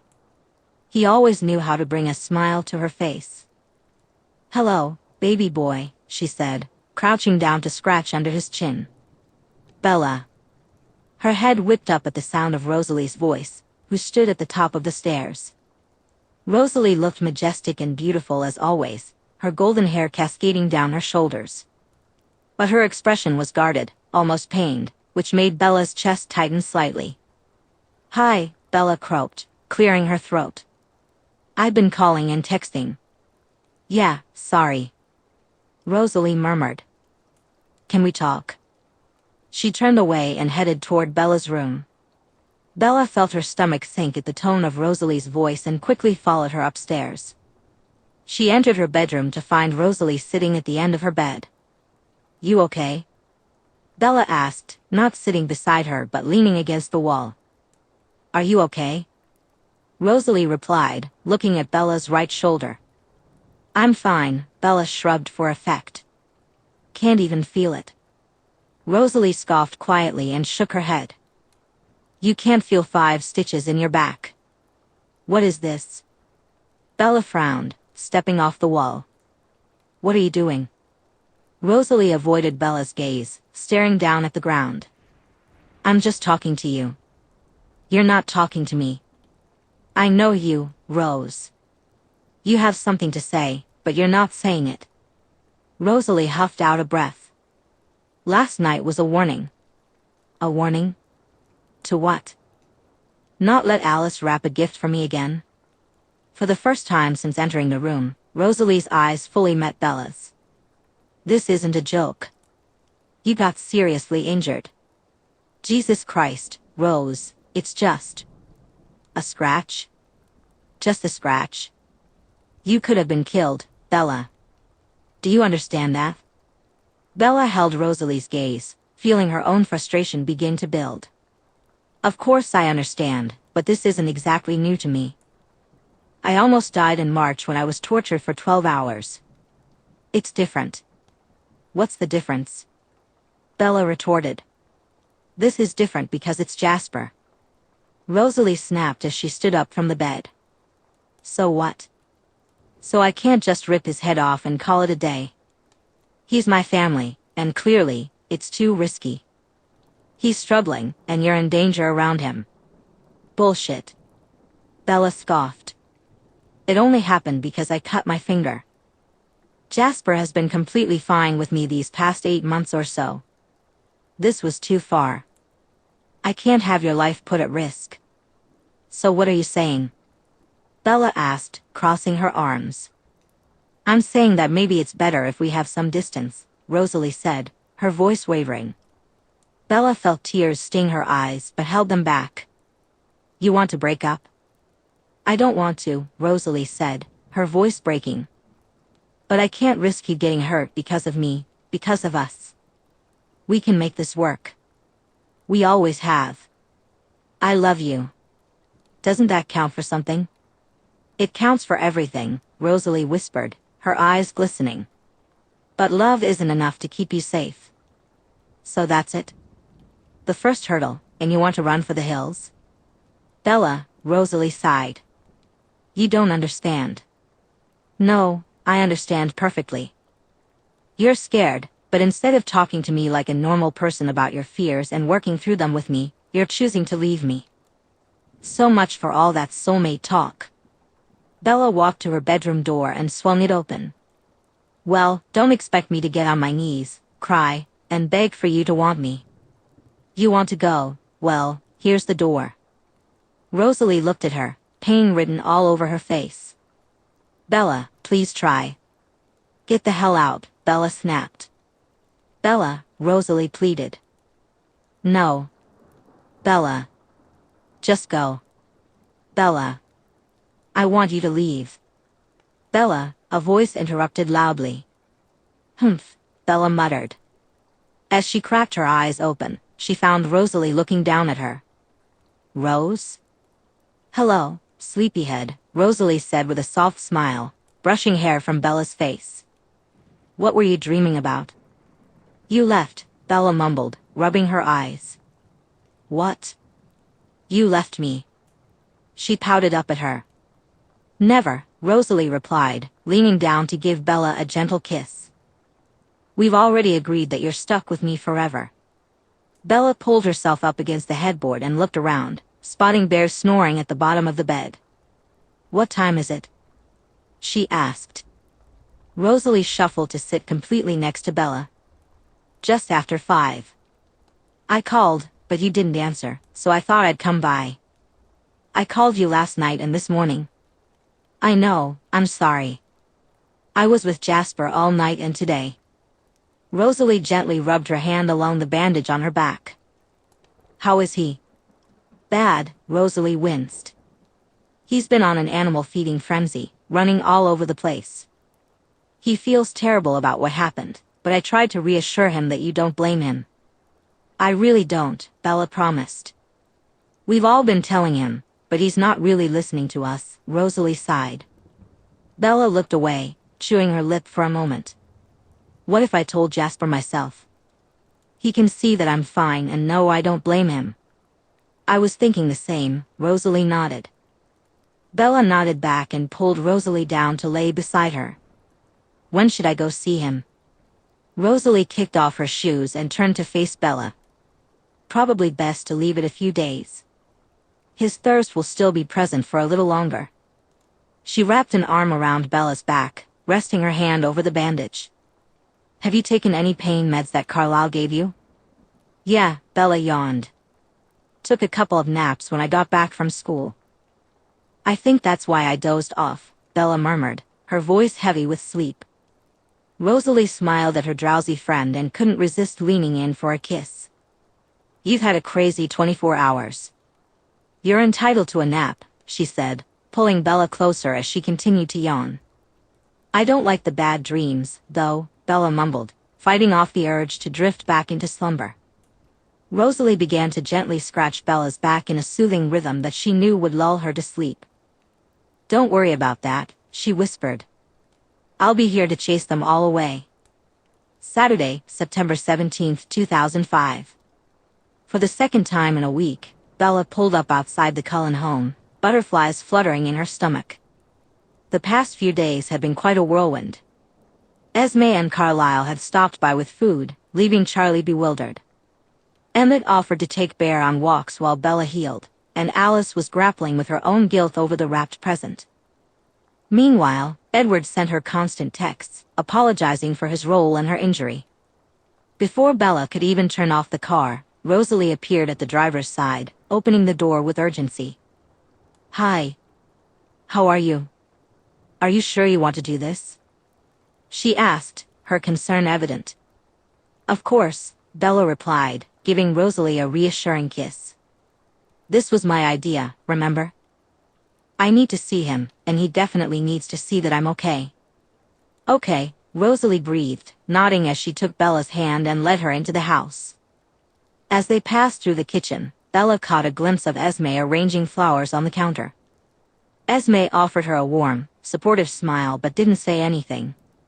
Bella felt a wave of gratitude for the matriarch's silent encouragement.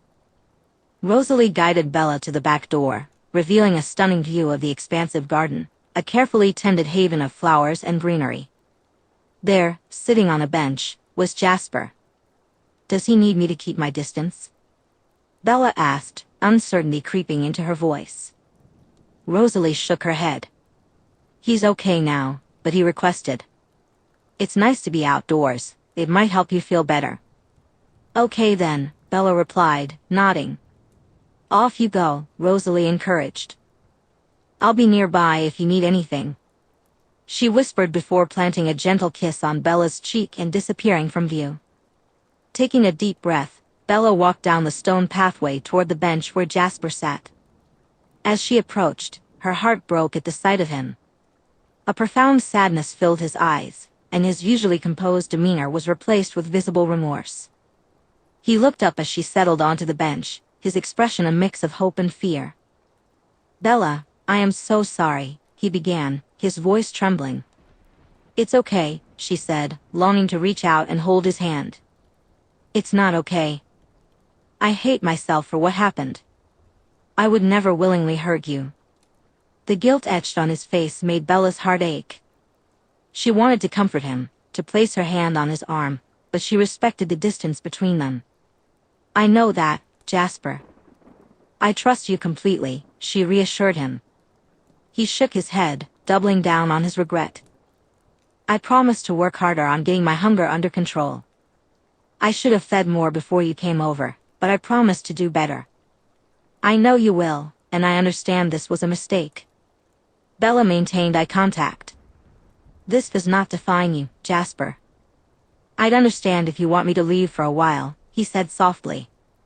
Bella shook her head and moved closer. Of course I don't want that. You're my family, Jasper. Please forgive me, he begged in a whisper. There's nothing to forgive, Bella told him, though she could see the desperation in his eyes. But if that's what you need to hear, then I forgive you, Jasper. He let out a breath, and a small smile appeared on his face for the first time. Thank you. You're welcome, she smiled back. And you can't leave, I need my book buddy. You'd be fine. Emmett is finally learning how to read, he joked. Nah, I need you. Aside from Rosalie, you're my favorite Cullen, Bella whispered with a wink. Hey. What? Bella and Jasper burst into laughter at the indignant shouts coming from the woods ahead. It was Emmett and Alice. Well, Rosalie is a Hale, Jasper said with a sly grin. So I'm actually your favorite Cullen. That you are, Bella replied, grinning back. Their laughter continued as Emmett and Alice emerged from the tree line, both of them arguing about who Bella loved more. Chapter 32. Saturday, November 19, 2005. Where is he? Where's the birthday boy? Bella sang as she opened her bedroom door. She found Bear exactly where she left him earlier, sprawled out on her bed, fast asleep. Is the birthday boy still sleepy? She teased, but Bear kept his eyes shut. His thumping tail on the bed, however, gave him away. Bella pulled a toy from her back pocket and squeaked it. Instantly, Bear stopped pretending to sleep and jumped up, barking at Bella for the toy. Bella laughed and tossed the toy into the air. Happy birthday, my big boy, she cooed, scratching along his sides.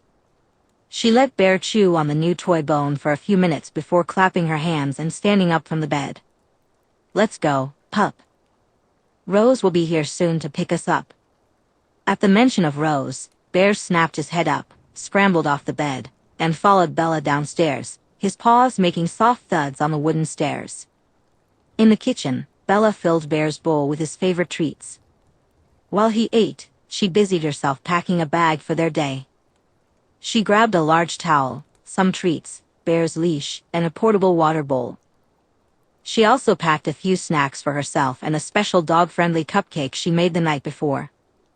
After about 10 minutes, Bella heard a familiar car horn from outside. She glanced at the clock and smiled down at Bear. Rosie's here. Bear's ears perked up, and he let out an excited bark, running towards the front door. Bella followed, opening the door just as Rosalie's sleek car pulled up at the end of the lawn. Emmett stepped out first, holding a brightly colored birthday gift bag. Rosalie exited the driver's side, her golden hair shining even under the gloomy November sky. Bella felt her heart flutter as Rosalie's gaze met hers, a soft smile playing on her lips. "Happy birthday, Bear," Emmett called out, making his way to Bear, who was happily waiting for him on the lawn. Bear barked excitedly, his tail wagging furiously as he greeted Emmett. Bella stepped down the stairs, and in an instant, Rosalie was there, her cool hands cupping Bella's face as she leaned in for a kiss. Bella melted into the moment. "Good afternoon," Rosalie said softly as they pulled apart. "Good afternoon, beautiful. Are you both ready for the day?" Rosalie asked. Bella nodded, patting the full backpack at her side. "All right, buddy, let's open up your presents," Emmett said, his voice brimming with excitement. He reached into the bag and pulled out a bright red rubber ball that squeaked loudly when squeezed. Bear's ears perked up, and he let out an enthusiastic bark. Emmett tossed the ball across the lawn, and Bear pounced on it, squeaking it repeatedly as he pranced around. Bella frowned slightly, shaking her head. "Really, Emmett?" She sighed, her tone a mix of amusement and exasperation. Emmett grinned devilishly. "Come on, Bella, look. He loves it." Next, Emmett reached into the bag and pulled out a massive dog bone. "Look at this, Bear," he said, holding it up for Bear to see. Bear's eyes widened, and he dropped the ball from his mouth, wagging his tail even faster. Emmett offered the bone to Bear, who took it gently and began to gnaw on it. But Emmett wasn't finished yet. He pulled out a bag of dog peanut butter treats. "The lady at the store said these are supposed to be delicious," Emmett said, opening the pack and handing one to Bear. Bear eagerly accepted it, chomping down with obvious delight. He licked his lips, looking expectantly for more. "No more right now," Bella told him. "Now for my favorite." Emmett revealed the next gift, a plush toy, a Dracula teddy bear, complete with a tiny cape and fangs dripping with blood. "Oh God," Rosalie groaned at the sight.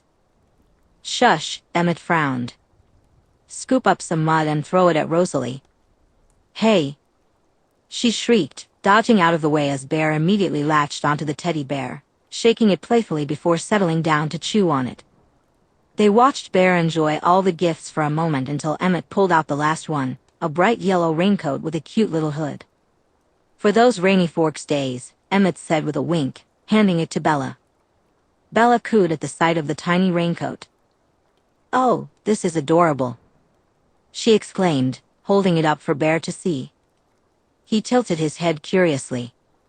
"You're going to look so cute in this, Bear." Bear's joy was evident in the way he interacted with each gift, his tail wagging non-stop. Bella, Emmett, and even Rosalie watched with happy smiles on their faces. "Thanks, Emmett," Bella said, her eyes glistening with gratitude. "These are perfect." "Anything for the birthday boy," Emmett replied, giving Bear a fond scratch behind the ears. "And what did you get him?" Bella asked. "I gave him his gifts last night," Rosalie said with a smug smile. "I thought he deserved them the day before his birthday." "Whatever." Emmett narrowed his eyes at Rosalie and scooped Bear up into his arms. "So, what's the plan for today?" Emmett asked, cuddling Bear close. "It's not supposed to rain today, and it's not too cold yet, so I thought a trip to the beach just outside of town would be good." "Birthday beach party, fun," he smiled at Bear before letting out a sigh. Rosalie and Bella exchanged amused smiles. "Yeah, it should be really fun. He absolutely loves the beach, constantly chasing seagulls and rolling in the sand," Bella added, holding back her grin. Emmett looked sadly down at Bear, kissed him on the nose, and put him back down. "Well, you guys have fun. I'll see you later, I guess." He pouted before turning around and heading toward the forest. "You know," Bella called out, causing Emmett to stop.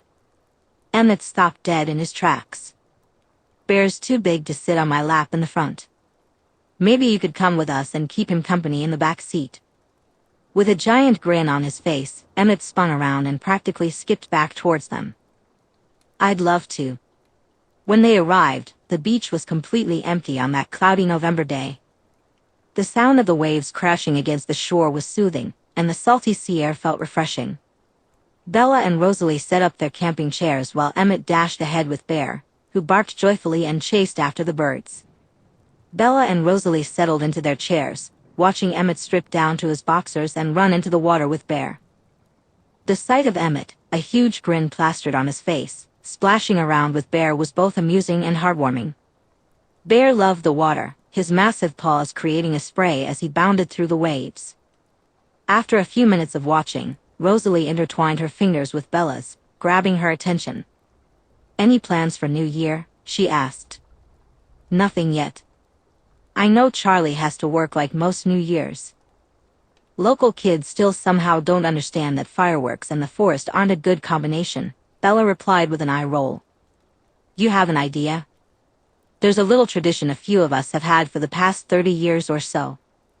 We always pick a different city around the world to celebrate New Year's in. This year, London has been chosen, and I wondered if you'd like to participate." Bella's eyes widened, and a smile spread across her face. "I'd love to." Rosalie's face lit up in response, and she squeezed Bella's hand. "Great. I wasn't sure if you wanted to spend your first New Year in Forks, but I'm glad Charlie is working. Esme has offered to look after Bear if we need it." "Most likely," Bella nodded, glancing over at the boys wrestling in the surf. "So, who's all going?" "It started as just me and Emmett, but Alice soon got jealous, so she and Jasper began to tag along, then Edward." Rosalie noticed Bella's slight pout and said, "I felt left out, so I joined. The Denali's sometimes join us, but they're busy this year." "Really?" Bella sighed, her disappointment evident. "What?" she asked, trying to maintain an innocent expression. "You're lucky I love you," Rosalie laughed as she leaned over to pull Bella into a kiss. "Yes, I am," Bella mumbled against Rosalie's lips. As the day wore on, the sun began to set, casting beautiful shades of orange and pink across the sky. Emmett and Bear finally emerged from the water, both dripping wet, with Bear looking exhausted but happy. Emmett flopped down on the sand next to Bella and Rosalie. "That was awesome," he said, shaking the water from his short hair like a dog. Bear sat beside him, panting contentedly. Bella chuckled and handed Emmett a towel. "Dry off. We're going to get the birthday boy a treat," she said, turning her attention to drying off Bear. Emmett playfully slapped Bella's hand that held the towel before scooping up Bear and glancing around the beach. Then, he took off, zooming around at lightning speed. A minute later, he returned, dry and holding a fuzzy, confused dog. "Done," he said with a triumphant smile. As they drove home, Bear was happily exhausted in the back seat, resting his head on Emmett's lap. Meanwhile, Bella was sneakily texting Emmett, making sure Rosalie couldn't see the screen. As they neared Forks, Bella broke the silence. "Rose, could we make a quick stop? I think I saw a cafe nearby when we drove up." Rosalie glanced at her, a soft smile on her face. "No problem." When they pulled into the cafe's parking lot, Bella turned to Emmett. "Hey, Em, could you do me a favor and head in for me? I'm craving a hot chocolate." Emmett nodded, understanding the unspoken request in Bella's wink. "Sure thing, Bells. Be right back." With that, Emmett hopped out of the car and headed into the cafe, leaving Bella and Rosalie alone. Bella turned in her seat to check on Bear, who was happily panting with his tongue lolling out. A few minutes later, Emmett emerged from the cafe, holding a large bag and wearing an even bigger grin. Bella's eyes sparkled with anticipation, but Rosalie's narrowed as she caught a whiff of the unmistakable aroma of grilled meat. Emmett climbed into the back seat and immediately unwrapped Bear's burger. "Don't you dare," Rosalie growled. "Here you go, buddy," Emmett said, holding the burger out to Bear, completely ignoring Rosalie. Bear eagerly took the burger and devoured it with gusto. The smell of beef and cheese filled the car, making Rosalie wrinkle her nose in disgust. "Emmett, that smell is going to linger for days," Rosalie whined, covering her nose with her hand. Bella couldn't help but laugh at the situation, and soon Emmett joined in. Bear was blissfully unaware of the chaos he was causing, too focused on his delicious treat. Lighten up, Rose, Emmett said between laughs. It's his birthday. Let him enjoy it. Rosalie sighed but couldn't keep a smile from tugging at her lips.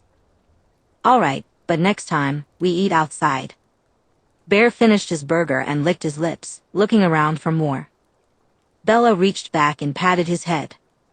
Happy birthday, baby bear. Chapter 33. Sunday, December 25th, 2005.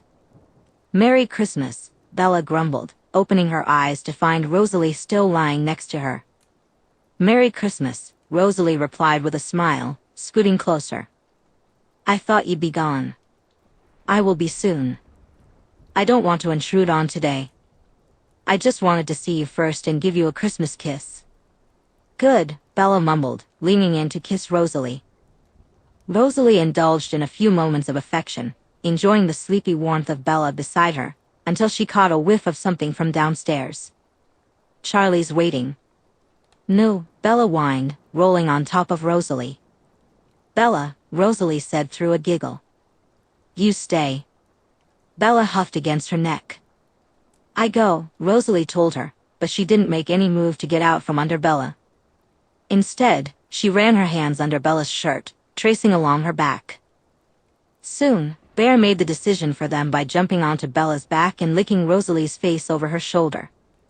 Bear, Bella groaned at the added weight. Nope, Rosalie replied, slipping out from underneath Bella with ease and wiping her face. Bella flopped onto her back, unable to suppress the smile that spread across her face at the sight of her adorable puppy. Bear was happily wiggling on the bed, sporting the dog Christmas onesie that Emmett had gotten for him. You want some presents? Bella cooed. I'll take my leave then, Rosalie laughed. She leaned down and gave Bella a kiss. Have a great day with Charlie. Will you be back later? Bella asked, hopping out of bed and pulling on a hoodie she had borrowed from Emmett. Of course, Rosalie replied, backing toward the window. I need to give you your last present. She winked, showing off her lace bra before disappearing from view. That woman, Bella huffed, shaking her head as she headed off to the bathroom. When she exited, Bear was still waiting for her, sitting patiently in his little outfit. Okay, let's go, she whispered. Bear instantly sprinted down the stairs, and Bella followed him, finding Charlie in the kitchen. Morning, Bells, Charlie said with a smile, looking up from his newspaper as he stood. Bella greeted her dad with a smile. Merry Christmas. Merry Christmas, Dad, she replied, giving him a quick hug before grabbing the steaming mug. You used to love hot chocolate on Christmas morning. Hopefully, you still do, he mumbled, scratching the back of his neck. I do, she said, nodding and taking another sip. Charlie perked up, his face lighting up with a grin. Good. It's been a while since it's just been the two of us for Christmas, but I'm excited. Me too, Dad. They settled down in the living room, the Christmas tree twinkling with lights and ornaments. Bear circled excitedly around his presents, clearly sniffing out the treats hidden inside, while Bella and Charlie took their places on the couch. Shall we let him go first? Charlie suggested, glancing at Bear, whose tail was thumping loudly against the floor. I'm not sure how much longer he'll keep calm. Go get Bella encouraged. Bear immediately began to tear into the gifts, scattering wrapping paper everywhere. The first thing to pop out was a squeaky toy, which he pounced on, giving it a few enthusiastic chews before diving toward the other presents. Ooh, this is from Granny Renee, Charlie laughed, grabbing another present and tossing it to the dog. Bear eagerly ripped it open, revealing a plush gorilla toy. Don't let her hear you say that, Bella said, her eyes widening as she remembered making that joke when she first got Bear. She can't hear me, Charlie shrugged, but he shot a quick worried look over his shoulder. They watched Bear for a few more minutes before Bella clapped her hands and reached for a big present under the tree. Okay, you first, she smiled, handing him the gift. Merry Christmas, Dad. Thanks, kiddo. Charlie carefully peeled back the wrapping paper and gasped at what he saw. Do you like it? Bella asked, nervously nibbling her lip. Bella, Charlie said with a TSK, "This is too much." He pulled out the new fishing rod. "It's fine," she waved dismissively. "Mike got me a great deal at his parents' store," Bella said with a smile. "Good to know," Charlie replied, chuckling. "Thank you, Bells. I love it." He patted her on the knee but couldn't seem to take his eyes off the fancy new fishing gear. "My turn?" Bella asked after a moment of silence, noticing that Charlie was still staring at his gift. "Yeah, sorry." Charlie set his gift aside and picked up a large square box. "Merry Christmas, Bells." "Thanks, Dad." Bella began to unwrap the haphazardly wrapped gift, revealing a silver box with a bitten apple logo. "No way. I'm not great at this stuff," Charlie admitted. "But I went to Seattle for it, and the kid at the store said this was top of the line and a really good brand." He shrugged. "Dad, this is amazing, and way too much," she said, fully unwrapping the new laptop. "Not at all. You're a senior now, and I've missed a lot of Christmas mornings," he mumbled, a hint of sadness in his voice. "You have nothing to make up for," she replied, frowning. "Just because you weren't there in person all the time doesn't mean you didn't spend time with me." "Thanks, Bells." "Okay, let's continue." They spent the next 30 minutes opening presents, going through stockings, and playing with Bear. Bella received some books, CDs, vouchers for stores in Seattle, and a jacket from Renee and Phil. Charlie opened the rest of his gifts from Bella, which included accessories for his new fishing rod, some flannel shirts, a fishing book, and a beer sleeve that he was particularly happy with. "And this is from Carlisle and Esme," Bella said, handing Charlie an envelope. "What?" He frowned, taking it from Bella and turning it over in his hands. "I didn't get them anything." "That's fine," she waved him off. "You've seen their house, they don't need any gifts." "I guess," he nodded, still looking slightly concerned. "It's a re-gift if that makes you feel any better." "No money spent at all." Bella lied smoothly. "Someone from work gave it to Carlisle." Charlie perked up slightly at that. "Oh, well, that's okay then." He tore open the envelope and read through the letter. "Mariners tickets?" he asked, his eyes wide with excitement. "For any game you want when the tickets go on sale," Bella replied with a grin. "The guy is leaving and has some special seat or something. He offered it to Carlisle, but he's not much of a sports guy." "Free tickets?" Charlie asked, still in shock. "For the whole season." "Holy cow." He barked a laugh, slapping the paper against his leg. "This is incredible. Please pass on my thanks to the Cullens." "Will do. I'll have to stop by the hospital myself to thank him. Maybe he has a speeding ticket I can clear." Charlie mumbled to himself, then looked up at Bella with the biggest grin she'd ever seen. This is shaping up to be the best Christmas to date. Meanwhile, Renee asked again, "And you like the coat?" "I love it," Bella assured her for the 10th time as she continued to stir the gravy. "It'll be perfect for London." "Okay, good." Renee sighed, a hint of sadness creeping in. "I just wish I could have seen you open it." "I know you do." Bella had navigated this conversation multiple times over the past few weeks, with Renee trying to convince her to come to Florida. "I just miss seeing your face light up when you open your gifts," Renee said wistfully. "I know, Mom. But it's just one Christmas," Bella replied softly. "I wanted to spend it at home with Charlie. Plus, I get to spend some time with Rosalie over the next few days while Dad is working. I know I'm just being selfish. I guess I can understand wanting to be there with Charlie. It's good you two are spending time together." "Yeah, it is." Bella nodded, smiling. "We had a lot of fun opening presents and just hanging out. Bear has been having a blast with his new toys. He loves the candy you sent." She glanced over and saw Charlie beginning to set the table. "Listen, the food is done, so I need to go. Thank you again for the gifts. I miss you. I love you."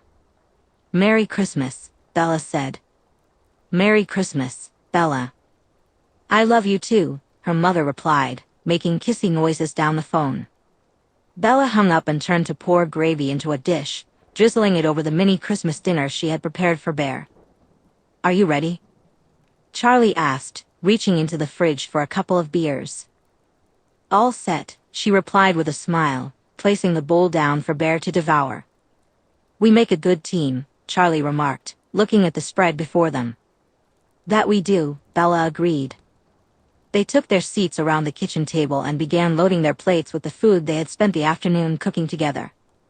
Charlie handed her one of the beer bottles after she had successfully bargained for it for Christmas dinner. Merry Christmas, kiddo, he said. Merry Christmas, Dad, Bella responded, tapping her bottle against his with a happy grin. As Bella hummed along to Christmas music while packing away the leftovers, she peeked into the living room. There she found Charlie and Bear, both sprawled out on the chairs in their food comas.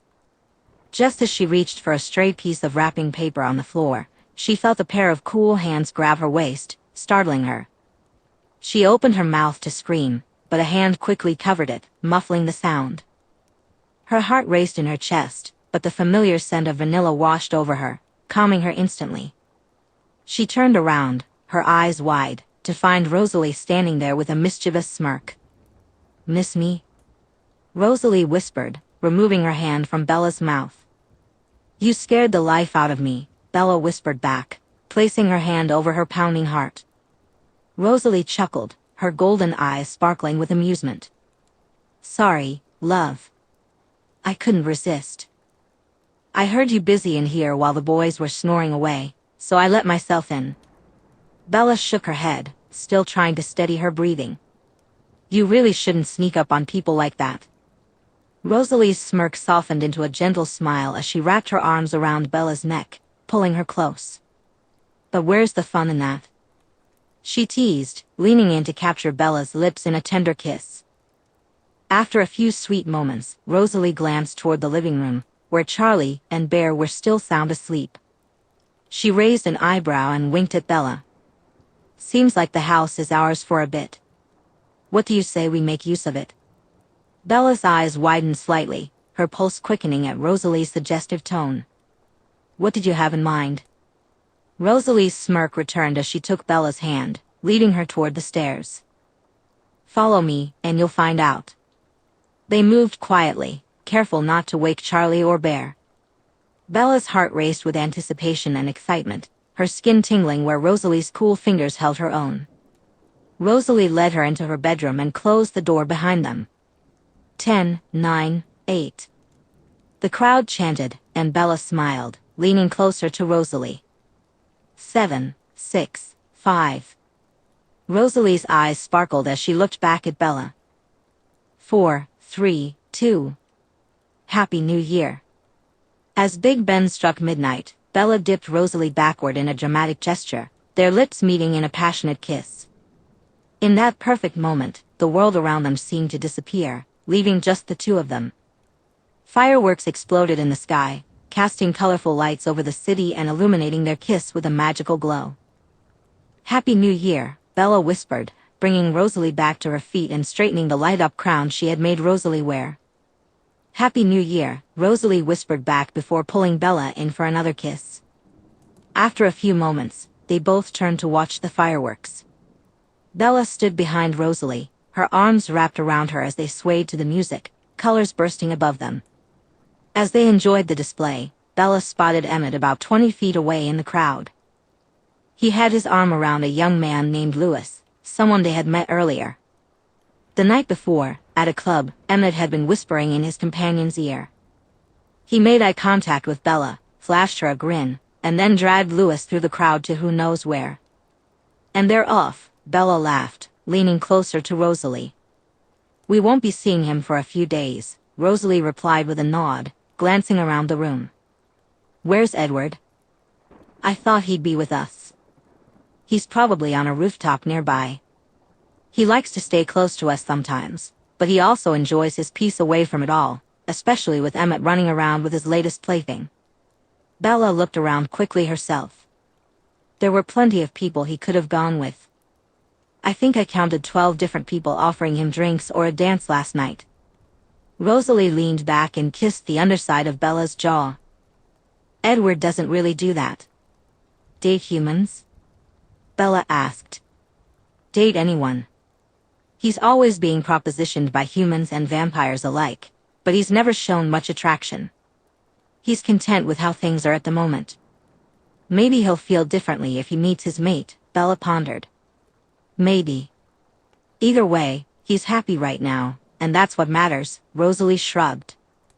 That's fair, Bella nodded, resting her head against Rosalie's. As the last brilliant explosions of the New Year's Eve fireworks lit up the night sky, Bella and Rosalie remained wrapped in each other's arms, swaying gently to the rhythm of the music while the crowd around them continued to cheer and celebrate. The final burst of fireworks slowly faded, leaving the sky smoky, with twinkling stars beginning to peek through. Bella glanced down at Rosalie, whose eyes still reflected the vibrant colors of the now fading fireworks.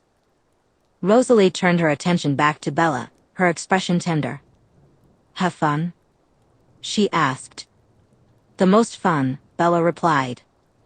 I'm glad, Rosalie smiled, giving her a quick kiss. Bella's lips curled into a playful smile as she took Rosalie's hand and gently twirled her around, pulling her back close. Pull each other closer, wrapped up in their own little bubble of happiness. Dance with me? Rosalie asked, laughter sparkling in her eyes, making Bella's heart swell with joy. To this? Bella replied, motioning to the lively dance music that filled the air as people milled around them. Just go with it, Bella teased, pulling Rosalie closer. They swayed together, lost in their own world while the music wrapped around them. Bella hummed along as the crowd began to thin out, with partygoers heading off to after-parties or home. But Bella and Rosalie remained, content to simply be together under the starlit sky. So, what do you think this year will bring? Rosalie asked, her gaze drifting skyward. Bella paused to think, her eyes following Rosalie's. I'm not too sure, but I know that as long as you're there, it'll be perfect. Cheesy, Rosalie teased, though her eyes softened as she pulled Bella in for a gentle kiss filled with love and promise. When they pulled apart, Rosalie's eyes sparkled with emotion. I feel the same way. They continued to sway, their movements slowing as the music played on. Bella rested her forehead against Rosalie's, feeling a profound connection that transcended words. The world around them faded into the background, leaving just the two of them dancing under the moonlight.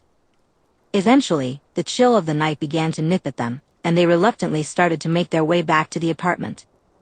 The streets were still alive with revelers, but the intensity of the celebration had mellowed into a gentle hum, a soft backdrop to their private world.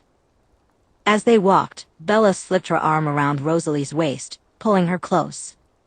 Tonight was amazing. It was, Rosalie agreed, leaning into Bella's warmth. I usually don't enjoy crowds like that, I'm usually hiding on the rooftops with Edward. But it was different with you. Bella smiled down at Rosalie and kissed the top of her head. I'm glad you enjoyed it, beautiful. They continued to stroll, their pace slow and unhurried as they soaked in the city around them. Every so often, they would draw each other closer, cherishing the moment and the bond they shared. They paused to admire the view, watching a group of partygoers pass by, their laughter filling the night air. When they finally reached the apartment by the water, the building was silent, the festive energy of the city left outside. Bella unlocked the door, and as they stepped into the warmth of the apartment, she felt a wave of happiness at finding it nice and empty. Rosalie closed the door behind them and leaned against it, her eyes locking onto Bella's. I don't want this night to end, she said softly. Bella smiled, stepping closer and wrapping her arms around Rosalie's waist. Then let's not let it. With a gentle push, Bella pressed Rosalie against the wall, their bodies drawing closer together. I love you, Bella whispered against Rosalie's lips. I love you too, Rosalie replied, tightening her arms around Bella's neck. How about we kick this new year off with a bang, literally? Bella said with a wink, quickly leaning down to throw Rosalie over her shoulder. Oh my God, Rosalie groaned at the pun, but she couldn't help but laugh as Bella carried her away to the bedroom. Chapter 34. Thursday, January 26, 2006. Bella gently tugged on the leash, trying to coax Bear to slow down. The massive Newfoundland was charging ahead, still eager to explore every inch of their usual route through Forks.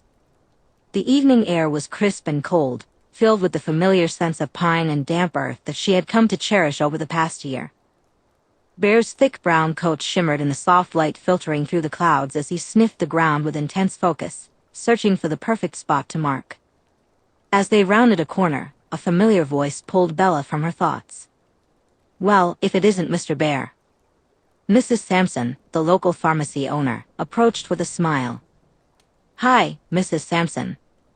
Bella greeted warmly, steering Bear toward her.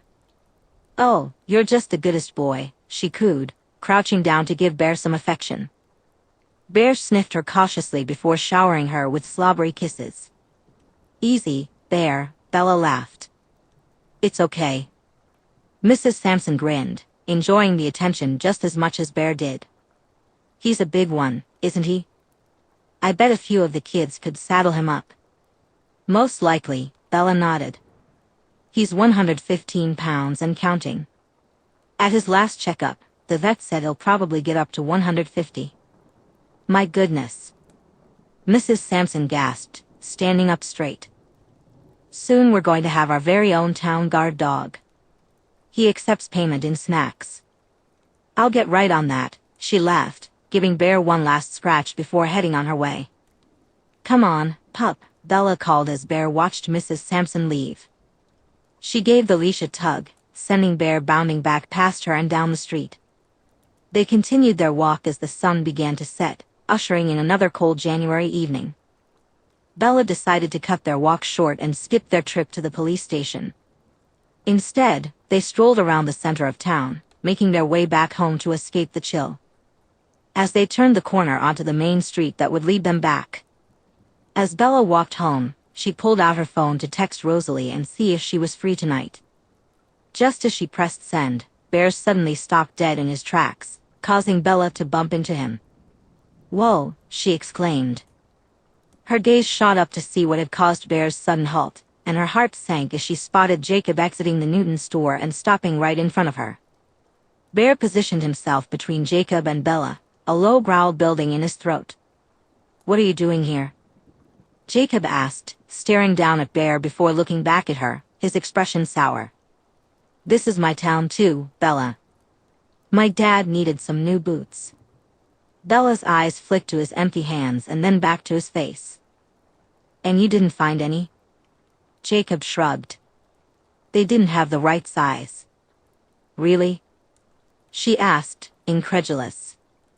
"Even with that huge shoe section?" "That's what I said." A silence settled between them as Jacob tried to catch Bella's eye, broken only by Bear's continuous low growl. Bella glanced down at her dog, giving him a reassuring pat before turning her attention back to Jacob. "Well, I hope you find what you're looking for," Bella said, hoping to end the conversation and move on. She was just about to turn away when Jacob's voice stopped her in her tracks. "How's your leech doing?" Bella's temper flared at the derogatory term, her hands clenching into fists. She turned back to face him, her eyes narrowing. "Rosalie is great, as always. How's your pack of flea bags?" Jacob stood up straighter, his jaw clenched as he glared down at her. "Alive and well, unlike some." His voice was low and threatening.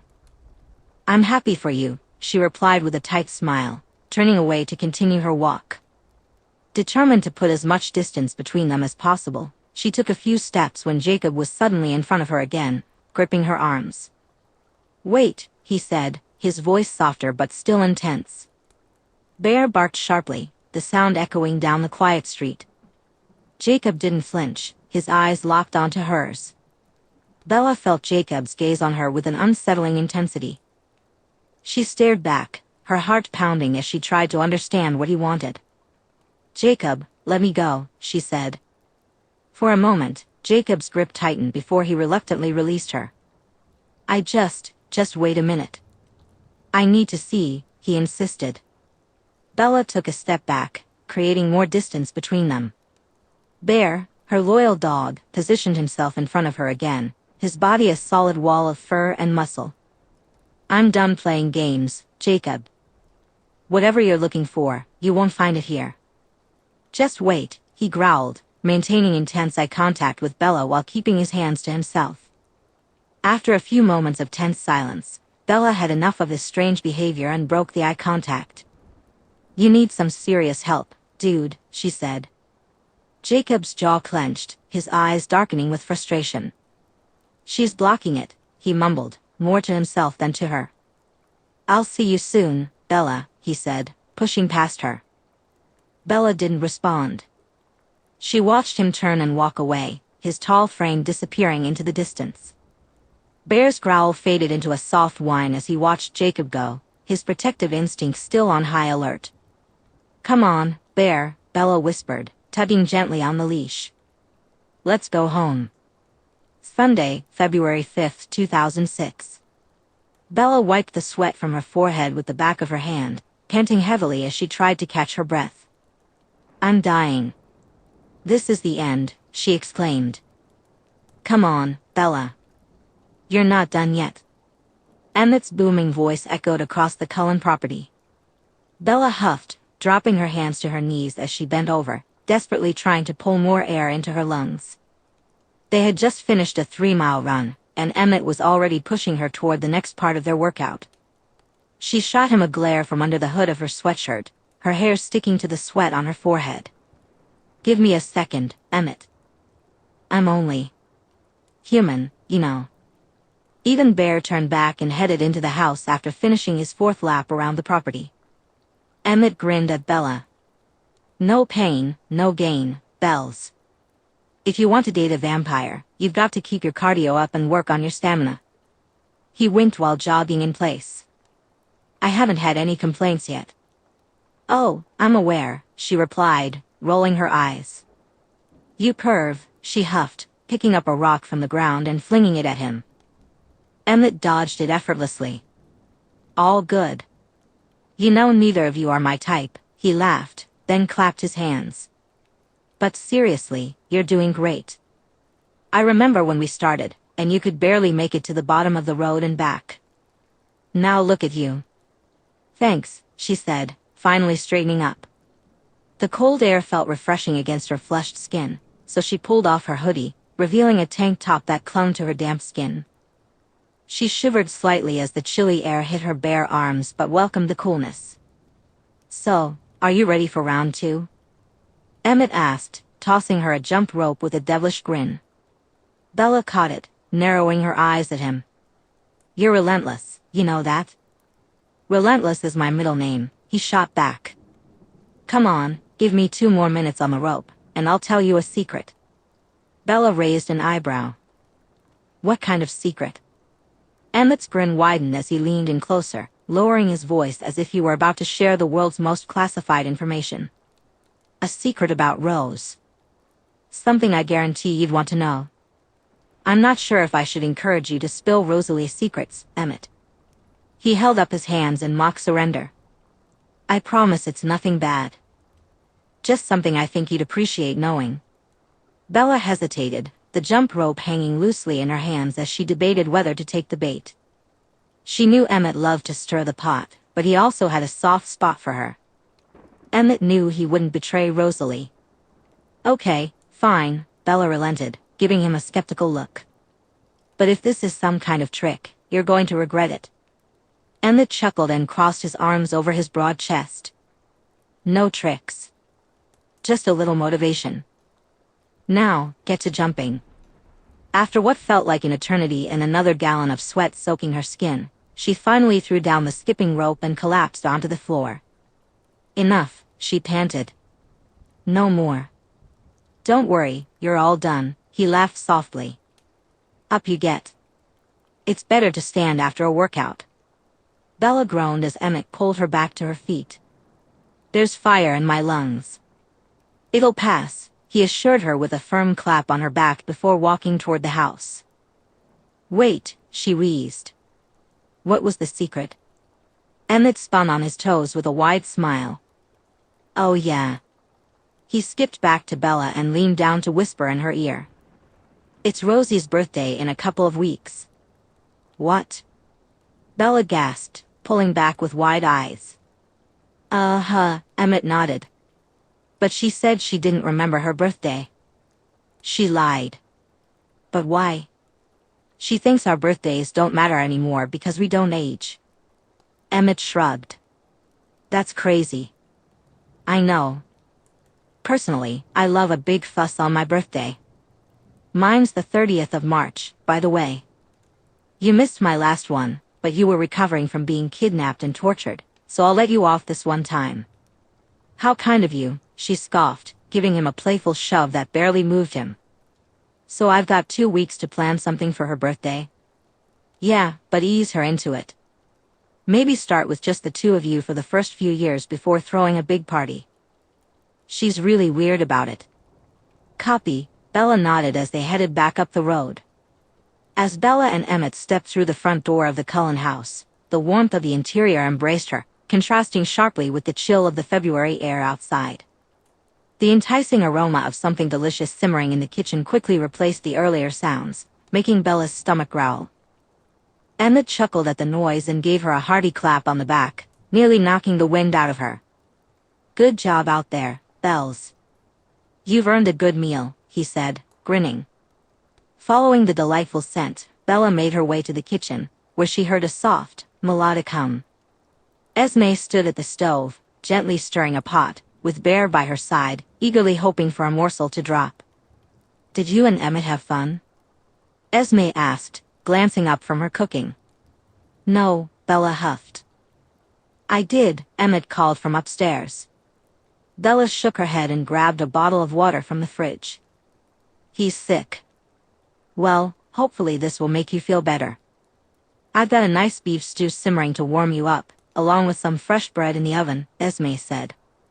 "I love you," Bella sighed, walking over to kiss Esme on the cheek. A bright smile spread across Esme's face as she gently nudged Bella away. "Go get cleaned up, and your food will be ready." Bella gave Bear a quick pat on the head before heading upstairs. Her legs still felt the strain of the workout, but she moved swiftly, her mind set on a hot shower and the meal waiting for her. She pushed open the door to Rosalie's room, not pausing as she crossed the space to grab her clothes from a drawer before heading straight into the ensuite bathroom.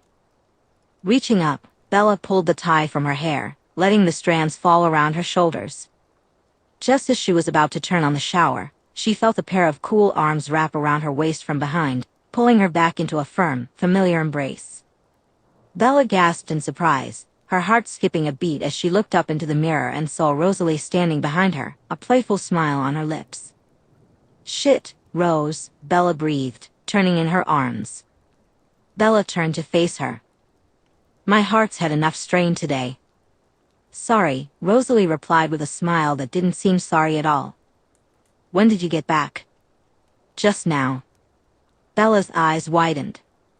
"So you didn't see or hear Emmett and me working out?" "Nope." "Why?" "No reason." Bella smiled and pulled Rosalie in for a hug. Rosalie groaned happily, burying her face in Bella's neck. "You smell so good." Bella ran her hands up and down Rosalie's back. "You smell like a butcher's." Rosalie huffed a laugh against Bella's neck before pulling back and leaning in for a kiss. "I guess I could also use a shower." Bella took a step back with a smirk. "I'll let you go first then." Rosalie reached out and hooked a finger down the waist of her shorts. "Why not together? We can conserve water and keep the bills down." "I thought you were rich," Bella laughed, allowing Rosalie to tug her forward. Rosalie shook her head and took a step back. "Are you going to drop your shorts or not?" she asked while pulling her own shirt over her head. "What's one more workout?" Bella grinned as she stripped down and pushed Rosalie backward toward the shower.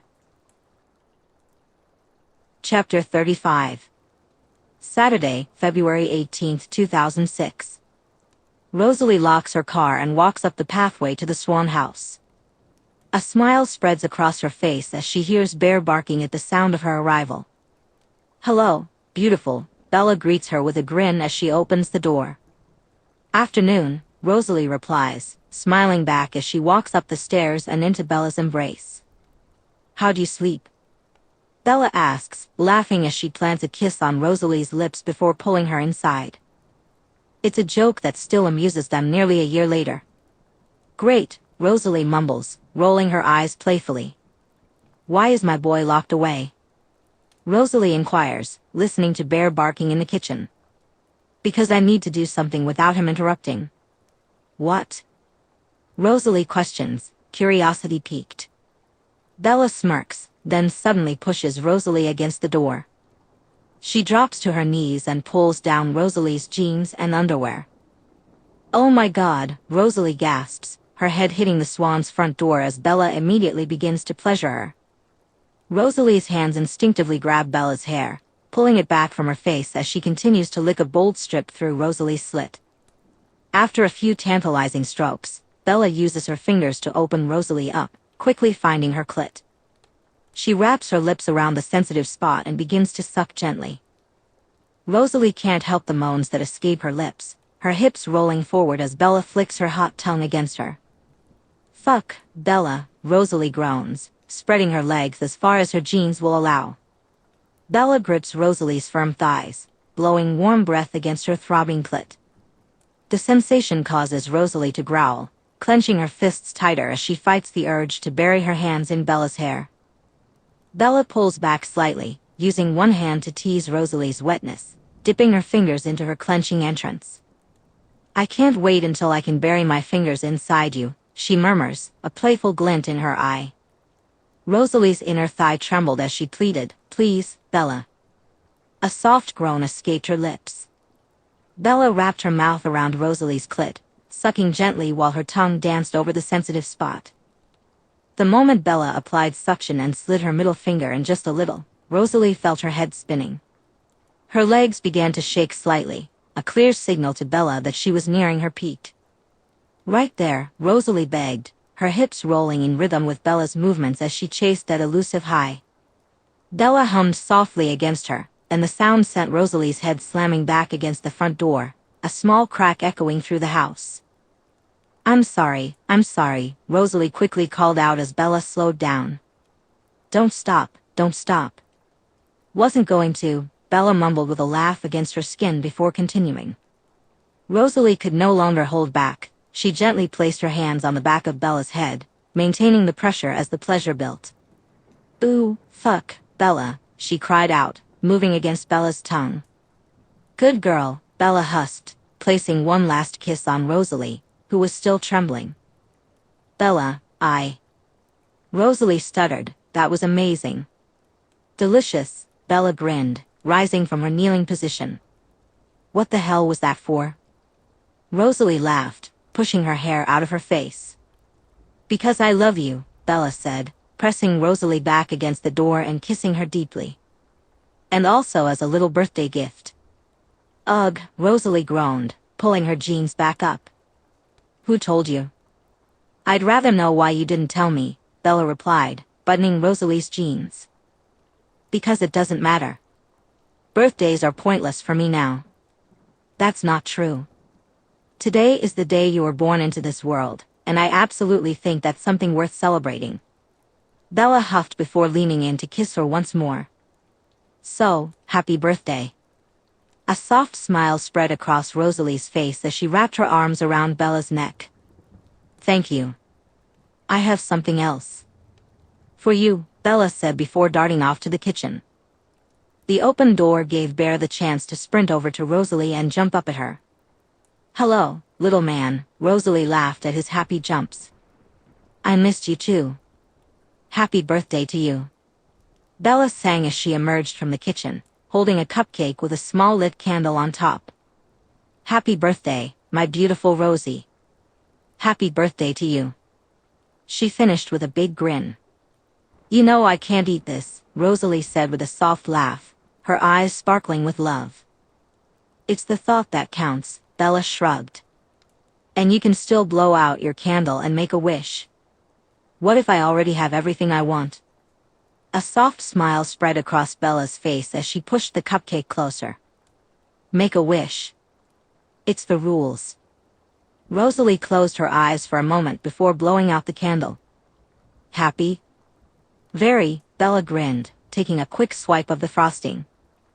There's something else, but I got it delivered to the station in case I wasn't home, so Charlie's bringing it later. Well, thank you in advance, Rosalie said, planting a kiss on Bella's cheek. You're welcome, Bella smiled. Until then. I was thinking we could take a little trip to our spot. Keep it cool and casual so you don't combust, Rosalie teased. Funny, Bella huffed. And I'd love to. Excellent. Bella quickly ducked into the living room to grab her already packed backpack. Shall we go? Why do we only come here when it's cold? Bella huffed, shoving her hands into her coat pockets. It was your idea, Rosalie laughed, throwing a stick for Bear to chase as they neared their oasis. Yeah, Bella mumbled, stepping over a rock and parting the bushes to reveal their little slice of heaven. Bear barked loudly and scrambled over to the frozen stream, his paws sliding along the ice. Careful, Rosalie laughed as he tried to find his footing. She effortlessly climbed up their usual boulder, her vampire agility making it look easy. Grace seemed to float onto the rock, while Bella, as usual, struggled a bit more. She hoisted herself up with a muttered curse that always made Rosalie chuckle. You're cute when you're clumsy, Rosalie teased, helping Bella settle beside her. Bella shot her a mock glare. Shut it, Hale. You're lucky it's your birthday. Rosalie leaned in, her voice low. I'm lucky every day. Feeling her cheeks heat up, Bella quickly looked away, pretending to be interested in Bear, who was trying to dig through a small snowbank that hadn't yet melted. His face was already coated in white, and his tail wagged so hard that Bella thought it might fall off. See? This is perfect, Bella said, gesturing to Bear. He's having the time of his life. Rosalie smiled, leaning back on her hands. And you? Me too. Bella's voice softened. I wanted today to be special for you. It already is. You're here, and that's all I ever want or need. They sat in comfortable silence for a while, watching Bear's antics. Eventually, he gave up on his snow excavation and bounded over, resting his head on Bella's knee as she affectionately ruffled his ears. So, how are your college applications going? Rosalie asked after a moment. Bella shifted slightly and turned her head to look at Rosalie. They're going okay. I should hear back from most of them in a few weeks. Rosalie nodded thoughtfully. Is Seattle still your #1 pick? Bella hesitated for a moment before nodding. Yeah, they have a really good English program. Rosalie's expression softened, though a hint of skepticism lingered in her eyes. That's the only reason? Bella laughed softly, shaking her head. No, it's not the only reason. I've actually started to enjoy the cold and the rain, and it's close to Charlie, too. But if you're implying what I think you're implying, then yes, you are a big part of why I want to stay close. You know I'd follow you anywhere. Anywhere.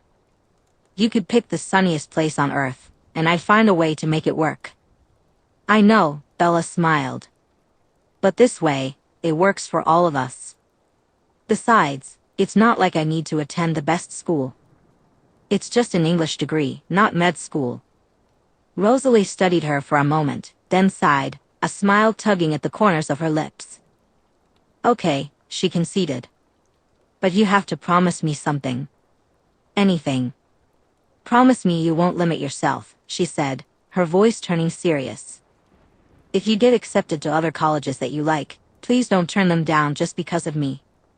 Bella met her gaze, her eyes steady. I promise, she said, leaning in to press a soft kiss to Rosalie's lips.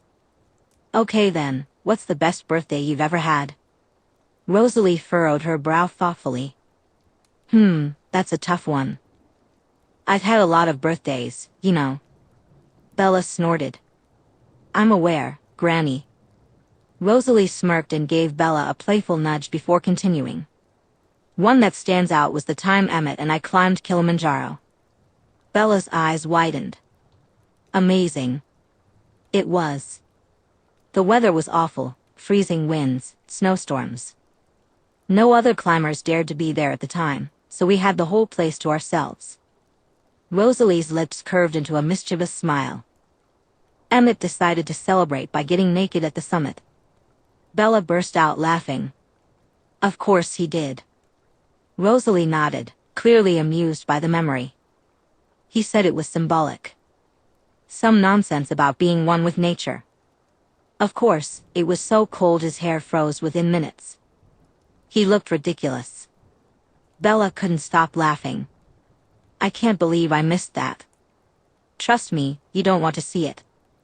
It's an image I can't unsee, Rosalie said, shaking her head. As their laughter subsided, Bella glanced at Rosalie, her voice turning soft. What about this birthday? Does it measure up? Up? Rosalie's gaze lingered on Bella, her golden eyes filled with warmth. Compared to climbing Kilimanjaro with a naked Emmett, this is easily the greatest birthday ever. Bella grinned, feeling the joy radiate between them. She opened her mouth to respond, but Rosalie leaned in, her lips brushing Bella's in a soft, lingering kiss that was full of promise. In that moment, the world faded away, no cold, no forest, just Rosalie. Just as Bella began to move her hand down Rosalie's stomach toward her belt buckle, Rosalie abruptly stood. What? Bella asked, surprised. Rosalie didn't answer immediately. Her focus was entirely on a faint scent that had reached her, a scent she recognized. I smell blood. Shifter blood. Bella's eyes widened in alarm. What? Where? Suddenly, a large russet-colored wolf stumbled out of the woods, his fur matted and his body trembling with pain. Is that Jacob? Bella gasped, rushing forward, but Rosalie caught her arm, pulling her back. Stay behind me, Rosalie ordered, her eyes fixed on the injured wolf. Jacob let out a low whine, his large frame collapsing onto the ground as he struggled to stay conscious. Rosalie's sharp eyes quickly assessed his wounds, deep gashes along his side, with blood seeping into the earth beneath him. Should we go get help? Bella asked. Bella, Rosalie said urgently, her voice low. Someone else is coming. Who? Before Rosalie could answer, a figure emerged from the shadows of the trees, a tall, red-eyed vampire with dreadlocks, the same one who had pursued Rosalie after she killed his friend and took Bella. With a cruel smile on his lips and blood on his hands, he stepped forward. You, Rosalie hissed, her body shifting into a protective stance in front of Bella. His eyes gleamed with malevolent amusement as he surveyed the scene. Good afternoon, he drawled, his voice smooth and mocking. How lovely to see you both again. You're really foolish enough to return. Here. Foolish? Rosalie's eyes narrowed, her muscles coiling, ready to strike. You really want a round too? I thought I made myself clear when I ripped your friends apart. Laurent laughed, a cold, empty sound that sent a shiver down Bella's spine. Oh, don't worry.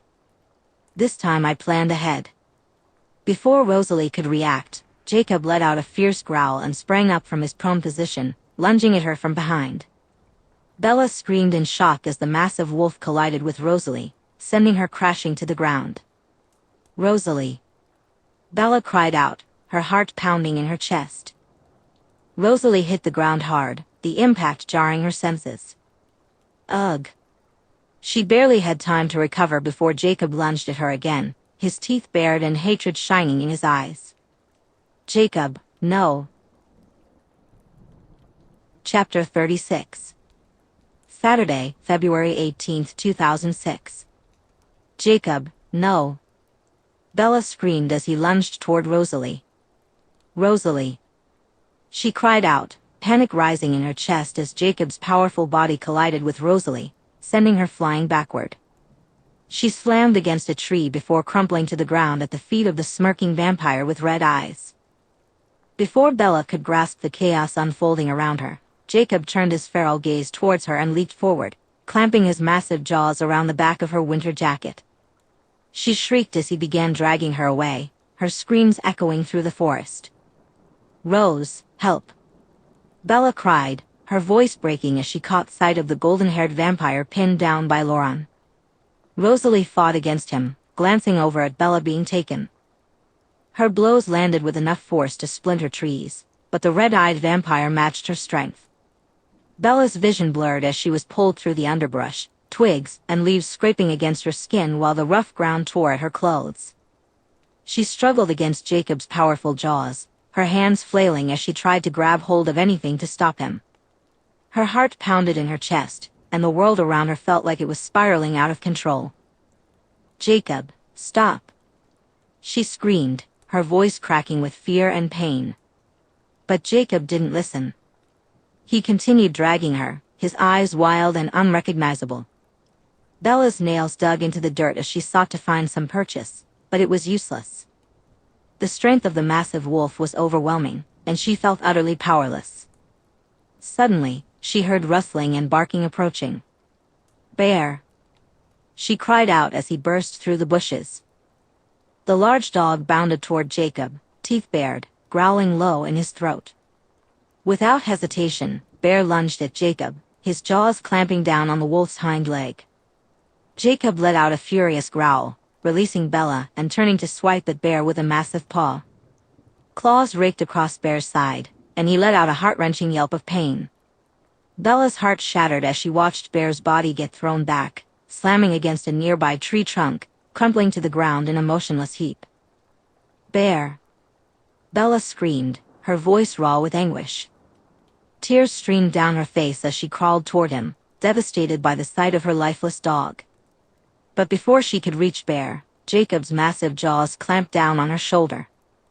She screamed as pain seared through her body, his teeth digging into her flesh as he began dragging her away again. "Jacob, stop!" But Jacob didn't seem to hear her. He was acting on primal instinct, his mind clouded by the need to protect Bella and the fury that drove him. She could feel his grip tightening, his teeth sinking deeper into her shoulder and back as he pulled her further into the woods. Meanwhile, Rosalie groaned as she pushed herself up from where she had been thrown. Her vision blurred momentarily, but she shook it off, her enhanced senses honing in on Bella's desperate screams. She tried to move, but Laurent was on her in an instant, his boot colliding with her midsection and sending her deeper into the forest. "Oh no, you stay here with me," he laughed, following her leisurely. "Allow me to finally introduce myself. I am Laurent." He bowed. Rosalie snarled, her lip curling as she pulled herself off the ground. "I don't care who you are." "Well, that's just rude," Laurent replied, his grin widening. "Victoria and James would have loved to see you suffer. I knew I couldn't take you on myself, and as luck would have it, I came across that little wolf in the forest. He was following the two of you, you know. It didn't take much convincing for us to collaborate." Rosalie growled furiously and leaped for him. Laurent was a skilled fighter, his movements fluid and precise. Laurent dodged her strikes with precision, countering with brutal force. Rosalie was focused on one thing, reaching Bella, who was calling out for help. But every time she attempted to break free from Laurent's grasp, he yanked her back, his laughter echoing in her ears. "You're wasting your time, Rosalie," he taunted, blocking her path once more. "You can't save her. Just give up." Fury ignited in Rosalie's eyes as she launched herself at him, her fists striking with deadly accuracy. "Never," she snarled, her voice laced with venom. Laurent dodged her blows with ease, his speed nearly matching her own. "You're too late," he sneered, a sadistic gleam in his eyes. "She's already lost. I'll let the little wolf have some fun with her before I take her for myself and enjoy everything she has to give." He smirked. "No." Rosalie roared in frustration, her anger fueling her strength as she continued to fight. But Laurent was relentless, and she could feel her energy waning as the battle dragged on. She needed to reach Bella, but Laurent's grip was like iron. "You're distracted," he laughed as Bella's screams filled the forest. Rosalie became lost in her determination to reach Bella while fighting against Laurent. With a sudden burst of strength, Laurent pinned Rosalie against the rocks, his arms gripping her body with bone-crushing force. She struggled, but he was too strong, and her strength began to fade. His breath was hot against her skin as he leaned closer, his eyes locked onto hers with a predatory gaze. "Say goodbye, Rosalie," he whispered, his voice dripping with amusement. Panic surged through her as Lauren's hands moved to her head, his fingers tightening around her neck. The pressure built, pain searing through her as he began to tug at her head, his intent clear. She clawed at him, shredding his clothes, but it was no use, he had her. Rosalie was pinned down perfectly. Suddenly, Lauren's grip loosened slightly as the sound of thundering footsteps reached their ears.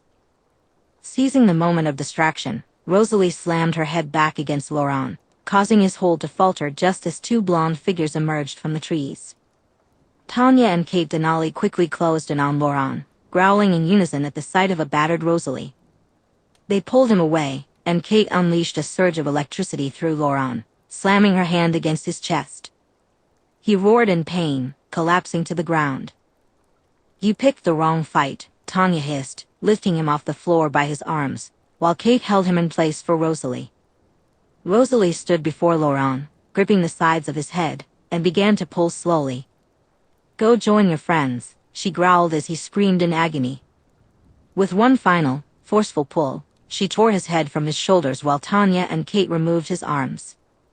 She glared down at him furiously for a moment before an echoing growl snapped her back to reality.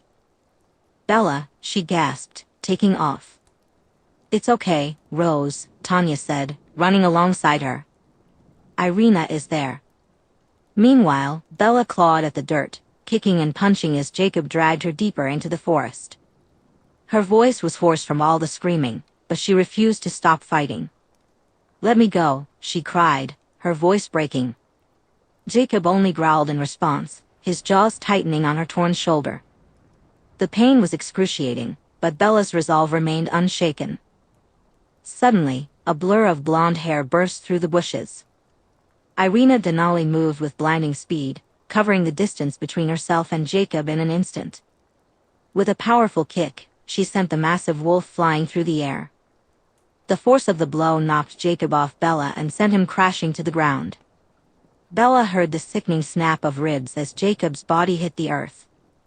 Jacob collided with the earth, collapsing in a heap. He let out a low, agonized growl, his body trembling as he struggled to push himself up.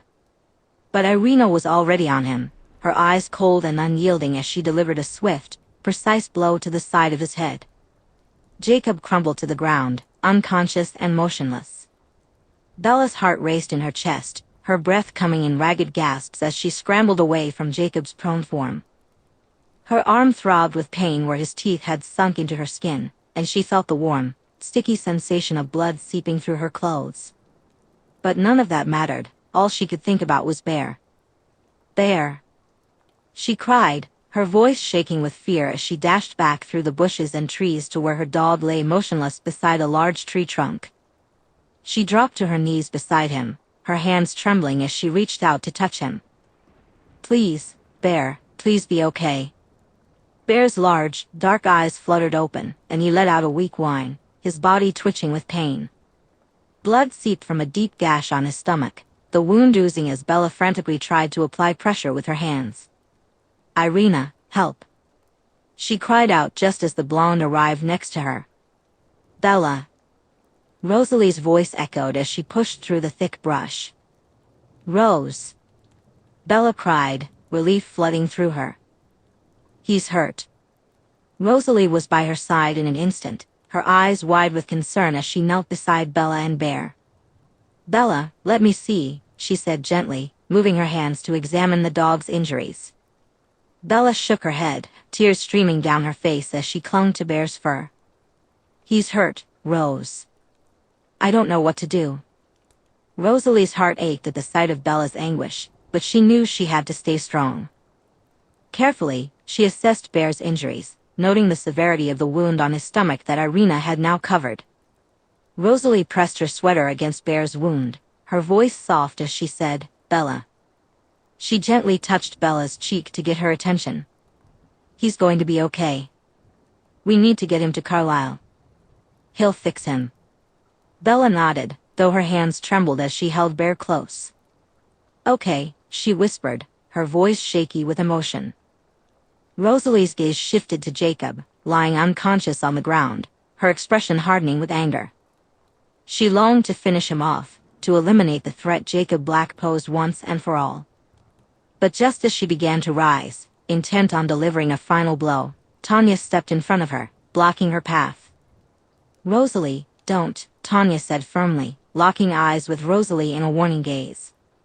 "He took Bella and almost killed Bear," Rosalie hissed, her voice laced with fury. "He deserves to die for what he's done." "I know, and he will pay for this," Tanya replied calmly, though her tone remained firm. "But killing him here won't look good. It could start a war." Rosalie's eyes flashed with anger, but she understood Tanya was right. The treaty between the Cullens and the Quileute tribe was fragile, and any act of violence against a shapeshifter could shatter the delicate peace they had maintained for so long. "Then what do you suggest?" Rosalie asked, her voice tight with frustration. Tanya's expression softened as she placed a hand on Rosalie's shoulder. "We need to be smart about this. Let's take him with us, keep him restrained until we figure out our next move. Carlisle will know what to do, but killing him with only 3 other vampires as witnesses won't end well." Rosalie clenched her jaw, knowing she had no other choice. As much as she craved revenge against Jacob, she couldn't risk putting Bella in further danger. "Fine," Rosalie said through gritted teeth, turning to Kate, who had been watching the exchange with a concerned expression. "Kate, grab Jacob and bring him with us," Rosalie instructed.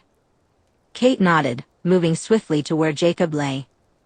With ease, she lifted the massive wolf into her arms, her strength making the task seem effortless. "Rose," Bella cried out as she gathered a limp bear into her arms. "We need to go, please." Rosalie snapped out of her rage-filled haze at the sound of Bella's voice and raced toward her. "He's alive, Bella," she tried to reassure her. Without hesitation, Rosalie scooped up Bella, still cradling Bear, and sped back toward the Cullen house, the Denali's close behind. The group broke through the tree line, and Rosalie led them straight to the house. "Carlisle," she called out, bursting through the door and lowering Bella and Bear onto the couch. Carlisle, Esme, Edward, Alice, and Jasper all appeared from different entrances, responding to her urgent shout. "We need to contact the wolves," Tanya said, cutting in before anyone else could speak. All eyes turned to Kate as she emerged from the tree line, dropping an unconscious Jacob to the ground at the bottom of the stairs. Carlisle quickly assessed the chaos before him, then turned to Edward and Alice. "Go, bring them now." The pair nodded and dashed out of the room, Irina following closely behind. "Please help him," Bella whimpered, cradling Bear in her lap. Carlisle immediately knelt beside the injured dog, his hands deftly working to stem the bleeding and assess the damage. Bear let out a low whine but didn't resist Carlisle's help. Esme hovered nearby, her gentle features etched with concern.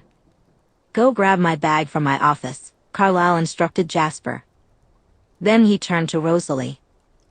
"What happened, Rose?" But Rosalie's focus was elsewhere now that Bella was safe with her family. Her golden eyes burned with fury, her fists clenched at her sides as she paced back and forth, her gaze locked on the wolf lying on the ground in front of their house. She wanted nothing more than to confront him. "Rip his throat out," Rosalie ceded. "Rosalie," Carlisle called again, his calm voice cutting through the tension. "What happened?" Bella glanced nervously between Rosalie and Carlisle, her lips parting as if to explain, but Rosalie spoke first. "What happened?" She spat, her voice low and venomous. "That dog attacked us. He tried to kill me and take Bella. He would have succeeded if the Denalis hadn't shown up to stop him." Carlisle froze for a moment, his expression tightening. He looked at Bella and the Denalis, who nodded in agreement. "Tell me everything." Tanya stepped forward to inform Carlisle about the incident in the woods with Jacob and the other vampire. "He thought he had some kind of claim on her," Rosalie continued, her voice trembling with fury. "Bella is mine." She growled, slamming her fist into the window frame, shattering it instantly. Glass sprayed everywhere. "Rosalie." Esme shouted as shards flew dangerously close to Bella, who was crouched beside Bear. Get control of yourself now. Jasper stepped toward Rosalie.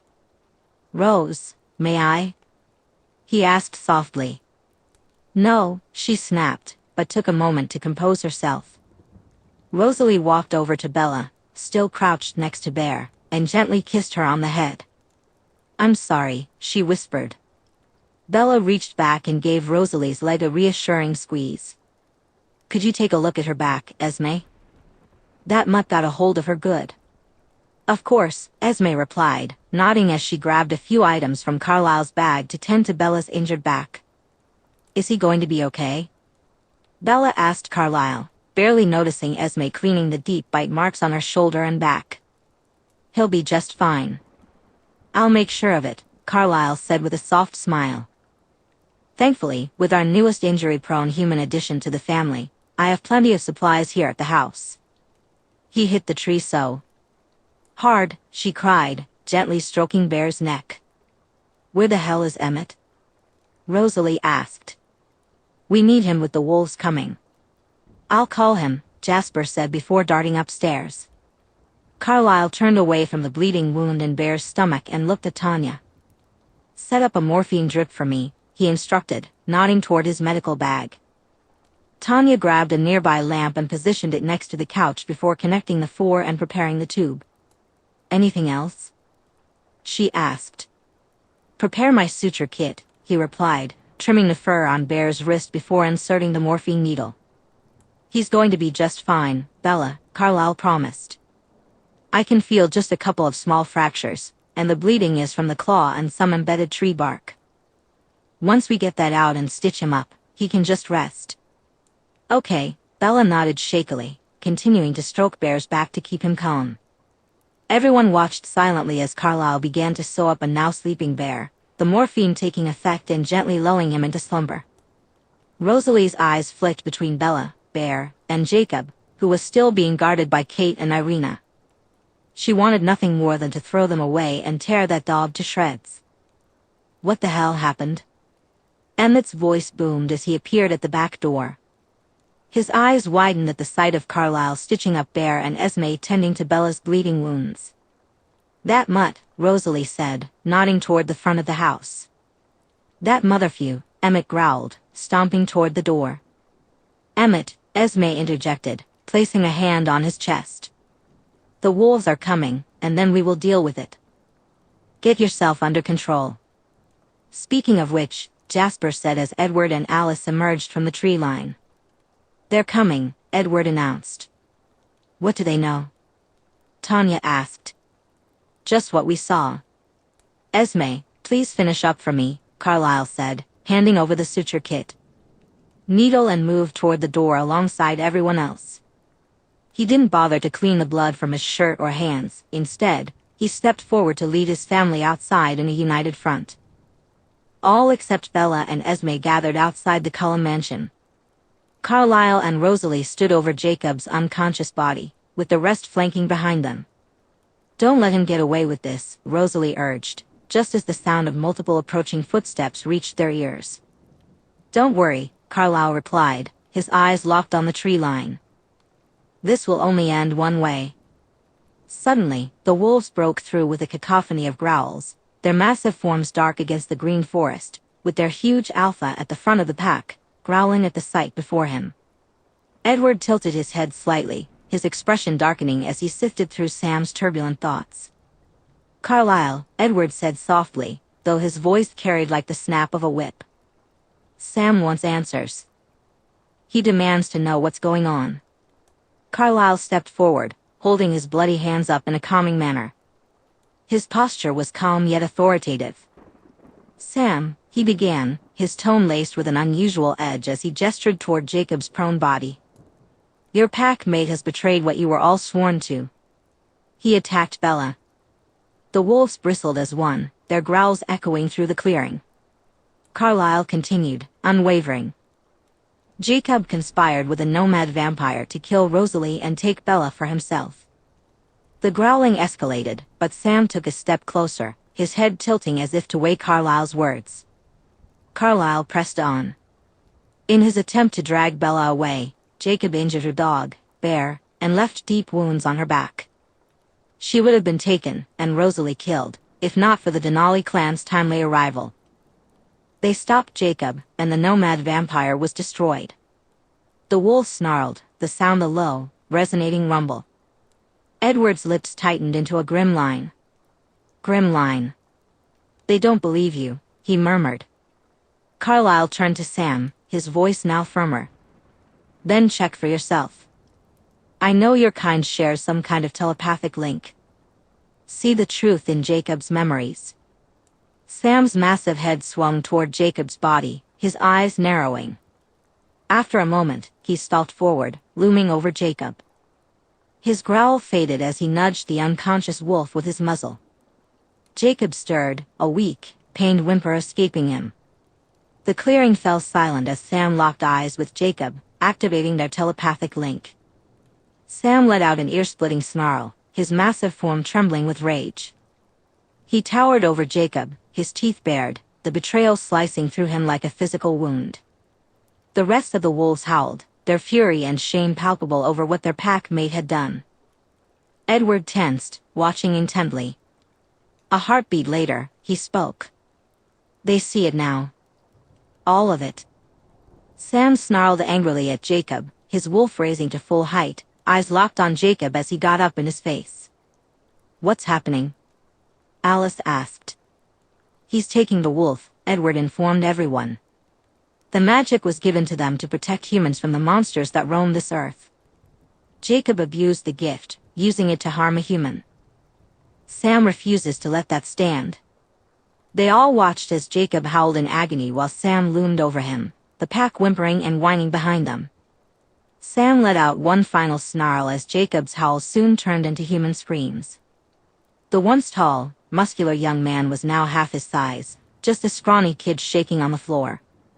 Jacob tried to lift his body but only made it halfway before collapsing back to the ground, unconscious once again. Sam huffed, his eyes turning sad as he looked down at the twitching boy. Then Rosalie stepped forward, her golden eyes burning with cold fury. Sam, she began, her voice cutting through the chaos, I cannot allow Jacob to leave with you. This has gone too far. He's a danger to Bella, to me, and to everyone here. The wolves growled in unison, their protest clear as Sam shifted back to his human form. It's done. His wolf is gone, Sam stated firmly. It's not done for me. He's still breathing, Rosalie countered, her voice steady. The wolves rumbled a growl in response to her words as Sam took a step closer. I know what he did was wrong, but I've known him since he was a child. This isn't him, Sam pleaded. It is him. I watched him do it, Rosalie insisted. We have him, Sam replied. With the wolf gone, it should make things easier for him. You act like human men don't commit crimes against women they're obsessed with every day. This behavior stemmed from Jacob, not the wolf. I cannot allow such a severe threat against my mate to just leave and recover, Rosalie explained, stepping forward. His obsession with Bella isn't something new, and you weren't able to stop him before, so I don't believe you can stop him now, she added, her determination unwavering. The wolves responded in kind, growling and inching closer, but Sam raised his hand to silence them. I know that. He is still a member of the tribe, Sam said, trying to maintain control. And she is my mate, the strongest bond there is. You know exactly what I mean. I know for a fact you wouldn't let this type of threat go if someone attacked your mate and tried to forcefully take her for himself, Rosalie explained, keeping her voice calm. If you do not allow me to eliminate the threat against Bella, you will be setting a very dangerous precedent here regarding mates. And don't act like you wouldn't rip us apart if we did to a human what Jacob did, Emmett chimed in. It'll be painless, Rosalie promised. But this is happening. So either you get out of my way or you join him. With that, the three Denali women and the Cullens moved behind her for support. The wolves growled in agreement, lowering their bodies, ready to spring into action. Stop, Sam demanded, turning to the pack. He's asking them what they'd want if one of us tried to take their mate, Edward whispered to his companions. Family. We all know what they do, Emmett scoffed. Some of the wolves whimpered and turned away as Sam looked to Rosalie, giving her a nod and backing away slightly. Please, be quick, he begged. I will, she assured him, her gaze snapping toward the house as she heard the faint creak of footsteps. Bella appeared at the top of the stairs, her face pale but resolute. She looked at Jacob's small, unconscious form for a long moment before turning her eyes to Rosalie. Their eyes locked, and Bella gave a single nod before turning back into the house without a word. Rosalie took a deep breath, squaring her shoulders. Although she would love nothing more than to wake him up and prolong this moment, she knew that accepting he was gone would have to be enough. She stepped forward, her movements swift and deliberate. The wolves growled in protest, but they didn't move. She moved behind Jacob, lifting his head from the floor before snapping his neck, quickly and painlessly. His body fell limp, and for the first time, the wolves fell silent. I'm sorry it had to be this way, Carlyle said as he stepped forward. So am I, Sam sighed, still looking down at Jacob. I know this wasn't any of your doing, but I think it would be wise to stick to your own land for a while.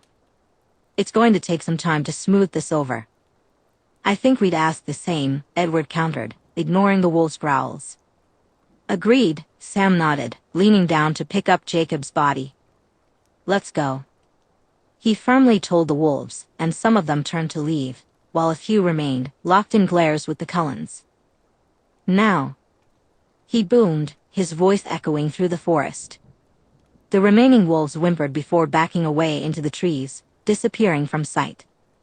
Carlyle let out a breath, staring down at the spot where Jacob's lifeless body once lay. This matter is finished, he said, turning to look at his family gathered around him. There will be no more poking and prodding of the wolves. He added, making eye contact with each member of his family. Emmett raised his hands with a small grin. I'll be good, as long as they are. Carlyle let out a sigh and headed back into the house, with everyone else soon following behind. Rosalie entered the living room, where she found Bella watching Esme finish up with Bear. Are you okay? Rosalie whispered, placing a hand on Bella's hip. Bella looked at her and gave a small nod. Thank you. She whispered, leaning in to kiss Rosalie softly before turning her attention back to Bear. How's he doing? Kate asked as she joined Rosalie and Bella. He'll be okay, Rosalie replied, watching Esme bandage Bear's wound. I don't think I've thanked you all yet. You haven't, Kate winked. Well, thank you. How did you all get here? Bella asked. We thought that since we missed New Year's in London, we'd make it up to you by surprising you on your birthday, Irina said with a low laugh. And it was a great surprise, Bella said, walking over to pull Irina into a hug. Thank you so much. You're welcome, Irina smiled softly. Bella pulled back from the hug and found Kate with her arms wide and a mischievous smile on her face. Me now, please, Kate said eagerly.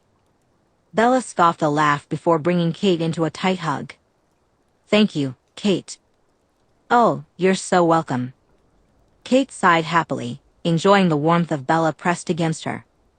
Kate, Rosalie warned. Shoo, Kate replied, keeping her tight hold on Bella.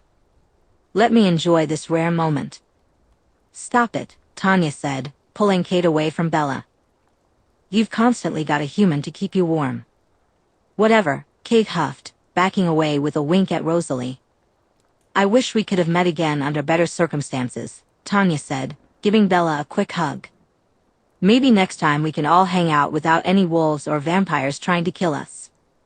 Sounds like a plan, Irina nodded. Well, we'll leave you to it.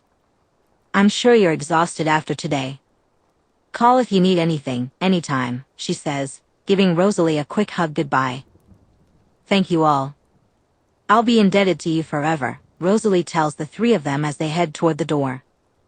Oh, I'm sure we can figure something out, Kate grins, looking between Rosalie and Bella. Enough, Irina tuts, dragging her out of the house. Bye. The three of them wave before disappearing from sight. Bella lets out a breath and falls against the door, resting her pounding head against the cold glass. Rosalie steps up behind her, leaning forward and resting her own head against Bella's uninjured shoulder. Do you need anything? Some food? A shower, maybe? In a little while, Bella sighs, turning to kiss Rosalie. I want to check on Bear first. I've sedated him, so he'll most likely be out for the rest of the night, Carlisle tells Bella. But he'll be okay? Bella asks, tears welling in her eyes. He should make a full recovery, Carlisle replies with a kind smile. Bella nods and lets out a breath. Thank you, Carlisle.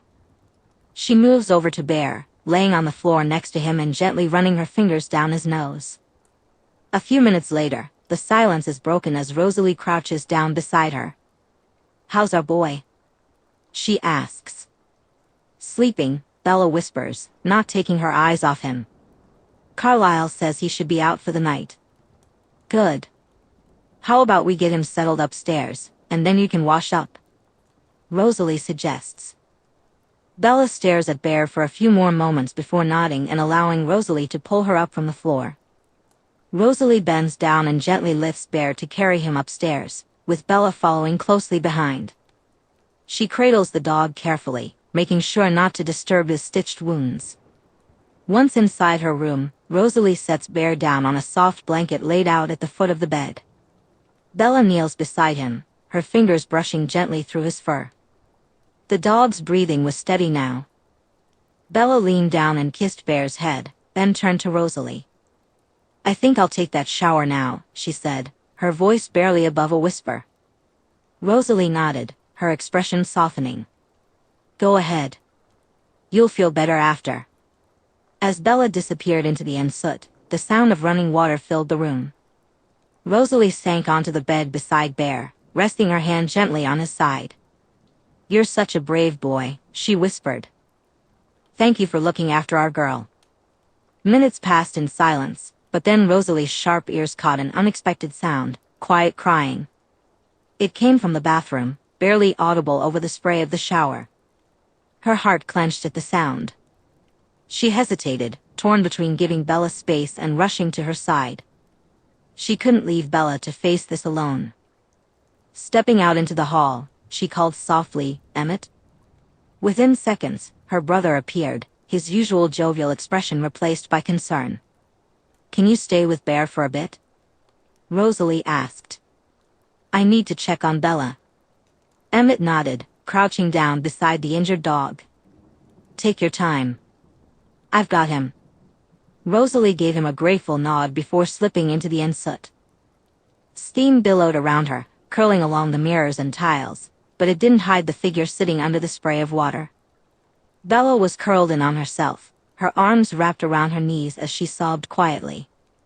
Bella, Rosalie whispered, her voice tender as she stepped closer. Bella didn't respond. The sound of her cries was almost drowned out by the water cascading down around her. Without hesitation, Rosalie shed her clothes and stepped into the shower. She knelt down beside Bella, wrapping her arms around her tightly. Bella stiffened for a moment, but then melted into Rosalie's embrace, her sobs breaking free in earnest. It's okay, Rosalie murmured, pressing a kiss to Bella's wet hair. I'm here. You're safe now. Bella clung to her, finding comfort in Rosalie's presence. Bella's fingers dug into Rosalie's back as if trying to anchor herself. It's all too much. I feel like I can't breathe. Rosalie tightened her embrace, allowing Bella's emotions to flow freely. I know. I'm so sorry this happened. You're safe, Bear is safe, and he's gone now. He'll never hurt you again. The water began to cool, but neither of them moved. Rosalie gently stroked Bella's back, her fingers tracing soothing patterns. As Bella's sobs gradually quieted, her breathing began to even out. I feel so weak, Bella admitted, her voice barely above a whisper. Rosalie cupped Bella's face, tilting it up to meet her gaze. You're not weak, she said fiercely. You're the strongest person I know. Do you have any idea how brave you were today? You faced down a werewolf, and you're still standing. That's strength, Bella.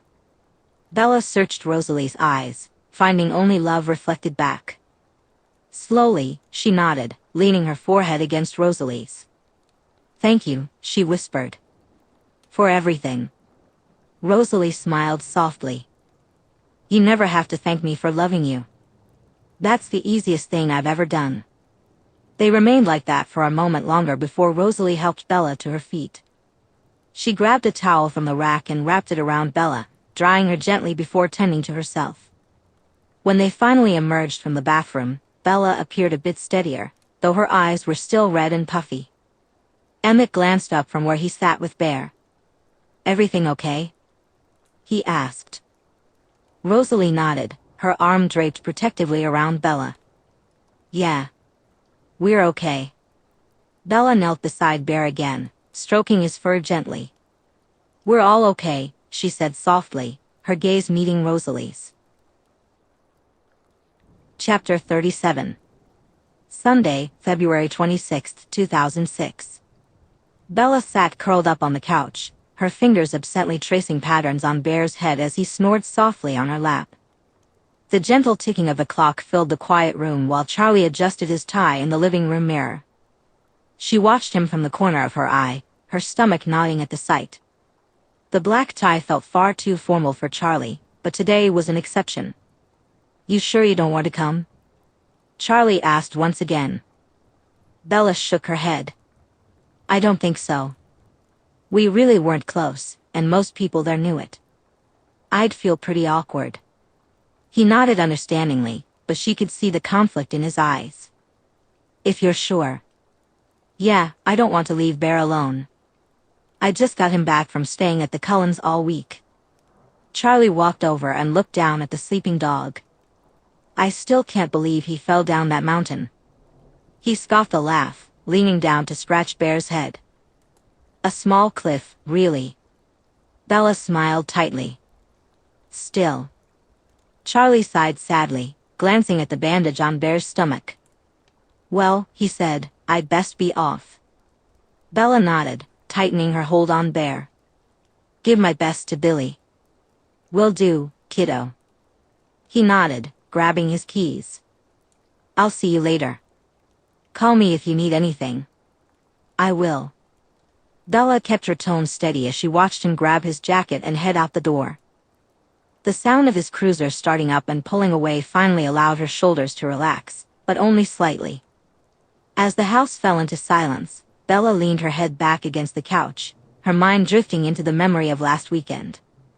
She remembered lying in Rosalie's bed at the Cullens' house, staring up at the shadows on the ceiling as the night sky began to settle in.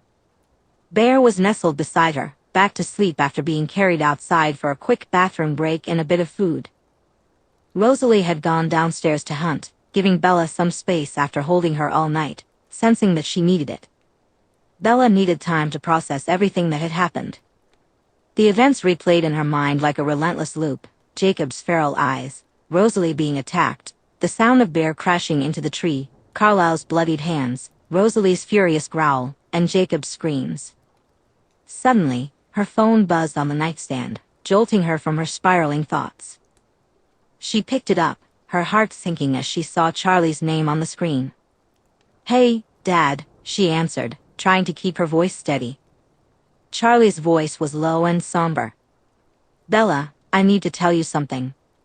He sighed heavily. "It's Jacob, he's dead." The words hung in the air, cold and final.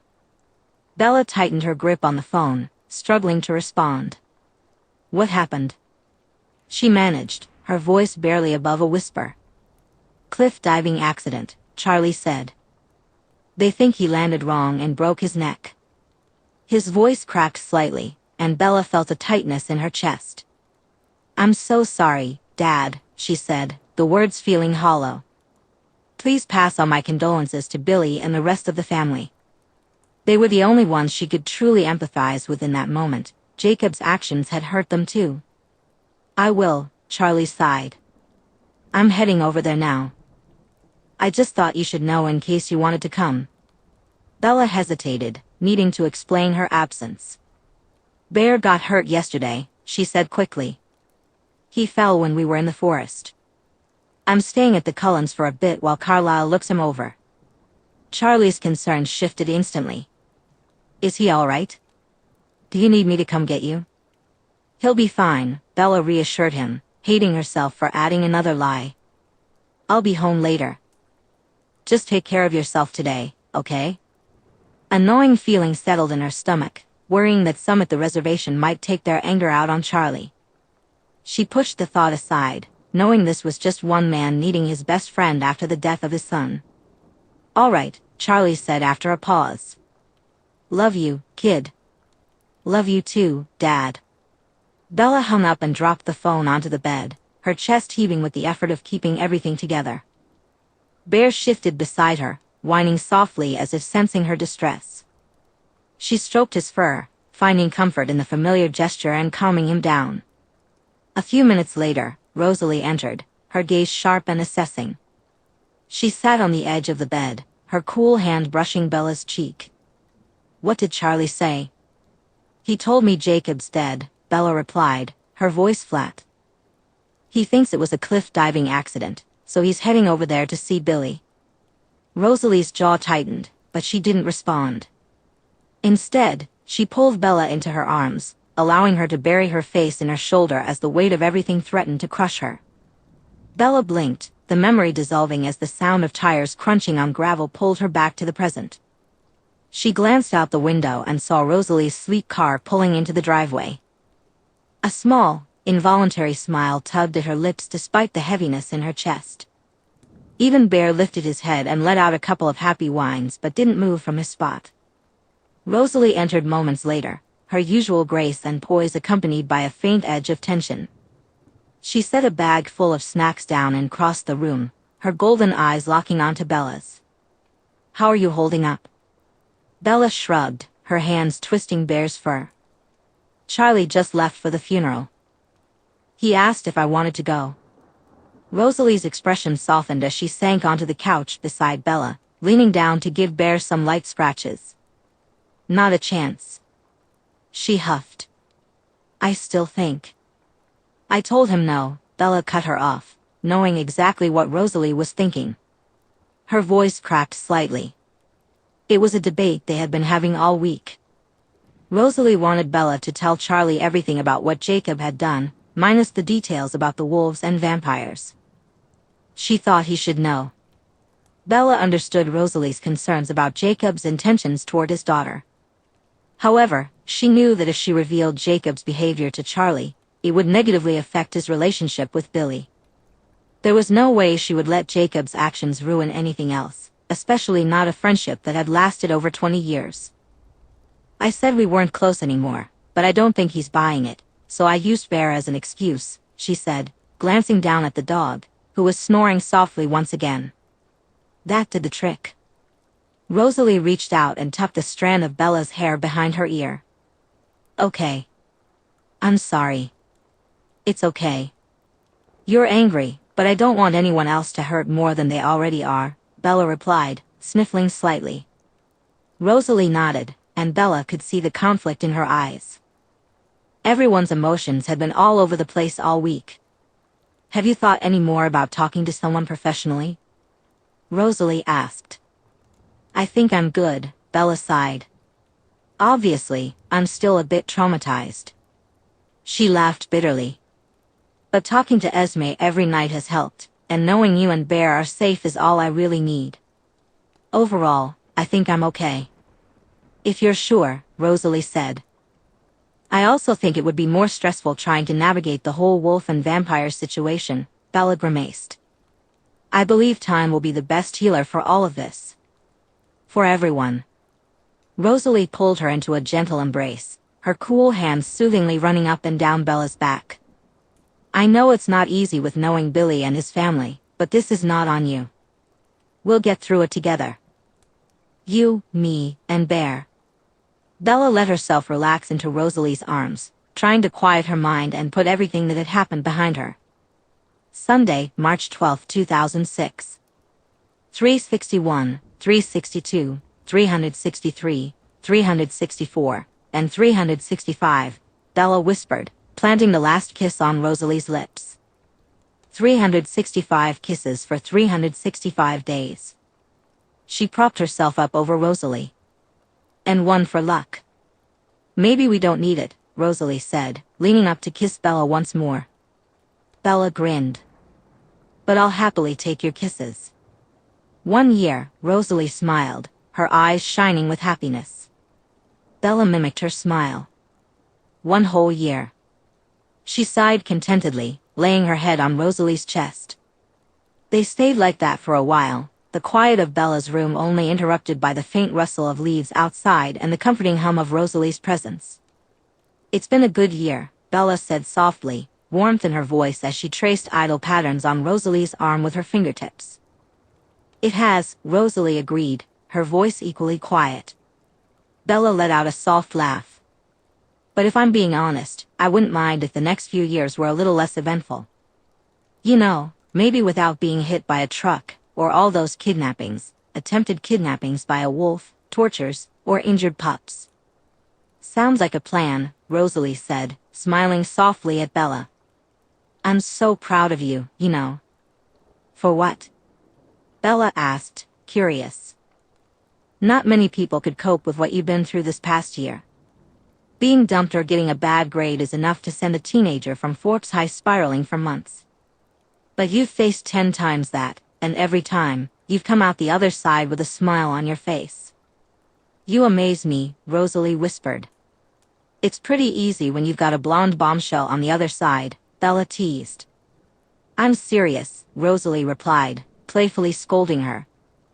So am I, Bella said, leaning down to kiss Rosalie again. I'll be honest, the past 365 days have been hard, but the reason I'm able to come out the other side is that I know you'll be there waiting. Always, Rosalie promised. Even with all the chaos that happened last year, it'll always be the best of my life because I met you. Just as Bella leaned up to kiss Rosalie again, a furry body launched itself onto the bed, landing squarely between them. A wet tongue suddenly assaulted Bella's cheek, and she let out a surprised laugh. Bella let out a surprised yelp. Bear. She laughed as he continued his affectionate assault. Rosalie burst into laughter. Well, someone's healing well, she said, glancing at his ribs, which he had been nursing for the past few weeks. Very well. Bella smiled as Bear shifted his attention to Rosalie. He just started jumping up on the furniture yesterday. Bear's tail wagged furiously as Rosalie let out a mock groan when he tried to lick her face. Bear, she groaned, her laughter bubbling up. You're ruining the moment. I think he's adding to it, Bella countered with a laugh, joining in on the wrestling match that had begun. The bed quickly became a chaotic flurry of fur, limbs, and laughter as all 3 of them tumbled around, the pair careful not to jostle the healing dog. When they finally collapsed in a tangled heap, Bear nestled comfortably between them. Bella looked over at Rosalie. Well, this isn't how I pictured the night ending. Rosalie smirked, reaching over Bear to brush her finger along Bella's jaw. No? How did you picture it? Bella's cheeks turned slightly pink, but she didn't look away. Not with a dog chaperone, for starters. Rosalie laughed again, her golden eyes sparkling as Bear wiggled further between them. Bella groaned this time, but she couldn't stop smiling as Bear's tail thumped happily against their legs. Here she was, lying with the 2 who meant the most to her. Chapter 38. Friday, April 28, 2006. Drum roll, please, Mike said with a grin. Everyone began tapping their hands on the table in anticipation as he tossed his acceptance letter down. The University of Arizona, majoring in business. I'll be down in your old turf, Swan. Bravo. Came the cheer from around the table, accompanied by light golf claps. Your parents must be thrilled, Eric remarked. On track to take over the family business. He nodded, a satisfied huff escaping him. Next, Mike said, nudging Bella. Bella pulled the letter from her pocket and opened it, her heart racing. Seattle University, majoring in English and creative writing. Very good. The clapping resumed as Bella spun her acceptance letter on her finger. In the presence of the next Stephen King, Angela said proudly. Here's hoping, Bella replied with a smile. And in Seattle, where Rosalie is. How convenient, Jessica added with a smirk. Next, Bella exclaimed, playfully poking Eric in the ribs. Eric yelped and unfolded his own letter. Washington State, majoring in journalism. Let's go. Mike grinned, high-fiving him as everyone erupted in applause. Ange? Eric nudged her gently. NYU, Angela beamed. Photography and imaging. Woo. Bella cheered, banging the table in excitement. Amazing, Ange. Incredible, Eric nodded proudly, though a hint of sadness lingered in his eyes. Bella understood. They had both dreamed of going to Washington State together, and now NYU felt like a distant dream. But with Angela's acceptance into such a prestigious program, there was no way she could turn it down. Angela shot Eric a grateful smile before quickly shifting her attention to Jessica. And last, but certainly not least, Jessica flipped her hair back and pulled her folded letter from her bra. Bella let out a scoffing laugh as Jessica opened it and dropped it dramatically onto the table. Theater at UCLA. Everyone clapped, and Jessica took a playful bow. What a bunch of geniuses, Mike beamed at everyone. Where did Emmett get into? Angela asked, glancing at the empty seat that usually held the towering Cullen. Sadly, the son was paying a visit today. Bella sighed. He didn't get into anywhere. Really? Eric asked, his eyes wide with surprise. I thought he was a top student. I know, so did I, Bella shrugged. His parents were not happy. What a shame, Angela said with a frown. As the group began discussing their plans for leaving Forks, Bella's phone vibrated with a text from Emmett. Why the hell did Alice just inform me that Angela and Eric will be coming up to me next week and telling me not to worry, that college isn't everything? Bella couldn't help but let out a quiet laugh before quickly replying, how nice of them. It's true, you know. You can still have a fulfilling life. Bella. I don't want everyone thinking I'm a dunce. Too late, Dee, I'll get you back for this, Swan. Don't forget I know where you live. Do I need to tell Rosalie you're threatening me? No, please. I was just kidding. Bella? Bella? Hello? Bella. Please, I'm sorry. Bella chuckled at his desperation before sending Rosalie a quick text, asking her to give Emmett some death glares to spook him a little. We should all do something tonight to celebrate, Jessica suggested suddenly. It's the weekend, and we don't have that much time left together. My parents are out of town for the weekend, Angela chimed in. Jessica's face lit up, and she clapped her hands. Perfect. Mike can bring the pizza. She tapped him on the shoulder. What? He mumbled, looking confused. Can I bring Bear? Bella asked. Charlie is working late. Always, Angela nodded. So, 6 o'clock? Eric confirmed. 6 o'clock, they all agreed just as the bell rang. The 5 of them set off for class, and Bella quickly pulled out her phone to text Rosalie. Need to cancel movie night. The gang wants to get together to celebrate our college letters. I'll make it up to you. She only had to wait a moment before a reply came through. Don't worry about it. We've got millions of movie nights ahead of us. Have fun. Bella reached the front of the class, feeling a mix of excitement and nostalgia. At the door of the Weber household, Bear wagged his tail eagerly, sensing the presence of others inside. Bella knocked lightly before pushing the door open. Hello? Come on in, Bella. We're out back. Angela's warm voice called from the back of the house. Stepping inside, Bella felt the familiar coziness of Angela's home wrap around her. The soft hum of laughter and voices filtered in from the backyard. Bear trotted beside her, his tail still wagging happily as she made her way through the kitchen and out to the deck. Jessica, Mike, and Eric were already there, seated around a low fire pit on Angela's sprawling back deck. The flickering flames cast a golden light over their faces. Mike, poking at the fire with a stick, looked up and grinned. Swan, about time you got here, he said, standing up and opening the cooler next to his chair. Want a beer? Why not? We're celebrating after all, she replied, taking a can and moving to sit in the open seat between Jessica and Angela, while Bear happily made his rounds, seeking scratches from everyone. What took you so long? You missed the pizza, Angela asked. Charlie wanted to have dinner. He's been working a lot of late nights and says he won't have long before college, Bella shrugged. Fair enough. How's he feeling about you choosing Seattle? He's happy.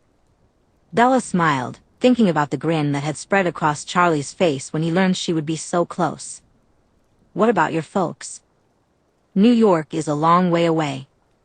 They're proud, but I could see it sinking once the excitement faded. I know they'll miss me, but they'd never hold me back. That's nice.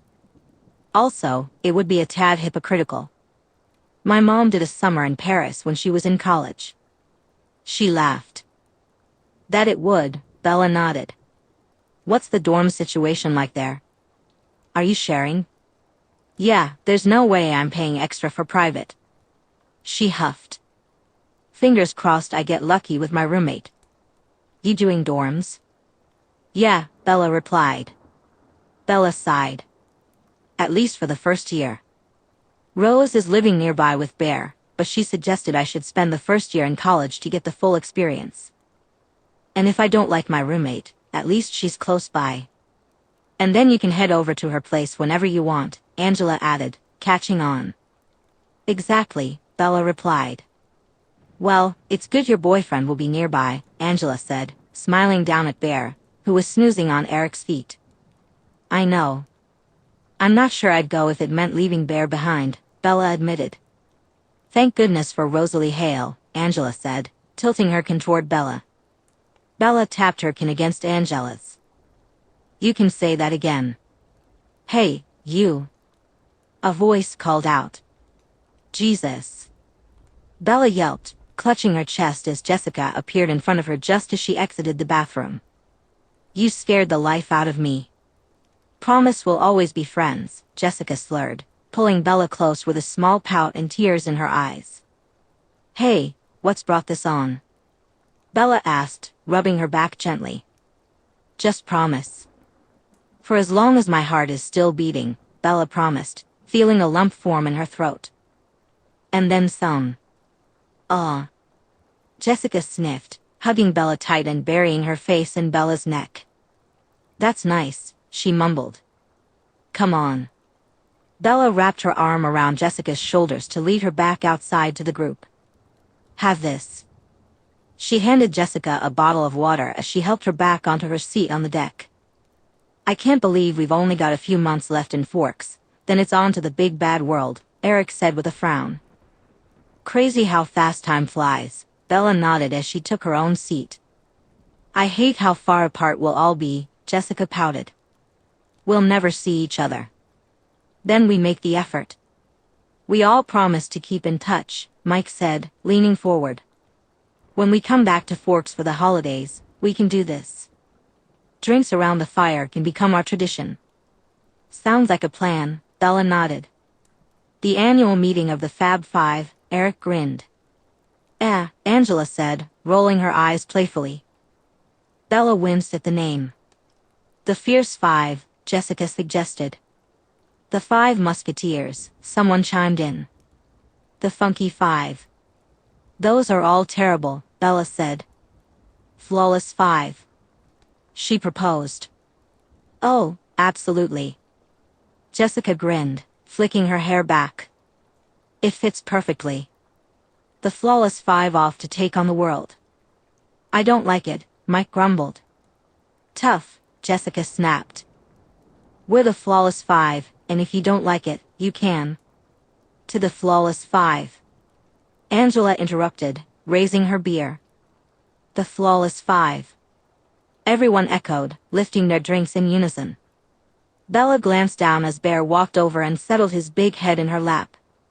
She scratched him gently while watching her friends. Mike and Jessica were bickering over the group name, and Angela was busy snapping pictures of Eric through the flames. Never did she think she'd be lucky enough to find this kind of friend group when she decided to move to Forks. In fact, she couldn't have imagined even 1% of the things that would happen to her after arriving here. Bella leaned back in her chair, the puppy in her lap and a beer in hand, soaking in the laughter of her friends. Chapter 39. Thursday, June 15, 2006. The afternoon light streamed through the window of the Swan residence as Bella stood in front of the living room mirror, her fingers fussing with the last stubborn strand of hair that refused to cooperate. A soft huff escaped her lips as she leaned in closer, giving her reflection a critical once-over.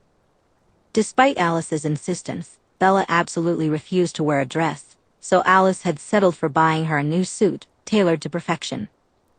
Bella bent down earlier to give Bear a treat and felt a twinge of worry about the bottom seam of her outfit. Behind her, Charlie leaned against the doorframe, watching with a mixture of quiet pride and nostalgia. His arms were crossed over his chest, a smile tugging at the corners of his mouth. "You look beautiful, Bells," he finally said, his gruff voice carrying the weight of sincerity.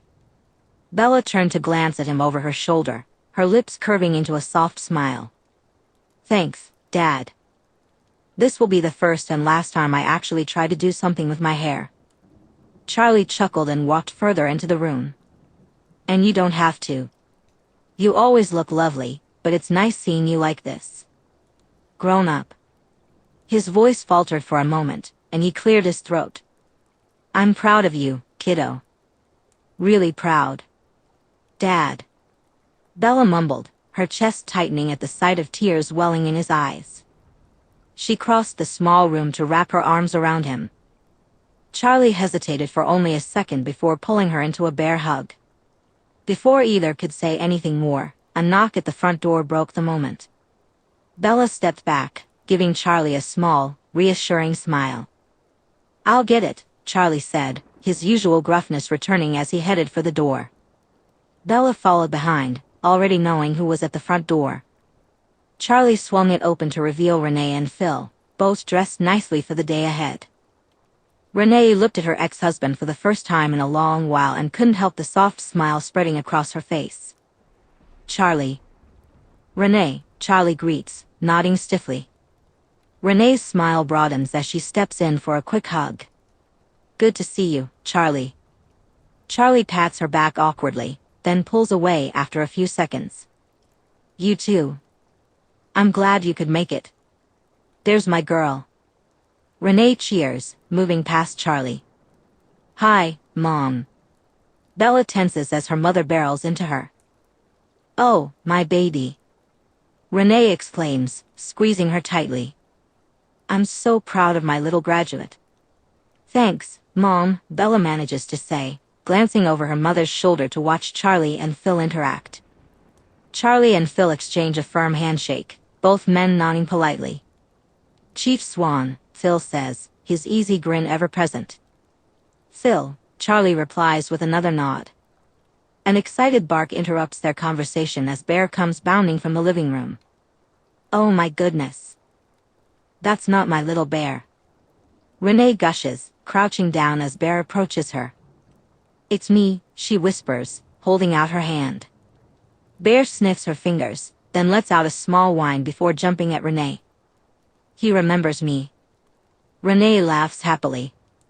"Ah, he loves his granny," Bella smiles, but her expression quickly shifts when her mom turns with a sharp look. "None of that, thank you," she huffs, standing up. Renee then sweeps her gaze around the house, taking in the familiar space. "Wow, it's all the same," she whispers, her voice tinged with nostalgia. "Smaller than I remember, but still so cozy. Why change perfection?" Charlie nods, the awkward tension easing slightly. "I'm glad you could make it." "Wouldn't miss it for the world," Renee replies earnestly. "Even though you said you'd never step foot back into Forks again," Charlie adds. Renee looks over at him. "Well, that was before my daughter moved back here. I guess." "All right," Bella says, stepping between them to cut off Charlie. "We should probably get going." "Let's get going. We don't want to miss the ceremony," Bella said as she pulled on her heeled boots. Is Rosalie not coming here? Renee asked, leaning down to give Bear some affectionate scratches. We're meeting her and her family there, Bella replied, her voice light. Let's get moving then, Charlie announced. Bella kissed Bear goodbye as they all stepped out of the Swan house. The four of them piled into their cars, with Charlie and Bella leading the way in his cruiser. As they drove, Renee leaned closer to Bella and whispered, "What the heck?" She pushed her hair out of her face, clearly puzzled. "I thought Rosalie was adopted." "She is," Bella laughed, noticing her mother's fidgeting. "Then why are they all supermodels?" Bella shrugged. "I guess they only adopt good-looking kids." "That's crazy," Renee mumbled, but quickly plastered a bright smile on her face as they approached the Cullens gathered by the front doors. "Graduates." Emmett's voice boomed across the parking lot. He stood in a charcoal suit, arms raised high, a giant grin aimed at Bella. The Cullen family turned, greeting Bella and her family with warm smiles. The adults exchanged handshakes and introductions, but Bella's attention was fixed on Rosalie, who looked stunning in a navy dress. "Hi," Bella mumbled, her eyes traveling over Rosalie. "Hello," Rosalie replied, a smile playing on her lips at Bella's reaction. "How are you feeling, graduate?" "Very good now that I know what's waiting for me afterward." Bella smiled, wrapping an arm around Rosalie's waist and pulling her close. "You look beautiful." "Thank you, and so do you." Rosalie leaned in to give her a quick peck on the cheek. "And don't forget you have a dinner with your parents afterward." "Shit," Bella pouted, glancing down at her outfit before turning back to the families. Renee was still gazing at the Cullens with wide eyes, hanging on every word that Esme and Carlisle said. "Swan," Emmett said with a grin, giving Renee a friendly clap on the shoulder. "Let's leave these oldies and go get our gear." "Cullens." Bella called over her shoulder to her parents as Emmett pulled her away to get their caps and gowns. "It's just happening so fast," Jessica sniffed, dabbing at her eyes. "1 second we're spotty-faced freshmen, and now we're—" She trailed off with a hiccup, causing the group to laugh. "You're okay," Bella chuckled, rubbing gentle circles on her back. "I'm just going to miss you all so much," Jessica said, sniffling again. "Nah, you'll meet those tanned hotties on a warm beach and forget all about us," Eric teased. Jessica wiped her nose and looked up at the group. "Yeah, I guess so." "What the heck?" "Jessica." Angela laughed, her own eyes glistening with tears. "Someone's out of the flawless 5, Mike mumbled. "No." Jessica cried, her tears starting all over again. The group laughed just as the teachers began to shuffle them into a line by last name. Jessica took her place in front of Bella, still wiping at her eyes. As names began to be called, Bella felt her heart race and her palms sweat. This was it. The reality of school ending, leaving her friends, leaving Charlie, and leaving the town that had given her everything good in her life settled heavily in her chest. It was time to head out into the big, bad world. Jessica Stanley. Bella looked up in shock, realizing her swirling thoughts had made her miss most of her classmates walking the stage. She quickly clapped and whistled for Jessica as she accepted her diploma, flicking her hair and sending a wink to the crowd. Isabella Swan. Bella took a steadying breath before stepping from behind the curtain toward the principal holding her diploma. A wave of cheers erupted from the audience, louder than she had expected. Startled, she glanced up to find the source of the commotion. Her eyes landed on Charlie, Renee, and Phil, all standing and clapping enthusiastically. Charlie looked proud, his mustache twitching slightly as he held back tears, while Renee cheered loudly. Tears streamed down Bella's cheeks as she stood there, fully embracing the moment. Phil was right beside her, cheering loudly. The Cullens lined up, clapping for Bella with bright smiles, but it was Rosalie who captured her attention. Rosalie stood up, clapping with one of the most radiant smiles Bella had ever seen grace her perfect face. Feeling a blush creep onto her cheeks, Bella gave a small, shy wave before nodding to her principal and collecting her diploma. The moment felt surreal as the rolled parchment was pressed into her hands. She quickly made her way off the stage, her heart still hammering away in her chest. Standing off to the side with the rest of her friends, they cheered for a blushing Angela as she crossed the stage. "We did it," Jessica squealed, jumping up and down as she pulled everyone in for a group hug. "We really did," Eric grinned. "School's over," Mike sighed as he pulled back from the embrace. "I thought I'd be happier." "You will be," Bella reassured him. "Especially when your alarm isn't going off on Monday morning." "True," he laughed.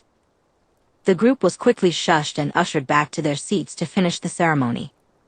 It flew by, filled with speeches from teachers and students, all inspiring them to go out into the world and do great things. Before Bella knew it, it was all over, and every graduate was soon engulfed by a crying mother. Bella was no exception.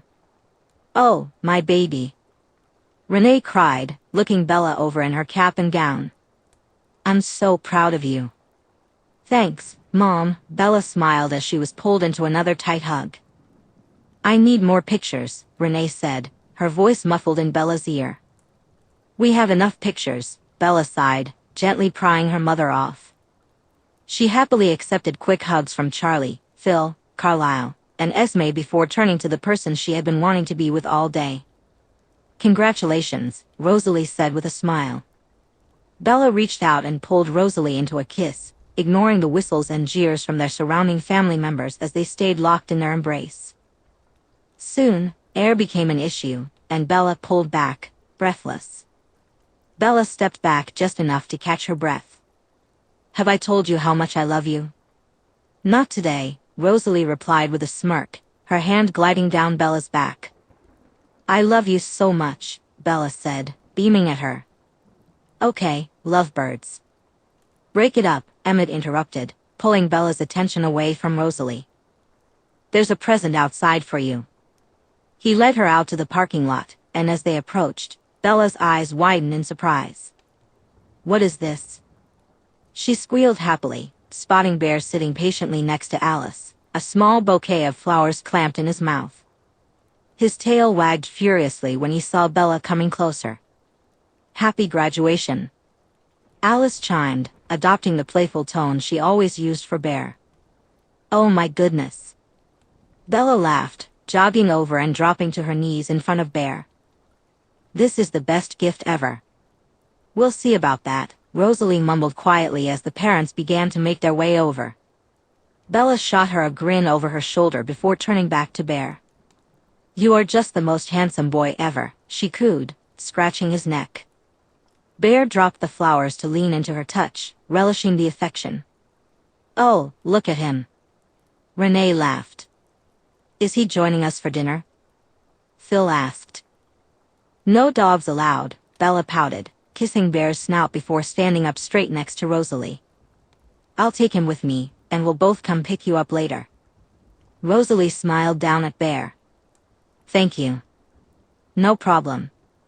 Enjoy dinner." She quickly kissed Bella before heading off to her car, Bear happily in tow. "Oh," Renee teased from behind.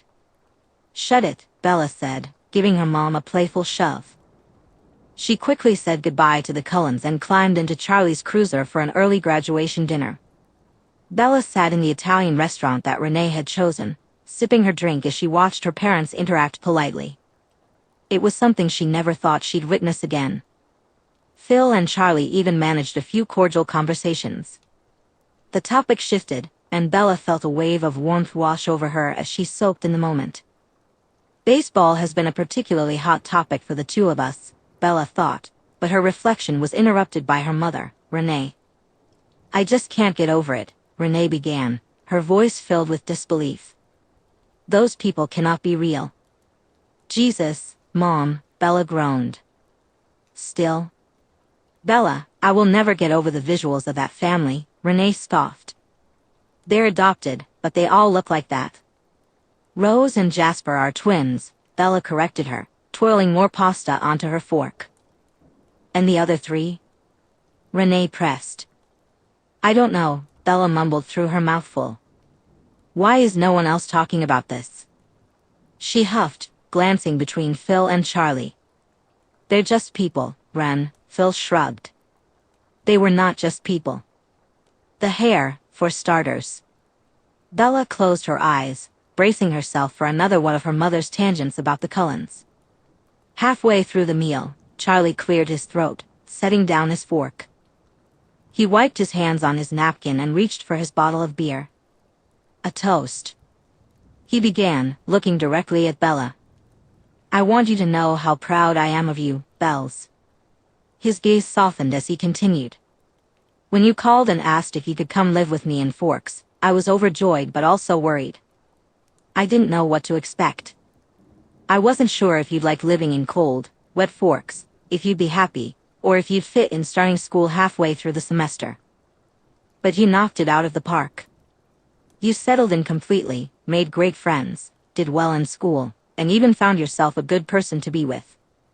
Even when you faced challenges, you took everything with a smile and got back on your feet each time. I can honestly say this has been the best year and a half of my life, Charlie said, his voice thick with emotion. I've watched you grow and find yourself, and now you're heading off to Seattle for college. I know with everything I am that you're going to do incredible things with your life. But I need you to know that no matter how big you get, no matter where life takes you, you're always gonna be my baby girl. And when times get tough, and you're unsure of where to go next, just remember that your old man will always be here for you. He finishes with a cough, raising his drink. So, congratulations, kiddo. To Bella. To Bella, Renee and Phil echo, their eyes shining with tears. Thank you, Dad, Bella whispers. Charlie nods, keeping his gaze down on his plate. Bella smiles as she notices him blinking away the tears that have gathered. So, Renee begins, clearly sensing he needs a moment. Tell me everything about Seattle. The four of them leave the restaurant, and a bark from across the road catches their attention. A wide grin spreads across Bella's face when she sees Rosalie leaning against her car, with Bear hanging out the back window. I guess I'll see you when I see you, she says. Charlie looks knowingly at her. Probably sometime on Sunday. The Cullens are throwing a party for the graduates tomorrow night. Charlie nods before saying goodbye to Renee and Phil, then makes his way to his cruiser. Will I see you before we leave? Renee pouts. We could do an early lunch tomorrow, but I need to be back to help set up for the party. That'd be lovely. Will Rose join us? I'll ask, Bella tells her, pulling them both in for a hug. Thank you for coming today. We wouldn't miss it, kid, Phil smiles brightly. Want to go to that bar we saw down from our hotel? Boo yes, Renee grins. See you later, Bella, she waves over her shoulder as the pair walks away. Bella lets out a laugh and shakes her head before heading up the road towards Rosalie and Bear. Have a good dinner? Rosalie asks. I had some delicious pasta, and my parents didn't kill each other. So, 10 out of 10 for me, Bella responds, giving Rosalie a kiss. Ready to head home? Yes, please, she nods, slapping Rosalie hard on the backside before slipping into the car. Hello, baby Bear, she grins as she greets the dog. Bear pokes his head from the back seat and nuzzles into Bella's shoulder. Rosalie slides into the driver's seat, smiling at the reunited pair. I got you a little something, she says, reaching into the glove compartment to pull out a small, wrapped gift. Careful with the paper, she winks. Very funny, Bella mutters, but she begins to peel back the wrapping, revealing a small jewelry box. She flicks it open to find a long black chain with a small, gleaming crest engraved into the metal. It's the family crest, Rosalie explains before Bella can even ask.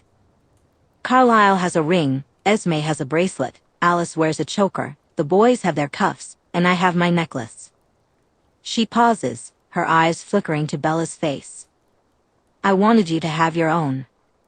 Bella swallows, running her fingers over the crest. It's beautiful, she whispers, turning the necklace over in her palm. I know you don't wear much jewelry, Rosalie says, a hint of uncertainty in her voice, but this is muted enough. I thought you might like it, and I wanted you to have something that ties you to us. To me. Without a word, Bella lifts the necklace from the box and turns slightly, tilting her head so Rosalie can fasten it around her neck. Cool fingers brush against her skin as Rosalie secures the clasp, quickly dropping a kiss on her neck as she does. Bella turns back to face Rosalie, resting her hand over the necklace. "Thank you." Rosalie's lips curve into a soft smile. "Happy graduation." In gratitude, Bella leans in to give her a kiss. "I love it, truly." "I'm glad," Rosalie whispers against her lips. "Ready to go home?" Bella nods and kisses her once more. "If memory serves, I've still got another present to open," she says, casting a quick glance down Rosalie's dress. Rosalie pulls back with a laugh and starts the car. "I'm in love with a pervert." Chapter 40.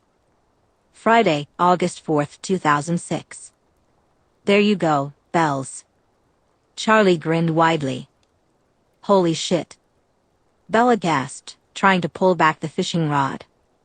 It was day 3 of their father-daughter camping trip, which Charlie had insisted they take before she headed off to college. "You've got it." "Nice and slow," he coached in his calm, even tone. "Let it tire itself out. Don't yank too hard, or you'll lose it. Keep steady." "I am steady," she snapped, adjusting her grip. The fish pulled against her, causing her to stumble slightly in the soft mud beneath her boots. "Oh God." She groaned. Charlie chuckled. "Don't lose it, Bells." "Not helping," she muttered, but she did her best to follow his advice. Slowly, she reeled the fish closer, her breath coming in quick pants. The struggle felt like it lasted an eternity, but finally, a flash of silver broke through the water's surface. "I got it." She cheered. "That's a salmon," he observed as the fish flailed wildly, spraying water everywhere. He reached forward, taking the rod from Bella, and laid the wiggling fish down on the grass. Bella gasped, her eyes wide. "Oh my God, it's suffocating." She cried out as the fish thrashed desperately, its gills working as it fought for life. Bear, on the other hand, barked excitedly at her side, his massive paws thudding against the wet ground as he hopped up and down. "Bella." Charlie frowned. "It's dinner." She whimpered as the fish continued to flop helplessly. "This feels wrong. We should put it back." Charlie gave her a pointed look. "After all that effort?" He bent down and, with practiced efficiency, ended the fish's struggle. Bella flinched, turning her face away. "Ugh." She groaned, covering her eyes. "That was awful." Charlie held up the fish, inspecting it with a nod. "Not bad for your first catch in almost 10 years, and this one you actually did by yourself." Bella looked down at the fish between her fingers and immediately felt a wave of regret wash over her. The sight of the dead fish, with a knife wound in its head, made her stomach churn. "So, what now?" she asked. "Now, we clean it," Charlie replied, giving her a knowing look. "You wanted to be honors?" "Absolutely not." She took a quick step back, wiping her damp palms on her jeans. "I'll prep the potatoes instead." Charlie smirked, clearly expecting that response. "Suit yourself." Grateful for the excuse to be anywhere else, Bella hurried away from the shore. She crouched down near the fire pit, opening one of their many containers to retrieve the bag of potatoes. She got to work, carefully wrapping each potato in tin foil before nestling them into the glowing embers. Bear plopped down beside her with a heavy sigh, resting his massive head on his paws. Bella gave him a quick scratch behind the ears before turning her attention to the cooler. Inside, she found a bag of pre-washed salad and a bottle of balsamic dressing. Minimal effort, her kind of cooking. As she worked, Charlie returned from the lake with a gutted and cleaned salmon in hand. He quickly skewered it on a grill rack and placed it over the fire. By the time the fish was perfectly cooked and the potatoes had softened in their foil casings, Bella carefully retrieved them from the embers using a pair of tongs. She peeled back the foil, letting the steam escape, and reached for the butter and salt. The golden melted butter pooled over the soft, fluffy potato. and she sprinkled a little salt on top before passing a plate to Charlie. "Not bad, Bells," he said, taking his portion and digging in without hesitation. She smiled, proud of her small contribution. "Thanks, you too." She grabbed her beer and tipped it towards him. "And thanks for this trip, Dad.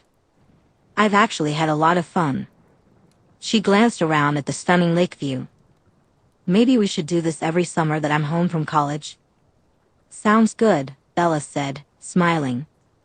Charlie looked over at her, his expression brightening. "Yeah?" "Yeah," she nodded, her smile widening. "It's nice, just the two of us, and Bear." His eyes crinkled at the corners as he nodded in agreement. "Sounds like a plan." They enjoyed their meal in comfortable silence, the crackling fire filling the quiet between them. Bella stole a glance at her father, taking in the relaxed way he sat, his expression content. In that moment, it struck her how much she would miss him, when she left for college. But for now, she cherished this moment, holding on to it tightly. Charlie set their cleaned plates back in the bag before reaching for a couple of beers. "Before I forget," he said, fishing in his jacket pocket. "Billy asked me to give this to you." He handed Bella a folded envelope. "Take your time." He gave her a reassuring pat on the shoulder and walked down to the chairs set up by the water. Bella watched him go, aware that he had many questions about why her relationship with Jacob had become strained and why she was avoiding the reservation. But every time she sensed he might ask, he respected her silence, knowing she would share when she was ready. With a heavy sigh, she pulled Bear closer and opened the letter from Billy. "Dear Bella, I'm sorry this letter took so long to reach you. I've been meaning to write for a while, but finding the right words has been harder than I thought it would be. I hope you understand. I've thought about what happened every day. Jacob, well, he wasn't the boy you remember, and I won't pretend he was. I won't try to defend what he did, because the truth is, there's no defense. He hurt you, and for that, I am deeply sorry. I should have stopped it before it got to that point. As his father, I should have seen it coming. I noticed the changes in him, his obsession, his anger, and I told myself it was just the wolf and that it would pass. I thought it was something he would learn to control, like the others did. But I was wrong. I should have. I should have stepped in. I should have been firmer, but I didn't. I take my share of the blame. I hope you can forgive me for that. It wasn't your fault, Bella. None of this was. Jacob made his own choices, and those choices led him down a path I never wanted for him. I know he had feelings for you, but it was a love twisted by the wolf, by jealousy, and by the horror stories I allowed to take hold. That's not an excuse, just the truth as I see it. I can only imagine how much pain this caused you. You've always been kind and understanding, but this was something no one should have to bear. I understand why you didn't attend the funeral. It wasn't your place to be there, and I don't hold it against you. I think you did the right thing, for yourself and for your peace of mind. I know how hard it must have been for you to even think about it, let alone show up. I wish I could offer you some closure, something to make all of this easier, but I know there's no easy way to move on from something like this. All I can do is once again tell you how sorry I am for everything. I know Jacob's actions hurt you deeply, and I understand that even with him gone, the scars remain. I just hope that in time, those wounds will heal, and you can find some peace. I want the best for you, Bella, whatever that looks like. There are still days when I wake up expecting to hear his voice. The house is too quiet now, and the reservation feels different without him. It's strange how you can miss someone so much while still being so angry at them for what they've done. I've lost my son, but in many ways, I lost him long before that night. The boy I raised, the one you knew as a child, he was gone long before this all came to a head. I don't know what the future holds for either of us, but I hope that one day we'll see each other again under better circumstances. I'll always be here for you, Bella, if you ever need anything. I hope you find happiness, real happiness, and that the path ahead. Life is kinder to you than the one you've experienced so far. You deserve that, and so much more. Charlie told me about your college plans, and I hope you have the time of your life and that everything goes well. Please take care of yourself. And if you ever feel like coming back to the reservation, don't hesitate. You're always welcome. Billy Black. Bella wipes her eyes, folds the letter, and places it in her pocket. Thank you, Billy, she whispers before getting up to join her dad by the water. Everything good? He asks, keeping his eyes on the water. Everything perfect, she replies, nodding as she settles down beside him, just as the sun begins to set. Tuesday, August 29, 2006. So, Charlie begins, his voice quiet and unsteady. You all set? I think so, Bella nods, looking at the back of her truck packed full of her belongings. Good, he mumbles. We're all good to go as well, Rose adds as she closes the door of Emmett's truck. Good, Charlie repeats. Bella stifles a smile at the way his face is pulled into a grumpy frown. How about you drive me, instead of following behind? She suggests, waving the truck keys at him. Really? He asks, his face lighting up slightly. Really?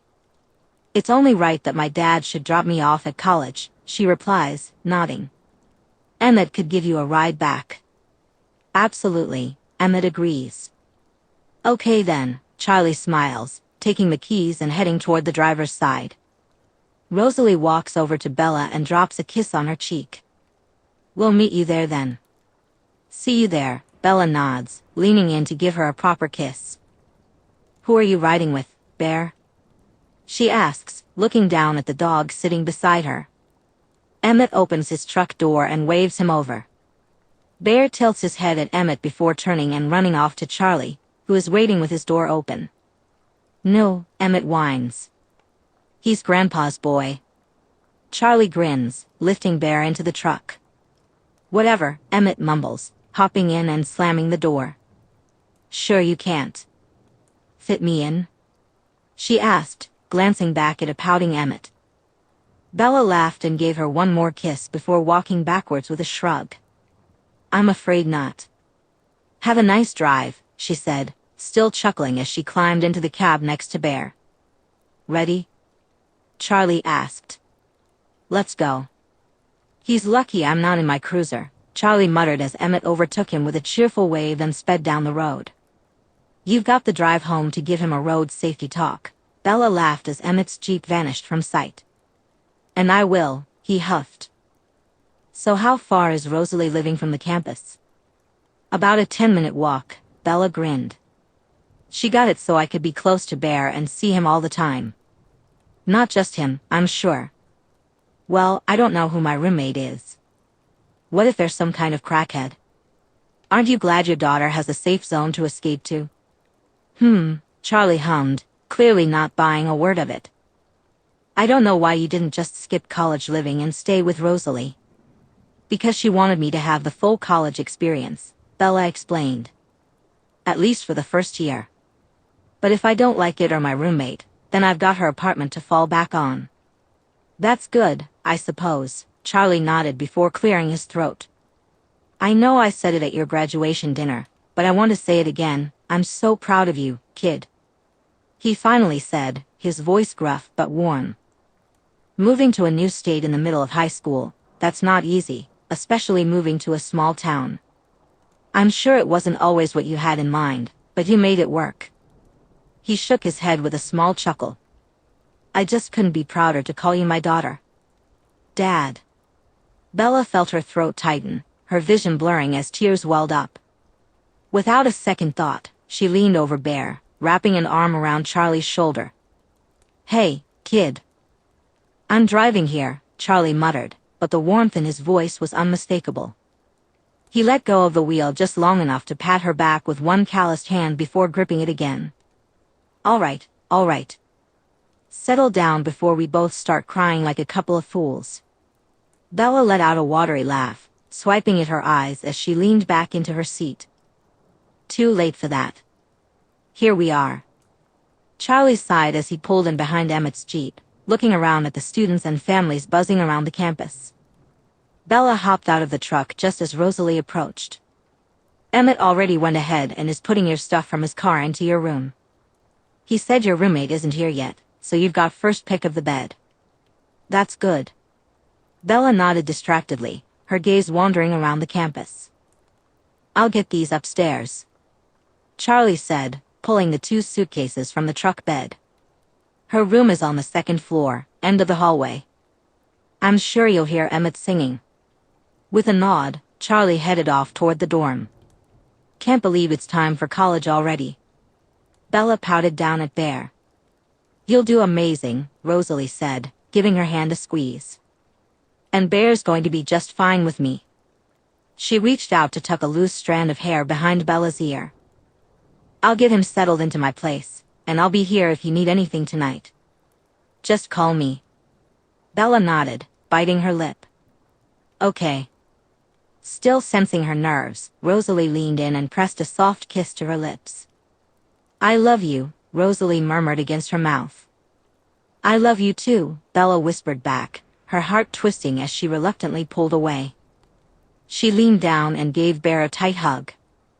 You be good for Rosie, and I'll see you tomorrow. She finished with a kiss to the side of his head. Come on, pup. Rosalie gave Bear's leash a small tug, and the pair headed off toward her apartment. Bella watched them go, her heart clenching as Bear looked back a few times, wondering. Why isn't Bella joining us? Emmett's deep voice pulls her away from watching her loved ones disappear. It's going to be weird not seeing him every day, she sighs. Emmett pulls her in for a hug. You know Rosalie will have him here whenever you need. I know, Bella nods against his broad shoulder. Thanks for all your help. Emmett steps back from the hug, his usual cheerful smile returning.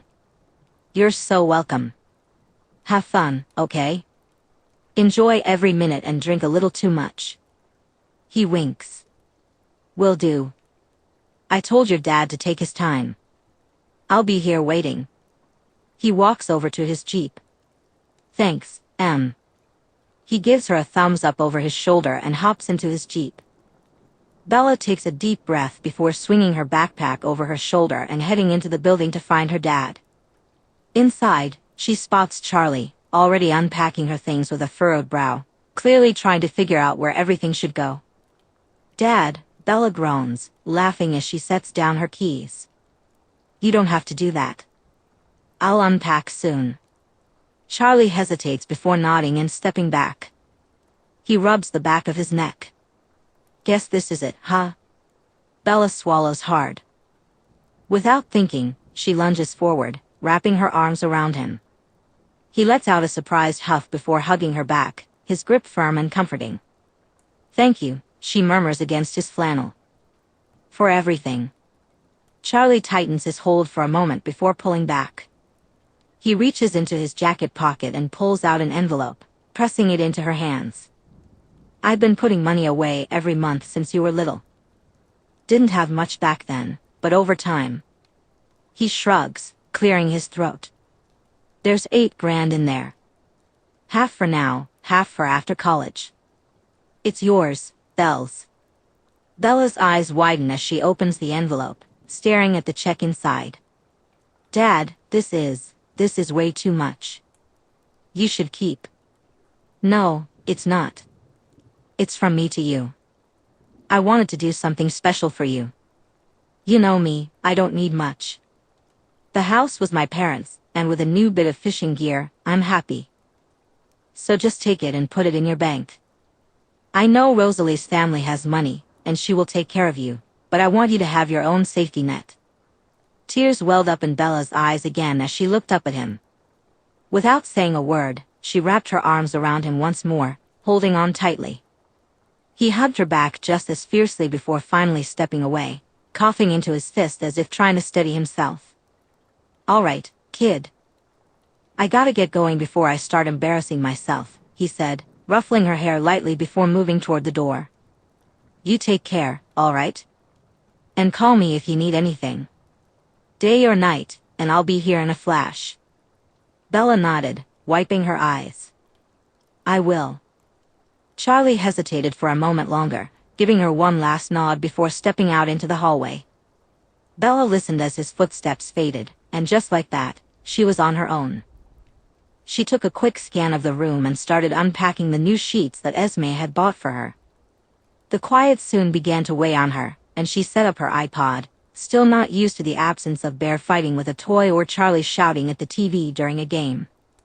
She tried to lose herself in the music, pushing away the reality of being away from home.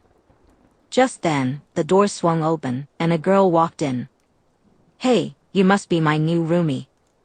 "I'm Mel," she said with an easy smile. Bella turned to take in the girl's kind eyes, ripped jeans, tie-dye shirt, and piercings. A slow smile spread across her face. She felt like she might have hit the roommate jackpot. "Nice to meet you. I'm Bella Swan." Chapter 41. Thursday, December 18th, 2008. Are you joking? Absolutely not. How is this my fault? You let her think that. What think? I told her no thank you because I was with someone. Someone, not your girlfriend. Rosalie huffed, her hands tightening on the steering wheel. What if she tries again when I'm not with you? Then I'll tell her the same thing, that I'm not interested. That's not enough. Rosalie snapped, cutting Bella off. Bella took a breath, biting her tongue to avoid saying anything she didn't mean. I think it's best if I stay at mine tonight. I'm fine, Rosalie muttered between clenched teeth. Rosalie, take me home and I'll see you in Forks. I'm driving us home for Christmas. Rosalie frowned but made the turn toward the dorms. Don't bother. I'll drive myself. But you said you wanted me to drive us. She frowned, coming to a stop in front of the dorms. Well, I don't want anything from you right now. Bella huffed, grabbing her bag. Oh yeah? Well, you're wearing my shirt. Rosalie replied childishly. Bella raised an eyebrow at her before taking off her jacket, pulling the shirt over her head, and throwing it onto Rosalie's lap. See you later. Bella quickly threw open the car door and stepped out into the cold December air, clad only in her bra and jeans. Bella. Rosalie hissed, scrambling with the t-shirt before getting out of the car. Are you insane? She called out, noticing the stares from passers-by at her half-naked friend. I'll see you in Forks when you've calmed down. Bella called over her shoulder as she walked away toward the dorms. She headed up the stairs and into her shared space with Mel. Bella had originally planned to spend just 1 year in the dorms, but after getting Mel as a roommate and receiving encouragement from Rosalie to enjoy her time with her new friend, she decided to stick it out. The pair had even splurged a little and opted for a cozy 2-bedroom university apartment. Hey, roomie. Mel called from the kitchen. You want some? Why are you half naked? Long story, Bella sighed as she collapsed onto the couch, pulling the fluffy blanket over her shivering body. Ah. Mel laughed, turning off the stove and grabbing a couple of beers from the fridge. Problems with your lady? She lifted Bella's legs and slid under them, resting them on her lap. Want to talk about it? Bella rubbed her eyes, letting out another sigh. I don't even know where to start. Oh. That bad? Mel winced. This is the first time we've ever had an actual fight. Oh, that's fine then, Mel said, patting Bella's leg soothingly. Every couple needs a yearly screaming match. Look at me and Zoe. She threw all my stuff out her window last month and said she never wanted to see me again. Now we're both having meltdowns about being separated for a couple of weeks over Christmas break. This one feels pretty bad, Bella groaned. Then I think this is a problem that only Kate and Leo can solve. Mel grinned as she changed the input on the DVD player, where her beloved DVD of Titanic had a permanent home. Not again. Bella cried out, trying to get up, but Mel pushed her back down. Shoo, just enjoy, Mel said, her eyes already glued to the screen. Bella flopped back against the couch, attempting to drown out Mel's attempts to harmonize with the Titanic opening theme. So, what happened? Charlie asked, handing Bella her pizza. With what? With Rosalie, he pressed. Nothing, she mumbled through a bite of pizza. Nothing? So why did Rosalie arrive here on her own an hour before you got here to drop Bear off? Barely said a word to me, and then sped off. He gave Bella that fatherly look that demanded answers. You really want to know? She asked, pushing Bear's creeping nose away from her plate of pizza. Not one bit, but I do. I just want to know that you're okay. Just because Rosalie is a woman doesn't mean I'm going to let someone hurt my baby girl. He frowns. Settle down, Papa Bear, Bella laughs. I think your baby girl is just as much to blame for this one. Well, okay then. He nods. You'd better fix it. That one's too good to let go. I will, she sighs. I'm meeting up with the gang at Angela's tomorrow, so we both get an extra day to calm down. Her eyes flick to her phone, which for the first time in 2 years hasn't lit up with a daily text from Rose. Saturday, December 20th, 2008. It's repugnant, Jessica scowls at the thin mustache on his upper lip. Well, I like it, he huffs, leaning back in his camping chair. And so do the ladies. Mike winks at Bella. I very much doubt that, Bella laughs, settling down after covering Bear with a blanket. Mike turns to Eric with a scowl. You like it, right? Not one bit, Eric replies, not taking his eyes off the fire pit in front of them. Thank you, Jessica smiles triumphantly. Do the world a favor and get rid of it. Never, Mike scowls back. The two of them fall into their usual bickering whenever the group gets together. So, what did you do? Angela asks Bella, not taking her eyes off the arguing pair. Huh? Bella looks over, caught off guard by Angela's all-knowing smirk. You've had a pout on your face all night, non-stop checking your phone, and this is the longest you've ever gone without mentioning Rosalie. So, what did you do? Bella sighs loudly and falls back against her chair. Technically, she started it. Angela throws her head back with a laugh at the pout on Bella's face. Okay then, what happened? She got jealous. We were out for dinner when a girl from my creative writing class came up to us, completely ignored Rosalie, and just started talking to me. Sure, I'll admit she was getting a bit flirty and invited me over to her table. I was upfront and told her no, that I was with someone, Bella huffed. But apparently, that wasn't enough for Rosalie. She started going off on me during the drive home, saying I didn't stand up for our relationship and didn't tell her I was in a happy relationship. Did you say you were in a relationship? Angela asked gently. I didn't know I had to. Bella cried out. Everyone knows I'm dating Rosalie. She's been the topic of many conversations at my college for 2 years.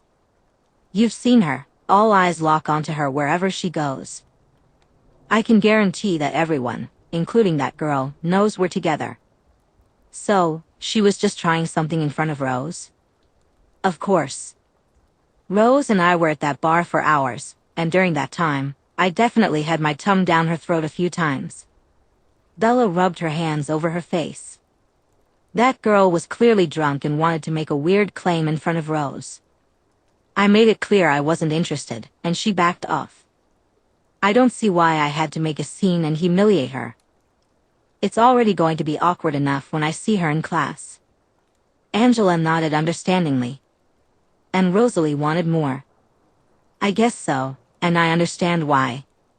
I'm well aware of Rosalie's possessive tendencies. That was putting it mildly, but Bella couldn't explain to Angela that Rosalie's feelings were heightened due to being a vampire. But I just don't get why I'm the one getting chewed out for it. Have you explained that to her? Angela asked patiently. I tried. Did you? Or were you just being defensive? The second one, I guess, Bella mumbled, picking at the label on her beer bottle. I might have also stripped off in front of other people and made her jealousy worse. I'm not even touching that last thing you said, Angela laughed.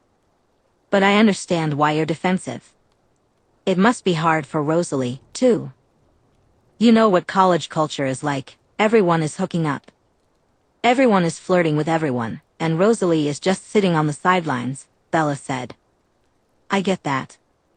I just don't know what more I can do to prove I'm committed to her, Bella admitted. Sometimes, it's as simple as talking about your thoughts and feelings. You've been together for a couple of years now, and couples can start to take each other for granted. They might think that just being in a relationship means they don't need to communicate regularly or keep working on it, Angela explained with a shrug. I don't know all the ins and outs of your relationship with Rosalie, but I can recognize true love when I see it. Just talk to her, you can both express how you feel. Show her how committed you are. You're right, Bella said, nodding with determination as she began to rise from her seat. Angela laughed and reached out to place a hand on Bella's chest. I meant tomorrow, after you haven't had a drink. Okay, tomorrow, Bella mumbled to herself, already contemplating what she would say to Rosalie. On Sunday, December 21st, 2008, Bella drove down the long Cullen driveway as the sun began to set on another day in Forbes without Rosalie. She parked her truck and made her way up the stairs to the house. Letting herself in, as she had done countless times before, she found Esme in the kitchen arranging some Christmas-colored flowers. Is she in? Bella asked. Esme smiled gently and nodded upstairs. Thank you, Bella whispered, making her way up the familiar route to Rosalie's room. When she reached the top floor, she found the door closed. Rose, can I come in? Bella called softly, giving the door a light knock. Come in, Rosalie replied. Bella entered the room to find Rosalie lounging on her bed with a book. She walked over to Rosalie's desk and leaned back against it, making sure to give Rosalie her space. How are you? Bella asked. Fine, Rosalie said, sitting up and placing her book aside. Bella sighed. I didn't mean to make you feel like I didn't care when someone came on to me. That wasn't my intention at all. You're everything to me, Rose. If saying, step off, I have a girlfriend I'm obsessed with and love with all my heart, to some girl in a bar will reassure you, then I'll do it, Bella said, puffing out a small laugh. Though honestly, my plan to spend eternity with you as a vampire is a pretty big sign of commitment. Rosalie's lips twitched, the tension in her shoulders easing just a little. You're an idiot. Bella stepped closer, reaching for Rosalie's hand and pulling her up off the bed. I mean it, Rose. I love you. Other people mean nothing to me. Rosalie sighed, looking away for a moment before meeting Bella's gaze. You don't see it, Bella. The way people look at you. The way they whisper when you walk by. She shook her head. I see it. I hear it. They talk about how beautiful you are, how much they want to have you. Some of them don't even care if you're taken, they'd still try. She clenched her jaw. It drives me crazy. And when you don't immediately shut them down with, I have a girlfriend, it feels like an opening for them. Bella frowned, stepping even closer. Rose, I promise you, none of that matters to me. I don't care who looks, who whispers, who thinks they have a chance. I love you. Only you. I will shut people down however you need me to because I don't want you to feel like I'm not completely yours. Rosalie studied her for a moment before finally exhaling, the tension in her body easing. I just miss you, she admitted quietly. When you're gone, I miss you so much it hurts. And then I see people looking at you like they want to take you away from me, and I'm not going anywhere, Rose, Bella cut in. No one is taking me from you. I'm yours and only yours. With that, she pulled Rosalie in for a kiss. Rosalie melted into the kiss, her arms winding around Bella as she felt the warmth of their connection. Around Bella's neck. I love you, Rosalie said. Bella smiled. I love you more. Am I forgiven? Rosalie sighed and leaned forward, resting her head against Bella's shoulder. There's nothing to forgive. I feel like a jealous idiot. A sexy jealous idiot, Bella whispered into her ear. Rosalie huffed against Bella's neck. I just get so worked up sometimes. The things I hear them say, she growled. But that's not an excuse to take it out on you. I'm sorry. Bella held Rosalie tighter. I know. You feel things much stronger than I do. I'm sorry that I forget that sometimes. I'm sorry for going off on you in the car, Rosalie replied quietly. I'm sorry for stripping half naked and making it worse for you. The pair stood in the middle of the room, holding each other close and breathing each other in. Mind if I stay the night? I've missed you, and I haven't been sleeping great, Bella asked, breaking the silence. Please do, Rosalie nodded, pulling her head away from Bella's neck. Bella quickly headed into Rosalie's bathroom to prepare for bed. The moment she entered the room, Rosalie started stripping both of them of their clothes and pulled Bella into their bed. Before settling down, Bella reached for her phone and texted Charlie that he was on bear duty tonight and she'd be back tomorrow. Rosalie peeked at Bella's text. You're not going anywhere. Emmett is back tomorrow. I'll tell him to pick up Bear and bring him here. Bella laughed and set her phone down, pulling Rosalie tighter against her body. Sounds good. You're staying right here until at least Christmas Eve, Rosalie mumbled into Bella's neck. Bella kissed the top of her head. Happily. Rosalie smiled and turned away from Bella, pulling her arm as she went, settling them into their usual position with Bella spooning Rosalie. The two lay in silence, just holding each other as nightfall washed over Forks. Bella. Rosalie whispered into the darkness. Bella mumbled sleepily, pulling Rosalie closer. Have you ever thought about marriage? Rosalie asks quietly, her voice uncertain. Bella's eyes snap open, and she feels Rosalie tense in her arms, clearly picking up on her words with her vampiric hearing. Bella clears her throat, trying to keep her tone casual. To be honest, I haven't thought about it too much. I'm not sure many people my age have. She lets out a small laugh. Yeah, of course, Rosalie nods. It's silly, I was just curious. Have you thought about it? Bella asks after a moment of silence. A bit. With me, I hope. Obviously. Rosalie rolls her eyes, but a small grin spreads across Bella's face. She leans up on her elbow to look down at Rosalie. You want to be my wife? Shut up. Rosalie huffs, turning her body completely away. Bella leans down and kisses the back of Rosalie's shoulder before turning her back around and wrapping her arms around her. I'm not joking, Bella says gently, noticing the vulnerability in Rosalie's expression. Is that something you'd want? She recalls Angela's words about encouraging Rosalie to communicate her feelings and assuring her of Bella's commitment. Rosalie meets Bella's gaze and nods slightly. It is. Okay then. Bella nods, leaning down to connect their lips. I'll keep that in mind. Only if you want that too, it's fine if you don't. Bella smiles at the uncertain look still lingering on Rosalie's face and pulls her back into her embrace. One day, I'll make an honest woman out of you, Rosalie Hale.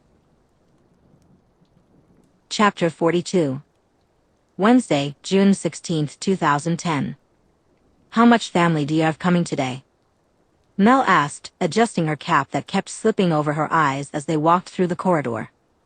My dad, Rose, and most of her family, Bella replied, nodding. My mom broke her ankle and couldn't make the journey, but she sent some flowers and money. She laughed, recalling the phone call from her sobbing mother. What about you? My parents are still in Paris, so my sister is representing the family. Is she coming afterwards? Bella inquired as they approached the gathering of students. Free food and drinks, Mel grinned. Oh, we wouldn't miss it. Good. A few people from my creative writing class are coming, so it should be a great night. Pay for by your sugar mama, Mel teased, winking at her. Bella scrunched her nose in response. It was paid for by Rose's family, you creep. And Rose is only a year older than me. She was exaggerating, of course. Same thing. Whatever, weirdo. Ladies, a teacher interjected, clapping between them to break up their playful bickering. Join your groups, please. You're up first, Swan. Mel gave Bella a gentle shove toward the backstage stairs before trotting off to her seat. Don't push, Bella muttered, glaring at Mel as she strutted away. She climbed the stairs, smiling at the familiar faces in the audience before joining the back of the line and waiting for her name to be called. It took much longer than her high school graduation to reach the letter S, but eventually, they approached the end of the alphabet, and her name was announced. Bella Swan, Bachelor of Arts in English Literature and Creative Writing. Her name echoed through the speakers, and she forced herself to walk with steady, measured steps across the stage. As the dean handed her the diploma with a pleased smile, she felt its solid weight in her grasp. For years of late-night study sessions, early morning classes, and endless essays had led to this moment. It felt like just yesterday when her dad was dropping her off, and now it was all over. She heard the familiar sounds of voices cheering her name, but there was. Bella scanned the bustling auditorium, struggling to spot her family amid the sea of faces and the bright spotlights overhead. The applause momentarily faded before picking up again as another name was called. She quickly descended the stairs and settled back into her seat, ready to listen to the remaining names being announced. For the most part, Bella zoned out during the ceremony, only snapping back to attention when Mel's name echoed through the hall. As Mel crossed the stage to collect her diploma in anthropology and sociology, Bella jumped up and cheered louder than anyone else in the room. Mel shot her a wink before gracefully skipping across the stage and back down. After what felt like an eternity of professors and deans droning on about lessons learned over the past 4 years, the ceremony finally came to a close.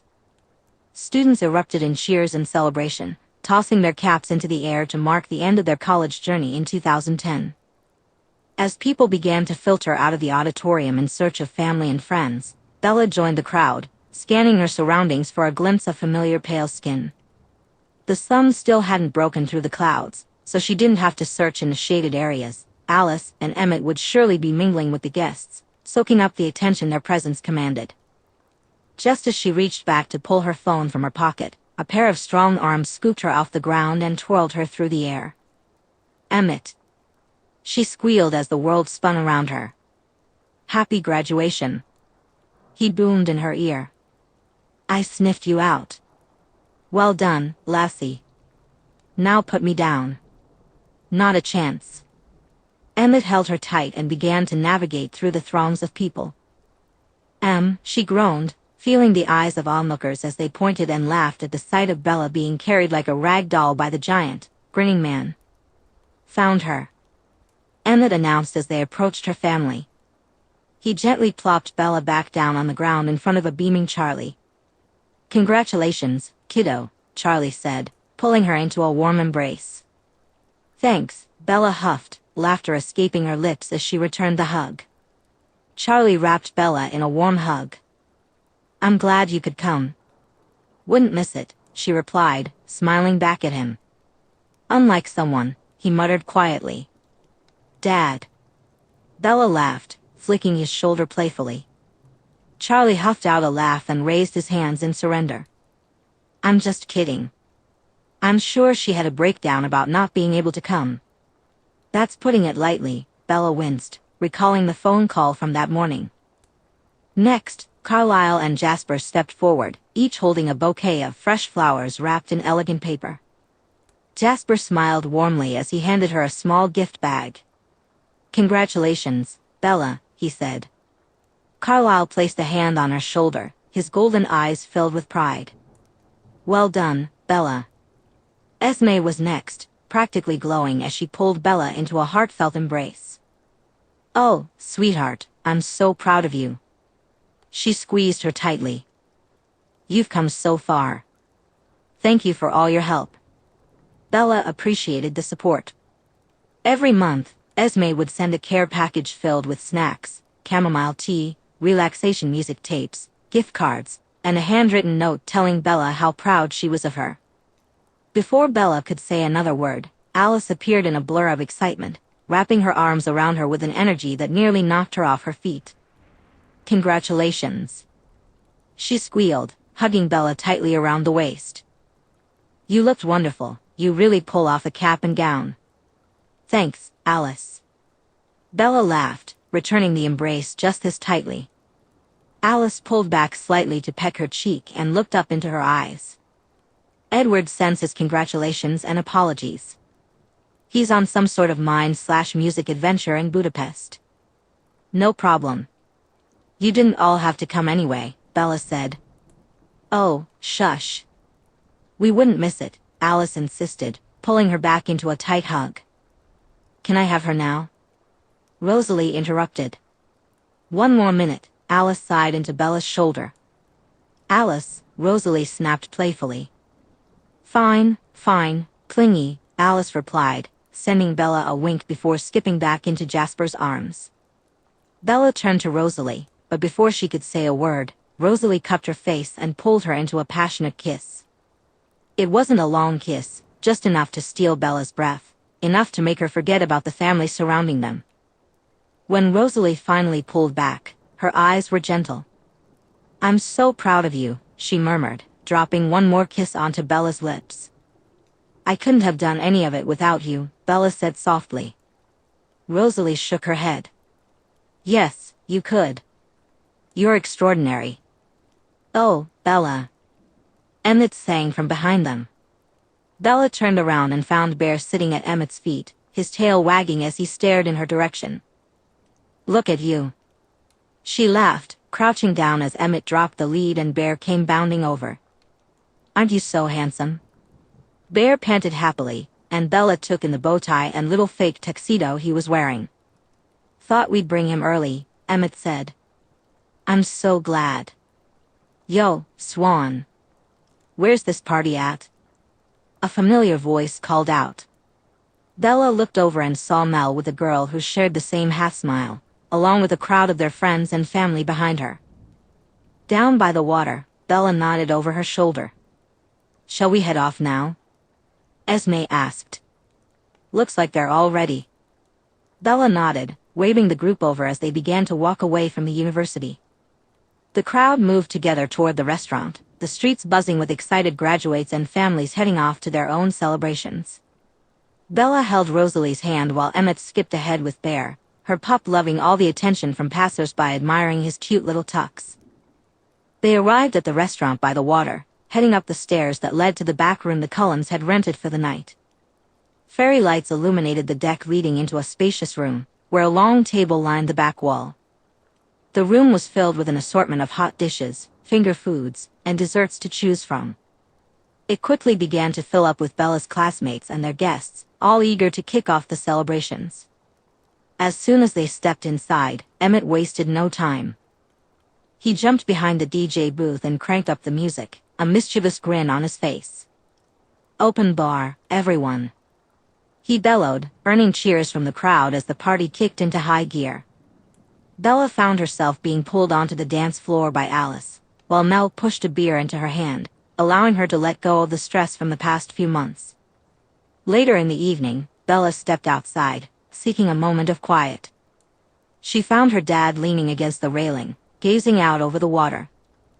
The clouds began to part, and the moonlight danced on the ripples below. He didn't say anything for a couple of minutes when she joined him, just glanced at her before returning his gaze to the water and distant mountains. This feels different than your high school graduation, he finally said, his voice gruff with emotion. A lot more final. Bella swallowed hard. Yeah. Charlie exhaled slowly. It's time for you to go off into the big world. I guess so. You have anything planned next? This year has been pretty hectic. I'm just going to spend some time with Rose for the rest of the summer, and then I've got a paid internship at a newspaper, some kind of fiction writing section in the back pages. She shrugged. Nothing special, but it's a start. I'm proud of you, kid. You've grown up a lot in these past few years. Feels like I've aged 10 years, Bella huffed, leaning next to him. For some reason, the college early mornings hit a lot harder. Probably because you didn't have Rosalie waiting for you at school. Shut up, she said, giving him a playful shove. Charlie paused for a moment, then continued, you know, it's not easy being a father to a little girl. You spend your whole life worrying about them, about whether they're happy and safe, especially when they're a stubborn, clumsy little thing. He let out a soft laugh, casting a pointed look at her. That's a whole other level of stress. But I couldn't be happier with the woman you're becoming, bells. He focused on her, really taking her in. You've got so much ahead of you with Rose, your work, and travel. It makes me so happy to know you're going to be okay. And maybe, every now and then, you can make a little time for your old dad. He finished softly. Bella swallowed against the knot forming in her throat. Of course, Dad, she managed to say, her voice barely above a whisper. Always. Charlie nodded slightly, his gaze drifting back to the water. Bella hesitated for just a moment before shifting closer and resting her head on his shoulder. He didn't pull away. Instead, he reached up and patted her arm lightly, letting his hand rest there. They stood together for a while, as the party continued to roar inside, but for now, Bella felt content to remain in this quiet moment with the man who had always been her anchor. The hours blurred into a whirlwind of dancing and drinking. At some point, Emmett had taken off his shirt and was now in the middle of the dance floor, waving glow sticks in the air like a man possessed. Rosalie gently tugged Bella away from the chaos, leading her to a quieter corner near the edge of the dance floor. Bella, pleasantly buzzed from the drinks she'd had, let herself be pulled against Rosalie. "Dance with me, Swan," Rosalie said. "Happily, Hale," Bella replied with a grin, looping her arms around Rosalie's waist. "So I finally get you all to myself now." Rosalie groaned happily. "Just the two of us for a couple of months." "Well, kind of," Bella said, nodding toward Bear, who was currently snoring against Esme's feet, undisturbed by the music and singing around him. "He's practically furniture." Rosalie laughed. "The Denali's offered us a place." "At their home," she huffed, rolling her eyes. "But I'd prefer not to deal with Kate every 10 minutes. How about we head up to that cabin we visited after my graduation? I think Bear would love it too." "Sounds perfect," Bella sighed happily. With end-of-year exams and the whirlwind of college parties, they hadn't had much time together.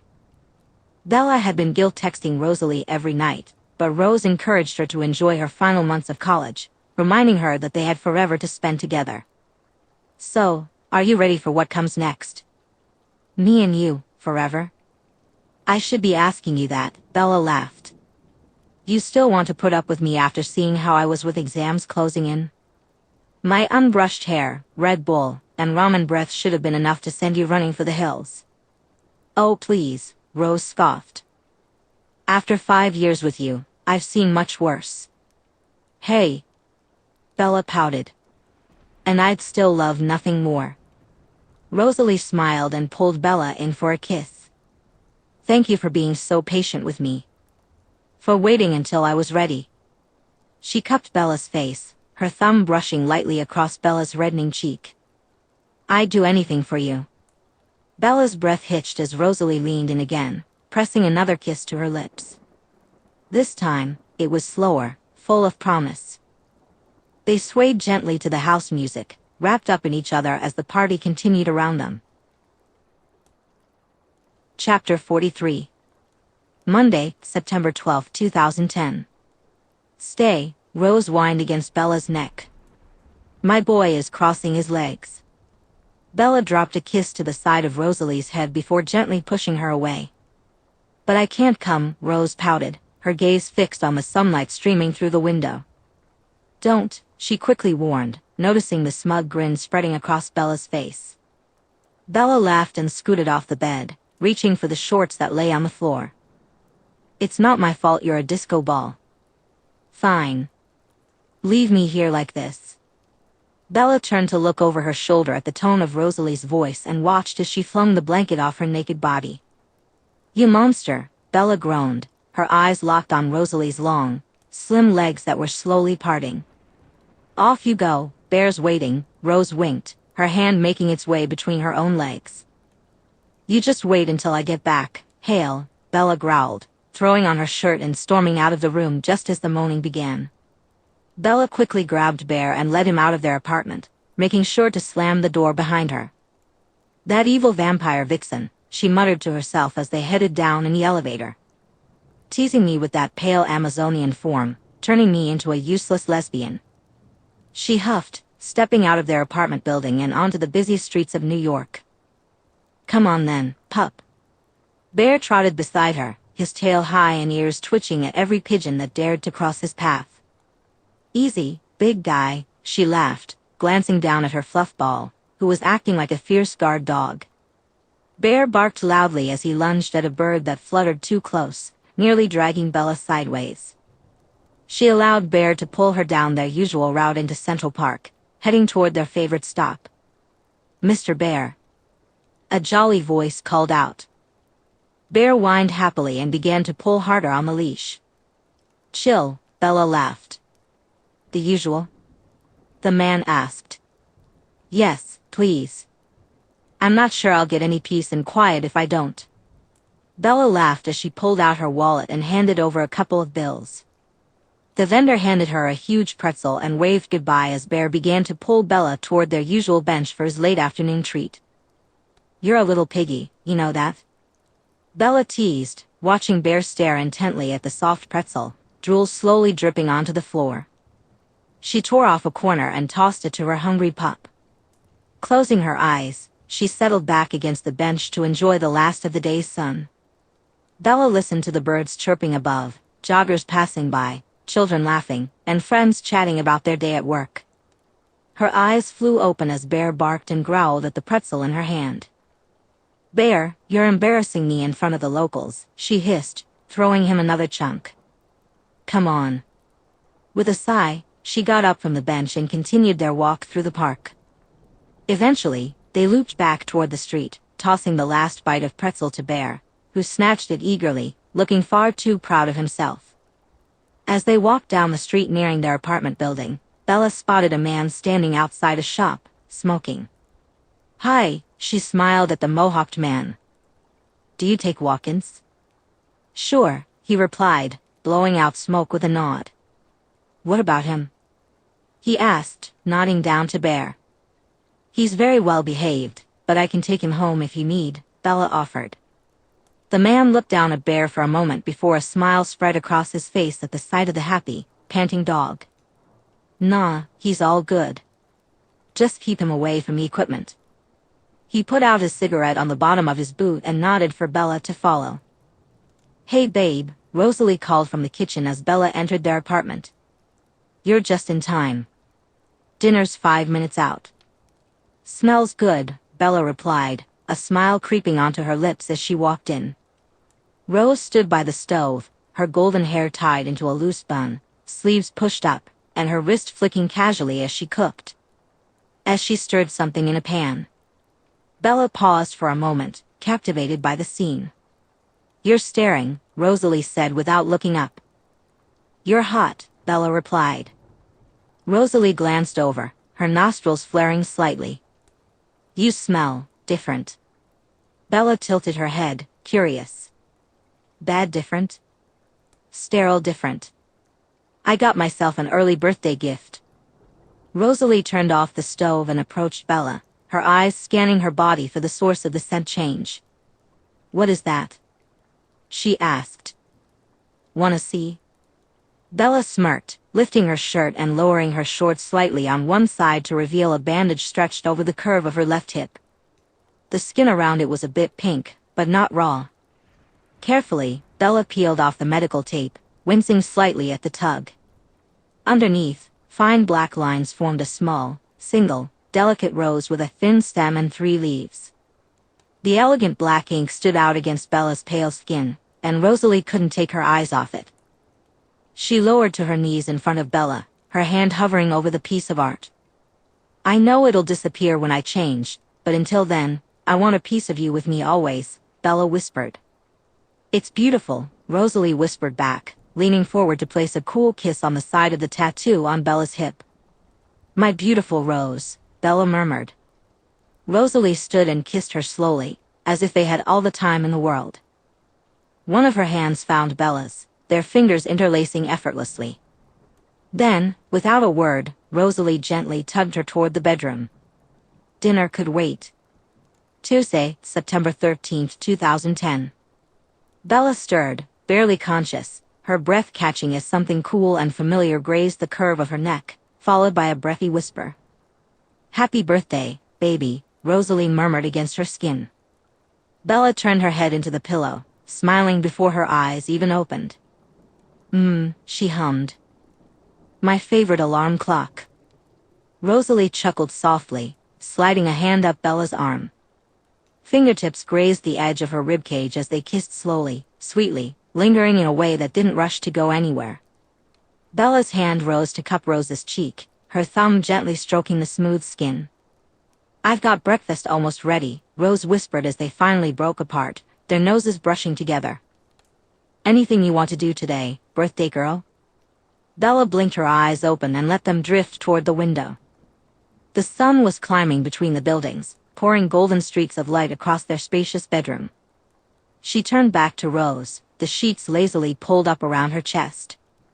I want you in this bed. All day.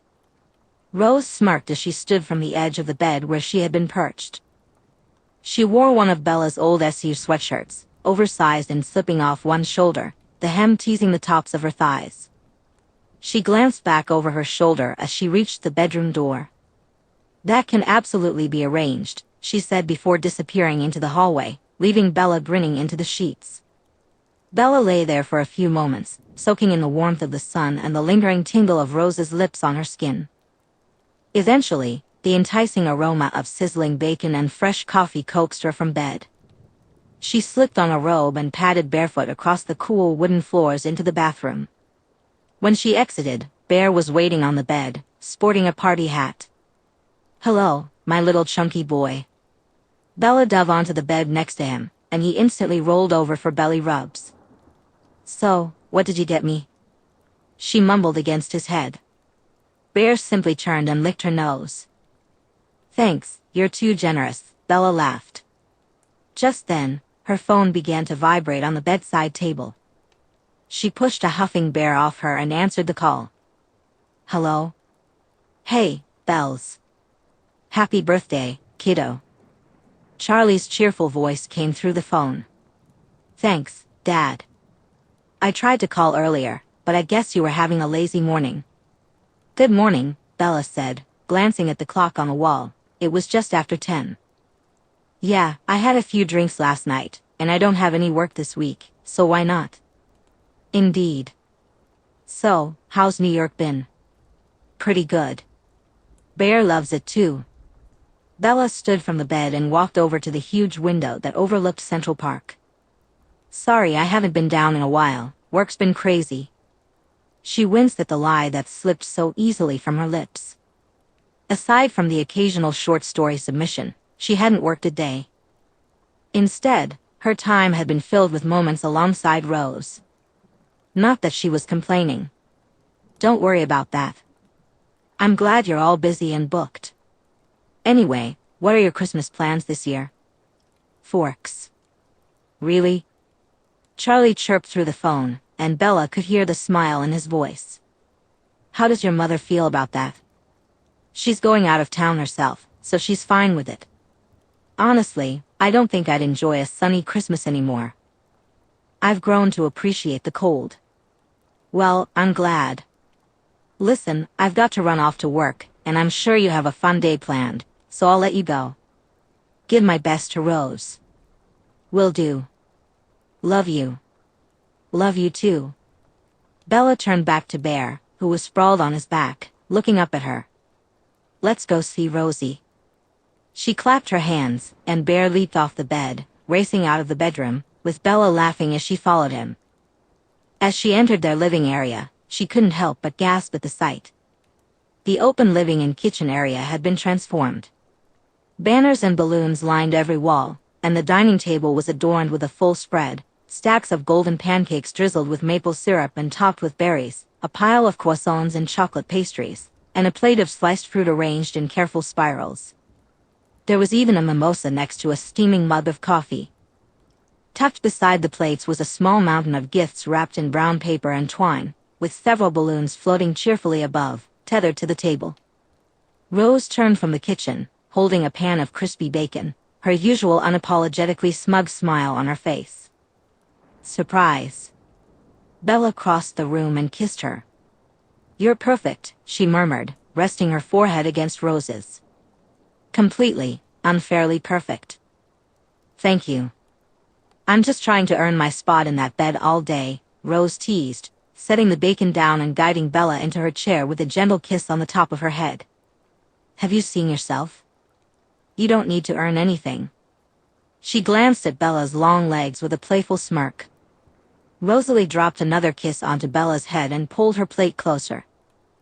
Eat. Yes, ma'am, Bella replied happily, forking a couple of pancakes onto her plate, along with some fruit and a side of bacon. You become a food goddess. She moaned at the fluffy pancake. Rose took a seat next to Bella, grinning at the sight of her enjoying her meal. She rested her chin in her hand, watching her happy mate. After a few minutes, she said, "You've got a lot of birthday messages from the family. Their gifts are by the door, they were all delivered this morning." Ah. Bella peeked around the wall and saw boxes stacked by the front door. "I'll thank them all later. The Denali's sent something, but from Kate's cryptic text, I'm not too sure I want to open it," Rose frowned. "It doesn't smell bad, but I know she has her ways." Bella nodded while sipping her mimosa. She was asking about our sex life the last time we saw them, inquiring about what type of toys we prefer. Jesus Christ.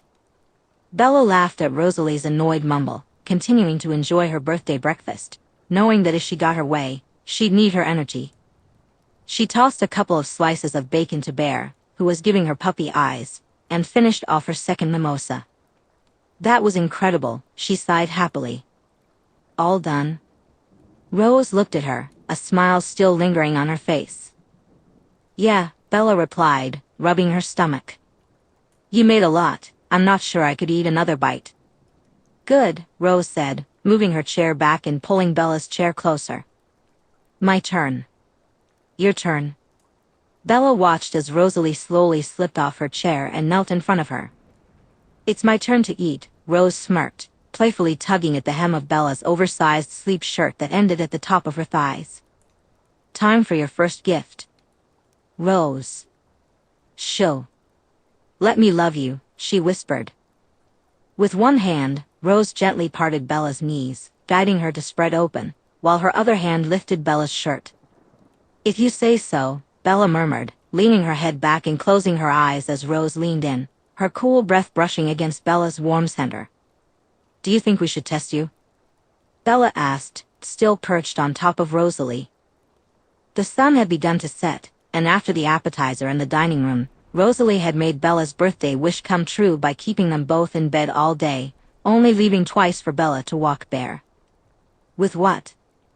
Rose replied, her eyes still locked on Bella's chest. My blood. Rose finally tore her gaze away and looked up at Bella, frowning. Why? Because I only want you to be the one to change me. Rosalie sat up and placed a soft kiss on Bella's chest. I don't have a problem with your blood. Don't get me wrong, you're absolutely mouth-watering, but I'd never lose control with you. So, you don't want a little taste? I'd love nothing more. Rosalie leaned forward, licking at Bella's pulse point. But I can wait until the day. Bella tilted Rosalie's face up, hovering her lips just above hers. What do you think would happen if you tasted it right now? She whispered, beginning a slow grind. What if I started bleeding? Her voice was low and teasing. Would you be able to control yourself? Rosalie's jaw clenched, her eyes flicking to Bella's neck and back up. Bella. She growled. Bella smiled. Would you be good? Bella asked, her voice teasing. What if I cut my hand and smeared it all over me? She let her fingers dance down her body, pausing between her thighs.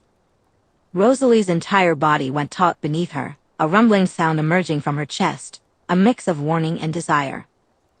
With a snarl, Rosalie buried her face between Bella's breasts, inhaling deeply. A low growl vibrated against Bella's skin. You'd lose it, wouldn't you? Bella whispered, excitement trembling in her voice as she began to grind harder against Rosalie. You'd want to lick it off me, taste every drop. Rosalie whimpered, her eyes fluttering closed. I'd be good, she said hoarsely. I swear, Bella. I'd stay in control.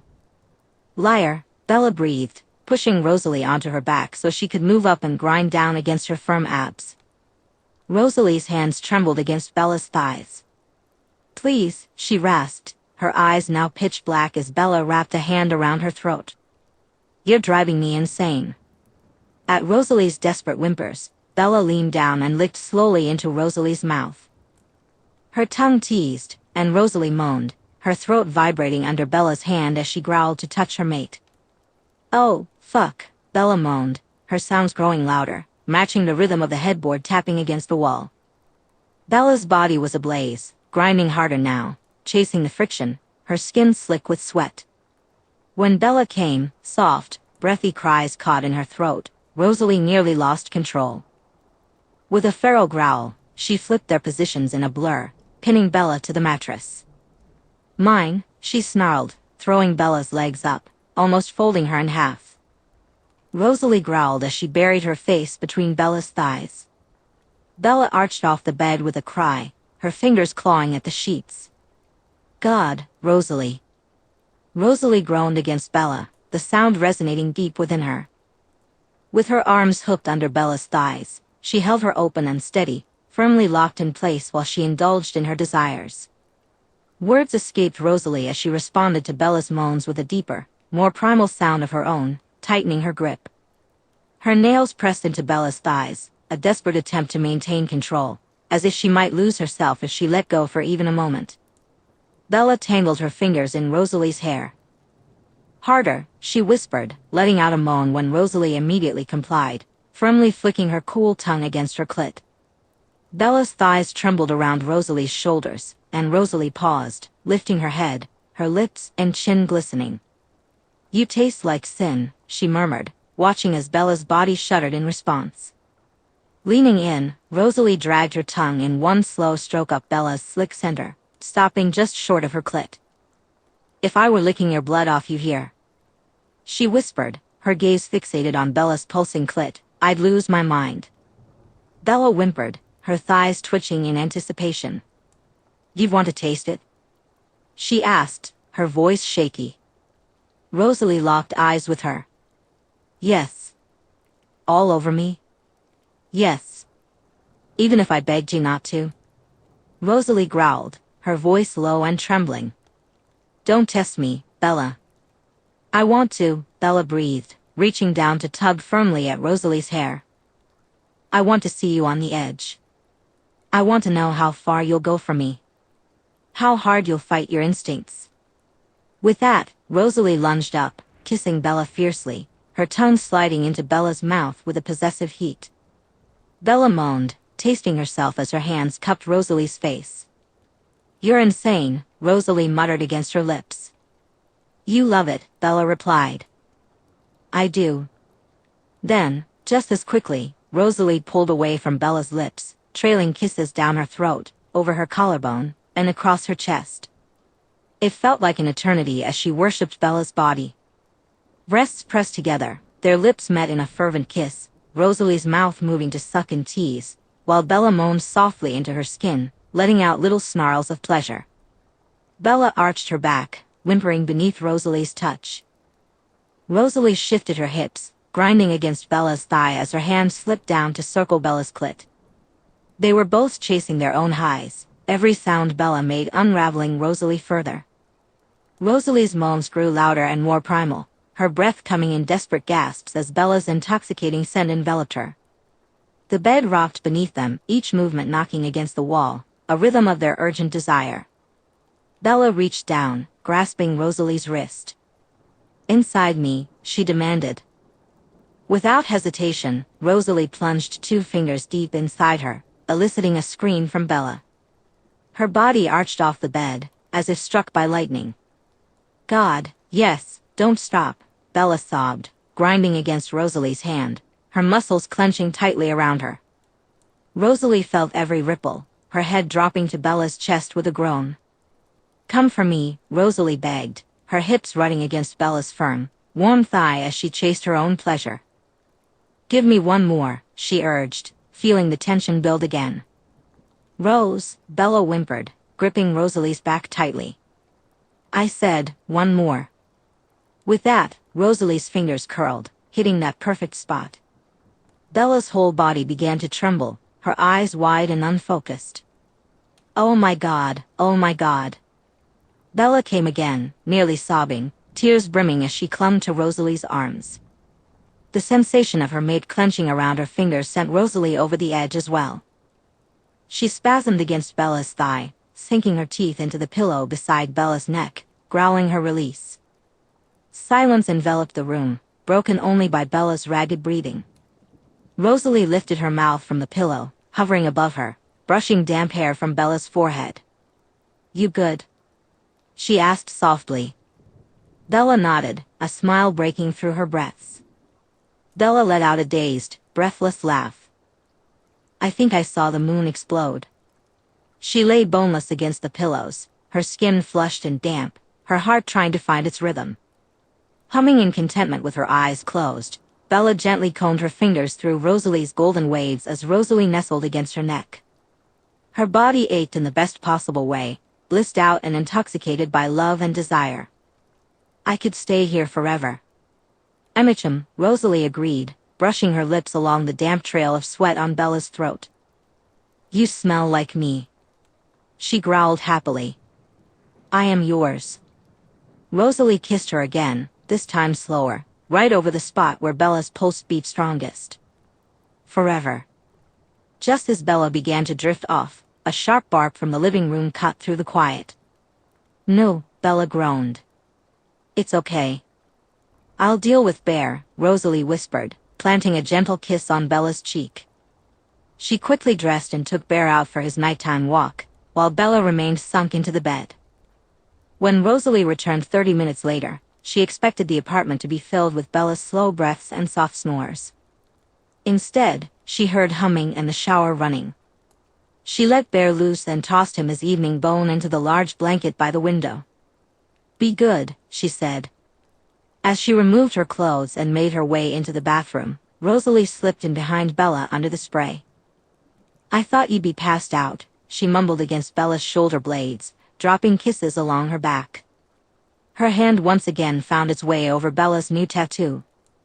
"Got me thinking I didn't do a good enough job." "Too sweaty," Bella said, wiping the water from her eyes as she turned to Rosalie. "And I think the ever-growing dent behind our headboard proves you did just fine." "Good," Rosalie replied, a smug smile on her face. "I didn't push it too far back then, did I?" "Not at all."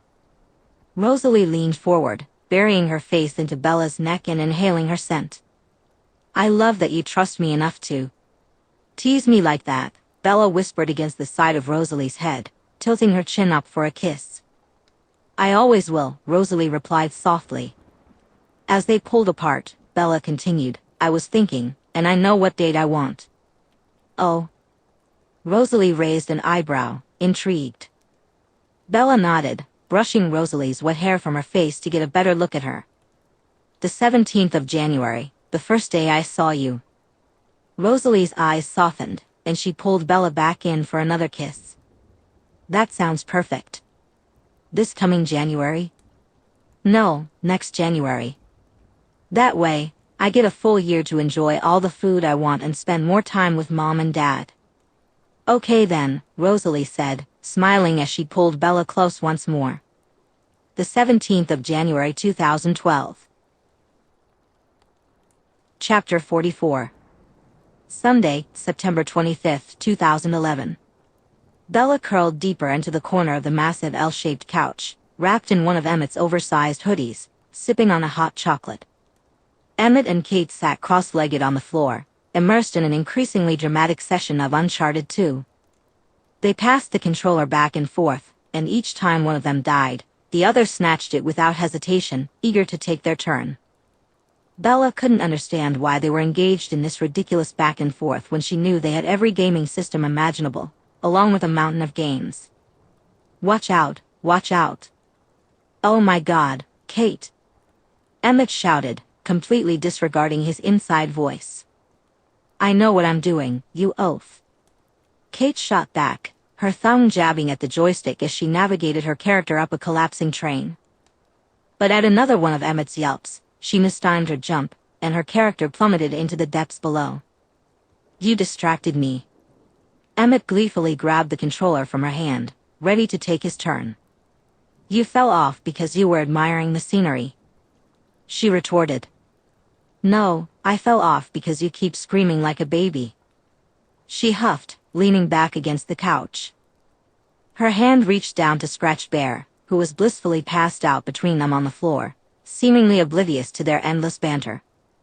Bella glanced around the cozy Denali cabin that had been her home for the past month. After living with the Denali family, the initial reverence she felt for the Denali sisters had faded slightly. The awe of their beauty, elegance, and charm had enchanted Bella for the first couple of weeks, but she soon realized they were just people, ethereal people, but still people.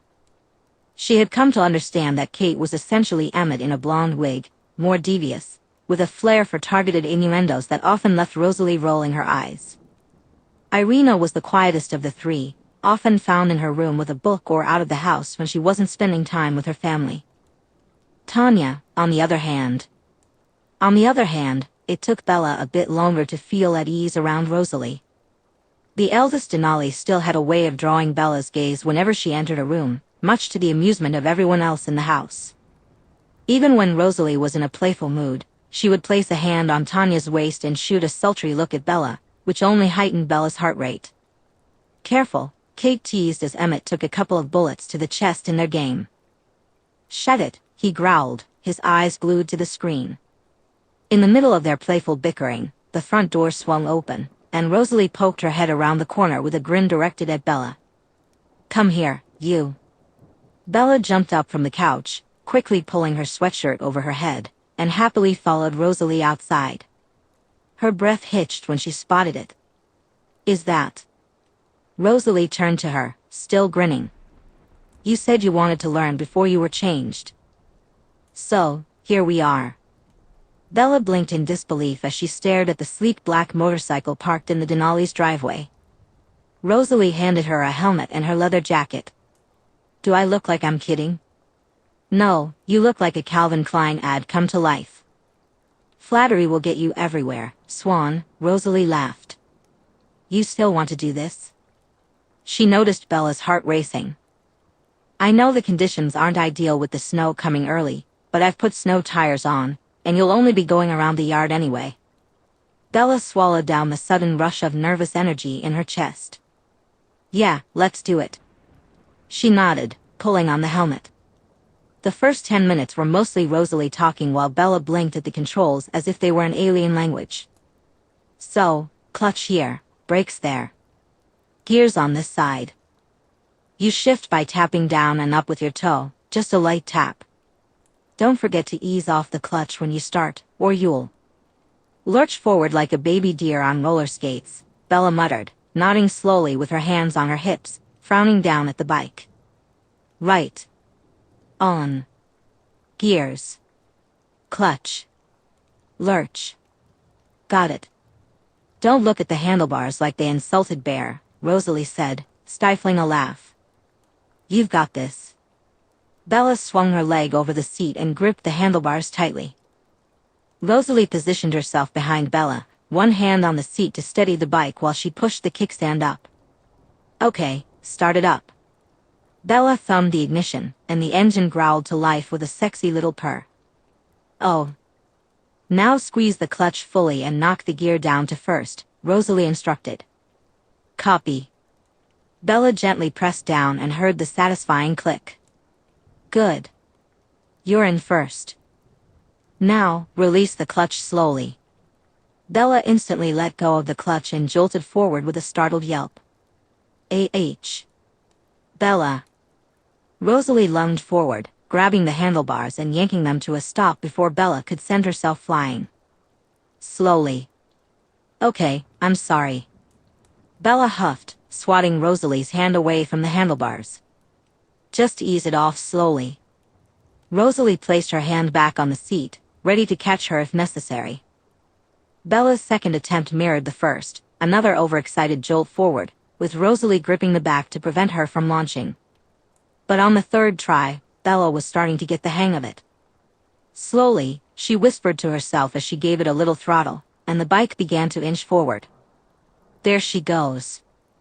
Rosalie cheered as the bike crawled ahead. I'm doing it. Bella laughed, glancing back at Rosalie.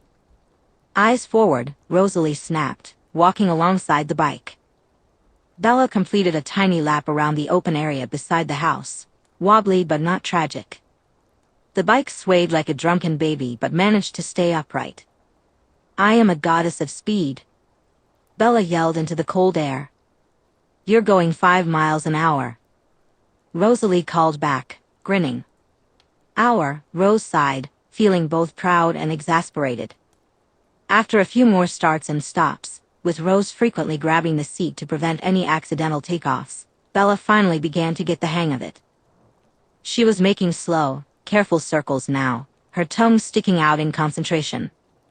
As she completed a few more laps in the front yard, the door burst open, and the Denali's, along with Emmett, came out to watch. Look at her go.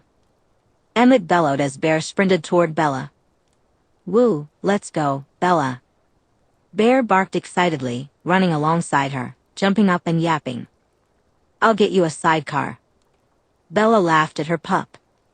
Rose left the pair to their fun and joined the gathering group at the door. I did not think you'd cave, Irina chuckled. It's not often I can say no to her, Rose sighed, standing next to them and watching Bella and Bear circle around each other. And it's not like we're by a cliff edge. What harm could she possibly do? With the Denali's watching, Bella decided to ramp up her training. Let's try a little more throttle, she muttered to herself. Bella, Rose called out, her voice laced with warning. It's fine. Do not. Bella tuned Rosalie out as she clicked her foot up to change gear and gave the throttle a rough twist. The bike immediately picked up speed, and Bella wobbled at the handlebars. Oh, shit. As she struggled to regain control, the bike veered widely to the left, hitting a low, snow-covered log that was sticking out of the ground. Bella realized too late that she needed to pull on the brakes and ended up crashing into the log head-on, sending her body over the handlebars like a ragdoll. She slammed onto the ground, the impact knocking the air from her lungs. Bella! Rosalie cried out, rushing to her side a second too late to catch her. Are you okay? Emmett asked as he ran over, grabbing the bike before it could fall onto the prone Bella. That was epic. He chuckled. Emmett, Tanya tuts, while he and Kate laughed at Bella. Bella lay sprawled out on the floor. You flew. Kate laughed. I'm good, Bella groaned. Just a bit winded. Bear nudged her cheek and licked her face. Rosalie huffed as she brushed the snow from Bella's face. How's your neck? I'm fine, Bella replied, pulling herself up as Rose gently removed her helmet. Ah. Bella hissed, glancing down at her cut hand. Fine, huh? Rose sighed, helping Bella to her feet. Bella looked at her palm, scraped and oozing blood from where she had tried to catch herself. She winced as she glanced at the Denali's. Shit, sorry. Don't apologize, Irina frowned, looking down at the blood. That's not a problem here. We've got a first aid kit in the kitchen. Alice warned us about Bella's tendency to injure herself before you all came to visit, so we prepared, Tanya said to Rosalie. Thanks. Rose quickly scooped Bella up and carried her into the house, the Denali's following behind. Emmett took the motorbike to put it out of Bella's reach. You know, I think you might become the first clumsy vampire in history, Kate cackled, trailing the group into the house. Once inside, Bella sat on the kitchen counter, her legs swinging slightly as Rose stood in front of her, holding a bowl of warm water and a cloth. She gently cleaned the dirt from Bella's scraped palm, her brows furrowed in concentration. You almost gave me a heart attack, and my heart isn't even beating anymore, Rose muttered. I'm fine, Bella sighed. Just a little bruised. Mostly my ego. Fine, Rose scoffed. You flipped over the handlebars. What if you had hit a tree? This is my fault, I shouldn't have. Bella leaned forward, cupping Rose's cheek with her good hand, and kissed her softly, just enough to stop the spiral of worry. When they broke apart, Bella smiled at her. I had fun. Rose narrowed her eyes, still concerned. Her eyes widened. You got injured. Bella shrugged, a grin spreading across her face. Yeah, but I looked cool doing it. Rose snorted. You looked like a winded hog. And yet you still love me. Unfortunate, but true. Rose huffed, trying to hold back a smirk. So, same time tomorrow? Bella kicked her heels gently against the cabinet and winked. Rose groaned, leaning her forehead against Bella's shoulder. You're going to be the death of me. Bella kissed her hair softly. Nah. Just your eternal headache. Chapter 45. Wednesday, October 12, 2011. Snow fell in thick flakes outside the tall windows of the Denali house, transforming the previously green Alaskan landscape into a soft, endless stretch of white. Thankfully, inside the house was warm and toasty. Each day, Bella woke up to the giant fireplace roaring, filling the large open space with heat. Today, she lay curled up on the long couch, a book resting in her lap. Her bare feet were tucked into Rosalie's lap, who absent-mindedly traced gentle circles on Bella's ankle with her thumb while flipping through a magazine. Bear sprawled along Rosalie's side, his great head resting against her stomach, snoring in short bursts. It was perfect, quiet, warm, and still. Then, the moment shattered with a dramatic groan and a loud thud as Kate appeared and threw herself onto the opposite end of the couch like a sack of potatoes. No one moved. No one looked up. Kate sighed again, this time louder and more theatrical. When still no one responded, she let out an exaggerated, ugh, and kicked the base of the couch with her heel. Bella barely glanced up from the page she was reading. What's wrong? I'm bored, Kate groaned, flopping her head back against the cushion like a teenager. Bella snorted softly and turned the page. How is that even possible? You have every form of entertainment known to human and vampire kind. You could literally run to the other side of the country just to pick up snacks. And speaking of snacks, I'm running low on Sour Patch Kids. Kate lifted her head, giving Bella a look that was equal parts wounded and exasperated. It's not the same. I want to do something fun. With all of you, but everyone is being lame and reading. Bella raised an eyebrow, closing her book and setting it aside on the coffee table. You want to play a game, don't you? Kate grinned. Exactly. A game. She leapt to her feet with renewed energy. Everybody to the living room, emergency meeting. She shouted with a clap. From her corner, Rosalie let out a groan, rolling her eyes and dropping the magazine onto Bella's legs. Why do you encourage her? She asked, narrowing her eyes. Sorry, Bella laughed, sitting up slightly. She was very loud. Just then, Emmett's heavy footsteps came stomping down the stairs and into the open area, followed closely by Tanya and Irina, who emerged from the hallway. Carmen peeked in from the kitchen, wiping her hands on a tea towel, while Eliezer followed behind her, a phone pressed to his ear. Did you break the Xbox again? Emmett panicked. We're playing Pictionary, Kate beamed, her arms wide. Bella raised her eyebrows. This is what's going to cure your immortal boredom? Absolutely, Kate nodded firmly. And you, she added, pointing at Bella, are on my team. What? Rosalie huffed, moving from the couch. She's my mate, she's with me. Too slow, Kate cackled, darting forward and grabbing Bella like a prize. She's mine now. She winked, pulling Bella close. Rosalie growled lowly, and Emmett quickly skipped over to pull her into a side hug. Don't worry, Rosie, we'll kick their butts. I have a call with a coven in Brazil, Eliezer apologized, already halfway out the door. And I'm making Bella my mother's chicken chilindrin recipe. Carmen sent Bella a warm smile before disappearing back into the kitchen. I think we still have that whiteboard in the garage from your 2-hour-long presentation last year on why pigeons are government drones, Tanya sighed, disappearing from view. And I stand by it. Kate called after her. So, me and Bella, Emmett and Rosalie, Irina and Tanya. Kate clapped happily. Bullshit, Rosalie huffed.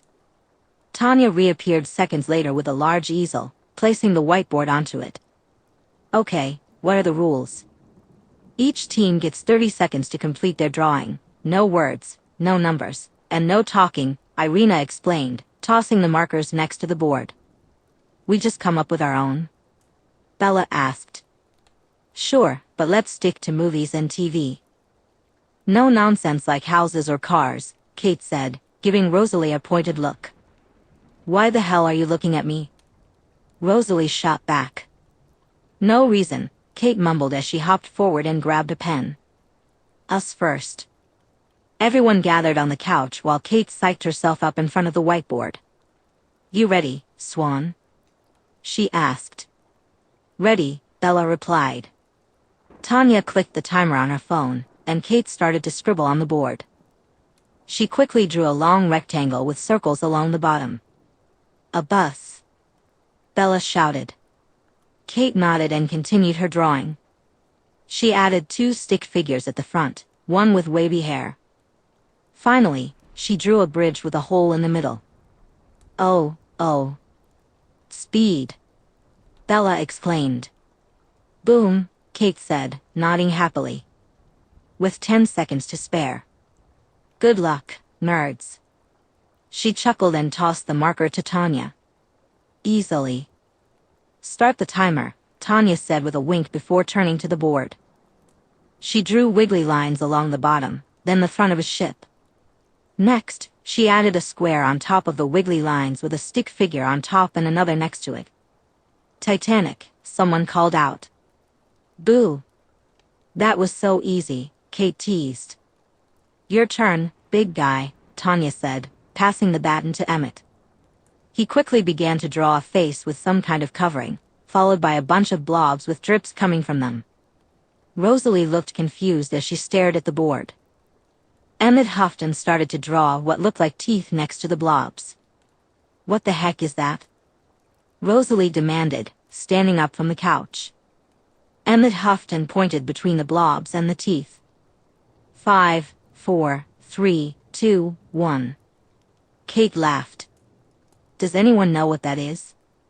Not a clue, Bella giggled. Seriously? Emmett frowned. It's Silence of the Lambs, he said. What? Tanya scoffed with laughter. Yeah, he nodded. Hannibal Lecter is there. Those are bits of flesh and teeth. That's awful, Rose said, looking at him in disbelief as she fell back onto the couch. Why not just draw a lamb or the face with a moth on the mouth? Why would I do that? Emmett replied, puzzled. Because that's the poster, the very famous poster. Rose sighed, and Emmett simply shrugged before passing the pen to Bella. Let's go, Bella, he said. Kate clapped her hands. Bella began to draw a rectangle with 6 stick figures lined across it. Friends. Kate screeched, jumping off the couch. Oh, this is too easy. Bella laughed and dropped the marker to the floor like it was a mic drop. That was just 12 seconds. Irina hopped up next and started drawing a figure with glasses and what looked like a stick in its hand. She quickly added a scar to its head. Harry Potter. Tanya called out.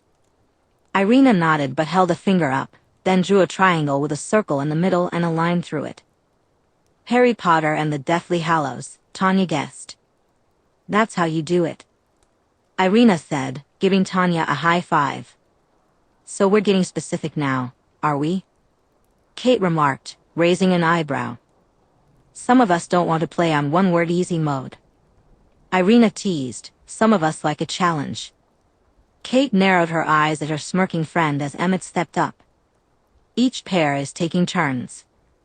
It's Rosalie's turn, he said. Kate protested, he wants to redeem himself. It's fine, let them, Bella stage whispered. They're not going to win. Rosalie whipped her head around and narrowed her eyes at her giggling friend. Ignore them, Rosie, Emmett said, turning to the board. He drew a long rectangle with a figure lying on it.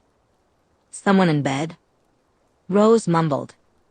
Emmett nodded excitedly and continued to draw.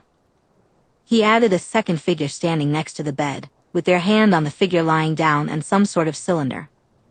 Rose looked confused, so Emmett quickly scribbled some sticks of C4 and an explosion behind the figures. A bomb? A war movie? Rose asked. Emmett shook his head furiously. Emmett taps between the figures and the bomb. 3, 2, 1, time's up. Ooh, unlucky, someone chimes in. Russ, Emmett whines. It's Grey's Anatomy. You're supposed to pick things we both know. You know I don't watch that depressing show, Emmett. That's because you're emotionally underdeveloped. What even is that? Rose asks, looking around the room for any help with the drawing. It's Meredith with the bomb, Bella interjects. Why does a doctor have a bomb? Rosalie exclaims, throwing her arms up in exasperation. Emmett huffs and tosses the marker toward Kate. You just don't get it, he mutters, throwing himself down onto the couch. After 5 more rounds, Bella and Kate were in the lead, having guessed every single drawing correctly.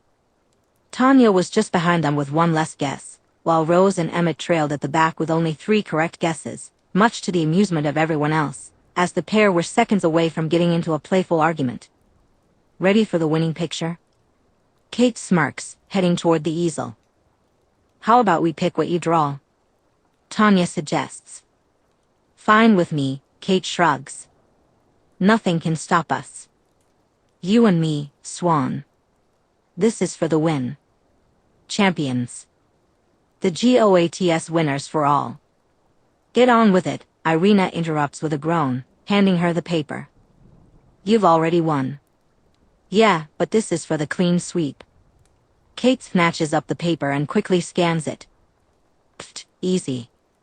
She scrunches it up and flicks it back toward Irina. And, go. Kate quickly draws a huge skull on the board. Predator. Bella shouts, but Kate shakes her head and continues.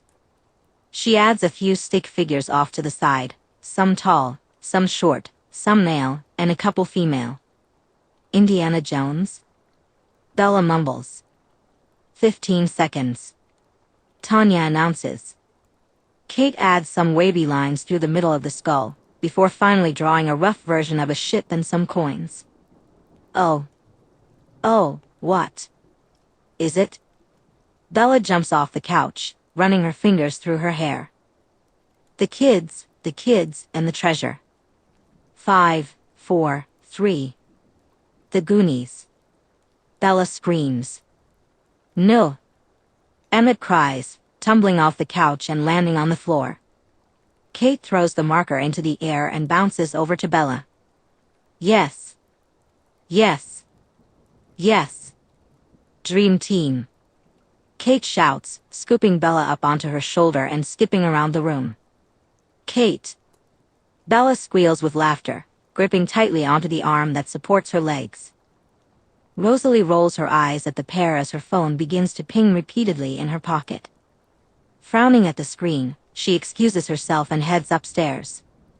Sore loser, Kate calls out, continuing to twirl Bella. Sore winner, more like, Irina scoffs, plopping down onto the couch next to a still snoring bear. Another game? Kate suggests. No way, Emmett scoffs, still face down on the floor. The bickering starts up again as the 4 of them debate what game to play next. Well, I think we should, Emmett trails off, hopping from the floor and looking up at the ceiling, his face suddenly dropping. Oh God. Kate slowly lowers Bella to the ground as Carmen emerges from the kitchen, her hand covering her mouth. Tanya and Irina glance sadly at Bella before looking away. Maybe you should go check on Rose, Kate says, trying to keep her voice upbeat, but Bella can see the worry in her eyes. What's wrong? Is she really mad at me? Bella winces. You're fine, go on, Emmett encourages, placing a hand on her shoulder. With a sigh, Bella heads upstairs to the bedroom they'd been sharing with the Denali's. You're not still upset with me, are you? Bella laughs as she enters the room. I promise you're my number 1, just not when it comes to drawing. Rosalie has her back to Bella, speaking quietly on the phone. I'll tell her, Rose mutters softly. Rosalie turned to face Bella completely, lowering the phone from her ear. Her expression was twisted and solemn. Rose? Bella asked, concern creeping into her voice. Rosalie tucked her phone away and walked over to Bella, taking her hands gently. What's wrong? Bella pressed. I'm so sorry, Bella, Rosalie whispered. It's Charlie. Chapter 46. Thursday, October 13, 2011. It's Charlie. Car accident. Brain damage. It's Charlie. Car accident. Brain damage. Bella. Rosalie's soft voice pulls Bella out of her swirling thoughts. We're here. Bella looks out of the rainy window toward Forks Hospital. The building she has easily driven past hundreds of times now looms before her, terrifyingly huge. Are you ready? No. Bella sighs but unbuckles her seatbelt. The parking lot is empty, so Rosalie hops out of the car and quickly rounds to open the door for Bella. She pulls her into a comforting embrace and kisses her neck a few times. Anything you need, just let me know. Bella nods against Rosalie's shoulder as they make their way toward the entrance. As Bella steps into the hospital, she grips Rosalie's hand tightly. Dozens of pairs of eyes turn to her, men and women from the station, some still in uniform, all watching as she enters. Many mumble apologies and offer kind words, while others she has known since childhood squeeze her shoulder. Bella manages only a small smile in response, keeping her hold on Rosalie firm. Rosalie doesn't stop at the reception desk. Instead, she leads Bella directly to where Carlisle and Esme are waiting. They turn a corner and find the Cullen parents talking with a doctor and a couple of nurses. Esme spots them first and rushes down the hallway with a speed that is slightly faster than a normal human's, pulling Bella into her arms. I'm so sorry, sweetheart, she whispers, kissing the side of Bella's head. Bella immediately breaks down in response to the motherly love. How has this happened? She cries against Esme's shoulder. Esme runs her hands up and down Bella's back. It's not fair. She gently leads Bella over to where Carlisle is waiting. As they reach him, Carlisle pulls Bella into a quick hug. I'm sorry, Bella. What the hell happened? She asks, wiping her eyes. He didn't return to work yesterday after lunch. He didn't answer any calls, so one of his officers went out looking for him to check if he was home, and they found his car off the road, smashed against a tree. They suspect an animal jumped in front of the vehicle, as there were skid marks on the pavement indicating he braked and turned sharply. The wet roads caused him to skid off and collide with the tree. Tragically, the car most likely spun out, with the driver's side taking the brunt of the impact, leaving his head unprotected. Carlisle explained gently, and there's no getting better from that? Bella whimpered, glancing toward the room where he was. I've examined him myself, Carlisle replied softly. There's no brain activity. Nothing can be done. She whispered, still staring at the closed door. Nothing you can do? Carlisle shook his head, his expression somber. I wish I could help, but when the brain dies, there's nothing even the venom could do. I'm so sorry, Bella. But he's not in pain, and we've made him as comfortable as possible. Can I see him? Of course, he nodded, leading her to the door. Everyone will give you some time before discussing the options. A coldness settled in Bella's stomach at Carlisle's words. How was she supposed to make such a choice? How could she say goodbye to her dad? I'll be just outside, Rosalie said, opening the door. The soft beep, beep, beep of the monitor was the first thing Bella heard as she stepped into the quiet of Charlie's room. Her breath caught as her eyes found him. Her dad lay still beneath thin hospital blankets, his head wrapped in white gauze, dark strands of hair poking out unevenly. A ventilator tube cruelly threaded between cracked lips kept him tethered to life. Bella's steps faltered, her legs feeling like stone as she crossed the small distance between the doorway and the side of his bed.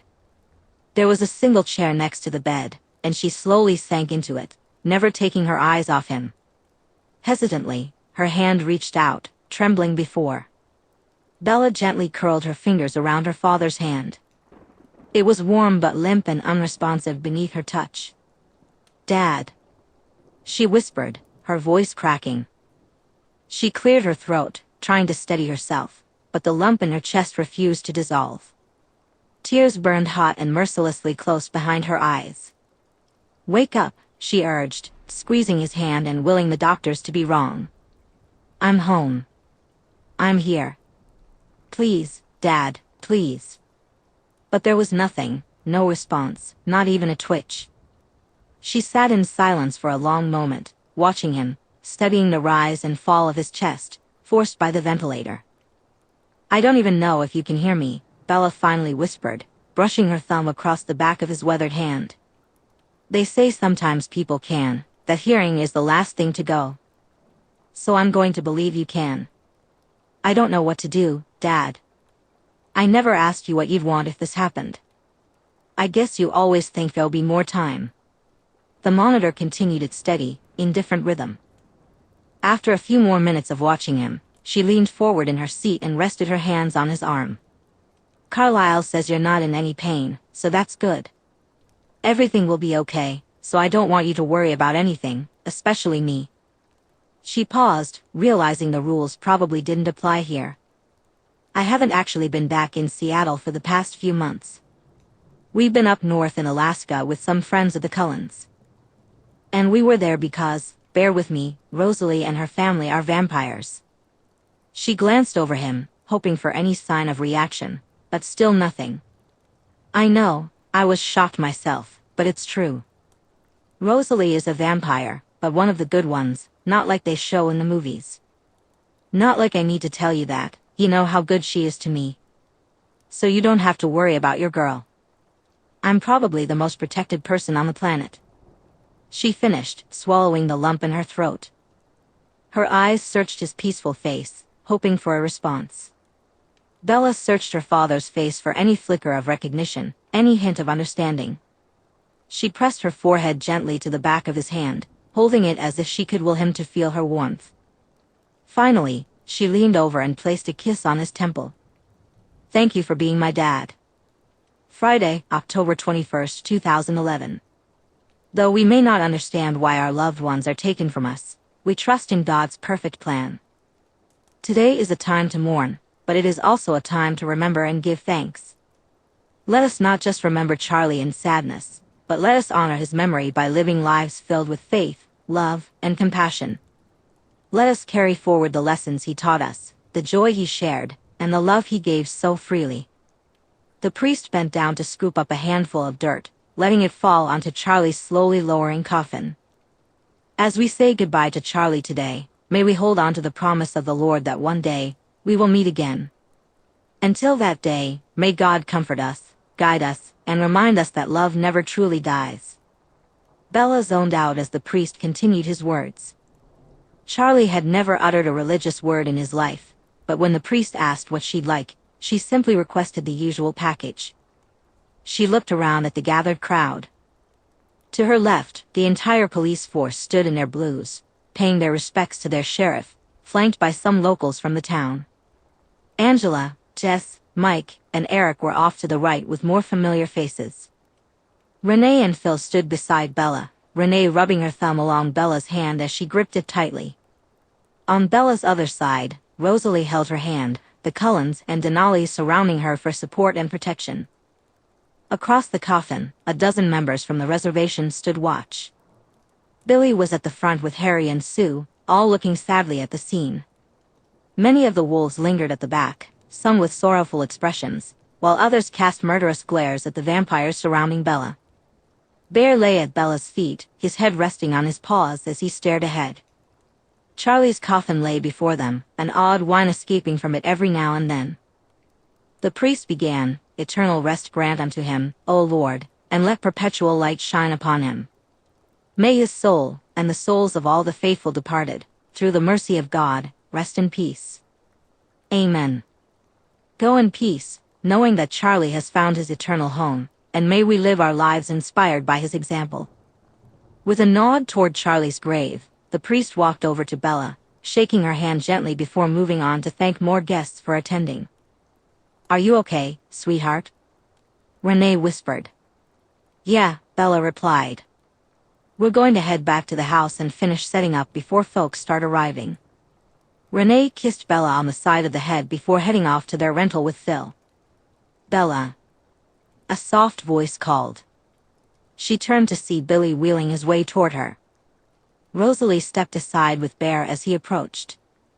"Hi," Bella said, offering a slight smile. "I'm so sorry for your loss," Billy said, reaching out to softly squeeze her hand. "Thank you for coming." "I wouldn't be anywhere else," he replied with a nod. A moment of silence hung between them before Bella cleared her throat. "I have some things back at the house that you might like. Most of his fishing gear, of course, but I also found some old pictures of you both and a few others. You can have them if you want." "I'd love that." "Thank you, Bella," Billy said gratefully. "How long are you staying in town?" "Another week, maybe a bit longer. I have a few more things to figure out. I'll pick them up during the week then." "Sounds good. Are you coming back to the house?" "A few folks from the precinct and some town members are coming for the wake." "I don't think so," he said, glancing over at Rosalie. "But we'll have some drinks to honor Charlie at home." "Okay, well thank you for coming. I wouldn't have missed it." "See you later, kid." He nodded and turned to leave. "Billy," Bella called out. He stopped his chair and spun it slightly. I'm sorry for everything back then," he said, a look of sadness crossing his face.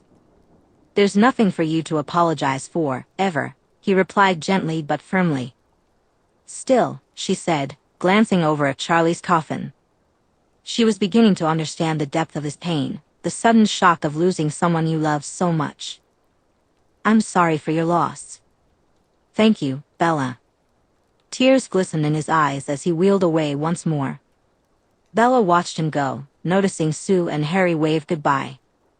The wolves walked away, their backs turned to the vampires who waited for Bella. "Are you ready to go?" Rosalie whispered, her hand reaching to grasp Bella's waist. Bella looked over at Charlie's casket, still slowly being lowered into the ground. Her heart ached at the thought of leaving Charlie cold and alone in this place. "No," she whispered, but she took Rosalie's hand and allowed herself to be guided toward their waiting family. Bella exited the back of the Swan house to join her friends gathered near the woods. Mike was setting up a small fire while Eric arranged some chairs. "Not the usual setup, but it'll do," Jess said with a smile. "It's perfect," Angela replied, handing Bella a beer as the five of them gathered around the fire. "How are you holding up with everything?" Angela asked. "Not bad." Surprisingly, Charlie had everything in order, so there hasn't been too much confusion or paperwork. "Rose's mom is handling all the house stuff for me." Bella sighed, leaning back in her chair. "Can we help with anything?" Angela offered. "Not really, but thanks. The house doesn't have much in it, and I'm donating most of the furniture to a store in Port Angeles." "So, you're selling up and heading back to Seattle?" Angela asked. "Yeah, that's where we've been for a while now. Rose works at a garage there, and I write for the local paper," Bella replied easily. "But after this, I think we might travel for a bit. We're considering a few months touring Southeast Asia." Bella winced slightly, realizing she had to lay the groundwork for her cover story. "Fake death at Charlie's wake," Bella said, trying to lighten the mood. "That'll be good. Get away somewhere nice for a while." "Yeah. What about you guys? How have things been?" "Well, if you must know, I recently booked a commercial." Jessica beamed, flicking her hair over her shoulder. "Wow, congrats." Bella replied. "Nice, Jess," Angela added. "It's nothing huge, just some movie site, I think." "Flicks, something," Jessica shrugged. "But it should be good. Hey, at least someone's living the dream." I'm back working at the shop with my parents, Mike sighed. There's no shame in it, Angela said gently. Stability is underrated. Spoken like someone who hasn't had a home address in 18 months, Mike laughed. She shrugged. Yeah, but I can't really complain. It's South Africa next month. There's a wildlife preserve letting photographers camp along some of the trails. I'll probably get eaten by a lion, but at least I'll have a good final shot. And what about Mr. Globe over here? Jessica teased, shoving Eric playfully. Yeah, things are good, Eric said, smiling bashfully. And how's Boston been treating you? I really like it. You know me, I barely sat still in school, so city life seems to suit me. Working at the paper has just been a dream. Things really worked out for us all, huh? Angela grinned at everyone in the group. A bunch of small-town kids really made something for themselves. We really did. To the Flawless Five. Bella grinned back. The Flawless Five. The group echoed. They all settled back in their chairs, and Bella took a moment to look around at her friends, some of whom had traveled from different parts of the country to be here for her today. You know, she began, her voice trembling slightly, I'll never be able to express how much it meant that you all showed up, even with how busy you've been. I hope you know how glad I am to have you all in my life, more than you'll ever know. A lump formed in her throat as she realized this might be the last time she sat around a fire with her best friends. I love you all. You all. Bella finishes, her voice filled with emotion. Never forget that. Angela smiles at Bella, tears welling in her eyes. We love you too. We love you, Bella. Of course we came. No way we'd be anywhere else, dude. Bella sniffs and sits up in her chair. Well, enough of this soppy stuff. I want to know all about that girl who was making eyes at you at my father's funeral. Bella grins, her gaze directed at Mike. Not you too. He groans. Oh, has Mikey got a girlfriend? Eric teases as the group zeroes in on him, their laughter echoing through the forest. As the evening began to wind down and people started leaving the Swan home, Bella found herself sitting alone outside. The sun had dipped behind the tall trees, and the bonfire now cast the only light in the backyard. The back door opened, and footsteps approached her from behind. Bella soon felt a familiar pair of hands resting on her shoulders. You okay, love? She tilted her head back to see Rose's concerned face looking down at her. As good as I can be, Bella sighed. What time is it? Just after 9. My mom's still here? Rose walked around to face Bella, gently removing the can of beer Bella was clutching and placing it on the ground next to several empty ones. She and Phil headed off about 10 minutes ago. She was going to come outside but saw you were having a few quiet moments, so she told me to let you know she'd be back tomorrow. Rose then settled herself on Bella's lap, wrapping an arm around her neck. Just a few stragglers are still in the house. Esme is sending them all on their way with some food. Good, Bella sighed, wrapping her arms around Rose. Thank you for the past week. I wouldn't have survived without you. You don't ever need to thank me for being by your side, Rose murmured against the side of Bella's head. Bella tilted her head up. I love you. Rose leaned down and pressed her forehead against Bella's. I love you so much, she whispered. Before bringing her in for a kiss. Tuesday, November 8, 2011. Bella stood in the center of the silent, empty living room. The familiar creaks of old wood that once greeted her were absent. The walls stared back, blank and cold, where photographs had once hung. It had been 2 weeks since Charlie's funeral, and Bella had spent those days methodically packing, sorting, discarding, and remembering. Each drawer and closet had revealed small ghosts, fishing licenses, faded Polaroids, a battered flannel shirt that still faintly smelled of pine and wood smoke. Now, there was nothing left. Just her and the house, standing in the rare silence. She wrapped her arms tightly around herself. The emptiness felt louder than any of Charlie's stern lectures or dry jokes had ever been. She swallowed hard. The familiar sound of soft, deliberate footsteps approached from behind her, followed by the comfort of a cool hand slipping into hers. Rosalie's fingers squeezed gently. "You don't have to let it go," she murmured quietly. "Esme can call the realtor. The paperwork isn't finalized yet. You can keep it." Bella shook her head slowly, her gaze drifting around the barren walls. "I can't." Her voice trembled but steadied with resolve. "I loved growing up here, but it's time for another family to make some memories here."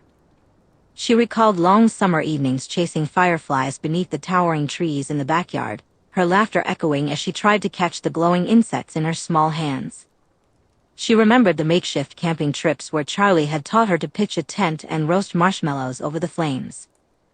She could almost hear his patient voice guiding her as she wobbled down the street on her first bike ride, his sturdy hand steady at her back before letting go with a proud, "You've got it, Bells." The ache twisted deeper. Rosalie leaned in, pressing a gentle kiss to Bella's temple. "You're the strongest person I know," she whispered, her breath cool and reassuring against Bella's skin. Then, with one last squeeze, Rosalie stepped back and picked up the final cardboard box from the floor, the last remnant of Charlie's life that Bella was taking with her. "I'll be outside," Rosalie said softly, her golden hair catching the fading light as she disappeared through the front door. Bella stood frozen for a moment longer, her gaze drifting to the corner where Charlie's worn recliner had once sat. The faded plaid cushion now left only an imprint in the carpet.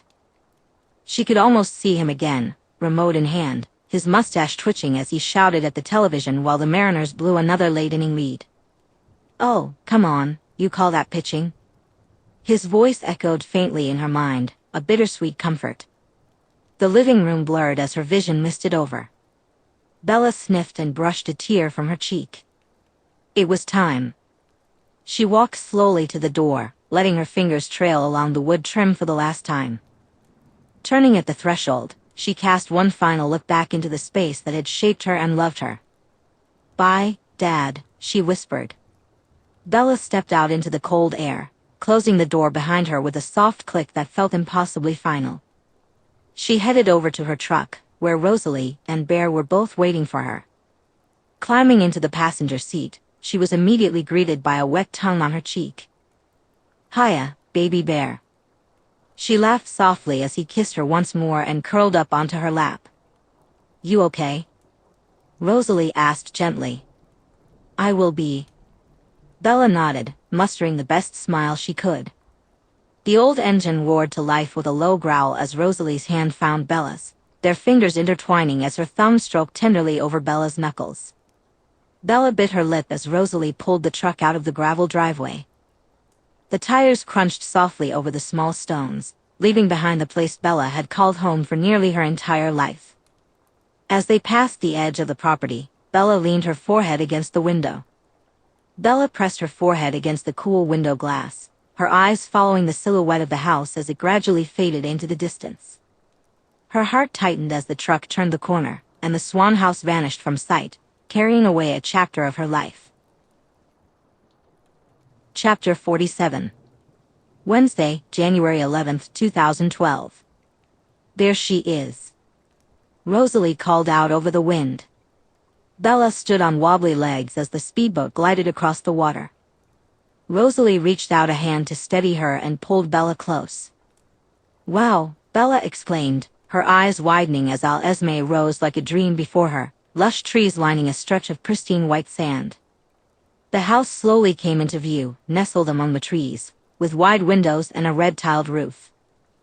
It looked like something out of a travel magazine, secluded and perfect. "Think you can handle some paradise?" Rosalie smirked, her golden hair wild from the wind. "I think I'll manage," Bella replied, a smile creeping onto her face. The boat slowed, and Rosalie expertly pulled it up to the dock. Bella stumbled a bit when they got out, but Rose caught her hand, their fingers intertwining as they walked toward the house. Inside, sunlight poured through the wide, open windows. The living room was a blend of Brazilian charm and Cullen minimalism, featuring light furniture, soft white fabrics, and an abundance of open space. "No TV, I'm afraid." Esme insists on family time when we're here, Rosalie explained. Oh, I'm sure Emmett loves that, Bella said, rolling her eyes. You can imagine, but don't worry, I'll keep you more than occupied. Rosalie winked over her shoulder as she led Bella on a tour upstairs. Huge bathroom in here, Rosalie said softly, stepping through another doorway. And yes, the tub fits too. I checked. With whom? Bella gasped, pulling her hand away. Hush, Rosalie said, reaching for her hand again as they continued through the villa. No, really, who? Bella smirked mischievously. Ignoring the question, Rosalie opened the door at the end of the hallway. And this? She pushed open a door to reveal a bedroom. A king-size bed draped with mosquito netting faced an ocean view balcony, the sunset casting an orange glow across the room. The sheets were ivory and cool to the touch, and the air was scented faintly with lavender and sea breeze. This is where I want to watch you become forever, Rosalie said softly. In response, Bella turned and kissed her, tasting the salt of the ocean on her lips. Friday, January 13th, 2012. So, Thailand. How is it? Renee asked. Yeah, it's incredible, Bella replied, standing in the villa's bedroom. She gazed out the floor-to-ceiling windows, watching a storm gather over the sea, dark skies rolling in slowly. Some of the islands are like nothing you've ever seen, and the people are so friendly. The soft sound of Rosalie playing the piano filled the house as Bella settled onto the window seat. There was a pause on the other end, and Bella could hear a change in her mother's voice. It was softer, more tender. You sound tired, sweetie. You okay?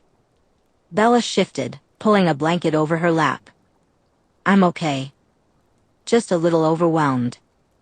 There's so much to see here, and the days kind of blur together. It's beautiful, though. I bet it is. Bella could hear the soft rustle of Renee moving, likely settling into her couch. What about Rose? Is she taking care of you? Bella smiled gently. She always does. That's good. I'm so happy for you, Bells. You and Rose are building such a beautiful life together. I'm really proud of you. Thanks, Mom. Bella swallowed, glancing down at her fingers curled around the blanket. That means a lot. Are you homesick at all? Renee asked. Bella hesitated. I miss you, she whispered. I wish we had more time together in Forks. I miss you too, baby. There was a slight crack in Renee's voice. But you need to enjoy every second. You're really out there, you know? All grown up and wandering the world with this gorgeous girl. I still remember when you wouldn't sleep without your nightlight. Bella let out a soft laugh, pressing her forehead against the cool glass of the window. Mr. Frogs.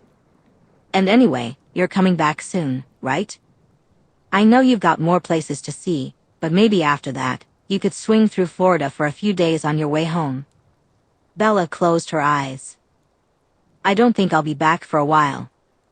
Her voice was even and calm, but inside, her stomach twisted into knots. There's still so much we want to do. Indonesia's next. Wow. You really are going all in. Yeah, Bella whispered. All in. A faint clap of thunder rolled across the sky outside, distant and low. What's it like there right now? Renee asked. Paint me a little picture. Bella exhaled slowly. I'm in our hotel room, on a bay window couch. It's just started to rain. Not hard, just steady. The ocean's gray and kind of stormy, but even then, it's still warm. I think today will be a book day by the windows, just watching the day go by. Sounds amazing. It is. Bella said, then after a moment added, I wish you could see it. I'll hold you to that. Maybe one day you'll take me out there. Bella didn't respond. She couldn't. A long pause followed, and Renee must have sensed it. Hey, she said softly. What's going on, Bells? Bella blinked rapidly, staring out at the trees swaying in the wind, the rain now picking up. Everything outside felt far away, like it belonged to a different life. Bella began, then stopped. I've been thinking a lot lately. About you. About everything. This trip, it's changed things for me. And I know I don't say it enough, but I love you, Mom. So much. Renee went quiet. When she spoke again, her voice trembled slightly. Oh, sweetheart. I love you too. You know that, right? I do, Bella whispered, her throat feeling tight. And I'm sorry if I ever made you feel like I didn't. I've always carried you with me. Always. Renee sniffled. You're really scaring me, kiddo. What's this about? Nothing, Bella replied quickly. I needed to say it in case I don't get to call for a while. We'll be traveling the next few days, and I'm not sure about the service. I guess after Dad, I feel the need to say it more. Renee was silent for a moment. I get it, and I love you too, but don't think. Just like that, you're on this big adventure. Enjoy it, and promise me you'll be safe, alright? I don't want you falling off a mountain or getting bitten by a monkey or something. Bella smiled weakly. I promise. No monkey bites. Okay, good. And send me pictures, of you and Rose, of the ocean, everything. I want to live vicariously through you. I will. Well, I'll let you get back to it all. She sighed. I love you, Bells. Always have. Always will. My brave little girl. Bella let out a quiet breath. I love you too, Mom. Then the call ended. Bella dropped her phone onto her lap and sat there, watching the raindrops slide down the window. Behind her, the piano stopped, and a moment later, Rosalie appeared at the door. She didn't say anything, she just walked over and slipped onto the window seat beside Bella, pulling her close. Bella leaned into her silently, resting her head on Rosalie's shoulder. She sounded happy, Rosalie said after a while. She is, Bella whispered. I just hope she always stays that way. She will. Rosalie pressed a kiss to the top of her head. She'll remember that conversation for years to come. Bella nodded. I just didn't want to disappear without saying it, not to her. You're not disappearing, love. You're just taking the next step, Rosalie said gently. Bella looked out the window again. The ocean was still there, steady and endless, even beneath the storm. She reached for Rosalie's hand and held it tight. Sunday, January 15, 2012. Bella exited the ocean and walked up the sand where Rose was lying beneath the cabana. She shook the water out of her hair as she approached. Rosalie sent her a wink as she finished up on the phone. Let me know when it's done. Okay. Talk soon. Rosalie hung up and handed Bella a towel. Who was that? Bella asked, shaking the water from her hair. Emmett. Oh. Bella pouted. How's my baby bear? He's fine, he's apparently having a lot of fun. Emmett is taking him to some sort of Newfoundland meetup next week with a bunch of other owners. She laughs. He's really taking his role seriously. Well, I'm glad my pup is having fun, Bella replies.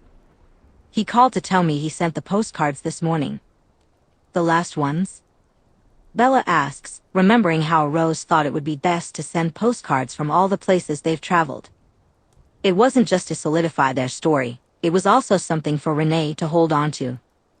Bella had requested that they send some to her friends as a final goodbye. She spent an entire day writing out postcards from all around Southeast Asia for Emmett to mail throughout the month, with the last ones arriving next week. That would be the final time anyone would hear from her. Rose nods. We just finished up in Thailand, and we're heading off to Indonesia tomorrow. In 1 week, Carlisle will inform everyone that you and I have gone missing. We hired a boat to go snorkeling but sadly never returned. All they found was the boat and our belongings. What if my mom tries to follow up? Bella asks, concern etched on her face. We know people, Rose says softly, her hand gently smoothing the frown lines on Bella's forehead. I know you're worried, but this is the best way to do it. We laid all the groundwork in Forks with your mom and Phil. They saw how connected Emmett and Bear are, and Esme built trust with Renee. It'll be hard for her, but this way, she doesn't have to worry about anything. She can just mourn in peace, without the hassle of travel. I guess so, Bella replies. We can put it off if you want. Wait a little longer. No, Bella shakes her head. It's just hard. I know, but it'll get easier. We'll always be there to make sure she's okay, even if it's from afar. Okay, Bella lets out a breath. Come on, I want to get into that ocean. Rose slides off the bed and playfully pinches Bella's side as she passes by. Hey! Bella yelps. By the time she turns around, Rose is already diving into the sea. Bella laughs and runs after her, swimming out to catch up. Not fair, Bella said. Rose emerged from the ocean, brushing her hair back. You'll be faster than me soon. She smiled over her shoulder. Bella froze, captivated by the way Rose glistened under the sun. Do you miss sun activities? Bella asked. Rosalie laughed and looked at Bella. What are sun activities? You know, like being outside during the summer. Going to the beach with friends, lying in a park on a sunny day with everyone mingling and laughing, watching dogs play fetch, couples reading books against trees. Just those happy summer days. There's a lot of human things I miss, Rose replied thoughtfully.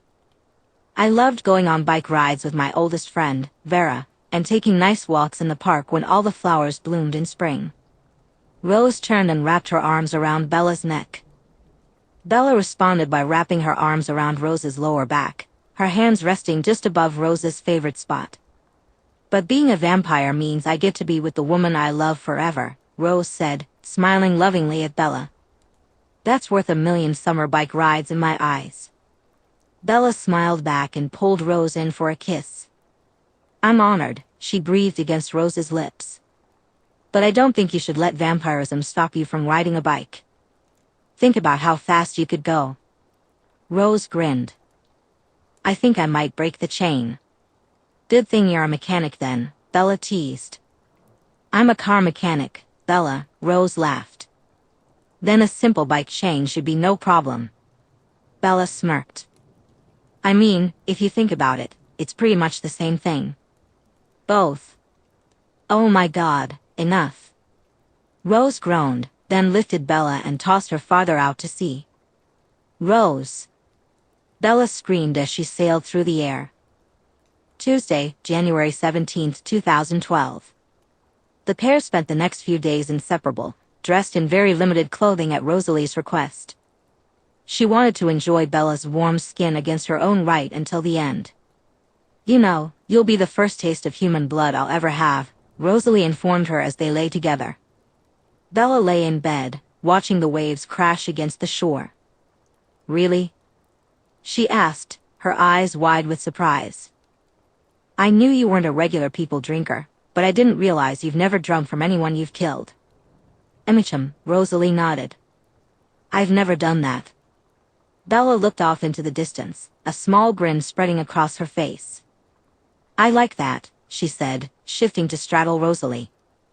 I can tell, Rosalie laughed, taking in a deep breath as Bella began to place soft kisses along her neck. It's like there'll be a part of me inside you forever, Bella whispered before gently biting down. I'm not sure it works that way, Rosalie replied, but Bella leaned up and covered her mouth. Shoo, don't spoil it, Bella urged. In an instant, Rosalie flipped their positions, covering Bella's body with her own. You're spoiling it. This is supposed to be my time with my warm body. Warm body. Shoo. Rosalie leaned down, tucking her nose into Bella's neck, savoring her warmth and scent. Are you ready? Bella whispered against her lips as the sun dipped below the horizon, leaving the room illuminated by a few candles and the moonlight. Shouldn't I be asking you that? Rosalie replied. This is a big deal for you too, Bella smiled. I don't want to push you if you don't feel ready. Rosalie gazed at Bella, brushing her hand against her warm cheek before rolling on top of her and resting her head on Bella's chest, listening to her steady heartbeat. A few more minutes, she said. As long as you want, Bella assured her. The two lay together, Bella listening to the crashing waves while Rosalie focused entirely on Bella's heartbeat, the rise and fall of her lungs, and the occasional rumble of her stomach. After an hour of simply breathing in Bella's presence, Rosalie lifted her head and pressed 3 soft kisses over Bella's heart before leaning in to kiss her deeply. I love you, she whispered against Bella's lips. I love you so much, Bella replied. I'm sorry, Rosalie murmured against her neck before sinking her teeth into Bella. Her razor-sharp fangs pierced the tender skin, sealing their bond in a moment of intimacy and devotion. Rosalie quickly injects her venom into Bella's system.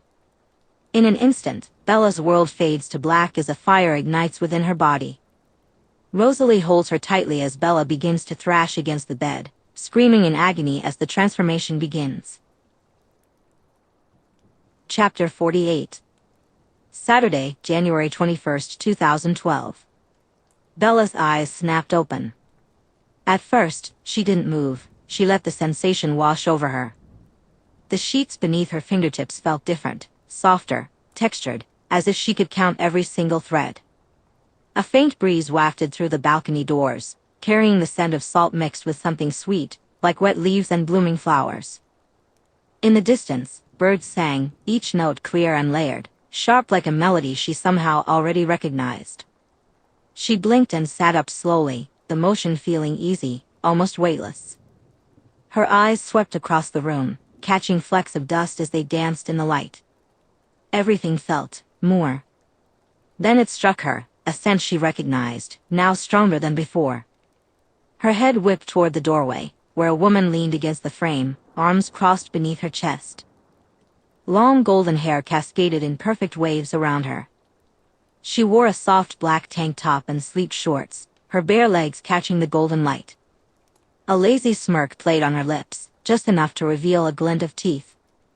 Hey, beautiful, the woman murmured softly. I was wondering when you'd bring those eyes over here. She laughed lightly. Bella stared in shock for a few moments, entranced by the beauty before her. She recognized that face, those eyes, that laugh. The woman chuckled again at Bella's confused expression. It's me.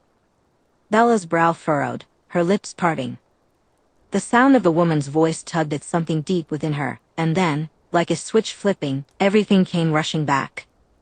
Before she could think, Bella launched herself across the room in a blur. She slammed into Rosalie's arms, wrapping herself around her and burying her face in her neck, as if she'd been starved for her scent. Whoa, Rosalie laughed as Bella pinned her against the wall. Rose, Bella sighed into her neck, holding her close. Hi. Rose, Bella repeated, kissing her neck. She growled softly, a low sound rumbling in her throat as her lips brushed against warm skin. You smell everything. You're everything. Rosalie's fingers tangled in Bella's hair.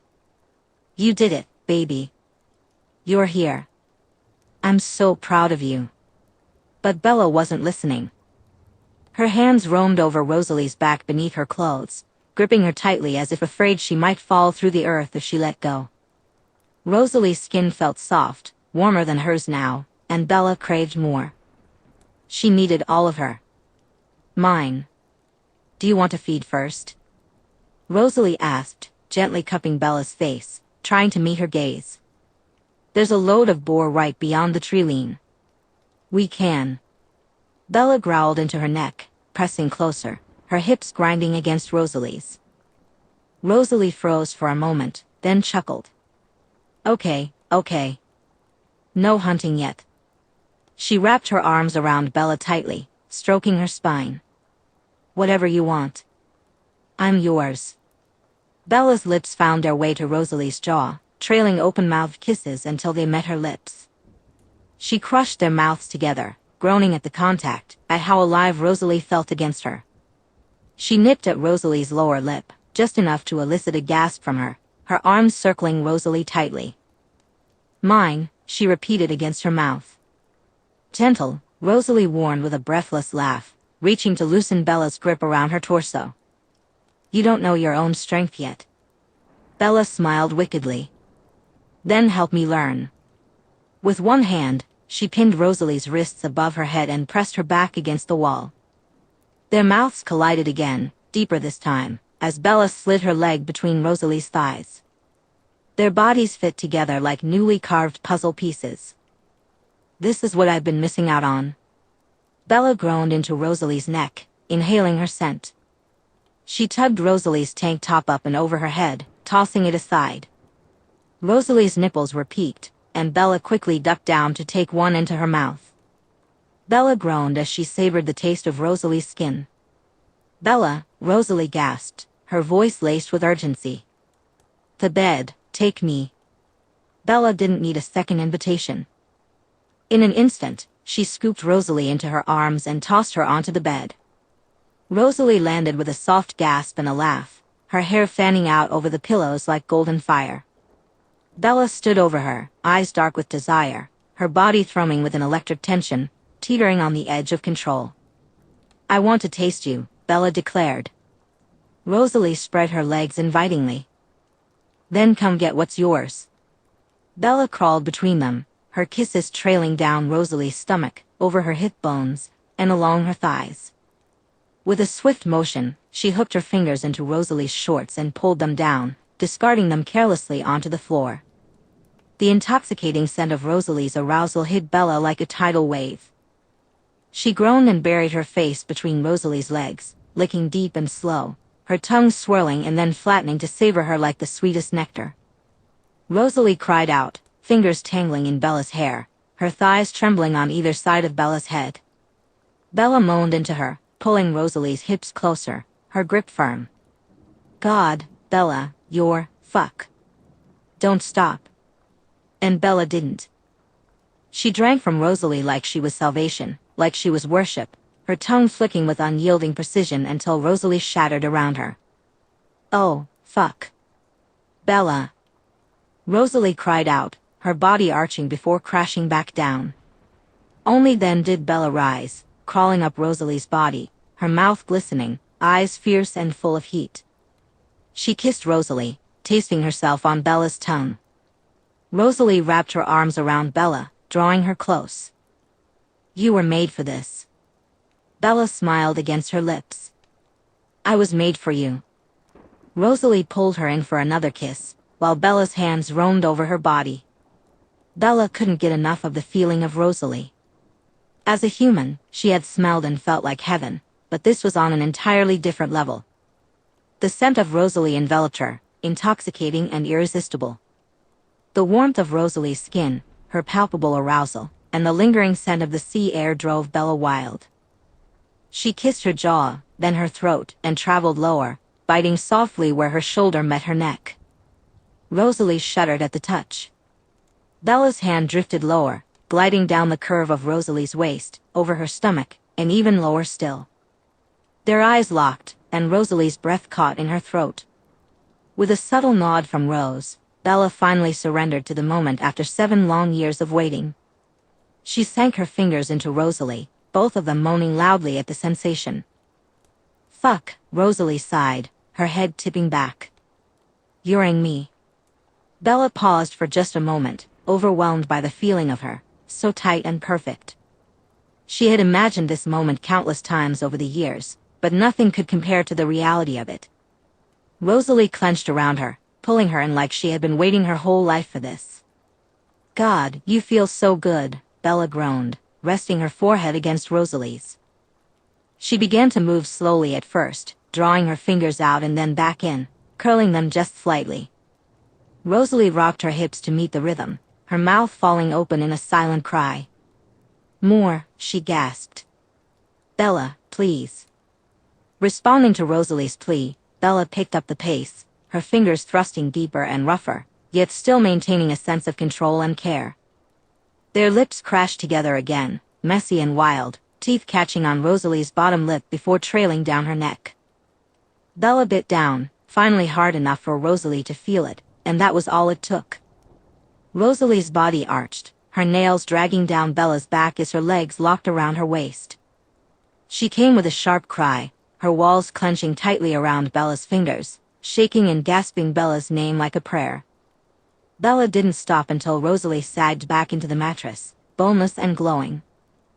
"I thought I couldn't get enough of you before. We're never leaving this room," Bella laughed, rolling off her. Looking up at the ceiling, Bella sighed softly. "Good," Rosalie said, laying her hand on Bella's thigh. Bella closed her eyes, savoring the feeling and scent of her mate. Unfortunately, that bliss was short-lived as a slow, searing ache began to rise in the back of her throat. She swallowed once, then again. It felt like sandpaper edged with fire. Her body, so newly alive, buzzed with awareness, need, and hunger. Rosalie rolled onto her side, propping herself up on one elbow, watching Bella with an understanding smile. "It's starting," she said. Bella nodded slowly, feeling the sensation intensify. "It burns." Rosalie reached for a folded pile of clothes on a nearby chair and tossed a shirt and shorts toward her. "Then let's feed you." But Bella didn't wait. In one fluid motion, she stood up, completely bare, and leaped through the open balcony doors. The jungle below rushed up to meet her. She landed in a crouch, perfectly balanced, the air thick with moisture. Her bare feet sank slightly into the ground, and every scent hit her at once: trees, orchids, crashing waves, and the pulse of life.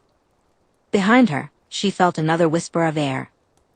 Rosalie landed beside her gracefully, pulling on her own shorts as she walked barefoot over the mossy earth. "All right, wildling," Rosalie said softly, her voice low and melodic. "Don't think. Don't try to control it. Just listen." Bella closed her eyes, reaching outward not with her hands but with something deeper. Her hearing sharpened. She could discern the flap of bird wings, the scratch of beetles under the bark, and the heartbeat of something stirring in the underbrush. "The world speaks in blood and breath now," Rosalie whispered.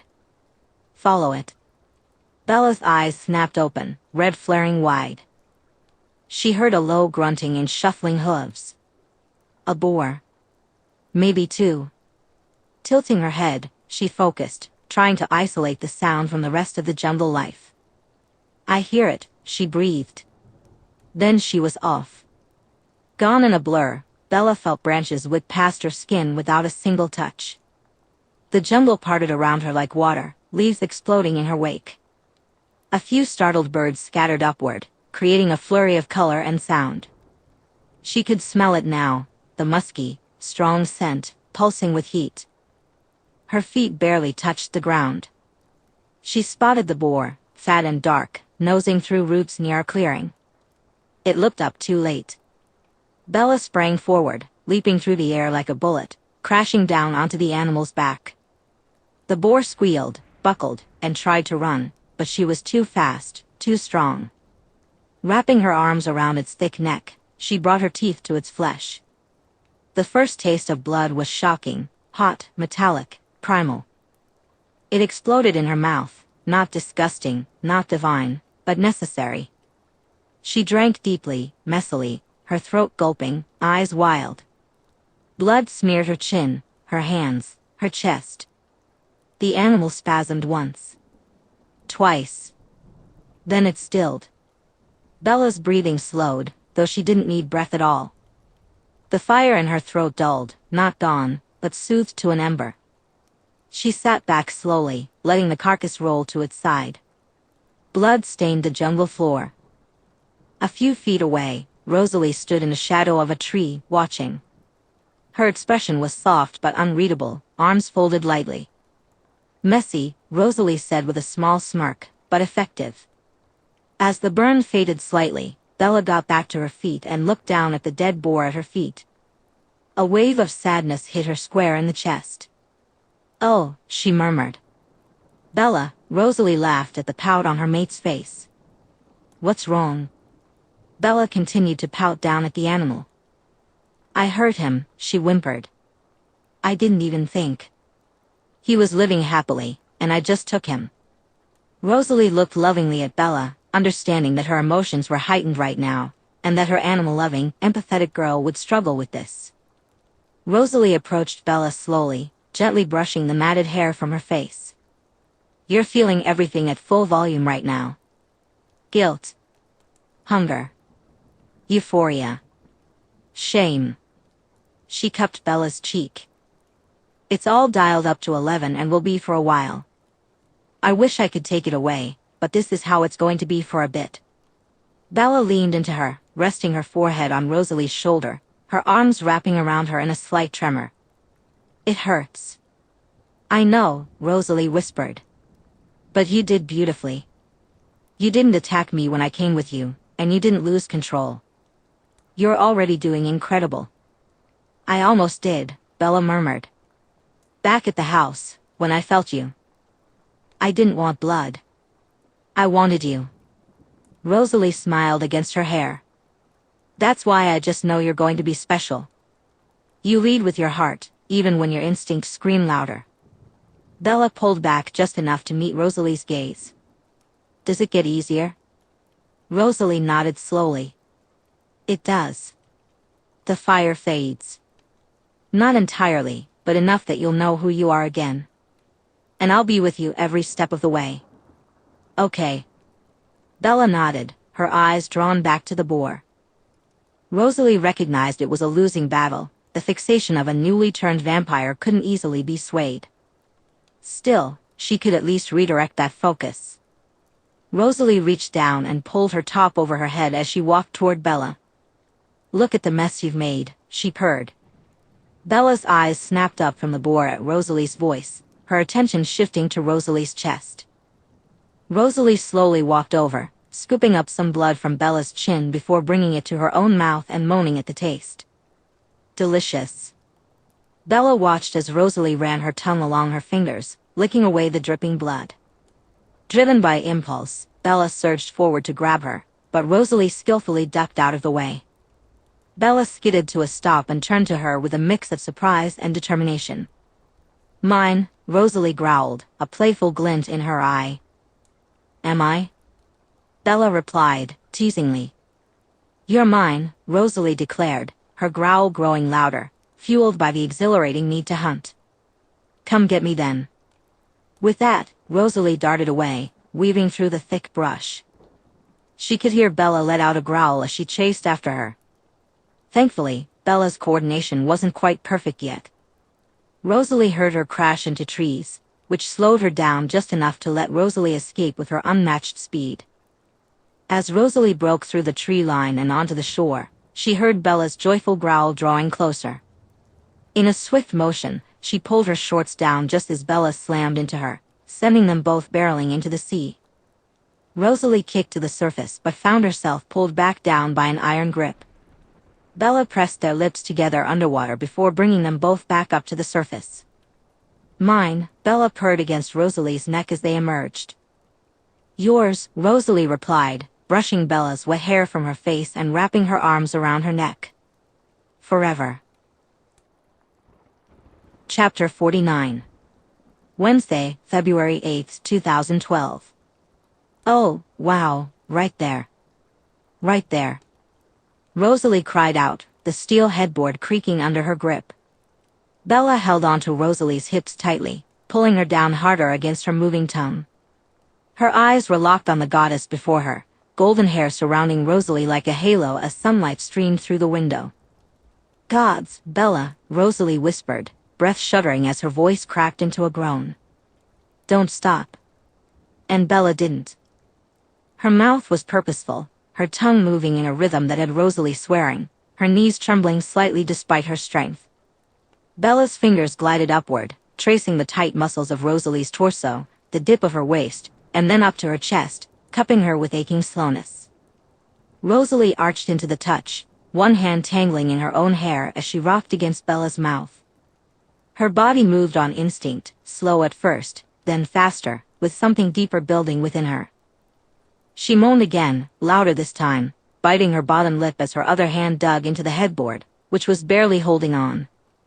Bella let out a muffled sound of encouragement, moaning softly against her skin, and Rosalie nearly lost control. "You're so," Wow, you feel too good, Rosalie gasped, blinking down at Bella with glassy, wild eyes. Bella only tightened her hold around her waist, urging her to move more, deeper, harder. Her hands roamed freely now, from Rosalie's perfect chest to her back, drawing her downward and grounding her more firmly. Rosalie's pace stuttered for a moment and then resumed, faster now, her breath hitching with every thrust. Her moans transformed into soft cries, half-formed words, curses, and praise. Her whole body trembled with the building tension. Bella, she gasped, her voice cracking as she began to lose herself in the sensation. Oh no. I'm gonna. Bella barely pulled back, her voice a whisper. Come in my mouth, Rosalie growled before diving back in. The words hit Rose like lightning. With a raw, broken moan, her orgasm surged through her. Her spine arched, her head fell back, and her body rocked, overwhelmed and shaking. One fist slammed into the wall behind the bed with a deafening crack, plaster splintering under the force. The entire headboard rattled as she trembled.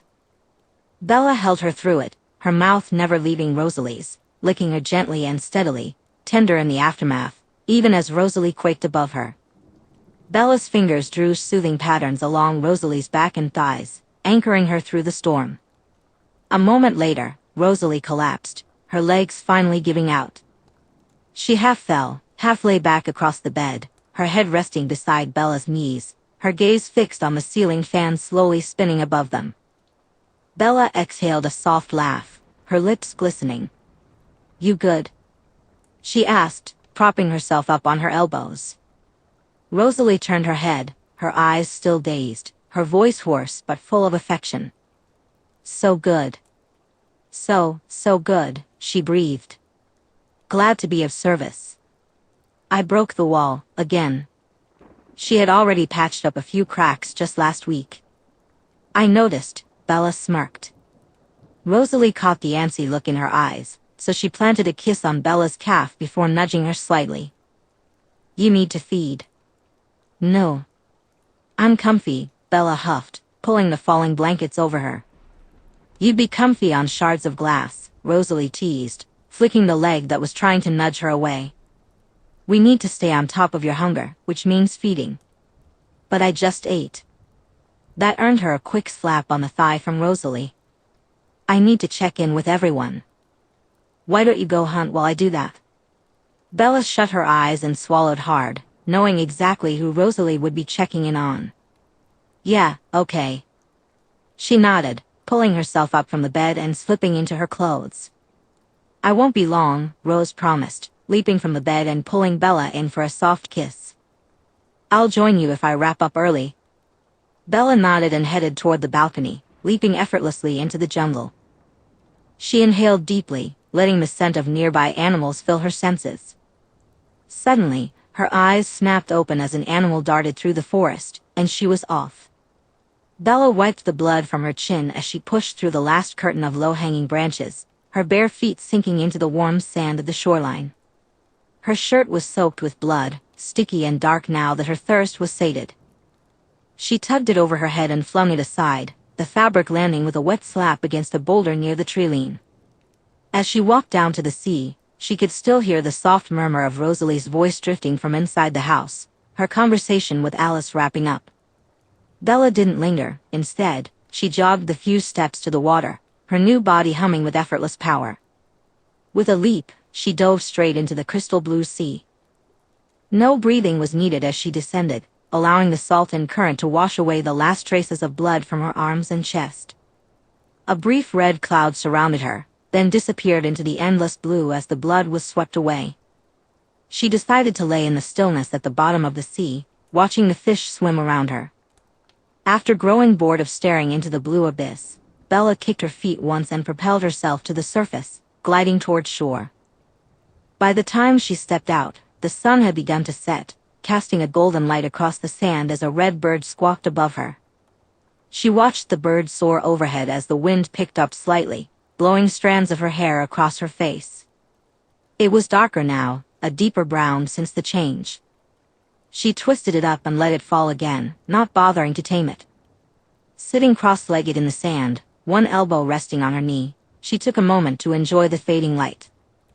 Bella watched the tide roll in and out, lost in thought. After a few moments, she felt soft footsteps approaching from behind, careful and quiet. Rose settled down beside her, close enough that their legs brushed against each other. Alice said the Flawless Five got together last week at Angela's parents' house in Forks, the first time since everything happened. A half-smile crossed Bella's face at the news that her friends were keeping up their tradition, even in her absence. She recalled how Rose had told her that the four of them had taken the news of her death terribly, dropping everything to rush to Forks. Jessica had struggled the most, calling her contacts in Los Angeles to find diving crews in Indonesia. It took a while for Angela and Eric to convince her not to contact the U.S. Embassy. "Flawless for now, I guess," Rose said. "I don't think they see it that way," Bella replied. "And how is she?" Bella asked quietly after a moment, her gaze still fixed on the rolling waves. Rose paused for a few moments before clearing her throat. "She's getting there. She actually visited Forks with Phil. Carlisle and Esme met with them, and the four of them spent a few days together, sharing stories about us both." "Good," Bella murmured. "She's hurting, but she's not broken." Alice said she heard Renee was teary-eyed but smiling when she spoke of you. Bella pressed her lips together. "I just hate that I can't speak to her." Rose reached over, brushing a damp strand of hair from Bella's face.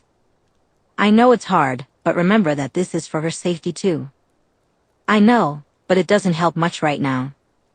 "Of course it won't, love. You're grieving too. You're going to miss your life and the people you knew. That's not a small thing." "I miss her," Bella whispered. "I know. I feel like I left her behind, and she didn't even get to say goodbye." Rosalie didn't respond immediately. Instead, she reached for Bella's hand, threading their fingers together slowly, giving her the chance to pull away if she needed to. Bella didn't pull away. "She'll heal," Rosalie said eventually. "It'll take time, but she will. And she'll carry you with her, just like you're carrying her." Bella stared out at the horizon again, her eyes glassy but dry. "Do you really think so?" "I do." Rosalie turned to look at her. "Even if you don't believe it yet, that's okay. I'll believe it for both of us until you can." Friday, February 24th, 2012. "Right, come on, it's time for lessons." "No," Bella whined, diving under the water to escape Rose. "Yes." Rose quickly reached under and dragged her back up by her messy bun. "If you want to go home to Bear, then you need to learn control." Bella slapped her hand away with a huff. "Ugh. How dare you use my baby against me? You want to go home or not?" "Yes," she pouted. "Then get inside. Go sit at the table, I'll be there soon." Rose disappeared from Bella's sight before she could even respond. "Fine." Bella stomped her way out of the sea and into the house. She tried to listen for Rose, but there was no sign of her. Bella flopped down stiffly onto one of the wooden chairs, her new strength making the legs creak faintly. And then she waited. Patience, it turned out, was not something vampirism had improved. She shifted once, then again. Her fingers tapped an uneven rhythm on the polished table. Then she heard it, footsteps. Rosalie stepped into the room carrying a jug half filled with blood. "I thought I wasn't allowed to feed," Bella asked with a raised brow. Rose placed the cup of blood in front of Bella. "Time to work on your control," she smirked. "The want and need for blood can come whenever our emotions are heightened, not just when we need to feed." Then, in a surprising move, Rose stripped naked and settled onto Bella's lap, reaching back to dip her fingers into the cup before smearing blood over her breasts. Bella growled deep in her throat, her eyes locked on the dripping blood that covered her mate. "Resist." "I don't want to," she whispered, her voice barely audible. Bella's hand moved instinctively to grab Rosalie's bare hip. "Resist," Rosalie commanded, slapping Bella's hand away. A warning growl rumbled deep in Bella's chest. "Don't you growl at me, Swan," Rosalie shot back. A crack echoed in the room as Bella clenched her jaw, her eyes locked on Rosalie's chest where blood began to trickle down. "You are going to sit here and resist," Rosalie said firmly. "Rose," Bella whimpered, overwhelmed by the unbearable scent. It clung to Rosalie's skin, radiating from her like an enticing perfume. Bella's mouth ached as venom built up so quickly she felt pressure behind her teeth. Her fingers flexed against the arms of the chair. "This isn't just about feeding," Rosalie said gently. "It's about control. About choice. Breathe it in and resist." Bella closed her eyes for a moment, steeling herself. She reminded herself that they were doing this to return home to their family, to get back to Bear. When she opened her pitch-black eyes, they locked onto Rosalie's, and she took a deep breath. The next few hours stretched and twisted painfully. Rosalie didn't move off Bella's lap. Every so often, she would reapply the blood slowly, often grinding against Bella's lap to push her a little further. Bella trembled with the effort of not lunging, not biting, and not giving in. Her body screamed for it, the blood, her mate, everything. But Rosalie kept her steady with her words and presence. "You're stronger than the thirst," she whispered. "Even when it's screaming at you, you're the one in control." Bella's growl deepened, her eyes never leaving Rosalie's.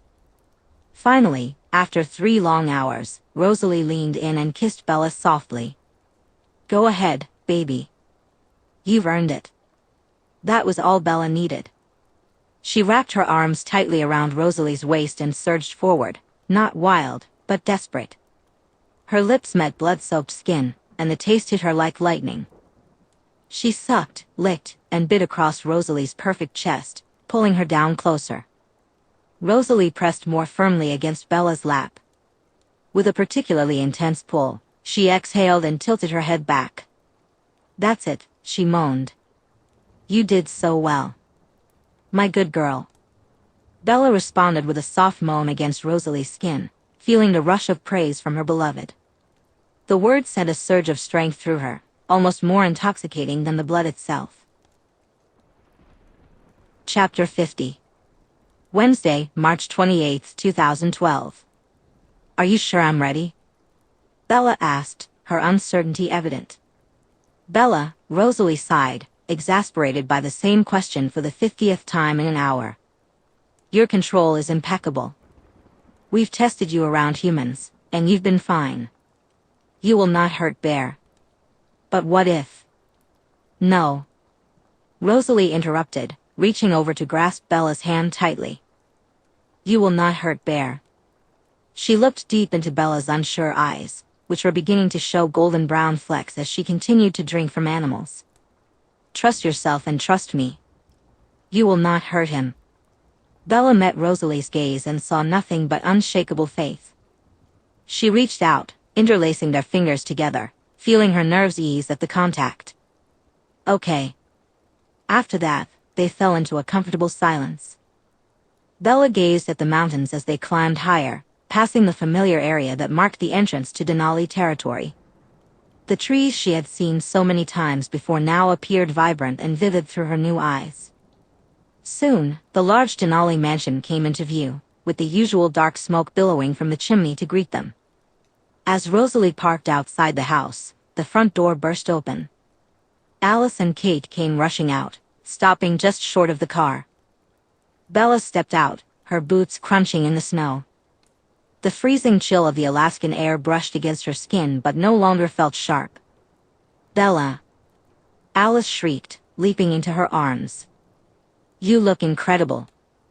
Bella laughed, holding Alice firmly this time, no longer stumbling backward when she leaped at her. "Thanks," she grinned, pulling back to take in her friend. Soon, the rest of the family exited the house. Carlisle and Esme stepped out first, hand in hand, their eyes glowing with affection at the new Bella.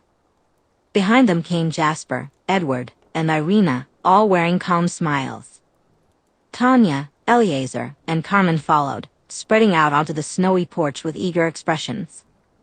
"My turn," Kate exclaimed, pulling Alice back before body slamming into Bella. But Bella didn't budge, already prepared for the impact. Bella had something like this planned, so she prepared herself. Instead, she grabbed Kate by the hips and launched her up to the roof of the house. Whoa! Kate squealed as she landed on the roof. This was going to be fun. She jumped down from the roof, a cloud of snow blowing up around her, and crouched to tackle Bella again. Enough, Rosalie said, holding her hand out. She just got home, let her settle in. Boring, Kate muttered. Welcome home, sweetheart, Esme exclaimed, pulling Bella into a tight hug. Carlisle hugged her next. Rosalie says you were extraordinary, he said, nodding proudly. It was all Rose. I couldn't have done that without her, Bella replied, as Rosalie squeezed her hip. Edward and Jasper both congratulated Bella, fully welcoming her to the family, teasing that there was no escape now. This life suits you, my dear, Carmen smiled warmly, kissing both of Bella's cheeks. Eleazar grinned at her. Your eyes are already clearing up nicely, he remarked, admiring the flecks of caramel in Bella's red eyes. Quite impressive. She's incredible, Rosalie grinned. You look fantastic, Bella. Tanya winked. Carmen's right, it really does suit you. Agreed, Irina smirked. Rosalie growled softly, but Bella just laughed it off. Well, anyway, Carlisle interjected before they could provoke a jealous Rosalie. I think someone has been waiting for you, if you're ready. Yeah, Bella nodded, taking a deep breath of fresh air. She smelled him before she saw him. Bear happily trotted around the corner of the house with Emmett. Look, Bear, who's that? Emmett whispered excitedly. Bear perked up and began to look around, his gaze sweeping over the family before locking onto Bella. He raised his nose to sniff the air. Baby Bear. Bella cried out with a grin. Bear stopped sniffing and looked over at Bella, tilting his head to the side as his snout returned to the air. Most likely confused by the sight and the new smell, Bear stared at her. It's me, pup, Bella said, crouching down and holding out her arms. It's me. Bear looked at her for a few more seconds before flinging his head back with a bark and bounding toward Bella. He whined happily as he collided with her. She allowed herself to fall backward to avoid hurting him. Bear barked and licked her face furiously, his paws digging into her shoulders as he tried to hold on. Bella laughed, the sound thick with emotion, as she buried her face in his fur. I missed you so much, she mumbled, kissing his head repeatedly. I'm so sorry I was gone. I'll never leave you again. I promise. Bear whined happily in agreement, nuzzling against her neck. Welcome back, Swan, Emmett said, grinning down at the reunited pair. We missed you. Thanks, Em. It's good to be home. You good? Rose asked. Bella nodded with a smile. He just smells like my pup. Told you, Rose winked. So, how strong is she? Emmett nudged Rose. Very and very fast, she replied. This little pipsqueak, he scoffed. Bella narrowed her eyes at Emmett and hopped up from the floor, dusting the snow from her jeans with Bear still glued to her side. You want to put that to the test, Cullen? Happily, he said, cracking his knuckles with a smirk as he stared her down. She began to take a step forward, but Bear whined and jumped up at her, his paws on her chest, nuzzling her neck. Bella scooped the large dog into her arms. I'm going to have today with my boy, and then tomorrow you're toast. She walked into the house, which was nice and toasty for her pup. Bella settled onto the couch, Bear falling across her lap and immediately settling down for a snooze, happy to be back in his person's arms. Alice, Kate, and Emmett hopped onto the couch next to her. Tell us everything, Alice said. Bella beamed as she pulled a blanket over her lap and Kate's. Even the naughty bits, Kate said with a grin. Rose rolled her eyes at the youngest Denali while taking their bags upstairs. You can skip that, Emmett gagged. Prude, Kate shot back. Oh, bite me. Emmett started, but Bella interrupted. You want to hear about my change or not? Yes, please. They all echoed eagerly. Well, we arrived on Al Esme. As night fell in Alaska, Bella lay on her back in the corner room of the Denali household that she and Rosalie had claimed as theirs. One hand rested lightly on Bear's thick brown fur. He had flopped down beside her the moment they entered the room, as if he had waited a lifetime to reclaim this spot. His head nestled into her neck, and one massive paw lay possessively over her stomach. His deep, rhythmic snoring vibrated softly against her, creating a lullaby that she didn't mind at all. Staring up at the wooden ceiling, her other hand trailed slowly through Bear's coat. For the first time since her change, her new mind, usually so quick and full of thought, felt calm. She could hear everything in the house, the soft creak of Carmen opening a cupboard, Emmett's exaggerated sighs downstairs, Alice humming tunelessly while she fiddled with something in the living room, the turning pages of Jasper's book, and Kate and Irina bickering about something. But none of that mattered, not with Bear back next to her. Suddenly, the bedroom door opened. Rosalie quietly slipped inside, closing and locking the door behind her. "Emmett's not a happy bunny," she whispered with a laugh, coming over to lay on the bed. "Get used to it." "His mamas are home now," Bella called out, hearing Emmett huff in response as he left the house. "He'll live," Rose laughed. "So, how are you enjoying hearing everyone's every move and conversation?"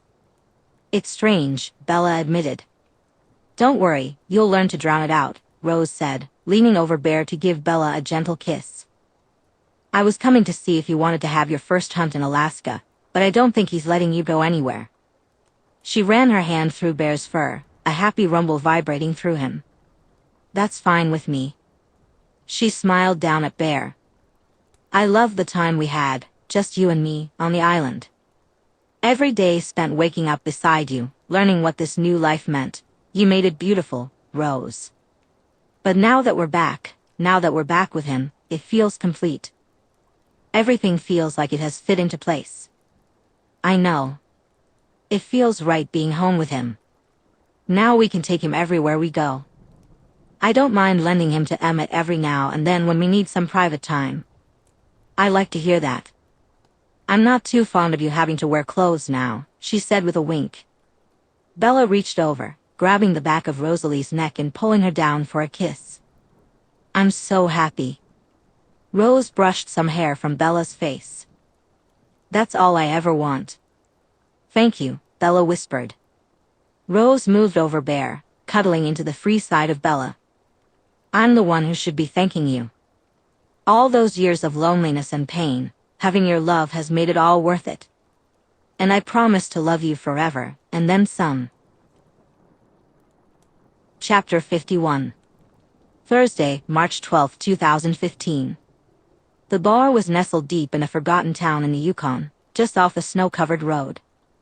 It was a small, dimly lit place that the pair had stumbled upon after a hunt and a fumble in the woods. The jukebox played something slow and sultry, almost bluesy, while a few locals hunched over their beers, glancing up occasionally, but only for one reason: Rosalie Hale. She moved like sin draped in silk, her hips swaying to the slow rhythm as if she owned the floor. She wasn't dressed for the cold, not really. Her black jeans hugged her body like a second skin, and a crimson top clung to her curves as if it had been painted on. Her golden hair was pulled into a careless twist, making her cheekbones catch the light like polished marble. Bella sat at the bar, one arm draped over the counter, fingers curled around a glass of single malt. She didn't drink it, not in front of the humans in the bar, anyway. Her vampire metabolism had little use for alcohol, but she cherished the ritual from her human years, the rich scent of it. Rosalie glanced back at her, their eyes locking with a heat that made the air between them feel suddenly electric. Bella smirked behind her glass, her lips curling in a way that silently said, "I see you." God, Rosalie was beautiful. Bella was more than accustomed to Rosalie's games and habits, but still, Rose loved to play, and Bella was never one to deny her. And tonight? Tonight was definitely a game. Bella watched as Rosalie moved, slow and deliberate.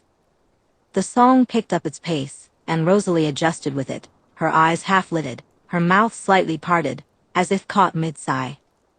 Every single eye in the small-town bar was on her now. Every man with his tongue heavy in his mouth, and every woman shifting uncomfortably, questioning their long-held certainties about their sexuality. That was Rosa's favorite kind of attention. She never needed it, she just loved watching what it did to Bella. But Bella swirled the whiskey in her glass, captivated by the performance unfolding before her. Bella didn't blink, understanding that it was in her best interest not to react to Rosalie's teasing. If she wanted to maintain control for the night, she needed to keep her composure in this bar. As she surveyed the room, Bella noticed a man peel away from his friends at a back table. He was tall, with thick arms and his flannel rolled up to his elbows. He moved with a hitch in his step that he tried to pass off as swagger, but it came off more like drunken bravado. Running a hand through his slicked-back hair, his mouth curled into a smirk that straddled the line between charming and lewd. Bella tracked him like a predator watching its prey. Leaning forward in her chair, she kept a close eye on the man, fully aware that Rosalie could handle herself. He reached Rosalie mid-song, his hand going straight to her waist with a confidence only someone oblivious could muster. Bella took a sip of her drink. Rosalie glanced at her, clearly expecting a reaction, perhaps a flash of possessiveness or a glint of warning. Instead, Bella tilted her head, raising an eyebrow in subtle amusement. Bella leaned back, realizing now that Rosalie wanted to provoke her. Turning back to the man, Rosalie offered a coy smile, allowing him to spin her gently. He was anything but graceful, more clumsy than charming. Still, she flowed with his movements, laughing low and throaty, not because anything was funny, but because she knew Bella could hear it. As the second song rolled on, the man's hands grew bolder, sliding lower on Rosalie's back and brushing her hip. Bella remained impassive, not a flicker of reaction. She wouldn't engage in this game. Rosalie's smile faltered, and she pulled back slightly, but the man leaned in closer. "I think that's enough," Rosalie said, patting his arm lightly. But his grip tightened around her arm, firm and unyielding. "Whoa now," he huffed, attempting to sound charming but coming off more like a threat. "I'm not finished dancing." Rosalie's voice turned cold. "But I am." She tried to step back, but he held on. That's when the air shifted. Rosalie didn't need to look to know Bella was there. The atmosphere shifted in the bar, an unsettling stillness settling over the room. Then a voice, low and dangerous, broke through the silence. "Take your hand off her." The man turned just as Bella approached. She grasped his wrists tightly, and he gasped, the pain forcing his knees to buckle slightly. Rosalie noticed Bella's eyes, no longer the molten gold she was accustomed to, but now a stark, pure black.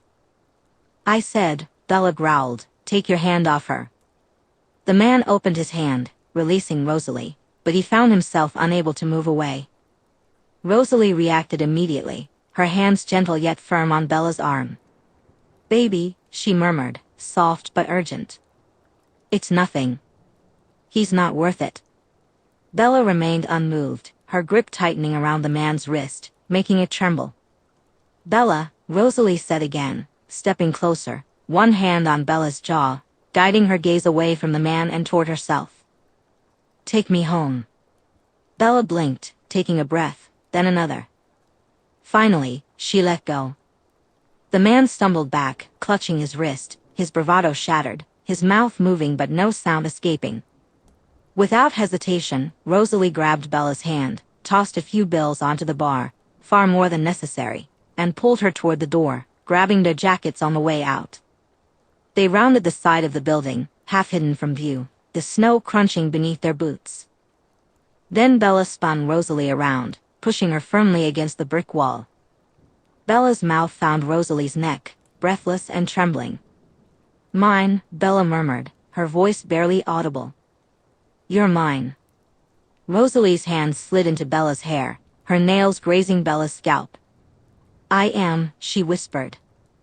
"I've always been yours." Bella held her there, forehead pressed against Rosalie's collarbone, breathing as if she were still human, still needing to catch her breath. Rosalie let her stay, one hand stroking down Bella's back, anchoring her, grounding her. "I hate when you do that," Bella muttered into Rosalie's skin. Do what? Rosalie asked. Smiling softly, Bella knew Rosalie was lying. She enjoyed their little game just as much. Try to make me jealous, Rosalie said, pulling back just enough to see Bella's face. Then maybe you should stop being so hard to provoke, Bella replied, her lips twitching into a smirk. I know I'd burn this whole town to the ground if you hadn't let go, Bella added. I know, Rosalie said, brushing her knuckles down Bella's cheek. I'm sorry. I didn't mean for it to go that far. Bella shook her head. I know you like to play. That wasn't on you. It was on him. Why weren't you jealous? Rosalie pouted slightly. Of him? Bella laughed, pulling back from Rosalie's neck with a scoff. Him. Rosalie nodded, wrapping her arms around Bella's neck. Why the hell would I be? Bella pulled Rosalie tighter against her. I know you're mine, and I know whose name you'll be screaming tonight. She growled into Rosalie's ear. Rosalie growled back, pulling Bella in for a deep kiss, her tongue instantly entering Bella's mouth. Bella gripped Rosalie's waist possessively, holding their bodies firmly together. As they pulled apart, Bella's lips still tingled from the taste of Rosalie, their breaths mingling in cold clouds. Her hands lingered on the edges of Rosalie's coat, fists tightening as if she couldn't quite bear to let go. But Rosalie just smiled, that wicked, slow-igniting smile that had driven Bella crazy for a decade. And then she ran. Like a flash of gold through the dark, Rosalie bolted for the treeline, her coat flaring open, boots crunching over the snow, laughter trailing behind her like wind chimes in a storm. Bella froze for half a second, startled, then snarled under her breath, the sound more playful than dangerous. Rosalie, she warned, but it was already too late. Rosalie didn't look back as she vanished into the trees. With a burst of energy, Bella launched after her, a streak of shadow weaving through the forest. The past faded into a blur as snow swirled around them. The world narrowed to the sound of twigs snapping and the wind rushing through the bare branches. Bella quickly caught up, still benefiting from her transformation. But Rosalie was swift, moving like a ghost among the trees, agile and sharp. Her golden hair shimmered in the moonlight as she darted left, then right, leaping over fallen logs and twisting around tree trunks with an elegance that made Bella growl in frustration. Twice, Bella lunged at her. The first time was when Rosalie paused to glance over her shoulder, teasing her with a wink. But both times, Rosalie slipped away just in time, laughing as she climbed up a low-hanging branch and disappeared into the canopy. Bella circled the base, gazing up at her mate, who was now hopping between branches. You're really going to make me work for this, huh? On our anniversary of all days, Bella huffed. A laugh echoed down from above before a flutter of movement to her right signaled that Rosalie had vanished again. Bella took off in pursuit once more. As they neared the edge of the woods, the outline of their cabin came into view, with smoke curling from the chimney, and golden lights glowing behind frosted windows. It stood like something out of a dream, nestled in the wild, a place built just for them. Rosalie made it halfway up the porch steps before Bella tackled her. The impact swung the front door open with a creak, and they tumbled inside, laughter bouncing off the log walls. Bear, their loyal companion, looked up from his spot on the couch before flopping back down with a huff, annoyed at being disturbed. Bella wrapped her arms around Rosalie instantly, one hand resting on her back, the other tangling in her hair, followed by a kiss that made Rosalie melt into her. Bella effortlessly scooped her up and carried her through the living room, past the now snoring bear, and into their bedroom. Candles flickered on the mantel, casting a warm glow. Their bed was a thick, hand-carved wooden base layered with soft furs and dark sheets. Bella set Rosalie down, and everything felt perfect. Bella took a step back, letting her eyes wander over Rosalie as she began to undress. The coat slipped slowly to the floor, followed by the shirt that she pulled over her head, revealing her smooth, golden skin glowing under the warm amber candlelight. Next came her jeans, teasingly sliding off her hips like a dare. For a moment, Bella couldn't move. You're staring, Rosalie said, her voice quiet but knowing. I can't help it, Bella whispered. You're everything.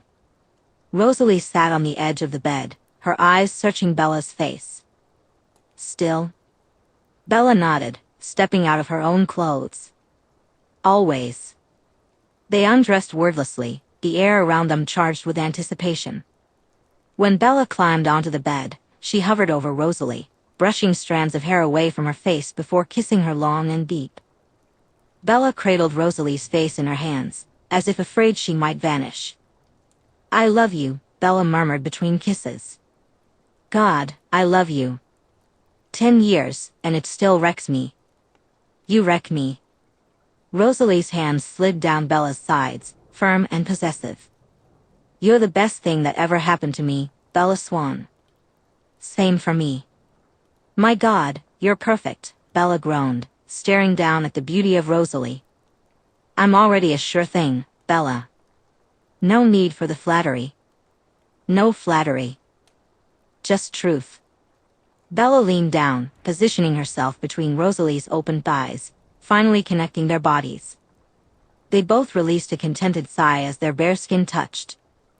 "I want you," Rosalie groaned, moving her hand toward Bella's pulsing center. "Ah. Bella scared, stopping her hand and placing a firm grip on her hip. "Stay right there. I get to have my way with you tonight." Bella disappeared into their closet, emerging moments later with their favorite strap secured around her hips. A pleased grin spread across Rosalie's face as she spread her thighs for her mate. Bella quickly joined her back on the bed, ready to continue their intimate connection. Bella aligned herself with Rosalie's entrance, pushing just enough for Rosalie to feel it without actually entering. Rosalie's hips lifted off the bed, seeking more from Bella, who shifted to get a better view between them. Bella couldn't help but notice how absolutely ready Rosalie was. Not that Bella was any different, just the sight of Rosalie had her ready in seconds. She collected some of Rosalie's wetness with her fingers before sliding her hand down and around the strap. Her movements halted when she heard Rosalie growl. Looking up, Bella met Rosalie's pitch-black eyes, fixed intently on her stroking hand. "Are you going to play with yourself all night, or are you going to fuck me?" Rosalie snarled, baring her teeth. If Bella hadn't felt the same desperation building within her, she might have taken her time, teasing Rosalie until she was begging without a single touch. But instead of responding with words, Bella pressed into her with one full thrust, stopping only when their hips met in the middle. "I love you," she sighed as they fully connected. "Oh, fuck," Rosalie gasped, her voice turning into a moan as Bella shifted. Before Bella could savor the moment, Rosalie reached out and grabbed her hip, pulling her forward. Bella almost fell completely onto Rosalie, catching herself with her hands on either side of her. She remained still inside, allowing Rosalie to adjust to the sudden intrusion. Bella stayed like this for a moment, watching Rosalie as her eyes squeezed shut and her mouth barely opened, a small smile tugging at the corners of her lips. Bella leaned down, brushing some hair off Rosalie's shoulder and trailing kisses along the path. Her other hand traveled back up Rosalie's arm, snaking its way to her throat. As soon as Bella's hand found the soft skin, she squeezed and sank her teeth into the spot where Rosalie's neck and shoulder met. "Mine," Bella growled into her skin, punctuating her words with a firm thrust. She felt the energy between them intensify. Bella could feel Rosalie's moan resonate in her palm more than she heard it. "Bella," Rosalie hissed, bringing her leg up to press against Bella's back, urging her to go deeper. "Please, fuck me." Bella complied, drawing back just enough to hear a soft whimper before plunging forward without hesitation. "I can't believe how lucky I am to have you under me for all time." A throaty moan escaped Rosalie's lips, and Bella craved more. She focused on making Rosalie produce that sound repeatedly with each thrust. She maintained a steady pace, slower than Rosalie wanted, but just enough to elicit those sinful moans.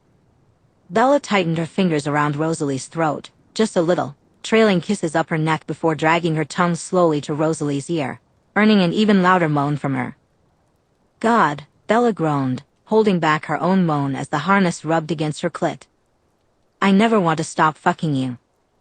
"Don't," Rosalie gasped, her nails raking down Bella's back. "Never stop. I'm yours. Take me, use me." she begged, grinding against Bella as best she could. Bella paused her thrusting, remaining completely sheathed inside Rosalie, then began to twist her hips. I need you to come all over me, baby. Bella nearly lost herself at the loud groan that escaped Rosalie's lips.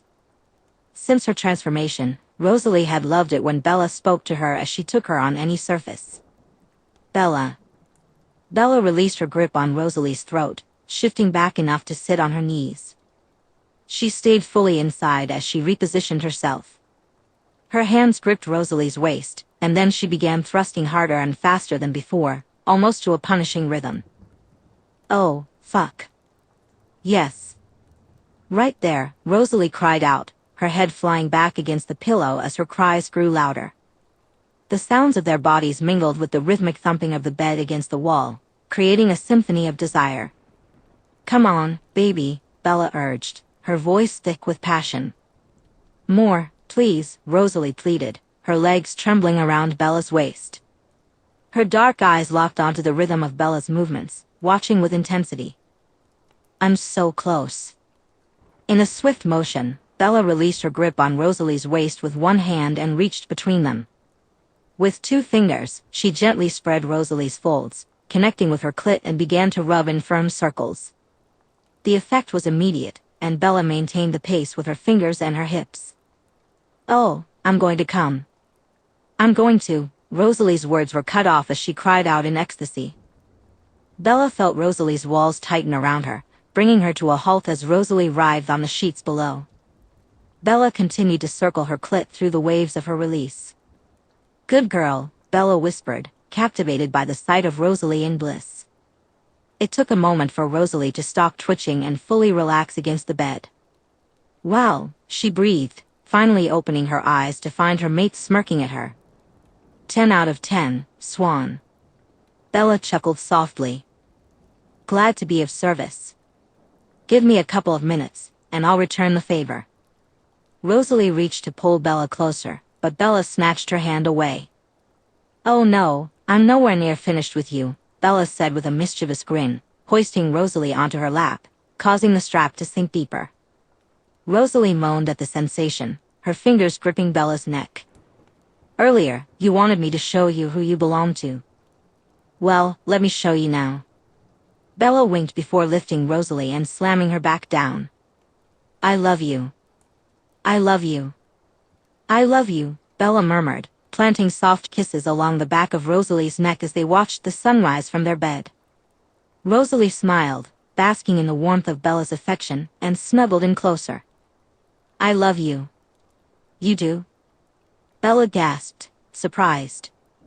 Rosalie turned and kissed the goofy grin off Bella's face.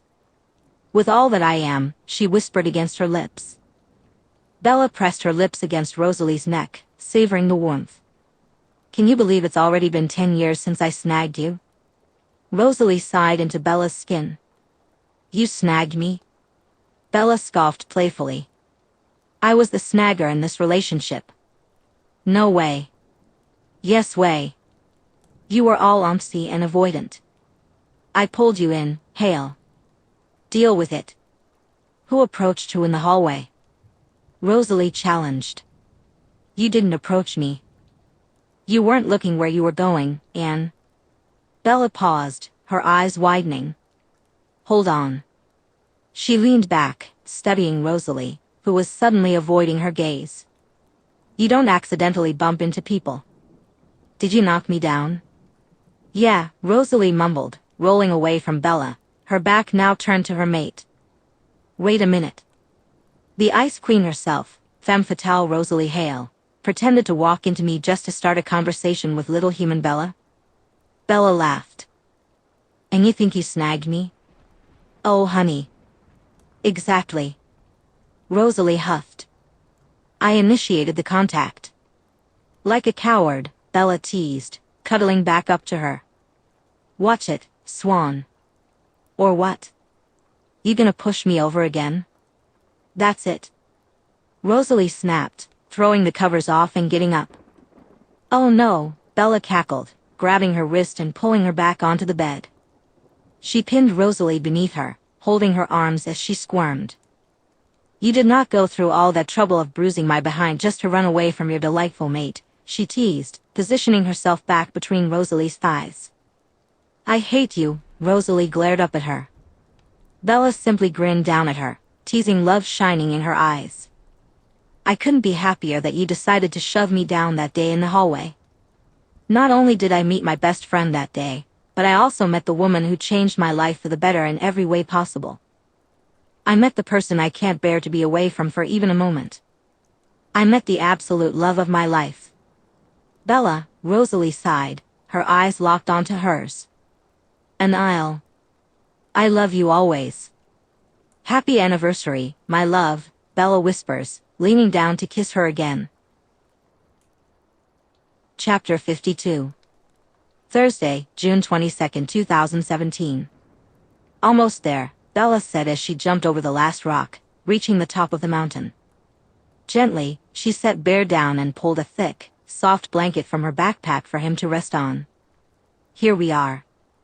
Bella helped him lie down, pulling the corner of the blanket over him to keep him warm. Nice and comfy cozy.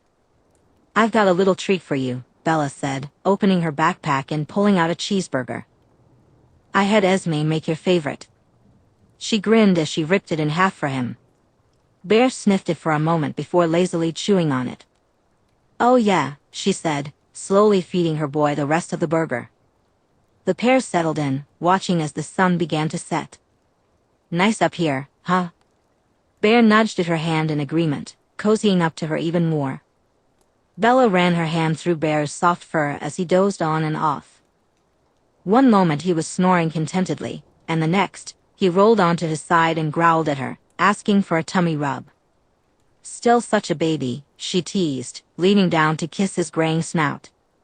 Bella scratched along his sides for a good hour before pulling back. Bear instantly opened his eyes and whipped his head toward her. Calm down, she laughed, reaching for her backpack again. I want to show you something before the light goes. Bella reached inside and pulled out a small black box from the inner zip. I wanted you to be the first one to see it. She opened the box to reveal a stunning ruby engagement ring. I was going to go with a classic diamond, but when I saw this ruby, I just couldn't resist. Red is definitely her color, you know? Do you think she'll like it? Bear leaned forward, sniffing the ring before gently trying to nibble on it. I'll take that as a yes, she laughed, pulling the ring away from his mouth and closing the box. We talked about it a few years ago, and she wanted to, so hopefully she'll say yes. Yes, still, Bear huffs, and Bella takes that as confirmation. Okay then. So do I have your blessing? Bear lays his head on Bella's lap, gazing up at her with a slow blink. Thank you, baby bear. I promise to always do right by her. Bella pulls Bear closer onto her lap, showering him with kisses and affection as they enjoy the last of the light. Eventually, the temperature begins to drop too low for Bear to stay comfortable, so she gathers him back into her arms, carrying him down the trail with the same care she had used to bring him up. The descent feels heavier, the weight of the impending goodbye pressing down on her, but Bella keeps her steps steady. Bear is relaxed in her arms, his breathing soft and even as he drifts in and out of sleep. When they reach the base of the mountain, the Cullen cabin comes into view, its windows glowing warmly in the darkness. Bella pauses for a moment, looking down at Bear's peaceful face. You ready for bed? She asks softly. His tail gives a faint wag, and Bella smiles despite the pain of knowing this is her last night with her boy. They enter the cabin, and Bella sets him down next to his bowl to see if he wants a drink. Bear simply turns his head away toward her. Okay, she whispers, scooping him back up and heading to her room. There he is, Rosalie coos happily from her spot in their huge bed. Bella feels Bear's tail thump against her leg as he wiggles slightly. Okay, she laughs, moving over to the bed and placing him down between them. Bear instantly snuggles into the pillows and rolls onto his side, ready for his nightly belly rubs from Rosalie. Oh, that's the spot, Rosalie laughs, scratching his belly as his leg kicks in delight. Bella quickly moves around the room to change into her pajamas before climbing in next to her boy. Bear's head lolls back to look at her, and she places a gentle kiss on his nose. Comfy, cozy boy, she whispers, rubbing his back and pulling out his favorite blanket. Tucked in comfortably. Bella gently placed a blanket over Bear, and with Rosalie's soothing tummy rubs and Bella's gentle back massage, it didn't take long for Bear's eyes to flutter shut, his soft snores filling the room. Bella and Rosalie exchanged a glance over him, but neither spoke.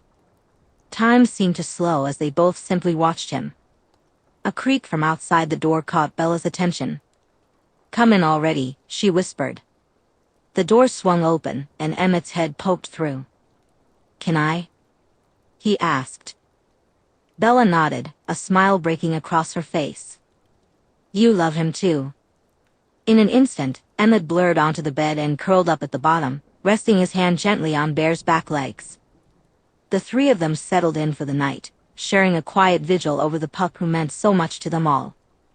Friday, June 23, 2017. The sun hung low in the Alaskan sky, its rays casting long shadows across the snow-blanketed mountains.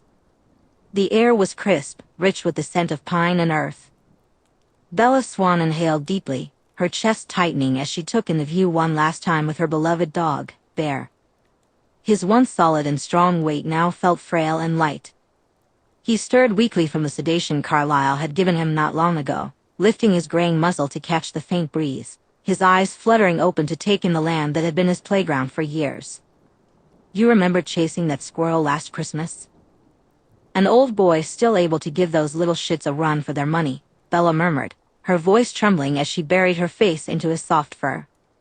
Her golden eyes glistened with unshed tears. Bear gave a low, rumbling sigh, his massive head resting against Bella's arm. She pressed a kiss to his forehead, whispering, "You deserve this view. Every bit of it." With a final glance at the mountains, she turned toward the Cullens' cabin. The door creaked open as she approached, and the warm glow of the fireplace spilled out to greet her. Inside, the family was gathered, waiting. The atmosphere was heavy with anticipation.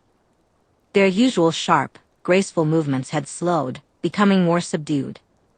Edward was the first to approach Bella, reaching out to give Bear a gentle scratch under the chin. For the first time in years, he ignored the drool that spread across his sleeve.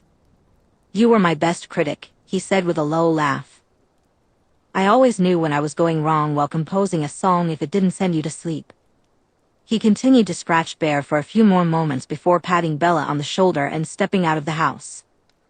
Next, Jasper approached with a solemn expression, running his fingers through Bear's soft fur.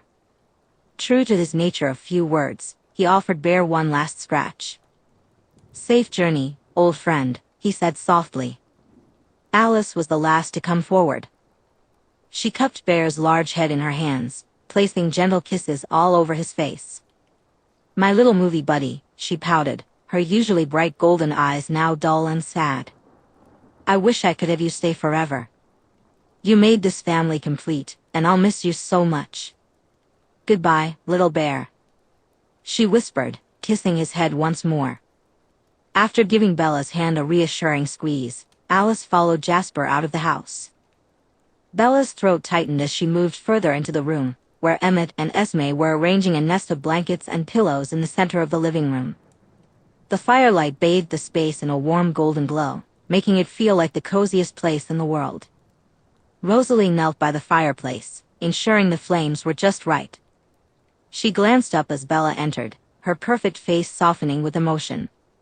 "Here we go," Bella whispered as she lowered Bear onto the blankets. He let out a tired huff but immediately nestled into the soft fabric, his body seeming to sigh in relief. Bella knelt beside him, smoothing his fur just as Emmett approached.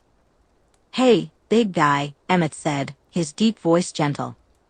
He sank to his knees and began stroking Bear's side. "I'm gonna miss you, buddy." His voice cracked with emotion. Bear's tail gave the slightest wag, and Emmett let out a soft chuckle, his voice thick with emotion. Leaning down, he pressed a gentle kiss to Bear's head. The dog responded with a slow, tired lick to Emmett's cheek, prompting a laugh that quickly turned into a sniffle. "I love you," he whispered. Esme stepped forward, crouching down to wrap Bear in a tender embrace. "You've been such a good boy," she murmured, kissing him softly. We promised to look after her. She smoothed his fur one last time before stepping back to join Emmett. Rosalie left her spot by the fireplace and knelt beside Bear. She buried her face into his neck, scratching along his sides as memories flooded her mind. Thoughts of the first time she met the tiny puppy who was too small to jump onto the couch beside her. "I love you so much," she said, and Bear huffed in response, flicking his paw towards her. Rosalie smiled, taking his paw in her hand and kissing it softly before placing it back down on the blanket. Bella slid closer, gently pulling Bear onto her lap. His head rested in her arms as she held him close to her chest, feeling the steady rhythm of his breathing. Rosalie moved behind her, wrapping her arms around Bella's waist. Her chin rested lightly on Bella's shoulder as she reached forward to scratch behind Bear's ears. As Bella looked down at the large dog in her lap, she couldn't help but reflect on how small he had once been. "Bells?" Renee called from the front door. "You here?" "Yeah," Bella replied, her eyes still focused on the book she received for Christmas. "Just reading in the living room." "Close your eyes. We've got a surprise for you." "Mom." "Close them." Bella let out a small huff but placed the book down in her lap. When Renee and Phil mentioned going out, she had hoped they meant all night. "Okay. Are they closed?" "Yes." She heard them enter the room and come to a stop in front of her. "We wanted to give you this a few days ago on Christmas morning, but there was a tummy issue," Renee explained. Bella furrowed her brow. "A what?" "Open your eyes," Phil said. Bella opened her eyes and blinked at the bright light. As her vision cleared, she focused on the wiggly brown bundle in Renee's arms. "Merry Christmas," her mother grinned brightly. Bella's eyes widened as she looked at the puppy Renee placed in her lap. "Is this mine?" "Yep," Phil nodded. "We thought you'd at least like one friend to have in Forks."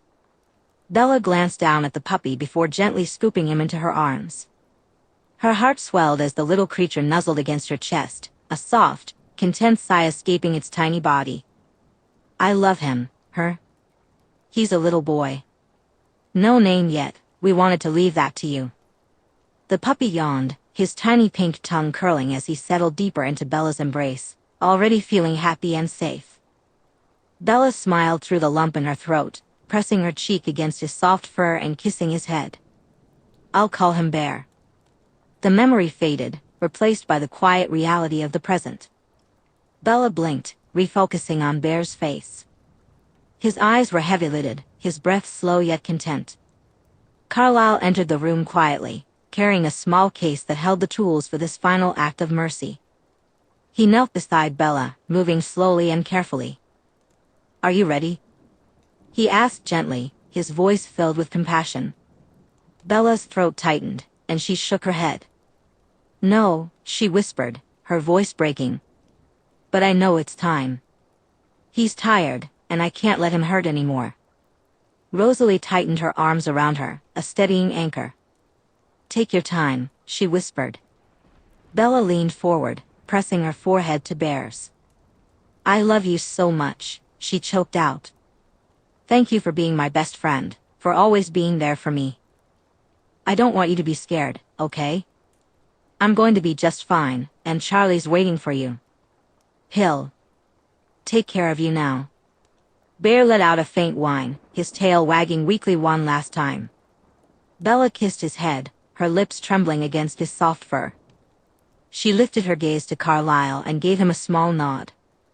With the grace and precision that defined him, Carlisle moved steadily and gently, taking Bear's paw in his hand and sliding in the needle.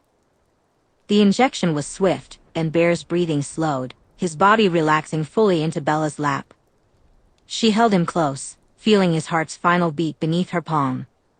The room was silent, except for the crackle of the fire and Bella's quiet whimpers. Rosalie held her tightly, resting her cheek against Bella's hair.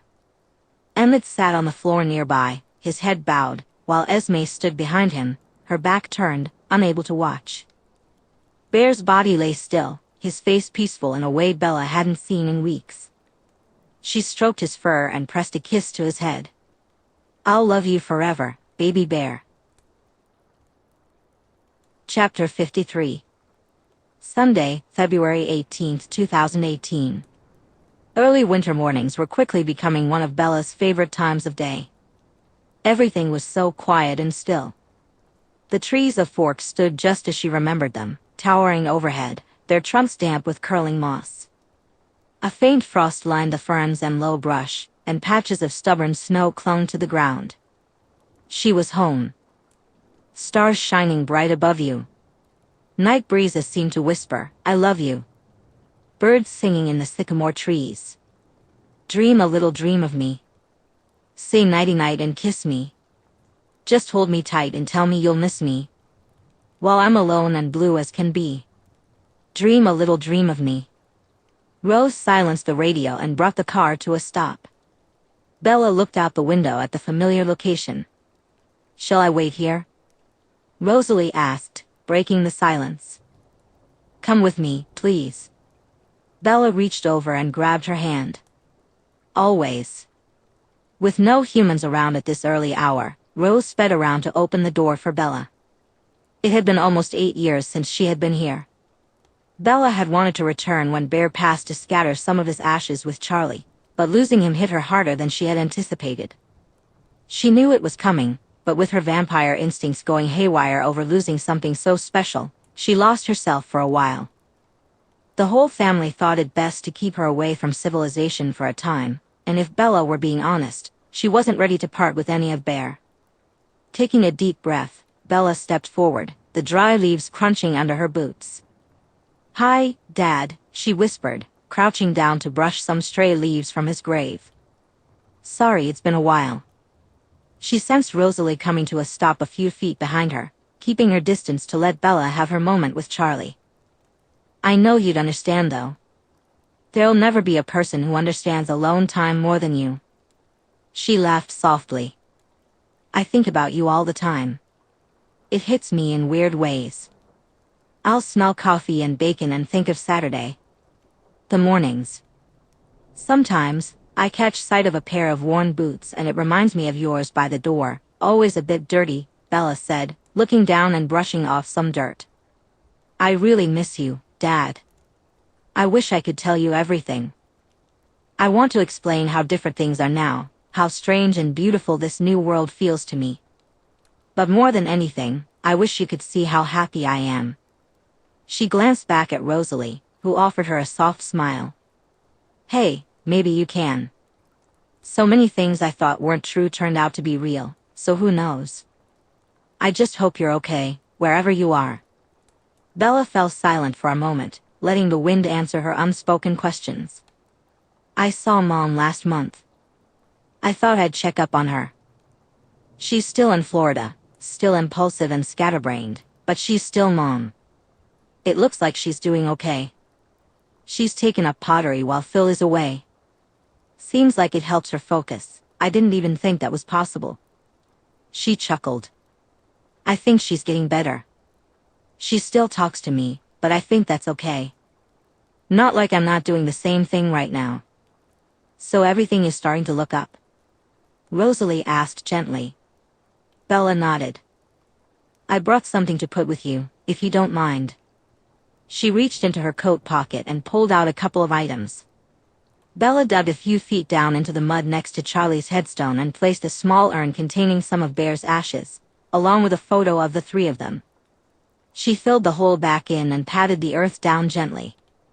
"I hope Bear's not giving you too much trouble. Actually, yes, I do. I need someone else to keep you on your toes." She laughed softly. "Give him a kiss from me."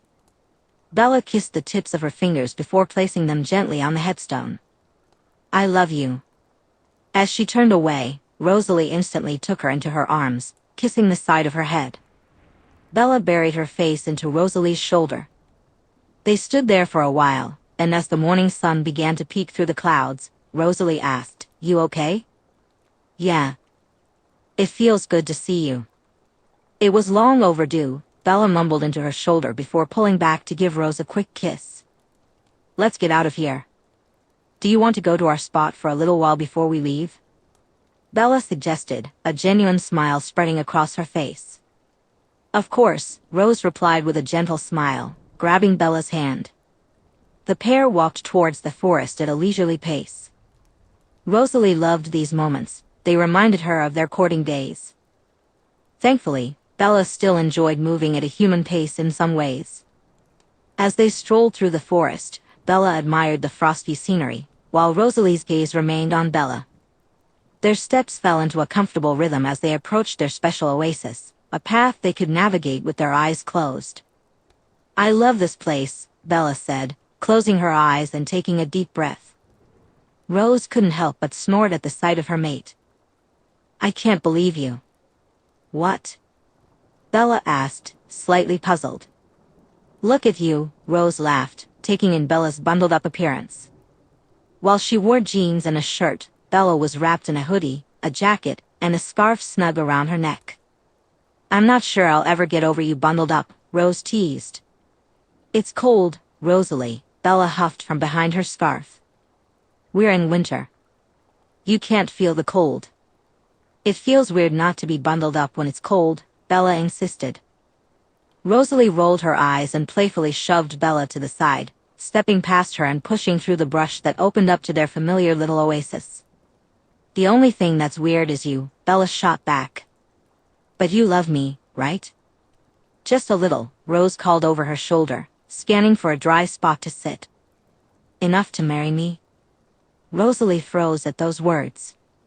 Slowly, she turned to find Bella down on one knee, an arm extended with a ring box in hand. Bella smiled up at her. "I thought about this moment for a long time," she began.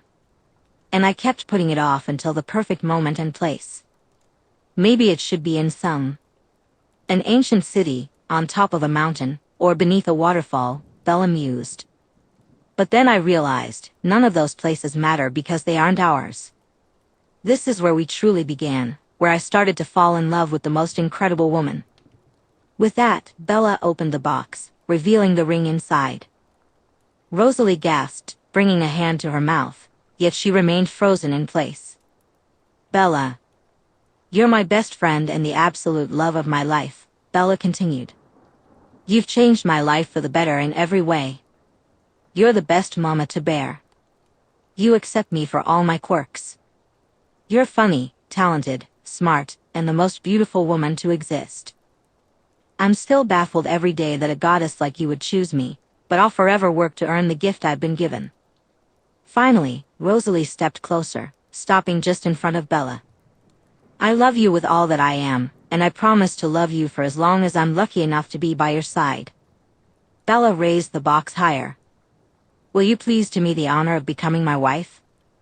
For a moment, Rosalie was silent, still in shock. The smile never left Bella's face. She knew she had surprised her girl. In a blur, Rosalie dropped to her knees in front of Bella, her hands cradling Bella's face with a tenderness that made Bella's throat tighten. "Yes," Rosalie whispered. "Yes, Bella, yes." Bella laughed in relief as Rosalie pulled her in for a passionate kiss, the kind that would have stolen the breath from her lungs if she still needed it. Rosalie's hands curled around the back of Bella's neck as they pressed their foreheads together. "I didn't think you'd ever ask," she whispered. "You didn't know I had this?" Bella replied, laughing as she pulled back. "No idea." "I've had it for a while," Bella winked, pulling the ring from the box. "Naughty." Rosalie held out her finger, watching as Bella slid the ring onto it, an exact fit. "It's perfect." "It suits you, then." The pair exchanged smiles, both filled with joy and love. They stood close, their lips brushing against each other once more. "I love you," Rosalie whispered. "I love you so much." They remained huddled together for a moment before Rosalie pulled back to gaze at the ring again. "You really like it?" Bella asked, nibbling on her lip. "I love it." Rosalie smiled, twirling the ring on her finger. "Esme is going to explode when she sees it. And Alice."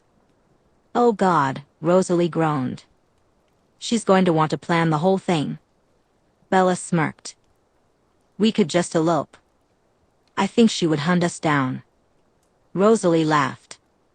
But I do like the idea of just the two of us. True. Okay, counteroffer. We let them plan our wedding, I get to see you in a gown walking towards me, and then we go on a 2-year-long honeymoon. Bella wiggled her eyebrows. We can finally take that trip east. You really want to see those cherry blossoms, don't you? Rosalie smiled lovingly. So badly, Bella whispered. And I'm good around humans now. You're great around humans now. Some of the best I've ever seen. So do we have a deal? Bella asked, holding Rosalie's hands tightly in her own, her thumb running along the engagement ring. Let our crazy family plan a wedding for us. Let Alice force us into hundreds of outfits, let Esme plan and decorate the ceremony, and let Emmett handle the after-party. Rosalie winced at the thought. Then just Bella and Rose time, Bella interjected. We deal with all that, I get to bag myself a smoking hot wife, and then we go on our honeymoon and explore the continents. Rosalie burst into laughter, a happy grin spreading across Bella's face. You have such a way with words. Well, I'd hope you're not just marrying me for my hot bod, Bella teased. A softness crossed Rosalie's face at Bella's words. We're getting married, she whispered, leaning her forehead against Bella's. We are, Bella whispered back. I told you I'd make an honest woman out of you, Hale. That you did. With that, Rosalie connected their lips in a tender kiss. Rosalie leaned in for a quick, soft kiss. I know I come from an era where we waited until marriage, but I'd like to celebrate, she said with a grin, her hands gliding along Bella's shoulders. Oh babe, that ship has sailed. Have you forgotten what I did with my tongue last night? Bella teased. It was a joke, Swan. No need to be crude, Rosalie interrupted, a playful smile on her face. Bella let out a laugh, then playfully tossed Rosalie over her shoulder and delivered a sharp slap to her rear, the sound echoing through the forest. Time to celebrate with my future bride. Bella called out, sprinting through the trees back to the car. She said yes. She said yes. All the animals in the vicinity scattered as Bella hooted and hollered, a madwoman racing through the forest with a giggling Rosalie over her shoulder. Chapter 54. Monday, May 17, 2018. This is ridiculous, Bella grumbled, tossing more clothes into her bag. It's tradition, Alice replied with a disapproving TSK. Tradition, Emmett echoed from the doorway, chuckling. But he quickly fell silent when he caught the look Bella shot over her shoulder. Tradition, Bella scoffed incredulously. We're both women, she pointed out, gesturing between herself and Rosalie, who lounged on the bed with an amused expression. Immortal women, at that. We'd had sex before marriage, and we're not getting married in a church. We're about as far from traditional as you can get. I don't care, Bella, Alice said firmly, hands on her hips. You're sleeping apart, and that's final. Bella glanced at Rosalie for backup, but Rosalie just raised her hands in defeat. This is absurd, Bella muttered, shoving the last of her items into her bag, which Emmett quickly grabbed before disappearing from sight. That wasn't so hard, was it? Alice smiled. Bella let out a low growl, and that's when Rosalie decided to step in. Okay, she laughed, hopping up from the bed. Give us a couple of minutes to say goodbye. But you're taking my bride from me for almost 24 hours. Just give me 5 minutes to kiss my woman. Bella growled in frustration. Fine. But I'll be back in 5 minutes, Alice warned, shooting Bella a pointed look before leaving the room.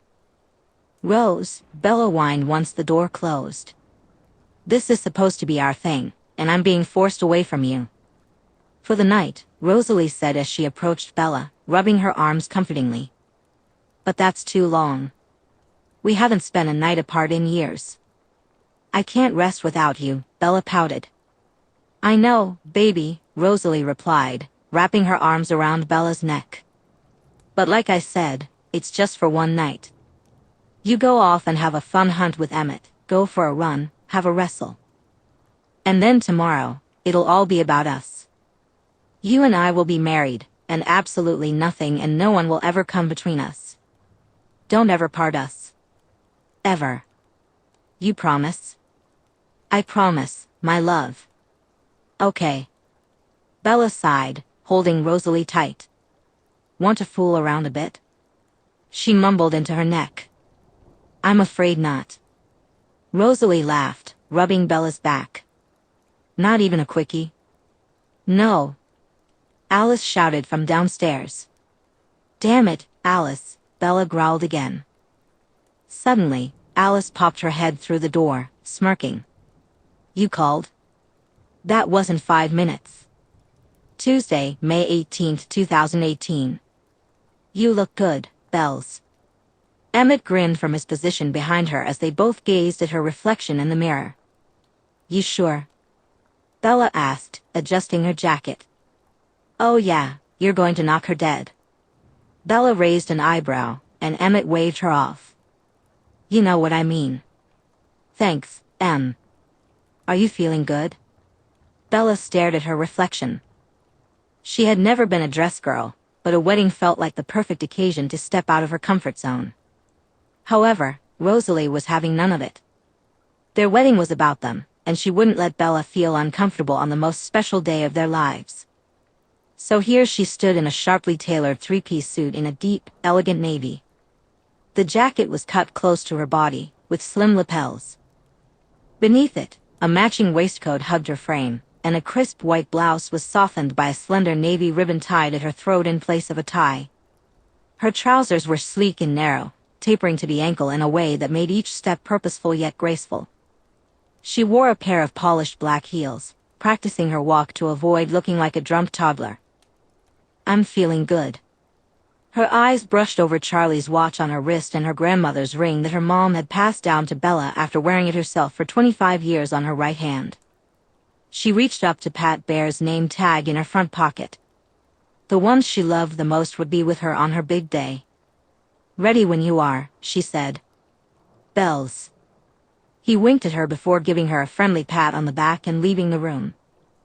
Bella took a deep breath, nodding at her reflection in the mirror before stepping out of the house and into the transformed back garden. The air was fragrant with the scent of wildflowers and morning rain as Bella took in the enchanting scene before her. Overhead, strands of white wisteria cascaded from the branches like strands of light, their delicate petals drifting in the gentle breeze. Moss-covered stumps lined the soft green aisle, each one adorned with clusters of white sweet peas, soft pink ranunculus, and lilac delphiniums that blended seamlessly with the natural forest floor. The aisle itself felt like a path laid by nature, devoid of any rigid runner, just a corridor of foliage and petals leading to an altar arch crafted from more wisteria and greenery, framing the forest beyond in a pale, shimmering embrace. Bella was grateful that the family had kept the ceremony's details a surprise from both her and Rosalie. Seeing this heavenly setting filled her with joy. As she made her way down the aisle, she nodded and smiled at the guests who had come to share this special day with her and Rose. When the pair announced their engagement, Carlisle had immediately dashed off to his office, eager to write to friends around the globe, thrilled to have something to celebrate within the family. Rose had to rein him in, allowing only a few letters to be sent, as she wanted to keep the ceremony somewhat intimate. The Irish coven sat at the back on the left side, beaming at Bella as she walked past. The youngest member complimented her outfit, which added a spring to her step. She nodded at Jasper's friends and the Egyptian coven that had arrived the night before. To her left, the Denali's grinned broadly. Tanya gave her an appraising look that would have made Bella's cheeks flush if she were still human. Irina offered Bella an appreciative nod, while Kate sent her a wink and whispered, "You know it's not too late. We can be at the Canadian border before she even realizes we're gone." Bella shook her head, laughing as Irina playfully swatted the back of her head. Carmen and Eleazar blew her kisses as she walked by. Alice quickly appeared, taking her seat next to Jasper, and sent Bella an appreciative look at her outfit. The pair smiled happily at her. Edward nodded proudly, while Emmett sat nearby with a huge grin and a thumbs up as she passed. Carlisle and Esme stood up, and Bella embraced each of them, planting a kiss on their cheeks. They complimented her on how she looked and encouraged her to take her time today, to enjoy every moment. Bella took her place at the top of the altar just as the soft, beautiful piano music, composed by Edward himself, filled the air. The melody swelled as the doors opened once more. And there she was, Rosalie Hale. She stood framed in the doorway, as if the light itself had curved to wrap around her. Her gown shimmered with every step, white silk layered over lace, fitted to her waist and flaring slightly into a train like spilled snow. Her golden hair was intricately pinned in a crown of braids adorned with tiny blossoms, and a single diamond nestled at her throat. Bella's breath caught, holding in awe as Rosalie finally reached her. "Hi," Rose whispered. "Hi," Bella echoed, reaching out to interlock their hands. "You look beautiful." The two women gazed at each other, lost in the moment, until Esme stepped forward. "Family," she began. "We are gathered tonight to celebrate two of the most special women and the most beautiful love." She looked at each of them with a joyful smile. "Rosalie and Bella, yours is a love that has surprised many, even yourselves.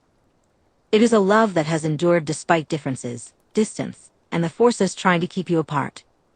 It is a love rooted in truth, grown in understanding, and strengthened now by shared eternity." Bella gently stroked her thumb across Rosalie's hand as Esme spoke. "In our world, time stretches endlessly. Forever isn't just a concept, it's a certainty.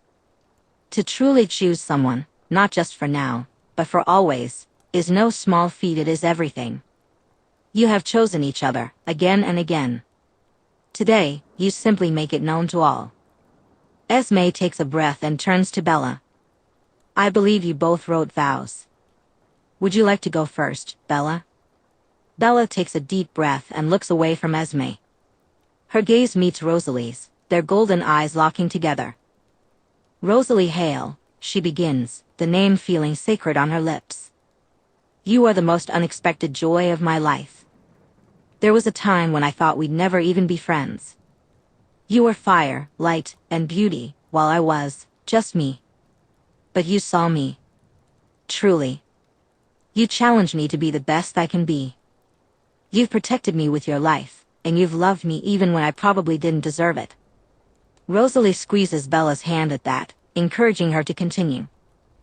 "I fell in love with you slowly, then suddenly, then endlessly. You made me believe I deserved this incredible love, real, fierce, stubborn, soul-deep love. So today, in front of our families and friends, I vow to stand beside you, to choose you every day in every version of forever. I vow to listen, to fight, to forgive, and to learn. I vow to be your safe place, your storm, your partner, your wife." Bella pauses for a moment, her lips trembling. "I vow to love you, Rosalie Hale, until the stars fade. And even then, I'll find new ones to forever love you under." Rosalie gazes at Bella with eyes full of love, holding her hands tightly. "I love you," she whispers. "I love you," Bella repeats. Esme smiles at both of them before nodding towards Rosalie. "Rose, your vows." "Bella," Rosalie starts, her voice clear yet soft. "I spent so long thinking love wasn't something I could have.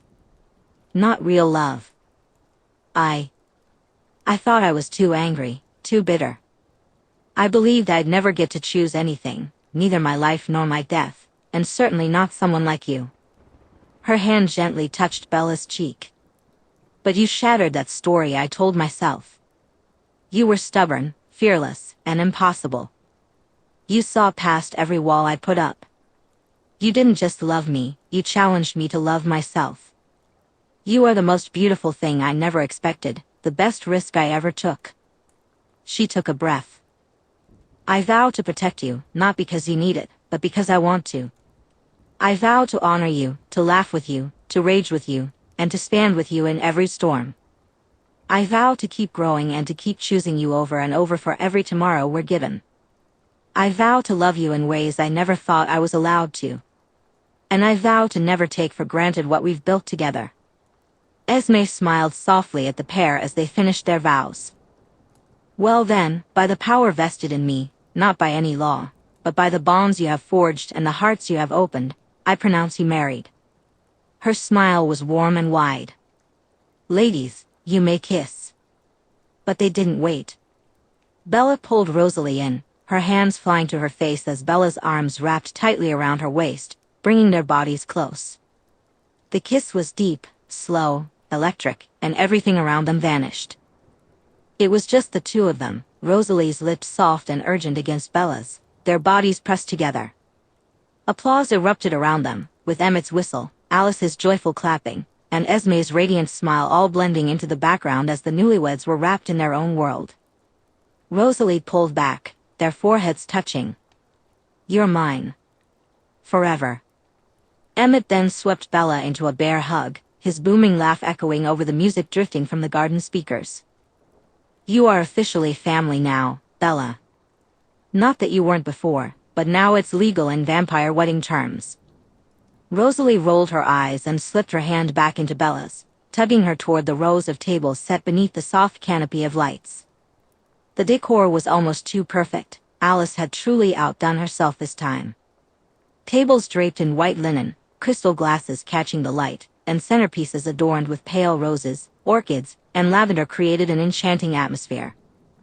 If it weren't for the cluster of vampires already chatting, laughing, and moving faster than any human eye could follow, you might mistake it for a mortal wedding. As the music picked up, a bright, jazzy tune that Alice must have chosen began to play, enticing a few guests to drift toward the open dance space between the tables. Jasper offered his hand to Alice, and they spun together so effortlessly it was almost unfair. Esme and Carlisle followed, gliding in perfect synchrony. Bella glanced sideways at Rosalie. "Would you like to dance?" "Are you sure? I thought you hated dancing in public." Bella smiled, stepping forward and extending her hand. "Today, I'll make an exception for my beautiful bride." And with that, Bella led Rosalie to the dance floor, one hand resting on Rosalie's waist while the other curled around hers. For someone who claimed to dislike dancing, Bella moved with surprising grace, her smooth, confident steps guiding Rosalie without her even realizing she was following. "You're staring," Rosalie murmured. "Can you blame me?" Bella grinned. "I just married the most beautiful woman in the world." "You're ridiculous." "True." Bella shrugged, leaning in just enough for her chestnut hair to brush Rosalie's cheek. "But I'm yours." For the next few songs, they remained on the floor.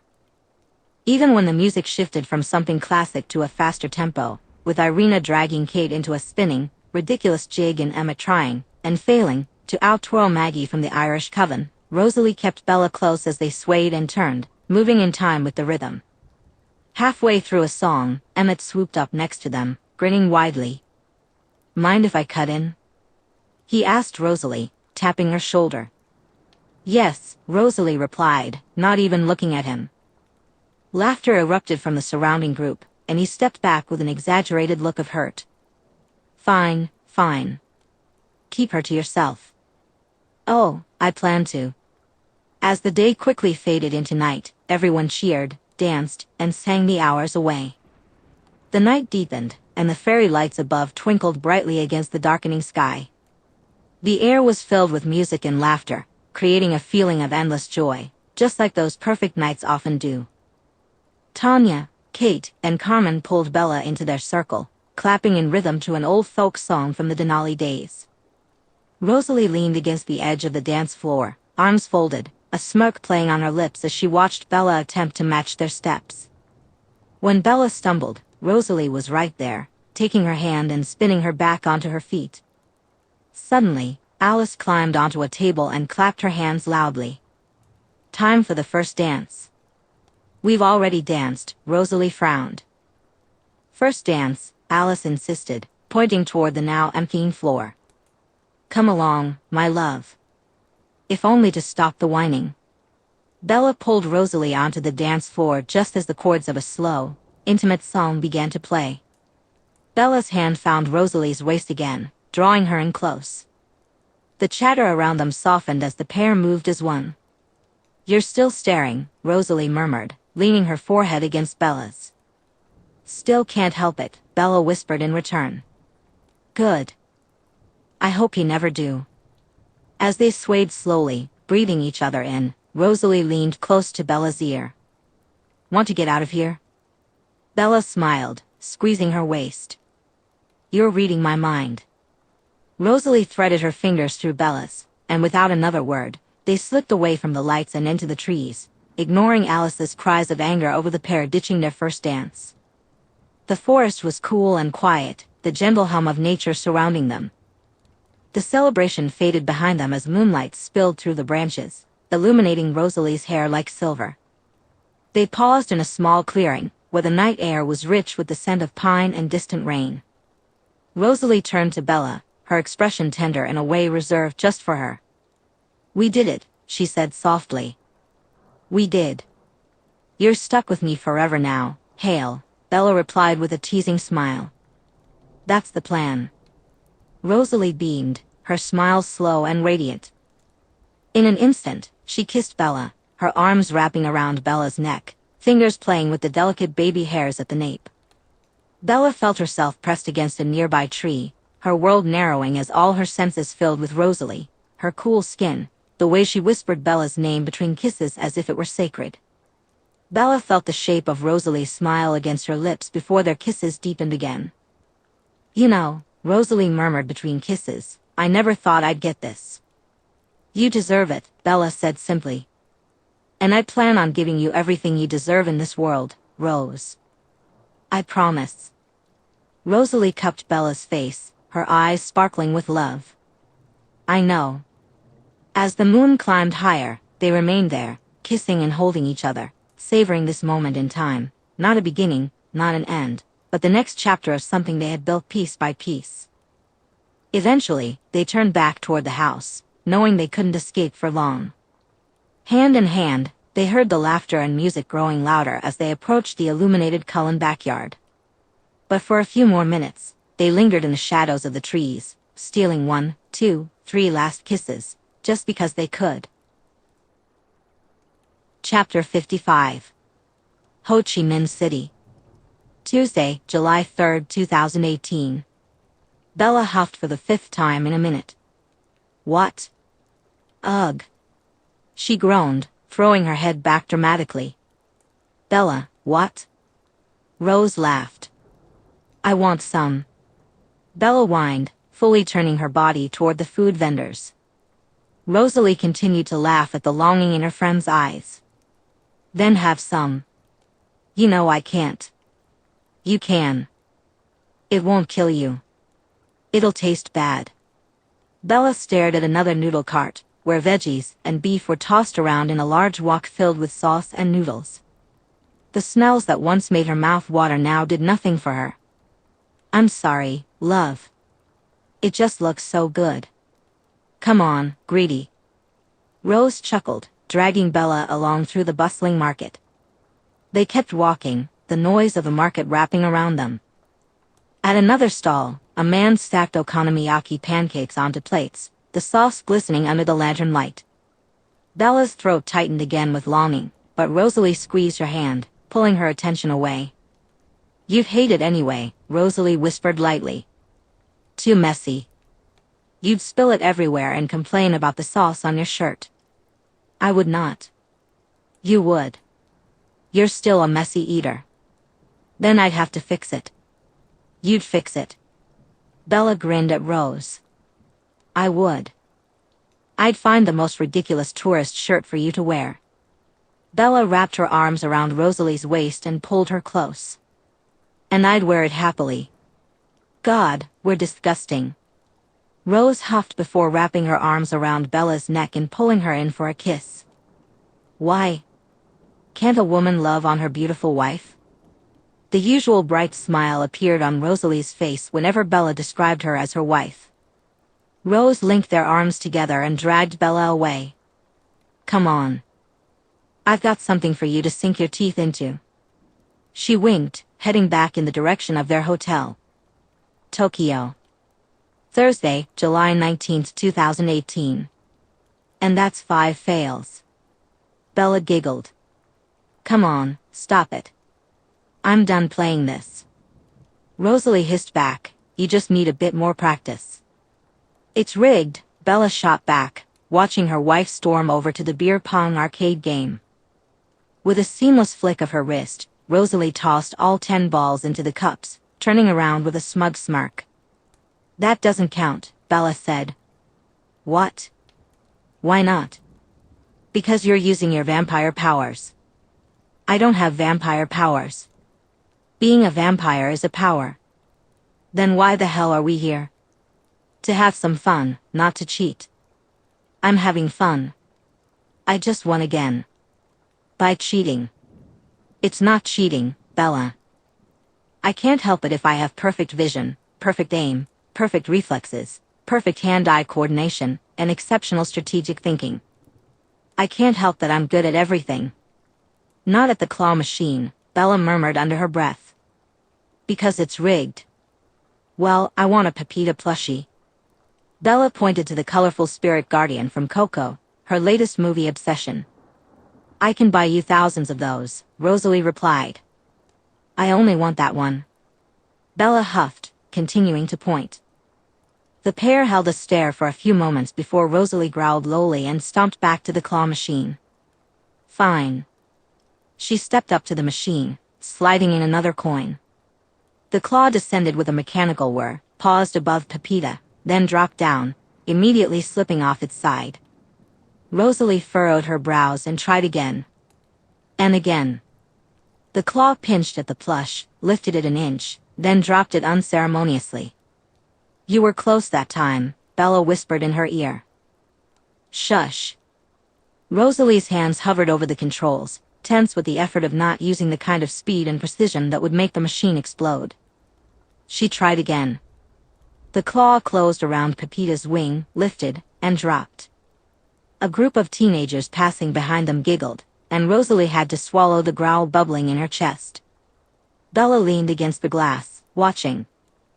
You know. For someone who can dismantle an engine in 10 minutes flat, you're surprisingly bad at this, Bella teased. Rosalie shot her a glare. Do you want this thing or not? I do, Bella replied, trying to stifle her laughter. Then shut it. Rosalie fed another coin into the machine, then another. The counter ticked upward, 5 tries, 10 tries, 12. Her movements became sharper as frustration simmered beneath the surface. By the 17th attempt, Bella was nearly doubled over with silent laughter. You're going to break it, Bella warned. I'm going to win, Rosalie snapped, her lip curling as the toy dropped once more. By the 22nd attempt, Rosalie's eyes were narrowed to slits, her jaw set in determination. One more, she growled. Bella leaned close. If you don't get it this time, I'm trying. They're going to close soon. Rosalie dropped another coin, guided the claw, and this time it closed around Pepita's torso. The plush rose, wobbling precariously, and for a breathless moment, Bella thought it would tumble free again. But then, by some miracle, it slid into the prize chute with a soft thump. Rosalie's shoulders dropped as she exhaled like she'd just fought a battle, her head falling against the glass. It's over, she whispered, almost too quietly for Bella to hear. Bella darted forward, scooping the plush out of the chute and clutching it against her chest, beaming. You did it. Rosalie looked torn between pride and irritation. It took 23 tries. And it was worth every one, Bella said. She leaned up and kissed her quickly, the Pepita plush squashed between them. Rosalie pouted as Bella pulled back, reaching over to tug on her belt buckle. I better get more thanks than that. Oh, you shall, Bella grinned, grabbing her arm and pulling her from the arcade. But first, let's give our new friend a tour of the city. They already live here, Rosalie protested but allowed Bella to lead the way. Bella pulled Rosalie through the vibrant streets of Tokyo, secretly delighted to be leading her from one exciting spot to another. Bangkok hit them like a wave on August 20, 2018. Music spilled from every direction, live bands, karaoke bars, and nightclubs pulsating with bass. The air was thick with humidity, but Bella couldn't have been happier that the heat was no longer an issue for her. She tugged Rosalie through the throngs of people, effortlessly weaving past clusters of tourists adorned with neon bracelets and locals balancing trays of food and drinks. The chaos, which might have overwhelmed her when she was human, now felt exhilarating. Bella glanced at Rosalie, who was scanning the street with her sharp gaze. "Where do you want to go?" Rosalie didn't answer right away. She paused, listening intently, her expression sharpening. Bella followed her lead and soon caught it too, the deep thrum of bass. Rosalie smirked slightly. "This way." As they walked, the sound grew louder until they reached a low building pulsing with colorful lights. A bouncer waved them inside without hesitation, and they were suddenly engulfed by music so loud that Bella could feel it in her chest. The club was packed, a mix of locals and tourists pressed close together on the dance floor, all illuminated by flashing strobes. The air was thick with the scent of sweat, alcohol, and perfume, a dizzying blend that clung to everything. Rosalie didn't hesitate. She grabbed Bella's hand and pulled her into the crowd. Bella laughed as they were surrounded, but it didn't matter. They formed their own orbit, circling each other, their bodies brushing with every beat. "You're not bad," Rosalie winked, leaning closer. "Not bad?" Bella chuckled breathlessly. "You know exactly what my hips can do, Hale." Rosalie didn't deny it and allowed Bella to spin her around before catching her again by the waist. They moved closer, their hips finding the same rhythm as the music enveloped them. Minutes blurred into one another, the pulsating sound and flashing lights painting their night with excitement. Rosalie's hair shimmered with shades of gold and red. The two of them let loose, laughter bubbling up as Bella dipped Rosalie, who clung tighter when Bella pulled her back up. The playful dance took a turn when Rosalie's hand moved up, teasing the baby hairs at the nape of Bella's neck, something she knew always ignited a spark in her wife. Bella pressed closer, her lips finding Rosalie's in a kiss. A flicker of heat surged through her as Rosalie's body pressed against hers, moving in sync with the music. They kissed again, more passionately this time, while the crowd around them remained blissfully unaware. Bella's hand slipped beneath the edge of Rosalie's shirt, her fingertips brushing against cool skin. Rosalie deepened the kiss, grinding against Bella, but Bella pulled back, suddenly aware of the many eyes that might be watching. "Rose," she breathed, "we need to leave before we give these people a show." Rosalie responded with a wicked grin, not bothering to argue. She grabbed Bella's hand and pulled her toward the exit, weaving through the throng of dancers and out into the vibrant Bangkok night. Hand in hand, they strolled through the city, past the hustle and bustle. The heat between them crackled as they navigated busy sidewalks and quickly crossed bustling streets. Before long, they arrived at their hotel, where the lobby felt hushed compared to the chaos outside, but neither of them slowed down. They reached the elevator and stepped inside. As the doors closed, Rosalie pinned Bella against the wall, kissing her fiercely and without restraint. Bella laughed against Rosalie's lips, tugging her closer, their hands roaming as the numbers lit up. They tumbled into their hotel room, Bella spinning around and pressing Rosalie against the door with a loud thud. "Careful," Rosalie chuckled against her lips. "This is an old building." "We'll leave a good tip when we check out," Bella replied. "So generous," Rosalie teased, walking them backward further into the room. But just as Bella's legs were about to hit the bed, she flipped their positions again. "Tell me," Bella whispered against her. "Tell me what you want me to do," Bella said, her lips brushing against Rosalie's. "I want you to make me come," Rosalie replied, her voice thick with desire. "How?" Bella asked, teasingly. "Your mouth and your fingers." With a firm kiss, Bella pressed Rosalie back against the bed, her hand resting on Rosalie's chest. As Rosalie's hair fanned out, she arched her back, surrendering to the moment. Bella wasted no time, tearing their clothes off with eager hands. Kneeling, Bella wrapped her arms around Rosalie's hips, pulling her closer to the edge of the bed. Her fingers dug into Rosalie's skin as she finally dove in, running her tongue through the soaked folds before her. The sounds Rosalie made were intoxicating, moans and sighs filled the humid air, echoing off the walls. Bella explored every inch, seeking out the spots that made Rosalie's hips buck and her thighs quiver. It was as if Rosalie grew even wetter with every flick of Bella's tongue, and Bella was determined to savor every drop. When she pressed her tongue against Rosalie's clit, Rosalie began to writhe, riding Bella's mouth. "Right there, Bella." "Ooh, fuck," Rosalie whimpered, her hands grasping at Bella's. "I need your fingers, inside." Bella obliged, sliding her middle finger inside Rosalie without hesitation. The sound that escaped Rosalie's throat was wild and primal, loud enough that Bella was certain the entire hotel could hear, but neither of them cared. "More," Rosalie gasped, her hips bucking. "Fuck, give me more." With a second finger joining the first, Bella held Rosalie steady, her strength tested as Rosalie moved against her. Bella thrust deeper, matching Rosalie's rhythm as she ground against Bella's tongue. "Oh, fuck, Bella," Rosalie cried out, her head thrown back, eyes closed, mouth open and panting. "You're so beautiful," Bella rasped, feeling a surge of desire as she continued to pleasure her wife. Bella pressed her fingers deeper inside Rosalie before wrapping her lips around her clit once more. "I'm close. Bella, I'm so close, baby, keep going," Rosalie moaned, her body bucking faster and harder against Bella's touch. Bella could feel Rosalie tighten around her fingers, and she curled them just the way she knew would send her over the edge. "Fuck, yes," Rosalie exclaimed, her release washing over her in a deep, shuddering moan, her thighs closing around Bella's head as warmth coated her face.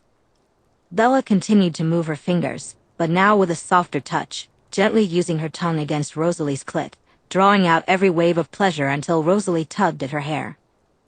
Bella leaned back on her heels, savoring the moment as she sucked her fingers clean, determined to taste every last drop of Rosalie. When she looked up, she saw Rosalie sprawled back on the king-sized bed, utterly spent. Bella chuckled softly to herself before shifting to lay half against Rosalie, pressing a tender kiss to her parted lips. Opening her eyes, Bella gazed at Rosalie in wonder. "I'll return the favor as soon as I get the feeling back in my legs," she said with a grin. Rosalie laughed softly, holding Bella close with one arm. Bella kissed her soundly once more. "Don't worry. I think we have the time." Zhangjiaji. Friday, the 14th of 2018. The mountains rose like stone towers, veiled in drifting mist. From the park's entrance, tourists queued for cable cars, their voices echoing in the narrow valley. But Bella and Rosalie slipped away into the shadows, moving faster than the human eye could follow. They scaled the cliffs effortlessly, their fingers gripping the rough sandstone, their feet finding holds that no climber would dare attempt. The wind grew sharper as they climbed, tugging at their hair and carrying the scent of pine. When they reached the first peak, Bella stopped in awe. The sandstone pillars stretched in every direction, hundreds of them jutting skyward like the bones of the earth itself. Some were capped with trees clinging to sheer rock, while others were shrouded in mist. "Looks like another planet," Bella whispered. Rosalie stood beside her, arms crossed, scanning the valley. Humans only ever see the safe parts, railings, bridges. They never get this. Bella pressed her palms against the rough sandstone, gazing out from a ledge hundreds of feet above the valley floor. The mist rolled beneath them like an ocean. "It's like walking on clouds," she murmured. Rosalie crouched beside her, her eyes sweeping across the horizon where hundreds of pillars stretched in every direction. "It makes our mountains look small." Bella laughed quietly. "Everything makes forks look small."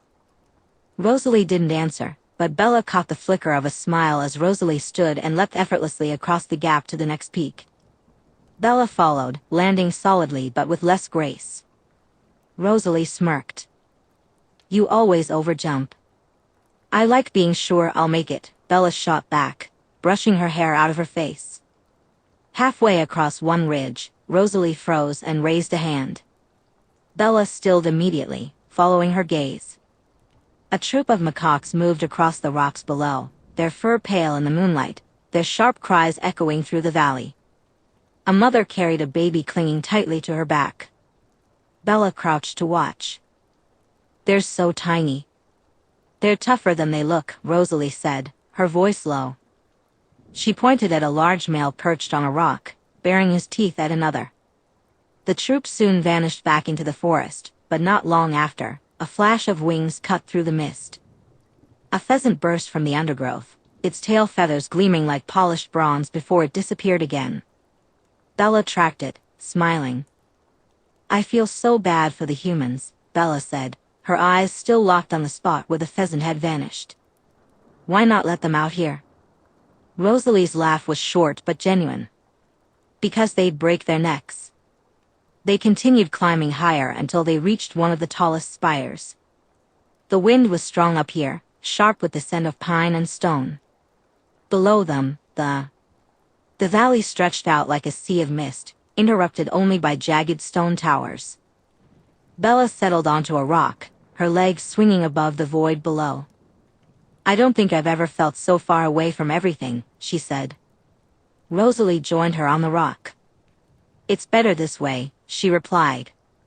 "No noise. No people. Just us." Bella glanced at her, a faint smile playing on her lips. "God, you're obsessed with me," she teased. Rosalie didn't deny it. She tipped her head back, letting her hair fly behind her as she turned to Bella. "I really am." For a long while, they sat in silence, the only sounds being the wind and the faint cries of birds echoing between the cliffs. The sun dipped lower, painting the sky in hues of rose and violet. Bella turned, catching Rosalie's profile in the last of the light. She reached up, tucking a strand of hair behind Rosalie's ear, her fingers lingering against her skin. Rosalie met her gaze, and without needing to say anything, Bella leaned in and kissed her, slow and unhurried.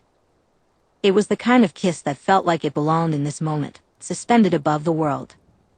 When they finally parted, Bella whispered, "I love you." Rosalie's reply was simple and steady. "I love you too."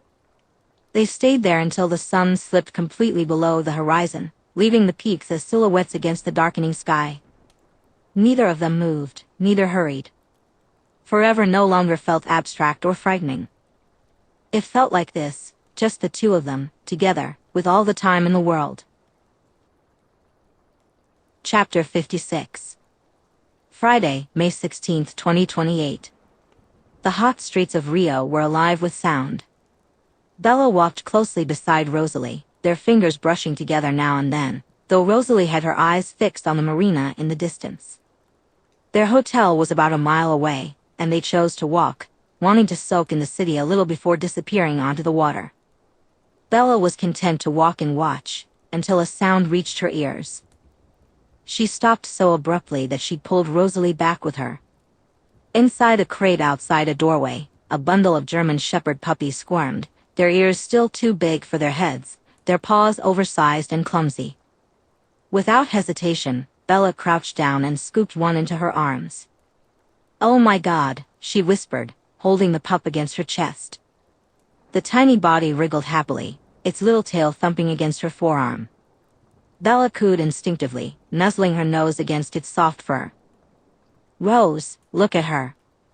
She's perfect. Oh my goodness, you are just the cutest." Bella rocked the German Shepherd puppy in her arms. "Do you want to come live with me?" "Oh yes, you do."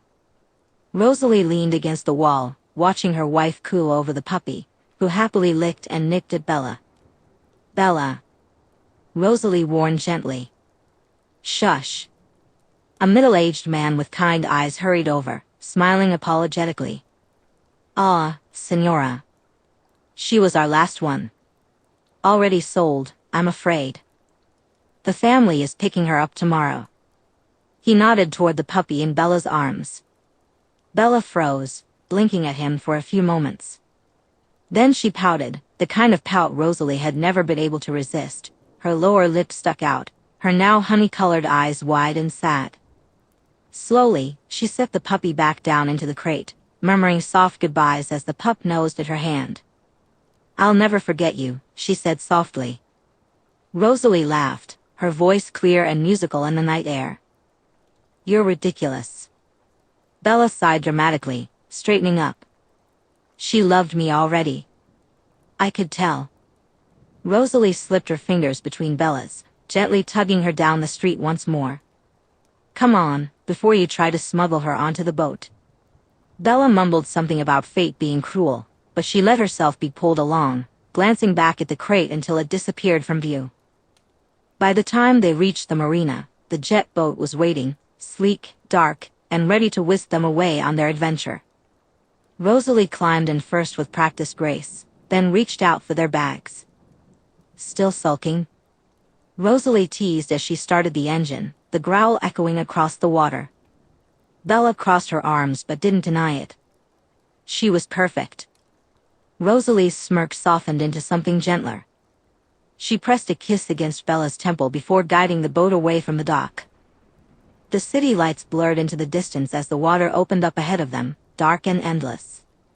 "Tell you what," Rosalie said over the rush of the wind, her eyes focused on the vast ocean in front of them. "When we get home, we'll settle down somewhere, and we'll look for a pup." For the first time since they lost Bear, Bella felt truly open to the idea of having a puppy again, and there was no way Rosalie was going to dim that spark in her eyes. Bella turned, her eyes wide, her pout forgotten. "Really? You mean it?" Rosalie spared her a quick glance, a smile curving her lips. "I promise." Bella blurred to Rosalie's side and leaned against her. "I love you," she mumbled against her cheek, planting kisses all over her face. Sunday, May 18, 2028. Bella leaned back on her sun lounger, turning the page of the latest book she was reading. The air was warm and thick on Al Esme as the pair enjoyed another beautiful day on their anniversary trip. Bella had lost track of time hours ago, but it didn't matter anymore. Years meant something different when you had forever. She sprawled on the chair, legs stretched out, book in hand, her eyes darting down the page while the sound of the waves gently lapped against the shore. The sound of waves filled the air. Bella was so engrossed in her latest book that she didn't even notice the shift in air pressure as Rosalie emerged from the ocean. She was oblivious to the soft sound of droplets cascading from Rosalie's golden hair until she felt cool water trickle onto her warm stomach. Startled, Bella blinked up and broke into a grin. "Hi," she said. Rosalie stood over her, her hair slicked back, droplets glistening on her bare skin. "You have to be the most unobservant vampire in history." "You're blocking my sun," Bella replied, a huff in her voice, though her smile betrayed her. "Have a nice swim?" Instead of answering, Rosalie leaned down, letting more water drip onto Bella, and kissed her. It was slow, wet, and tasted faintly of salt. Bella let her book slide down her ribs before steadying it with one hand. Rosalie pulled back just enough to murmur, "Yum," a smirk playing on her lips. Then she draped herself across the lounger right next to Bella, her body sparkling in the afternoon sun. Bella caught herself staring and quickly tilted her book upward again, though she wasn't really reading a single word. Rosalie's gaze flicked toward the small stack of novels by Bella's chair. "How many is that now?" she asked. Bella didn't even blink. 23. Rosalie groaned, the sound so dramatic that it made Bella laugh. 23. "Bella, love of my life. We came all the way here for our anniversary, and you're..." She gestured to the stack like it was incriminating evidence. "You're running a personal library. We should be in our marital bed." Bella let her book flop against her stomach and turned her head lazily, biting her lip to suppress a grin. "Did you already forget about me spending an hour between your legs this morning?" Rosalie turned her head away, her lips twitching into a smile she tried, and failed, to hide. "I didn't forget," she admitted, her voice low. Bella smirked, feeling victorious, and picked up her book again, pretending to read. As Bella immersed herself in her book, Rosalie emerged from the ocean, playfully muttering about wives with smug faces. The sky had transformed into streaks of orange by the time Rosalie shifted closer, curling onto her side to watch Bella read. She didn't say anything at first, letting her fingers trail across Bella's stomach, absently playing with the edge of her swimwear. Bella turned another page and hummed softly. "You're not even reading anymore," Rosalie whispered. "I am," Bella replied defiantly. Rosalie playfully placed her hand over the page, blocking Bella's view. "What did you just read?"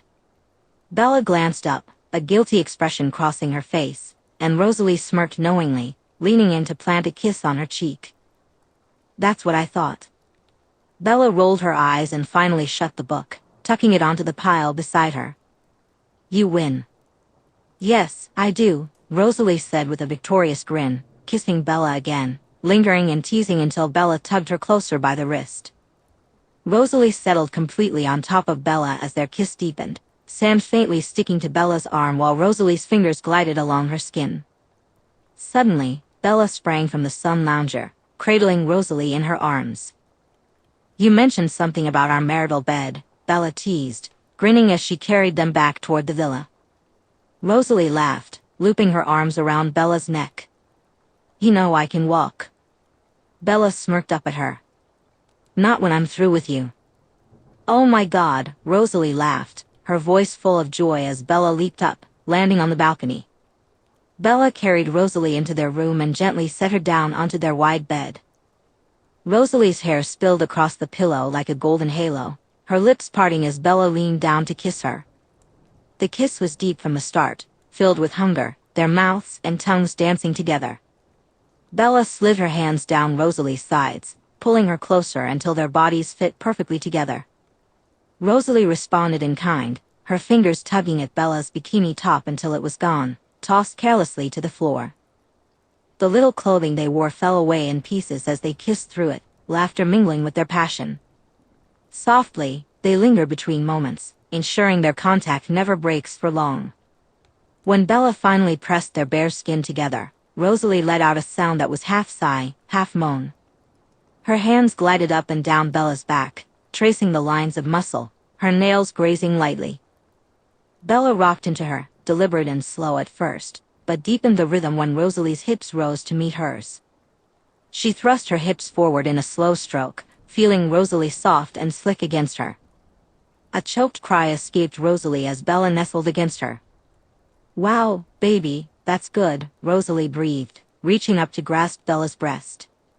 Bella let out a soft whine as Rosalie teased her nipple with her thumb, the touch sending waves of pleasure coursing through her. Bella rocked forward again, hissing at the rush of sensation that followed. She tried to slow down, wanting to savor this moment forever, gazing down at Rosalie, her head thrown back in pleasure, her bottom lip caught between her teeth. But the need was too strong.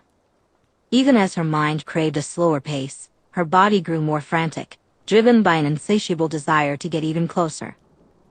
Adjusting her position, Bella bent forward over Rosalie's body, capturing one of her nipples in her mouth and sucking with fervor, never pausing the rhythm of her hips. She could feel her release building, tightening. Every now and then, their clits would find each other perfectly, almost making her sob with bliss. Rosalie reached down, pulling Bella's head up and sliding open-mouthed kisses along the column of her throat and chin until their lips met. They both groaned as their mouths connected, their rhythm growing clumsier and more frantic as their pleasure escalated. You're amazing, baby. Incredible, Bella panted against Rosalie's lips. I can never get enough of you. I love you, Rosalie mumbled against Bella's collarbone, burying her face against her, overwhelmed. I love you. I love you. Her nails dug deliciously into Bella's skin, urging her to move harder. Faster, her eyes filled with determination and ecstasy as Rosalie begins to unravel beneath her. Bella's pace is relentless, creating a pressure that leaves them both dizzy with pleasure. Rosalie can barely keep her eyes open as waves of bliss wash over her. The reinforced bed frame thumps rhythmically against the wall as they move together, the wet sounds echoing throughout the room. Bella, oh, God, you're going to make me.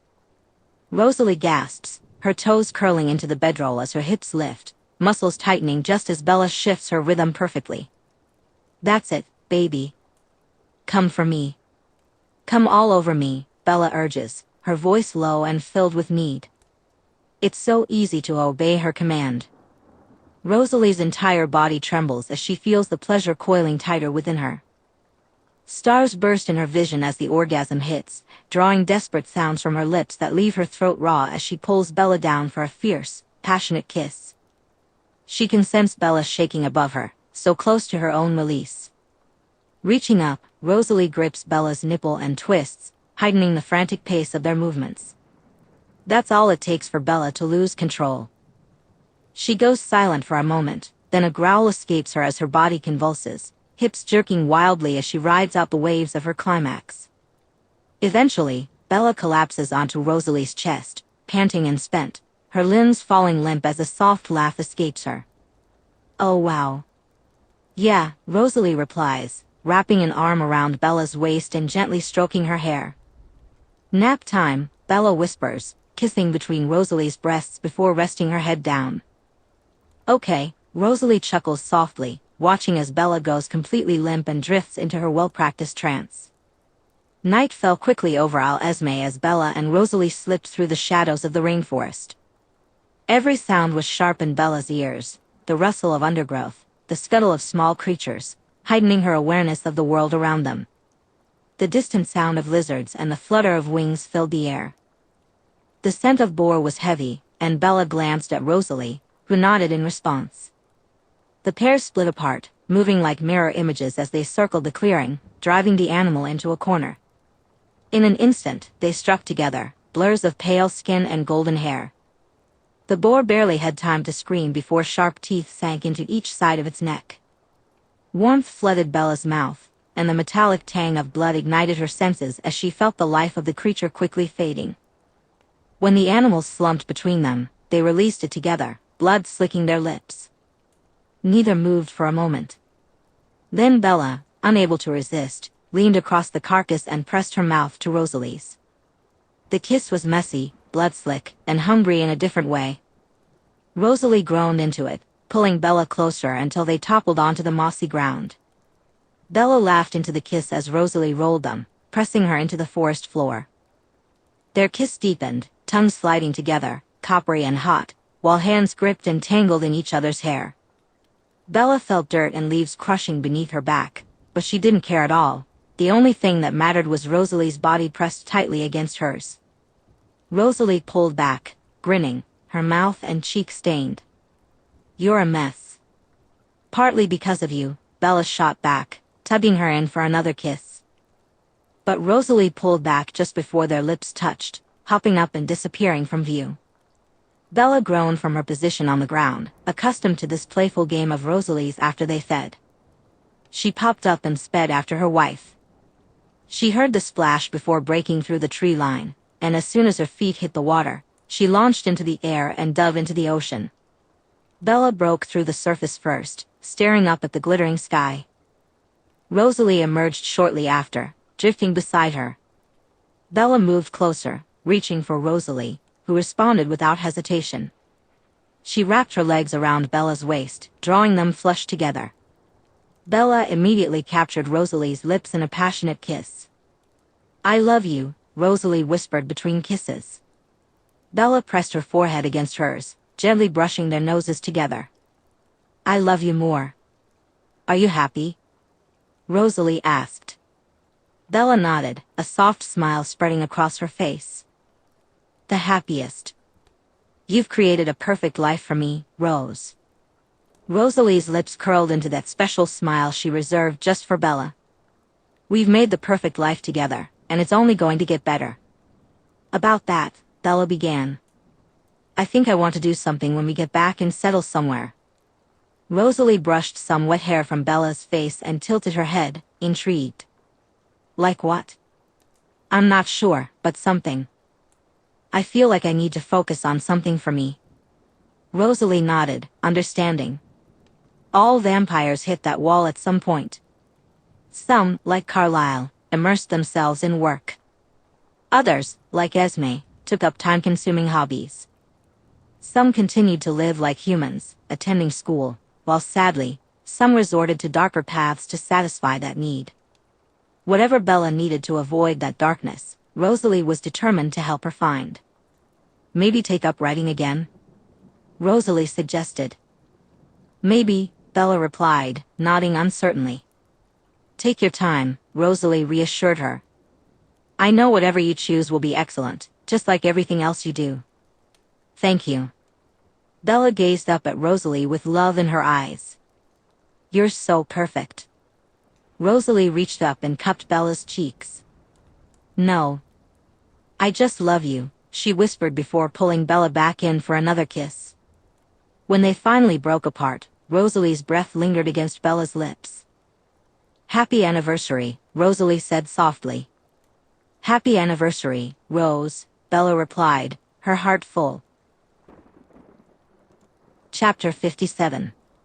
Monday, January 16, 2034. Oh, Bella laughed, wincing. That was a bad one. Did you see that? She glanced at the snoring basset hound puppy slumped beside her.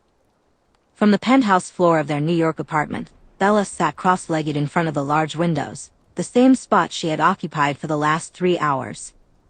Her vampiric eyes were locked onto each clumsy human who stepped onto the black ice covering the roads. Here's another, she said, spotting a man in a navy pea coat. He was holding a paper cup when he skated a few unintended feet on the icy sidewalk before gravity claimed him. His coffee arced through the air, splattering and painting the white snow brown as he landed hard, muttering a few curses. Bella burst into laughter, causing the basset hound puppy, Hippo, to wiggle at the vibrations, his already large ears twitching at the sound. She let out another cackle as a woman fell hard, the kind of fall that was sure to leave a bruise. Bella focused in on a group of friends just as the elevator dinged in the background. The sound alerted the 2 other members of the household, Moose and Goose, their 5-year-old brown Labrador sisters. Their paws scrambled against the polished wood floors, nails scraping as they bounded toward the front door to greet their favorite person. The key turned in the lock a second later, and the dogs barked happily. Goose leapt up, trying to lick Rosalie's face, while Moose proudly brought one of her favorite tennis balls in an attempt to impress. Hippo, who had stubbornly determined to stay asleep until that moment, yawned and stretched out his stubby legs. His ears flopped as he righted himself, shook off his nap, and padded toward the door to greet Rosalie as well. Hello, my loves, Rosalie cooed happily, giving them all some scratches, having to push the 2 big girls aside to shower some love on their youngest. Oh my God, Bella. Are you still people watching? Rosalie scoffed with a laugh. Bella laughed as she placed her bag down on the table. I've been gone for 3 hours.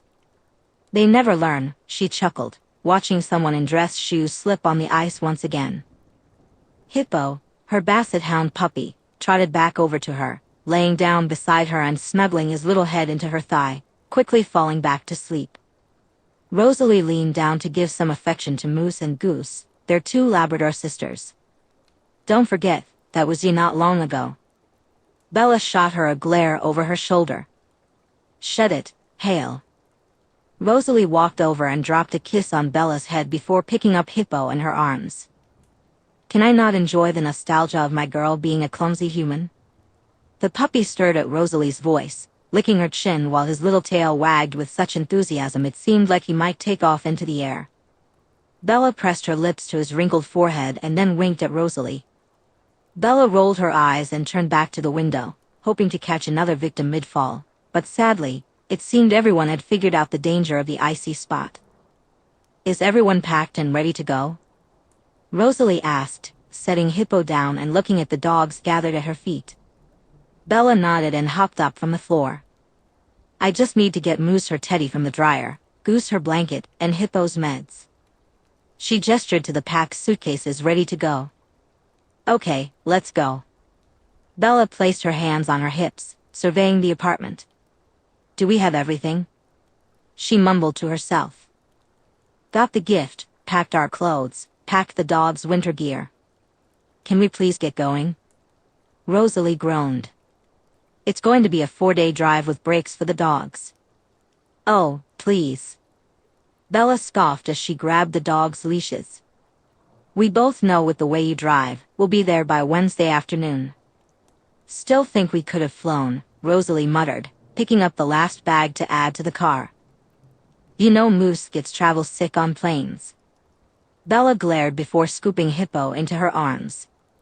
And don't act like I didn't say you could fly while I drive the dogs, Bella said, laughing. Like I'd make them put up with your driving. Rose scoffed as she opened the front door. The 5 of them made their way down to the elevator, with Hippo snoozing comfortably in Bella's arms. Rose carried the last of the luggage while the two ever-battling sisters followed behind. When the elevator arrived at the parking garage, they headed towards their large SUV. Rose settled the two girls into the back on their blankets, and Bella hopped into the passenger seat with Hippo. Rose slid into the driver's seat, adjusted the mirrors, and shot a smile at Bella as their newest family member began to snore softly. "Let's get this show on the road," Rose said. An hour into the journey, they pulled out of a rest stop in Minnesota, where they had taken a break to let the dogs eat and stretch their legs. The road stretched endlessly in front of them, and as they traveled further north, the snow grew thicker. Bella absent-mindedly stroked Hippo's soft fur, gazing out at the passing trees that whizzed by. It reminded her of how quickly time seemed to fly. She couldn't believe it had already been almost 30 years since Rosalie had walked into her life, a clumsy human tripping her way through existence. Bella often pondered how her life might have turned out if it hadn't been for Rose, but the truth was, she couldn't even imagine it, and she didn't want to. That didn't mean she ignored her past. Bella always made sure to check in on the ones she had left behind. Her mother was still with Phil, now at an age where hobbies had become her norm. Her old friends, all now in their mid-40s, were doing well. Angela was still traveling the world as a renowned photographer. Eric was working as an editor-in-chief in New York with his wife and twin sons. Mike was still in Forks, successfully running his parents' store, also married and now a proud girl dad to a daughter. And then there was Jessica, who was thriving on stage, earning a Tony a couple of years back. The most surprising revelation for Bella was discovering that Jessica was married to a woman named Brittany. The four of them still got together whenever they were back in town. During their visits to Forks, Bella and her family always raised a beer to their old friend Bella. It startled her sometimes, even now, how quickly eternity moved. When she was human, even a decade felt enormous. Whole lifetimes could unfold in 10 years, marriages, children, careers, and losses. Now, 10 years slipped by like a dream she could still recall in vivid detail, and she cherished every moment. After their 10-year anniversary trip, Bella began to seriously consider what she wanted to do with her life. She loved traveling the world with her wife, but a sense of restlessness began to creep in, catching her off guard. Surrounded by love and everything she could ever desire, there was still something gnawing at her. Once Rosalie explained how common this feeling was, almost like they had come to the realization that they were frozen in time, with no ending chapter ahead. It made sense. The first spark of an idea came one night as she and Rosalie walked along the quiet streets of Seattle. It was late, the kind of hour when no humans were around, and the only sounds were the buzzing street lamps and the occasional passing car. As they passed an alley, they heard a sharp whimper. Curious, they ventured down and found a small dog trembling under a dumpster. Its big brown eyes instantly reminded Bella of Bear, and without hesitation, she scooped the pup into her arms. Thankfully, it turned out to be just a lost dog that had run away from a loving home, and the grateful family was reunited the following day. That encounter with the lost and scared dog set Bella's mind racing. It began with a simple thought: maybe she could donate to some dog shelters. She had the funds, thanks to Alice's savvy stock market strategies, but just donating didn't feel right. The idea evolved in Bella's mind into something more meaningful: caring for animals, searching for lost and lonely dogs in need of a safe and happy place. Once her family heard about her endeavor, they were all instantly on board. Jasper and Alice tapped into their contacts, found an empty space in Seattle, and secured all the necessary permits and licenses she might need. Esme dove into the design of the shelter, with Emmett working tirelessly to get everything ready. Carlisle took charge of hiring, as he had a natural rapport with humans. Meanwhile, Edward and the Denali family scoured thousands of shelters across the country, searching for dogs in desperate need of rescue from kill shelters. After 7 months of hard work, they were finally set up in North Seattle. They rescued street dogs and those trapped in dangerous situations, such as puppy mills and fighting rings, as well as dogs in less-than-ideal shelters. They rehabilitated, fostered, and matched these dogs with loving families who would give them the care they deserved. Sometimes, they even took in older pups that needed a safe and loving place to spend their twilight years. And that's how Bears Haven was born. With thousands of staff members and Bella as the mysterious big boss at the helm, she made it a point to show her face at the locations she could. Even when she wasn't there in person, nothing happened without her knowledge or approval. Now, after a decade, they had shelters all over the country, expanding their mission to rescue and home all types of animals. Bears Haven was actually how Moose and Goose came into their lives. The two sisters were found in a bag under a park bridge and, thankfully, taken to the nearest shelter, which happened to be their facility in Denver. Rose was visiting that shelter when she fell in love with the girls instantly. She flew them both home to Bella in Portland, where Bella was busy setting up another shelter. Naturally, Bella couldn't deny her wife, and that's how they welcomed their first pup since Bear passed. Just a few months ago, they adopted Hippo, the last puppy left at an adoption event. Rose knew from the moment Bella and the puppy locked eyes that they were destined to become a family of 5. Bella pulled herself from her stroll down memory lane and glanced around the car at the family she had been blessed with. Hippo lay on his back across Bella's thighs, his comically large ears spread out, and his little legs flailing playfully. Twitching in the grip of whatever dream he was having, the girls were in the back, both awake and chewing on either end of a bunny they had since Bella and Rosalie brought it home. Bella finally turned her gaze to Rosalie, the woman responsible for all the good in her life. Relaxed in her seat, Rosalie's fingers tapped along to the rhythm of the music on the radio. Bella understood that they were soulmates, and with her heightened vampire emotions, she should feel overwhelmingly in love with Rosalie. Yet, she was still surprised by the depth of her feelings. She craved Rosalie all the time, her touch, her kiss, her scent, even just the comforting presence of her on the couch beside her. All she wanted was Rosalie. "Hey," Bella said, jumping from her thoughts to find Rosalie looking at her with an amused expression. "Hi," Bella grinned. "Hi," Rosalie laughed. "You good?" "You've been staring." "I'm good," Bella replied, nodding as she reached over to lay her hand on Rosalie's thigh. "Just enjoying the view of my wife." Rosalie's eyes softened even more as she clasped their hands together. "It'll be a few hours until we stop next. Why don't you take a nap?" She winked. Bella squeezed Rosalie's hand, laughing as she closed her eyes and slipped into a meditative state, her daydreams filled with thoughts of Rosalie. Thursday, January 19, 2034. The last stretch of the drive was quiet, broken only by the low hum of the engine and the occasional snore from one of the girls in the back seat. The pair sprawled across their blankets, their heads resting against one another, inseparable as always. Hippo was awake, standing on Bella's legs and looking out the window as they approached the Denali cabin. Over the past decade, it had transformed into something out of a fantasy novel. Rosalie slowed the car, the tires crunching over the snow-packed driveway. Before she had even come to a complete stop, the front door swung open and 4 figures emerged. Esme, graceful as ever, stepped out with Alice beside her, a flurry of energy. The energy in the air was palpable as Tanya and Kate approached. Kate didn't waste a moment. The second my door cracked open, she was right there, reaching into my lap with a delighted laugh. "Oh my goodness, he's perfect," she exclaimed, lifting Hippo into her arms. She buried her face in his fur, inhaling deeply. "Nothing in the world smells as good as a puppy." Hippo blinked up at her with his curious brown eyes and then licked her chin. Meanwhile, Goose and Moose tumbled out of the car, their tails wagging furiously as they circled Tanya's legs like overgrown children. Tanya bent down to ruffle their ears and gently kissed their heads. "Hello, little ladies," she said warmly. Esme reached Bella next, pulling her into a gentle embrace and kissing both her cheeks before turning to hug Rosalie tightly. "You're late," Alice said, stopping in front of Bella. "The girls wanted to play in the snow for a bit," she added, nodding toward the sisters who were now all over Esme.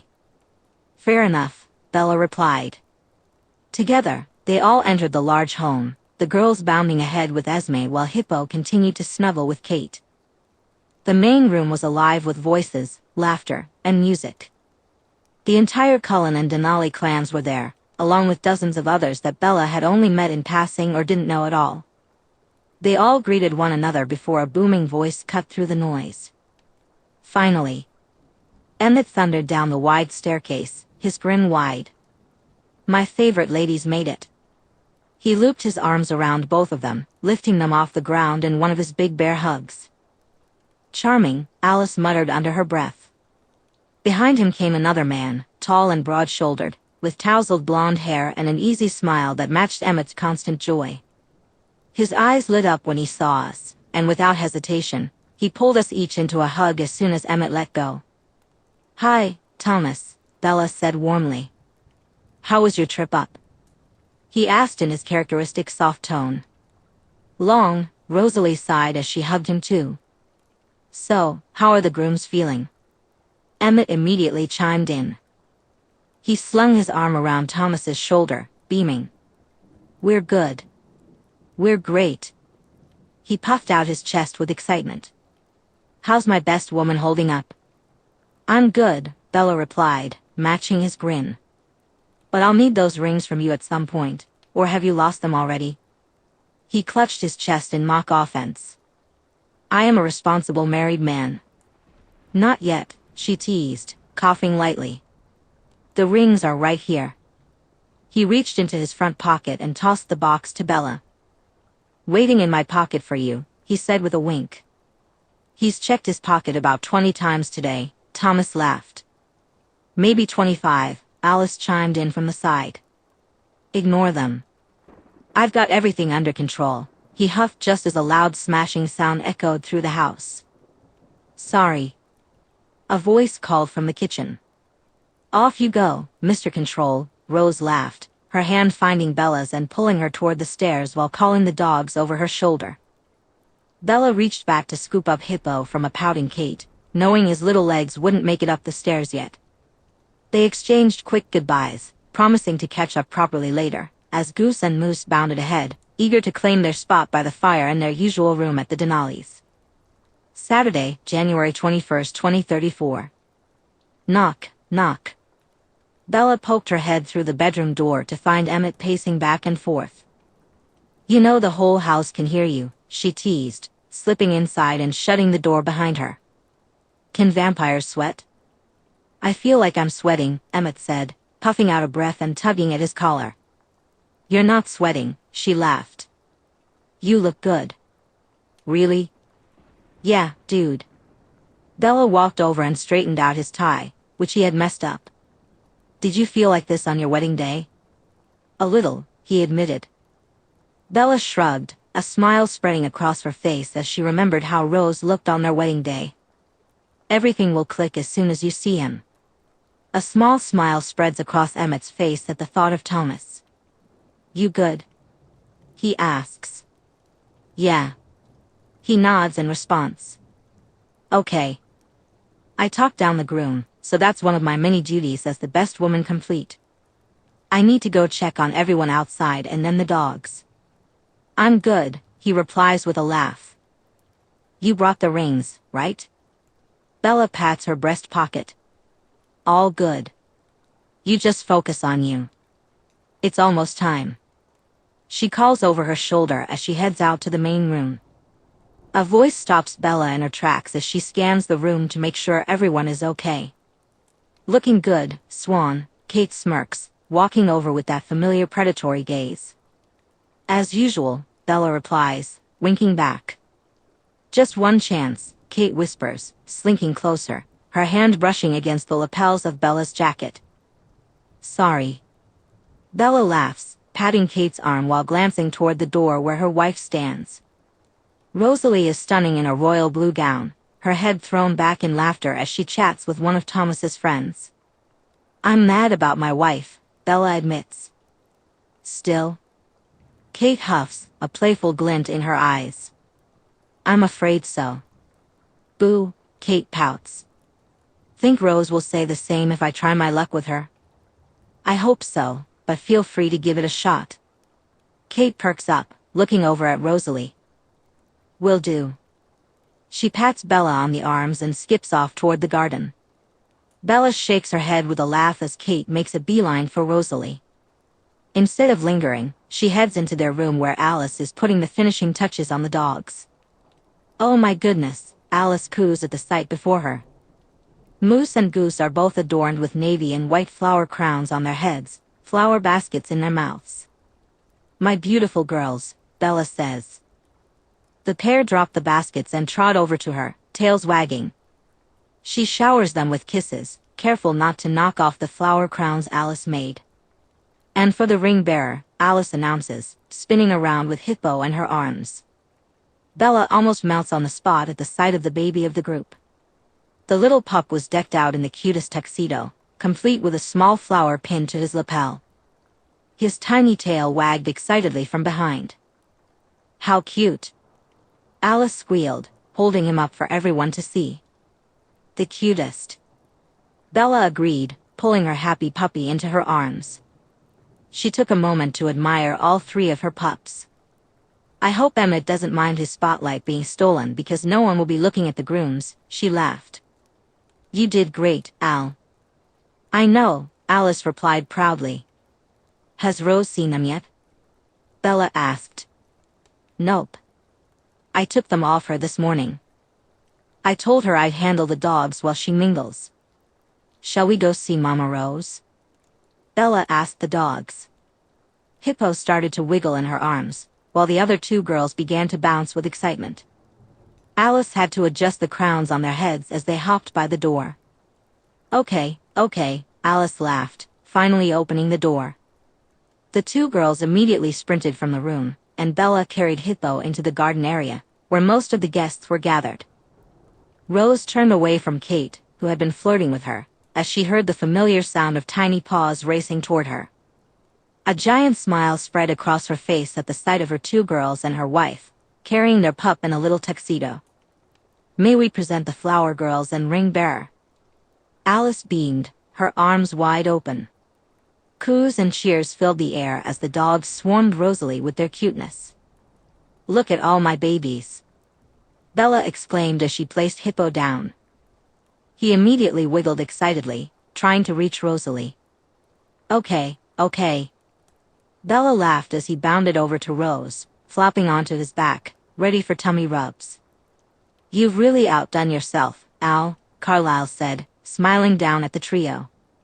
"Don't I always?" Alice replied with a wink. "Yes, you do," Esme added, taking in the joyful scene before clapping her hands. "Time to get this show on the road. Would everyone please take their seats?" She called out to the guests scattered across the yard. The Denali clearing had been transformed overnight into a winter wonderland, with rows of chairs dusted in fresh powder and tall trees adorned with twinkling lights. Pines were strung with tiny lights, and an altar was framed by evergreen branches and white roses. Navy ribbons adorned each chair, which began to fill as everyone eagerly followed Esme's requests. Bella crouched in the snow to adjust the little flower crowns resting on Goose and Moose's necks. The labs wagged their tails enthusiastically, sending snow flying in all directions. Rosalie lifted Hippo, knowing the puppy would likely wander off in search of snacks or belly rubs.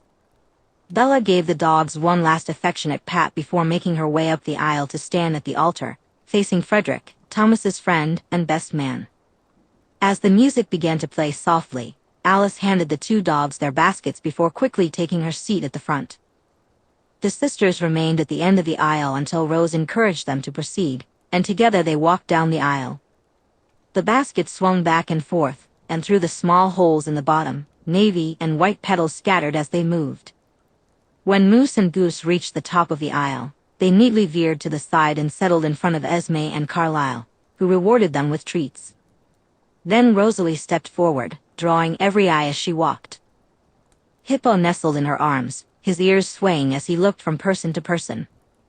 When she reached the altar, Bella bent down to take the ring box from Hippo's collar, brushing her lips softly against Rosalie's before they parted. Rose took her seat with Hippo just as the music swelled. Then Emmett and Thomas appeared, hand in hand. Emmett wore a wide grin as he soaked in the moment, while Thomas's smile was steady and filled with quiet joy. They stepped onto the altar and turned to one another as another of Thomas's friends stepped forward to officiate. The ceremony unfolded beautifully, with Emmett's vows delivered in his charmingly heartfelt style. Emmett's eyes never left Thomas, his chest rising and falling as if he could barely contain the happiness inside. Thomas spoke his vows with a steady voice, but his thumb brushed over Emmett's knuckles, a constant reminder of his need for that connection. The rings were simple, 2 shining silver bands nestled in a small box. When they sealed their marriage with a kiss, the clearing erupted in applause, cheers ringing out as the couple danced their way down the aisle. The moment the ceremony concluded, the celebration began. The clearing was aglow with hundreds of tiny lights strung from tree to tree, casting a warm golden hue over the snow. Music blared, lively and inviting, drawing everyone to the makeshift dance floor. At one point, Emmett lifted Thomas onto his shoulders, spinning around as the crowd roared with delight. Even the dogs joined in the fun, with Goose and Moose darting between legs, petals still caught in their fur. Hippo, the little puppy, tried to keep up but soon collapsed in a heap of ears and paws, fast asleep in the middle of the chaos. Edward quickly scooped him up, the small puppy looking tiny against his tall frame as he bundled him in his arms. He swayed absently to the music at the edge of the crowd, his expression carefully schooled into his usual brooding mask. But Bella could see the corner of his mouth betray him, curling upward as his eyes followed his brother's joy.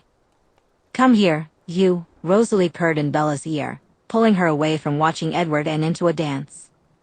Bella spun Rosalie around before pulling her close, wrapping her arms around her waist. "Have I told you how beautiful you look?" Bella whispered.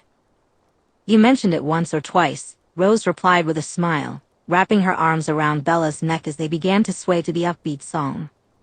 The pair were lost in their own world.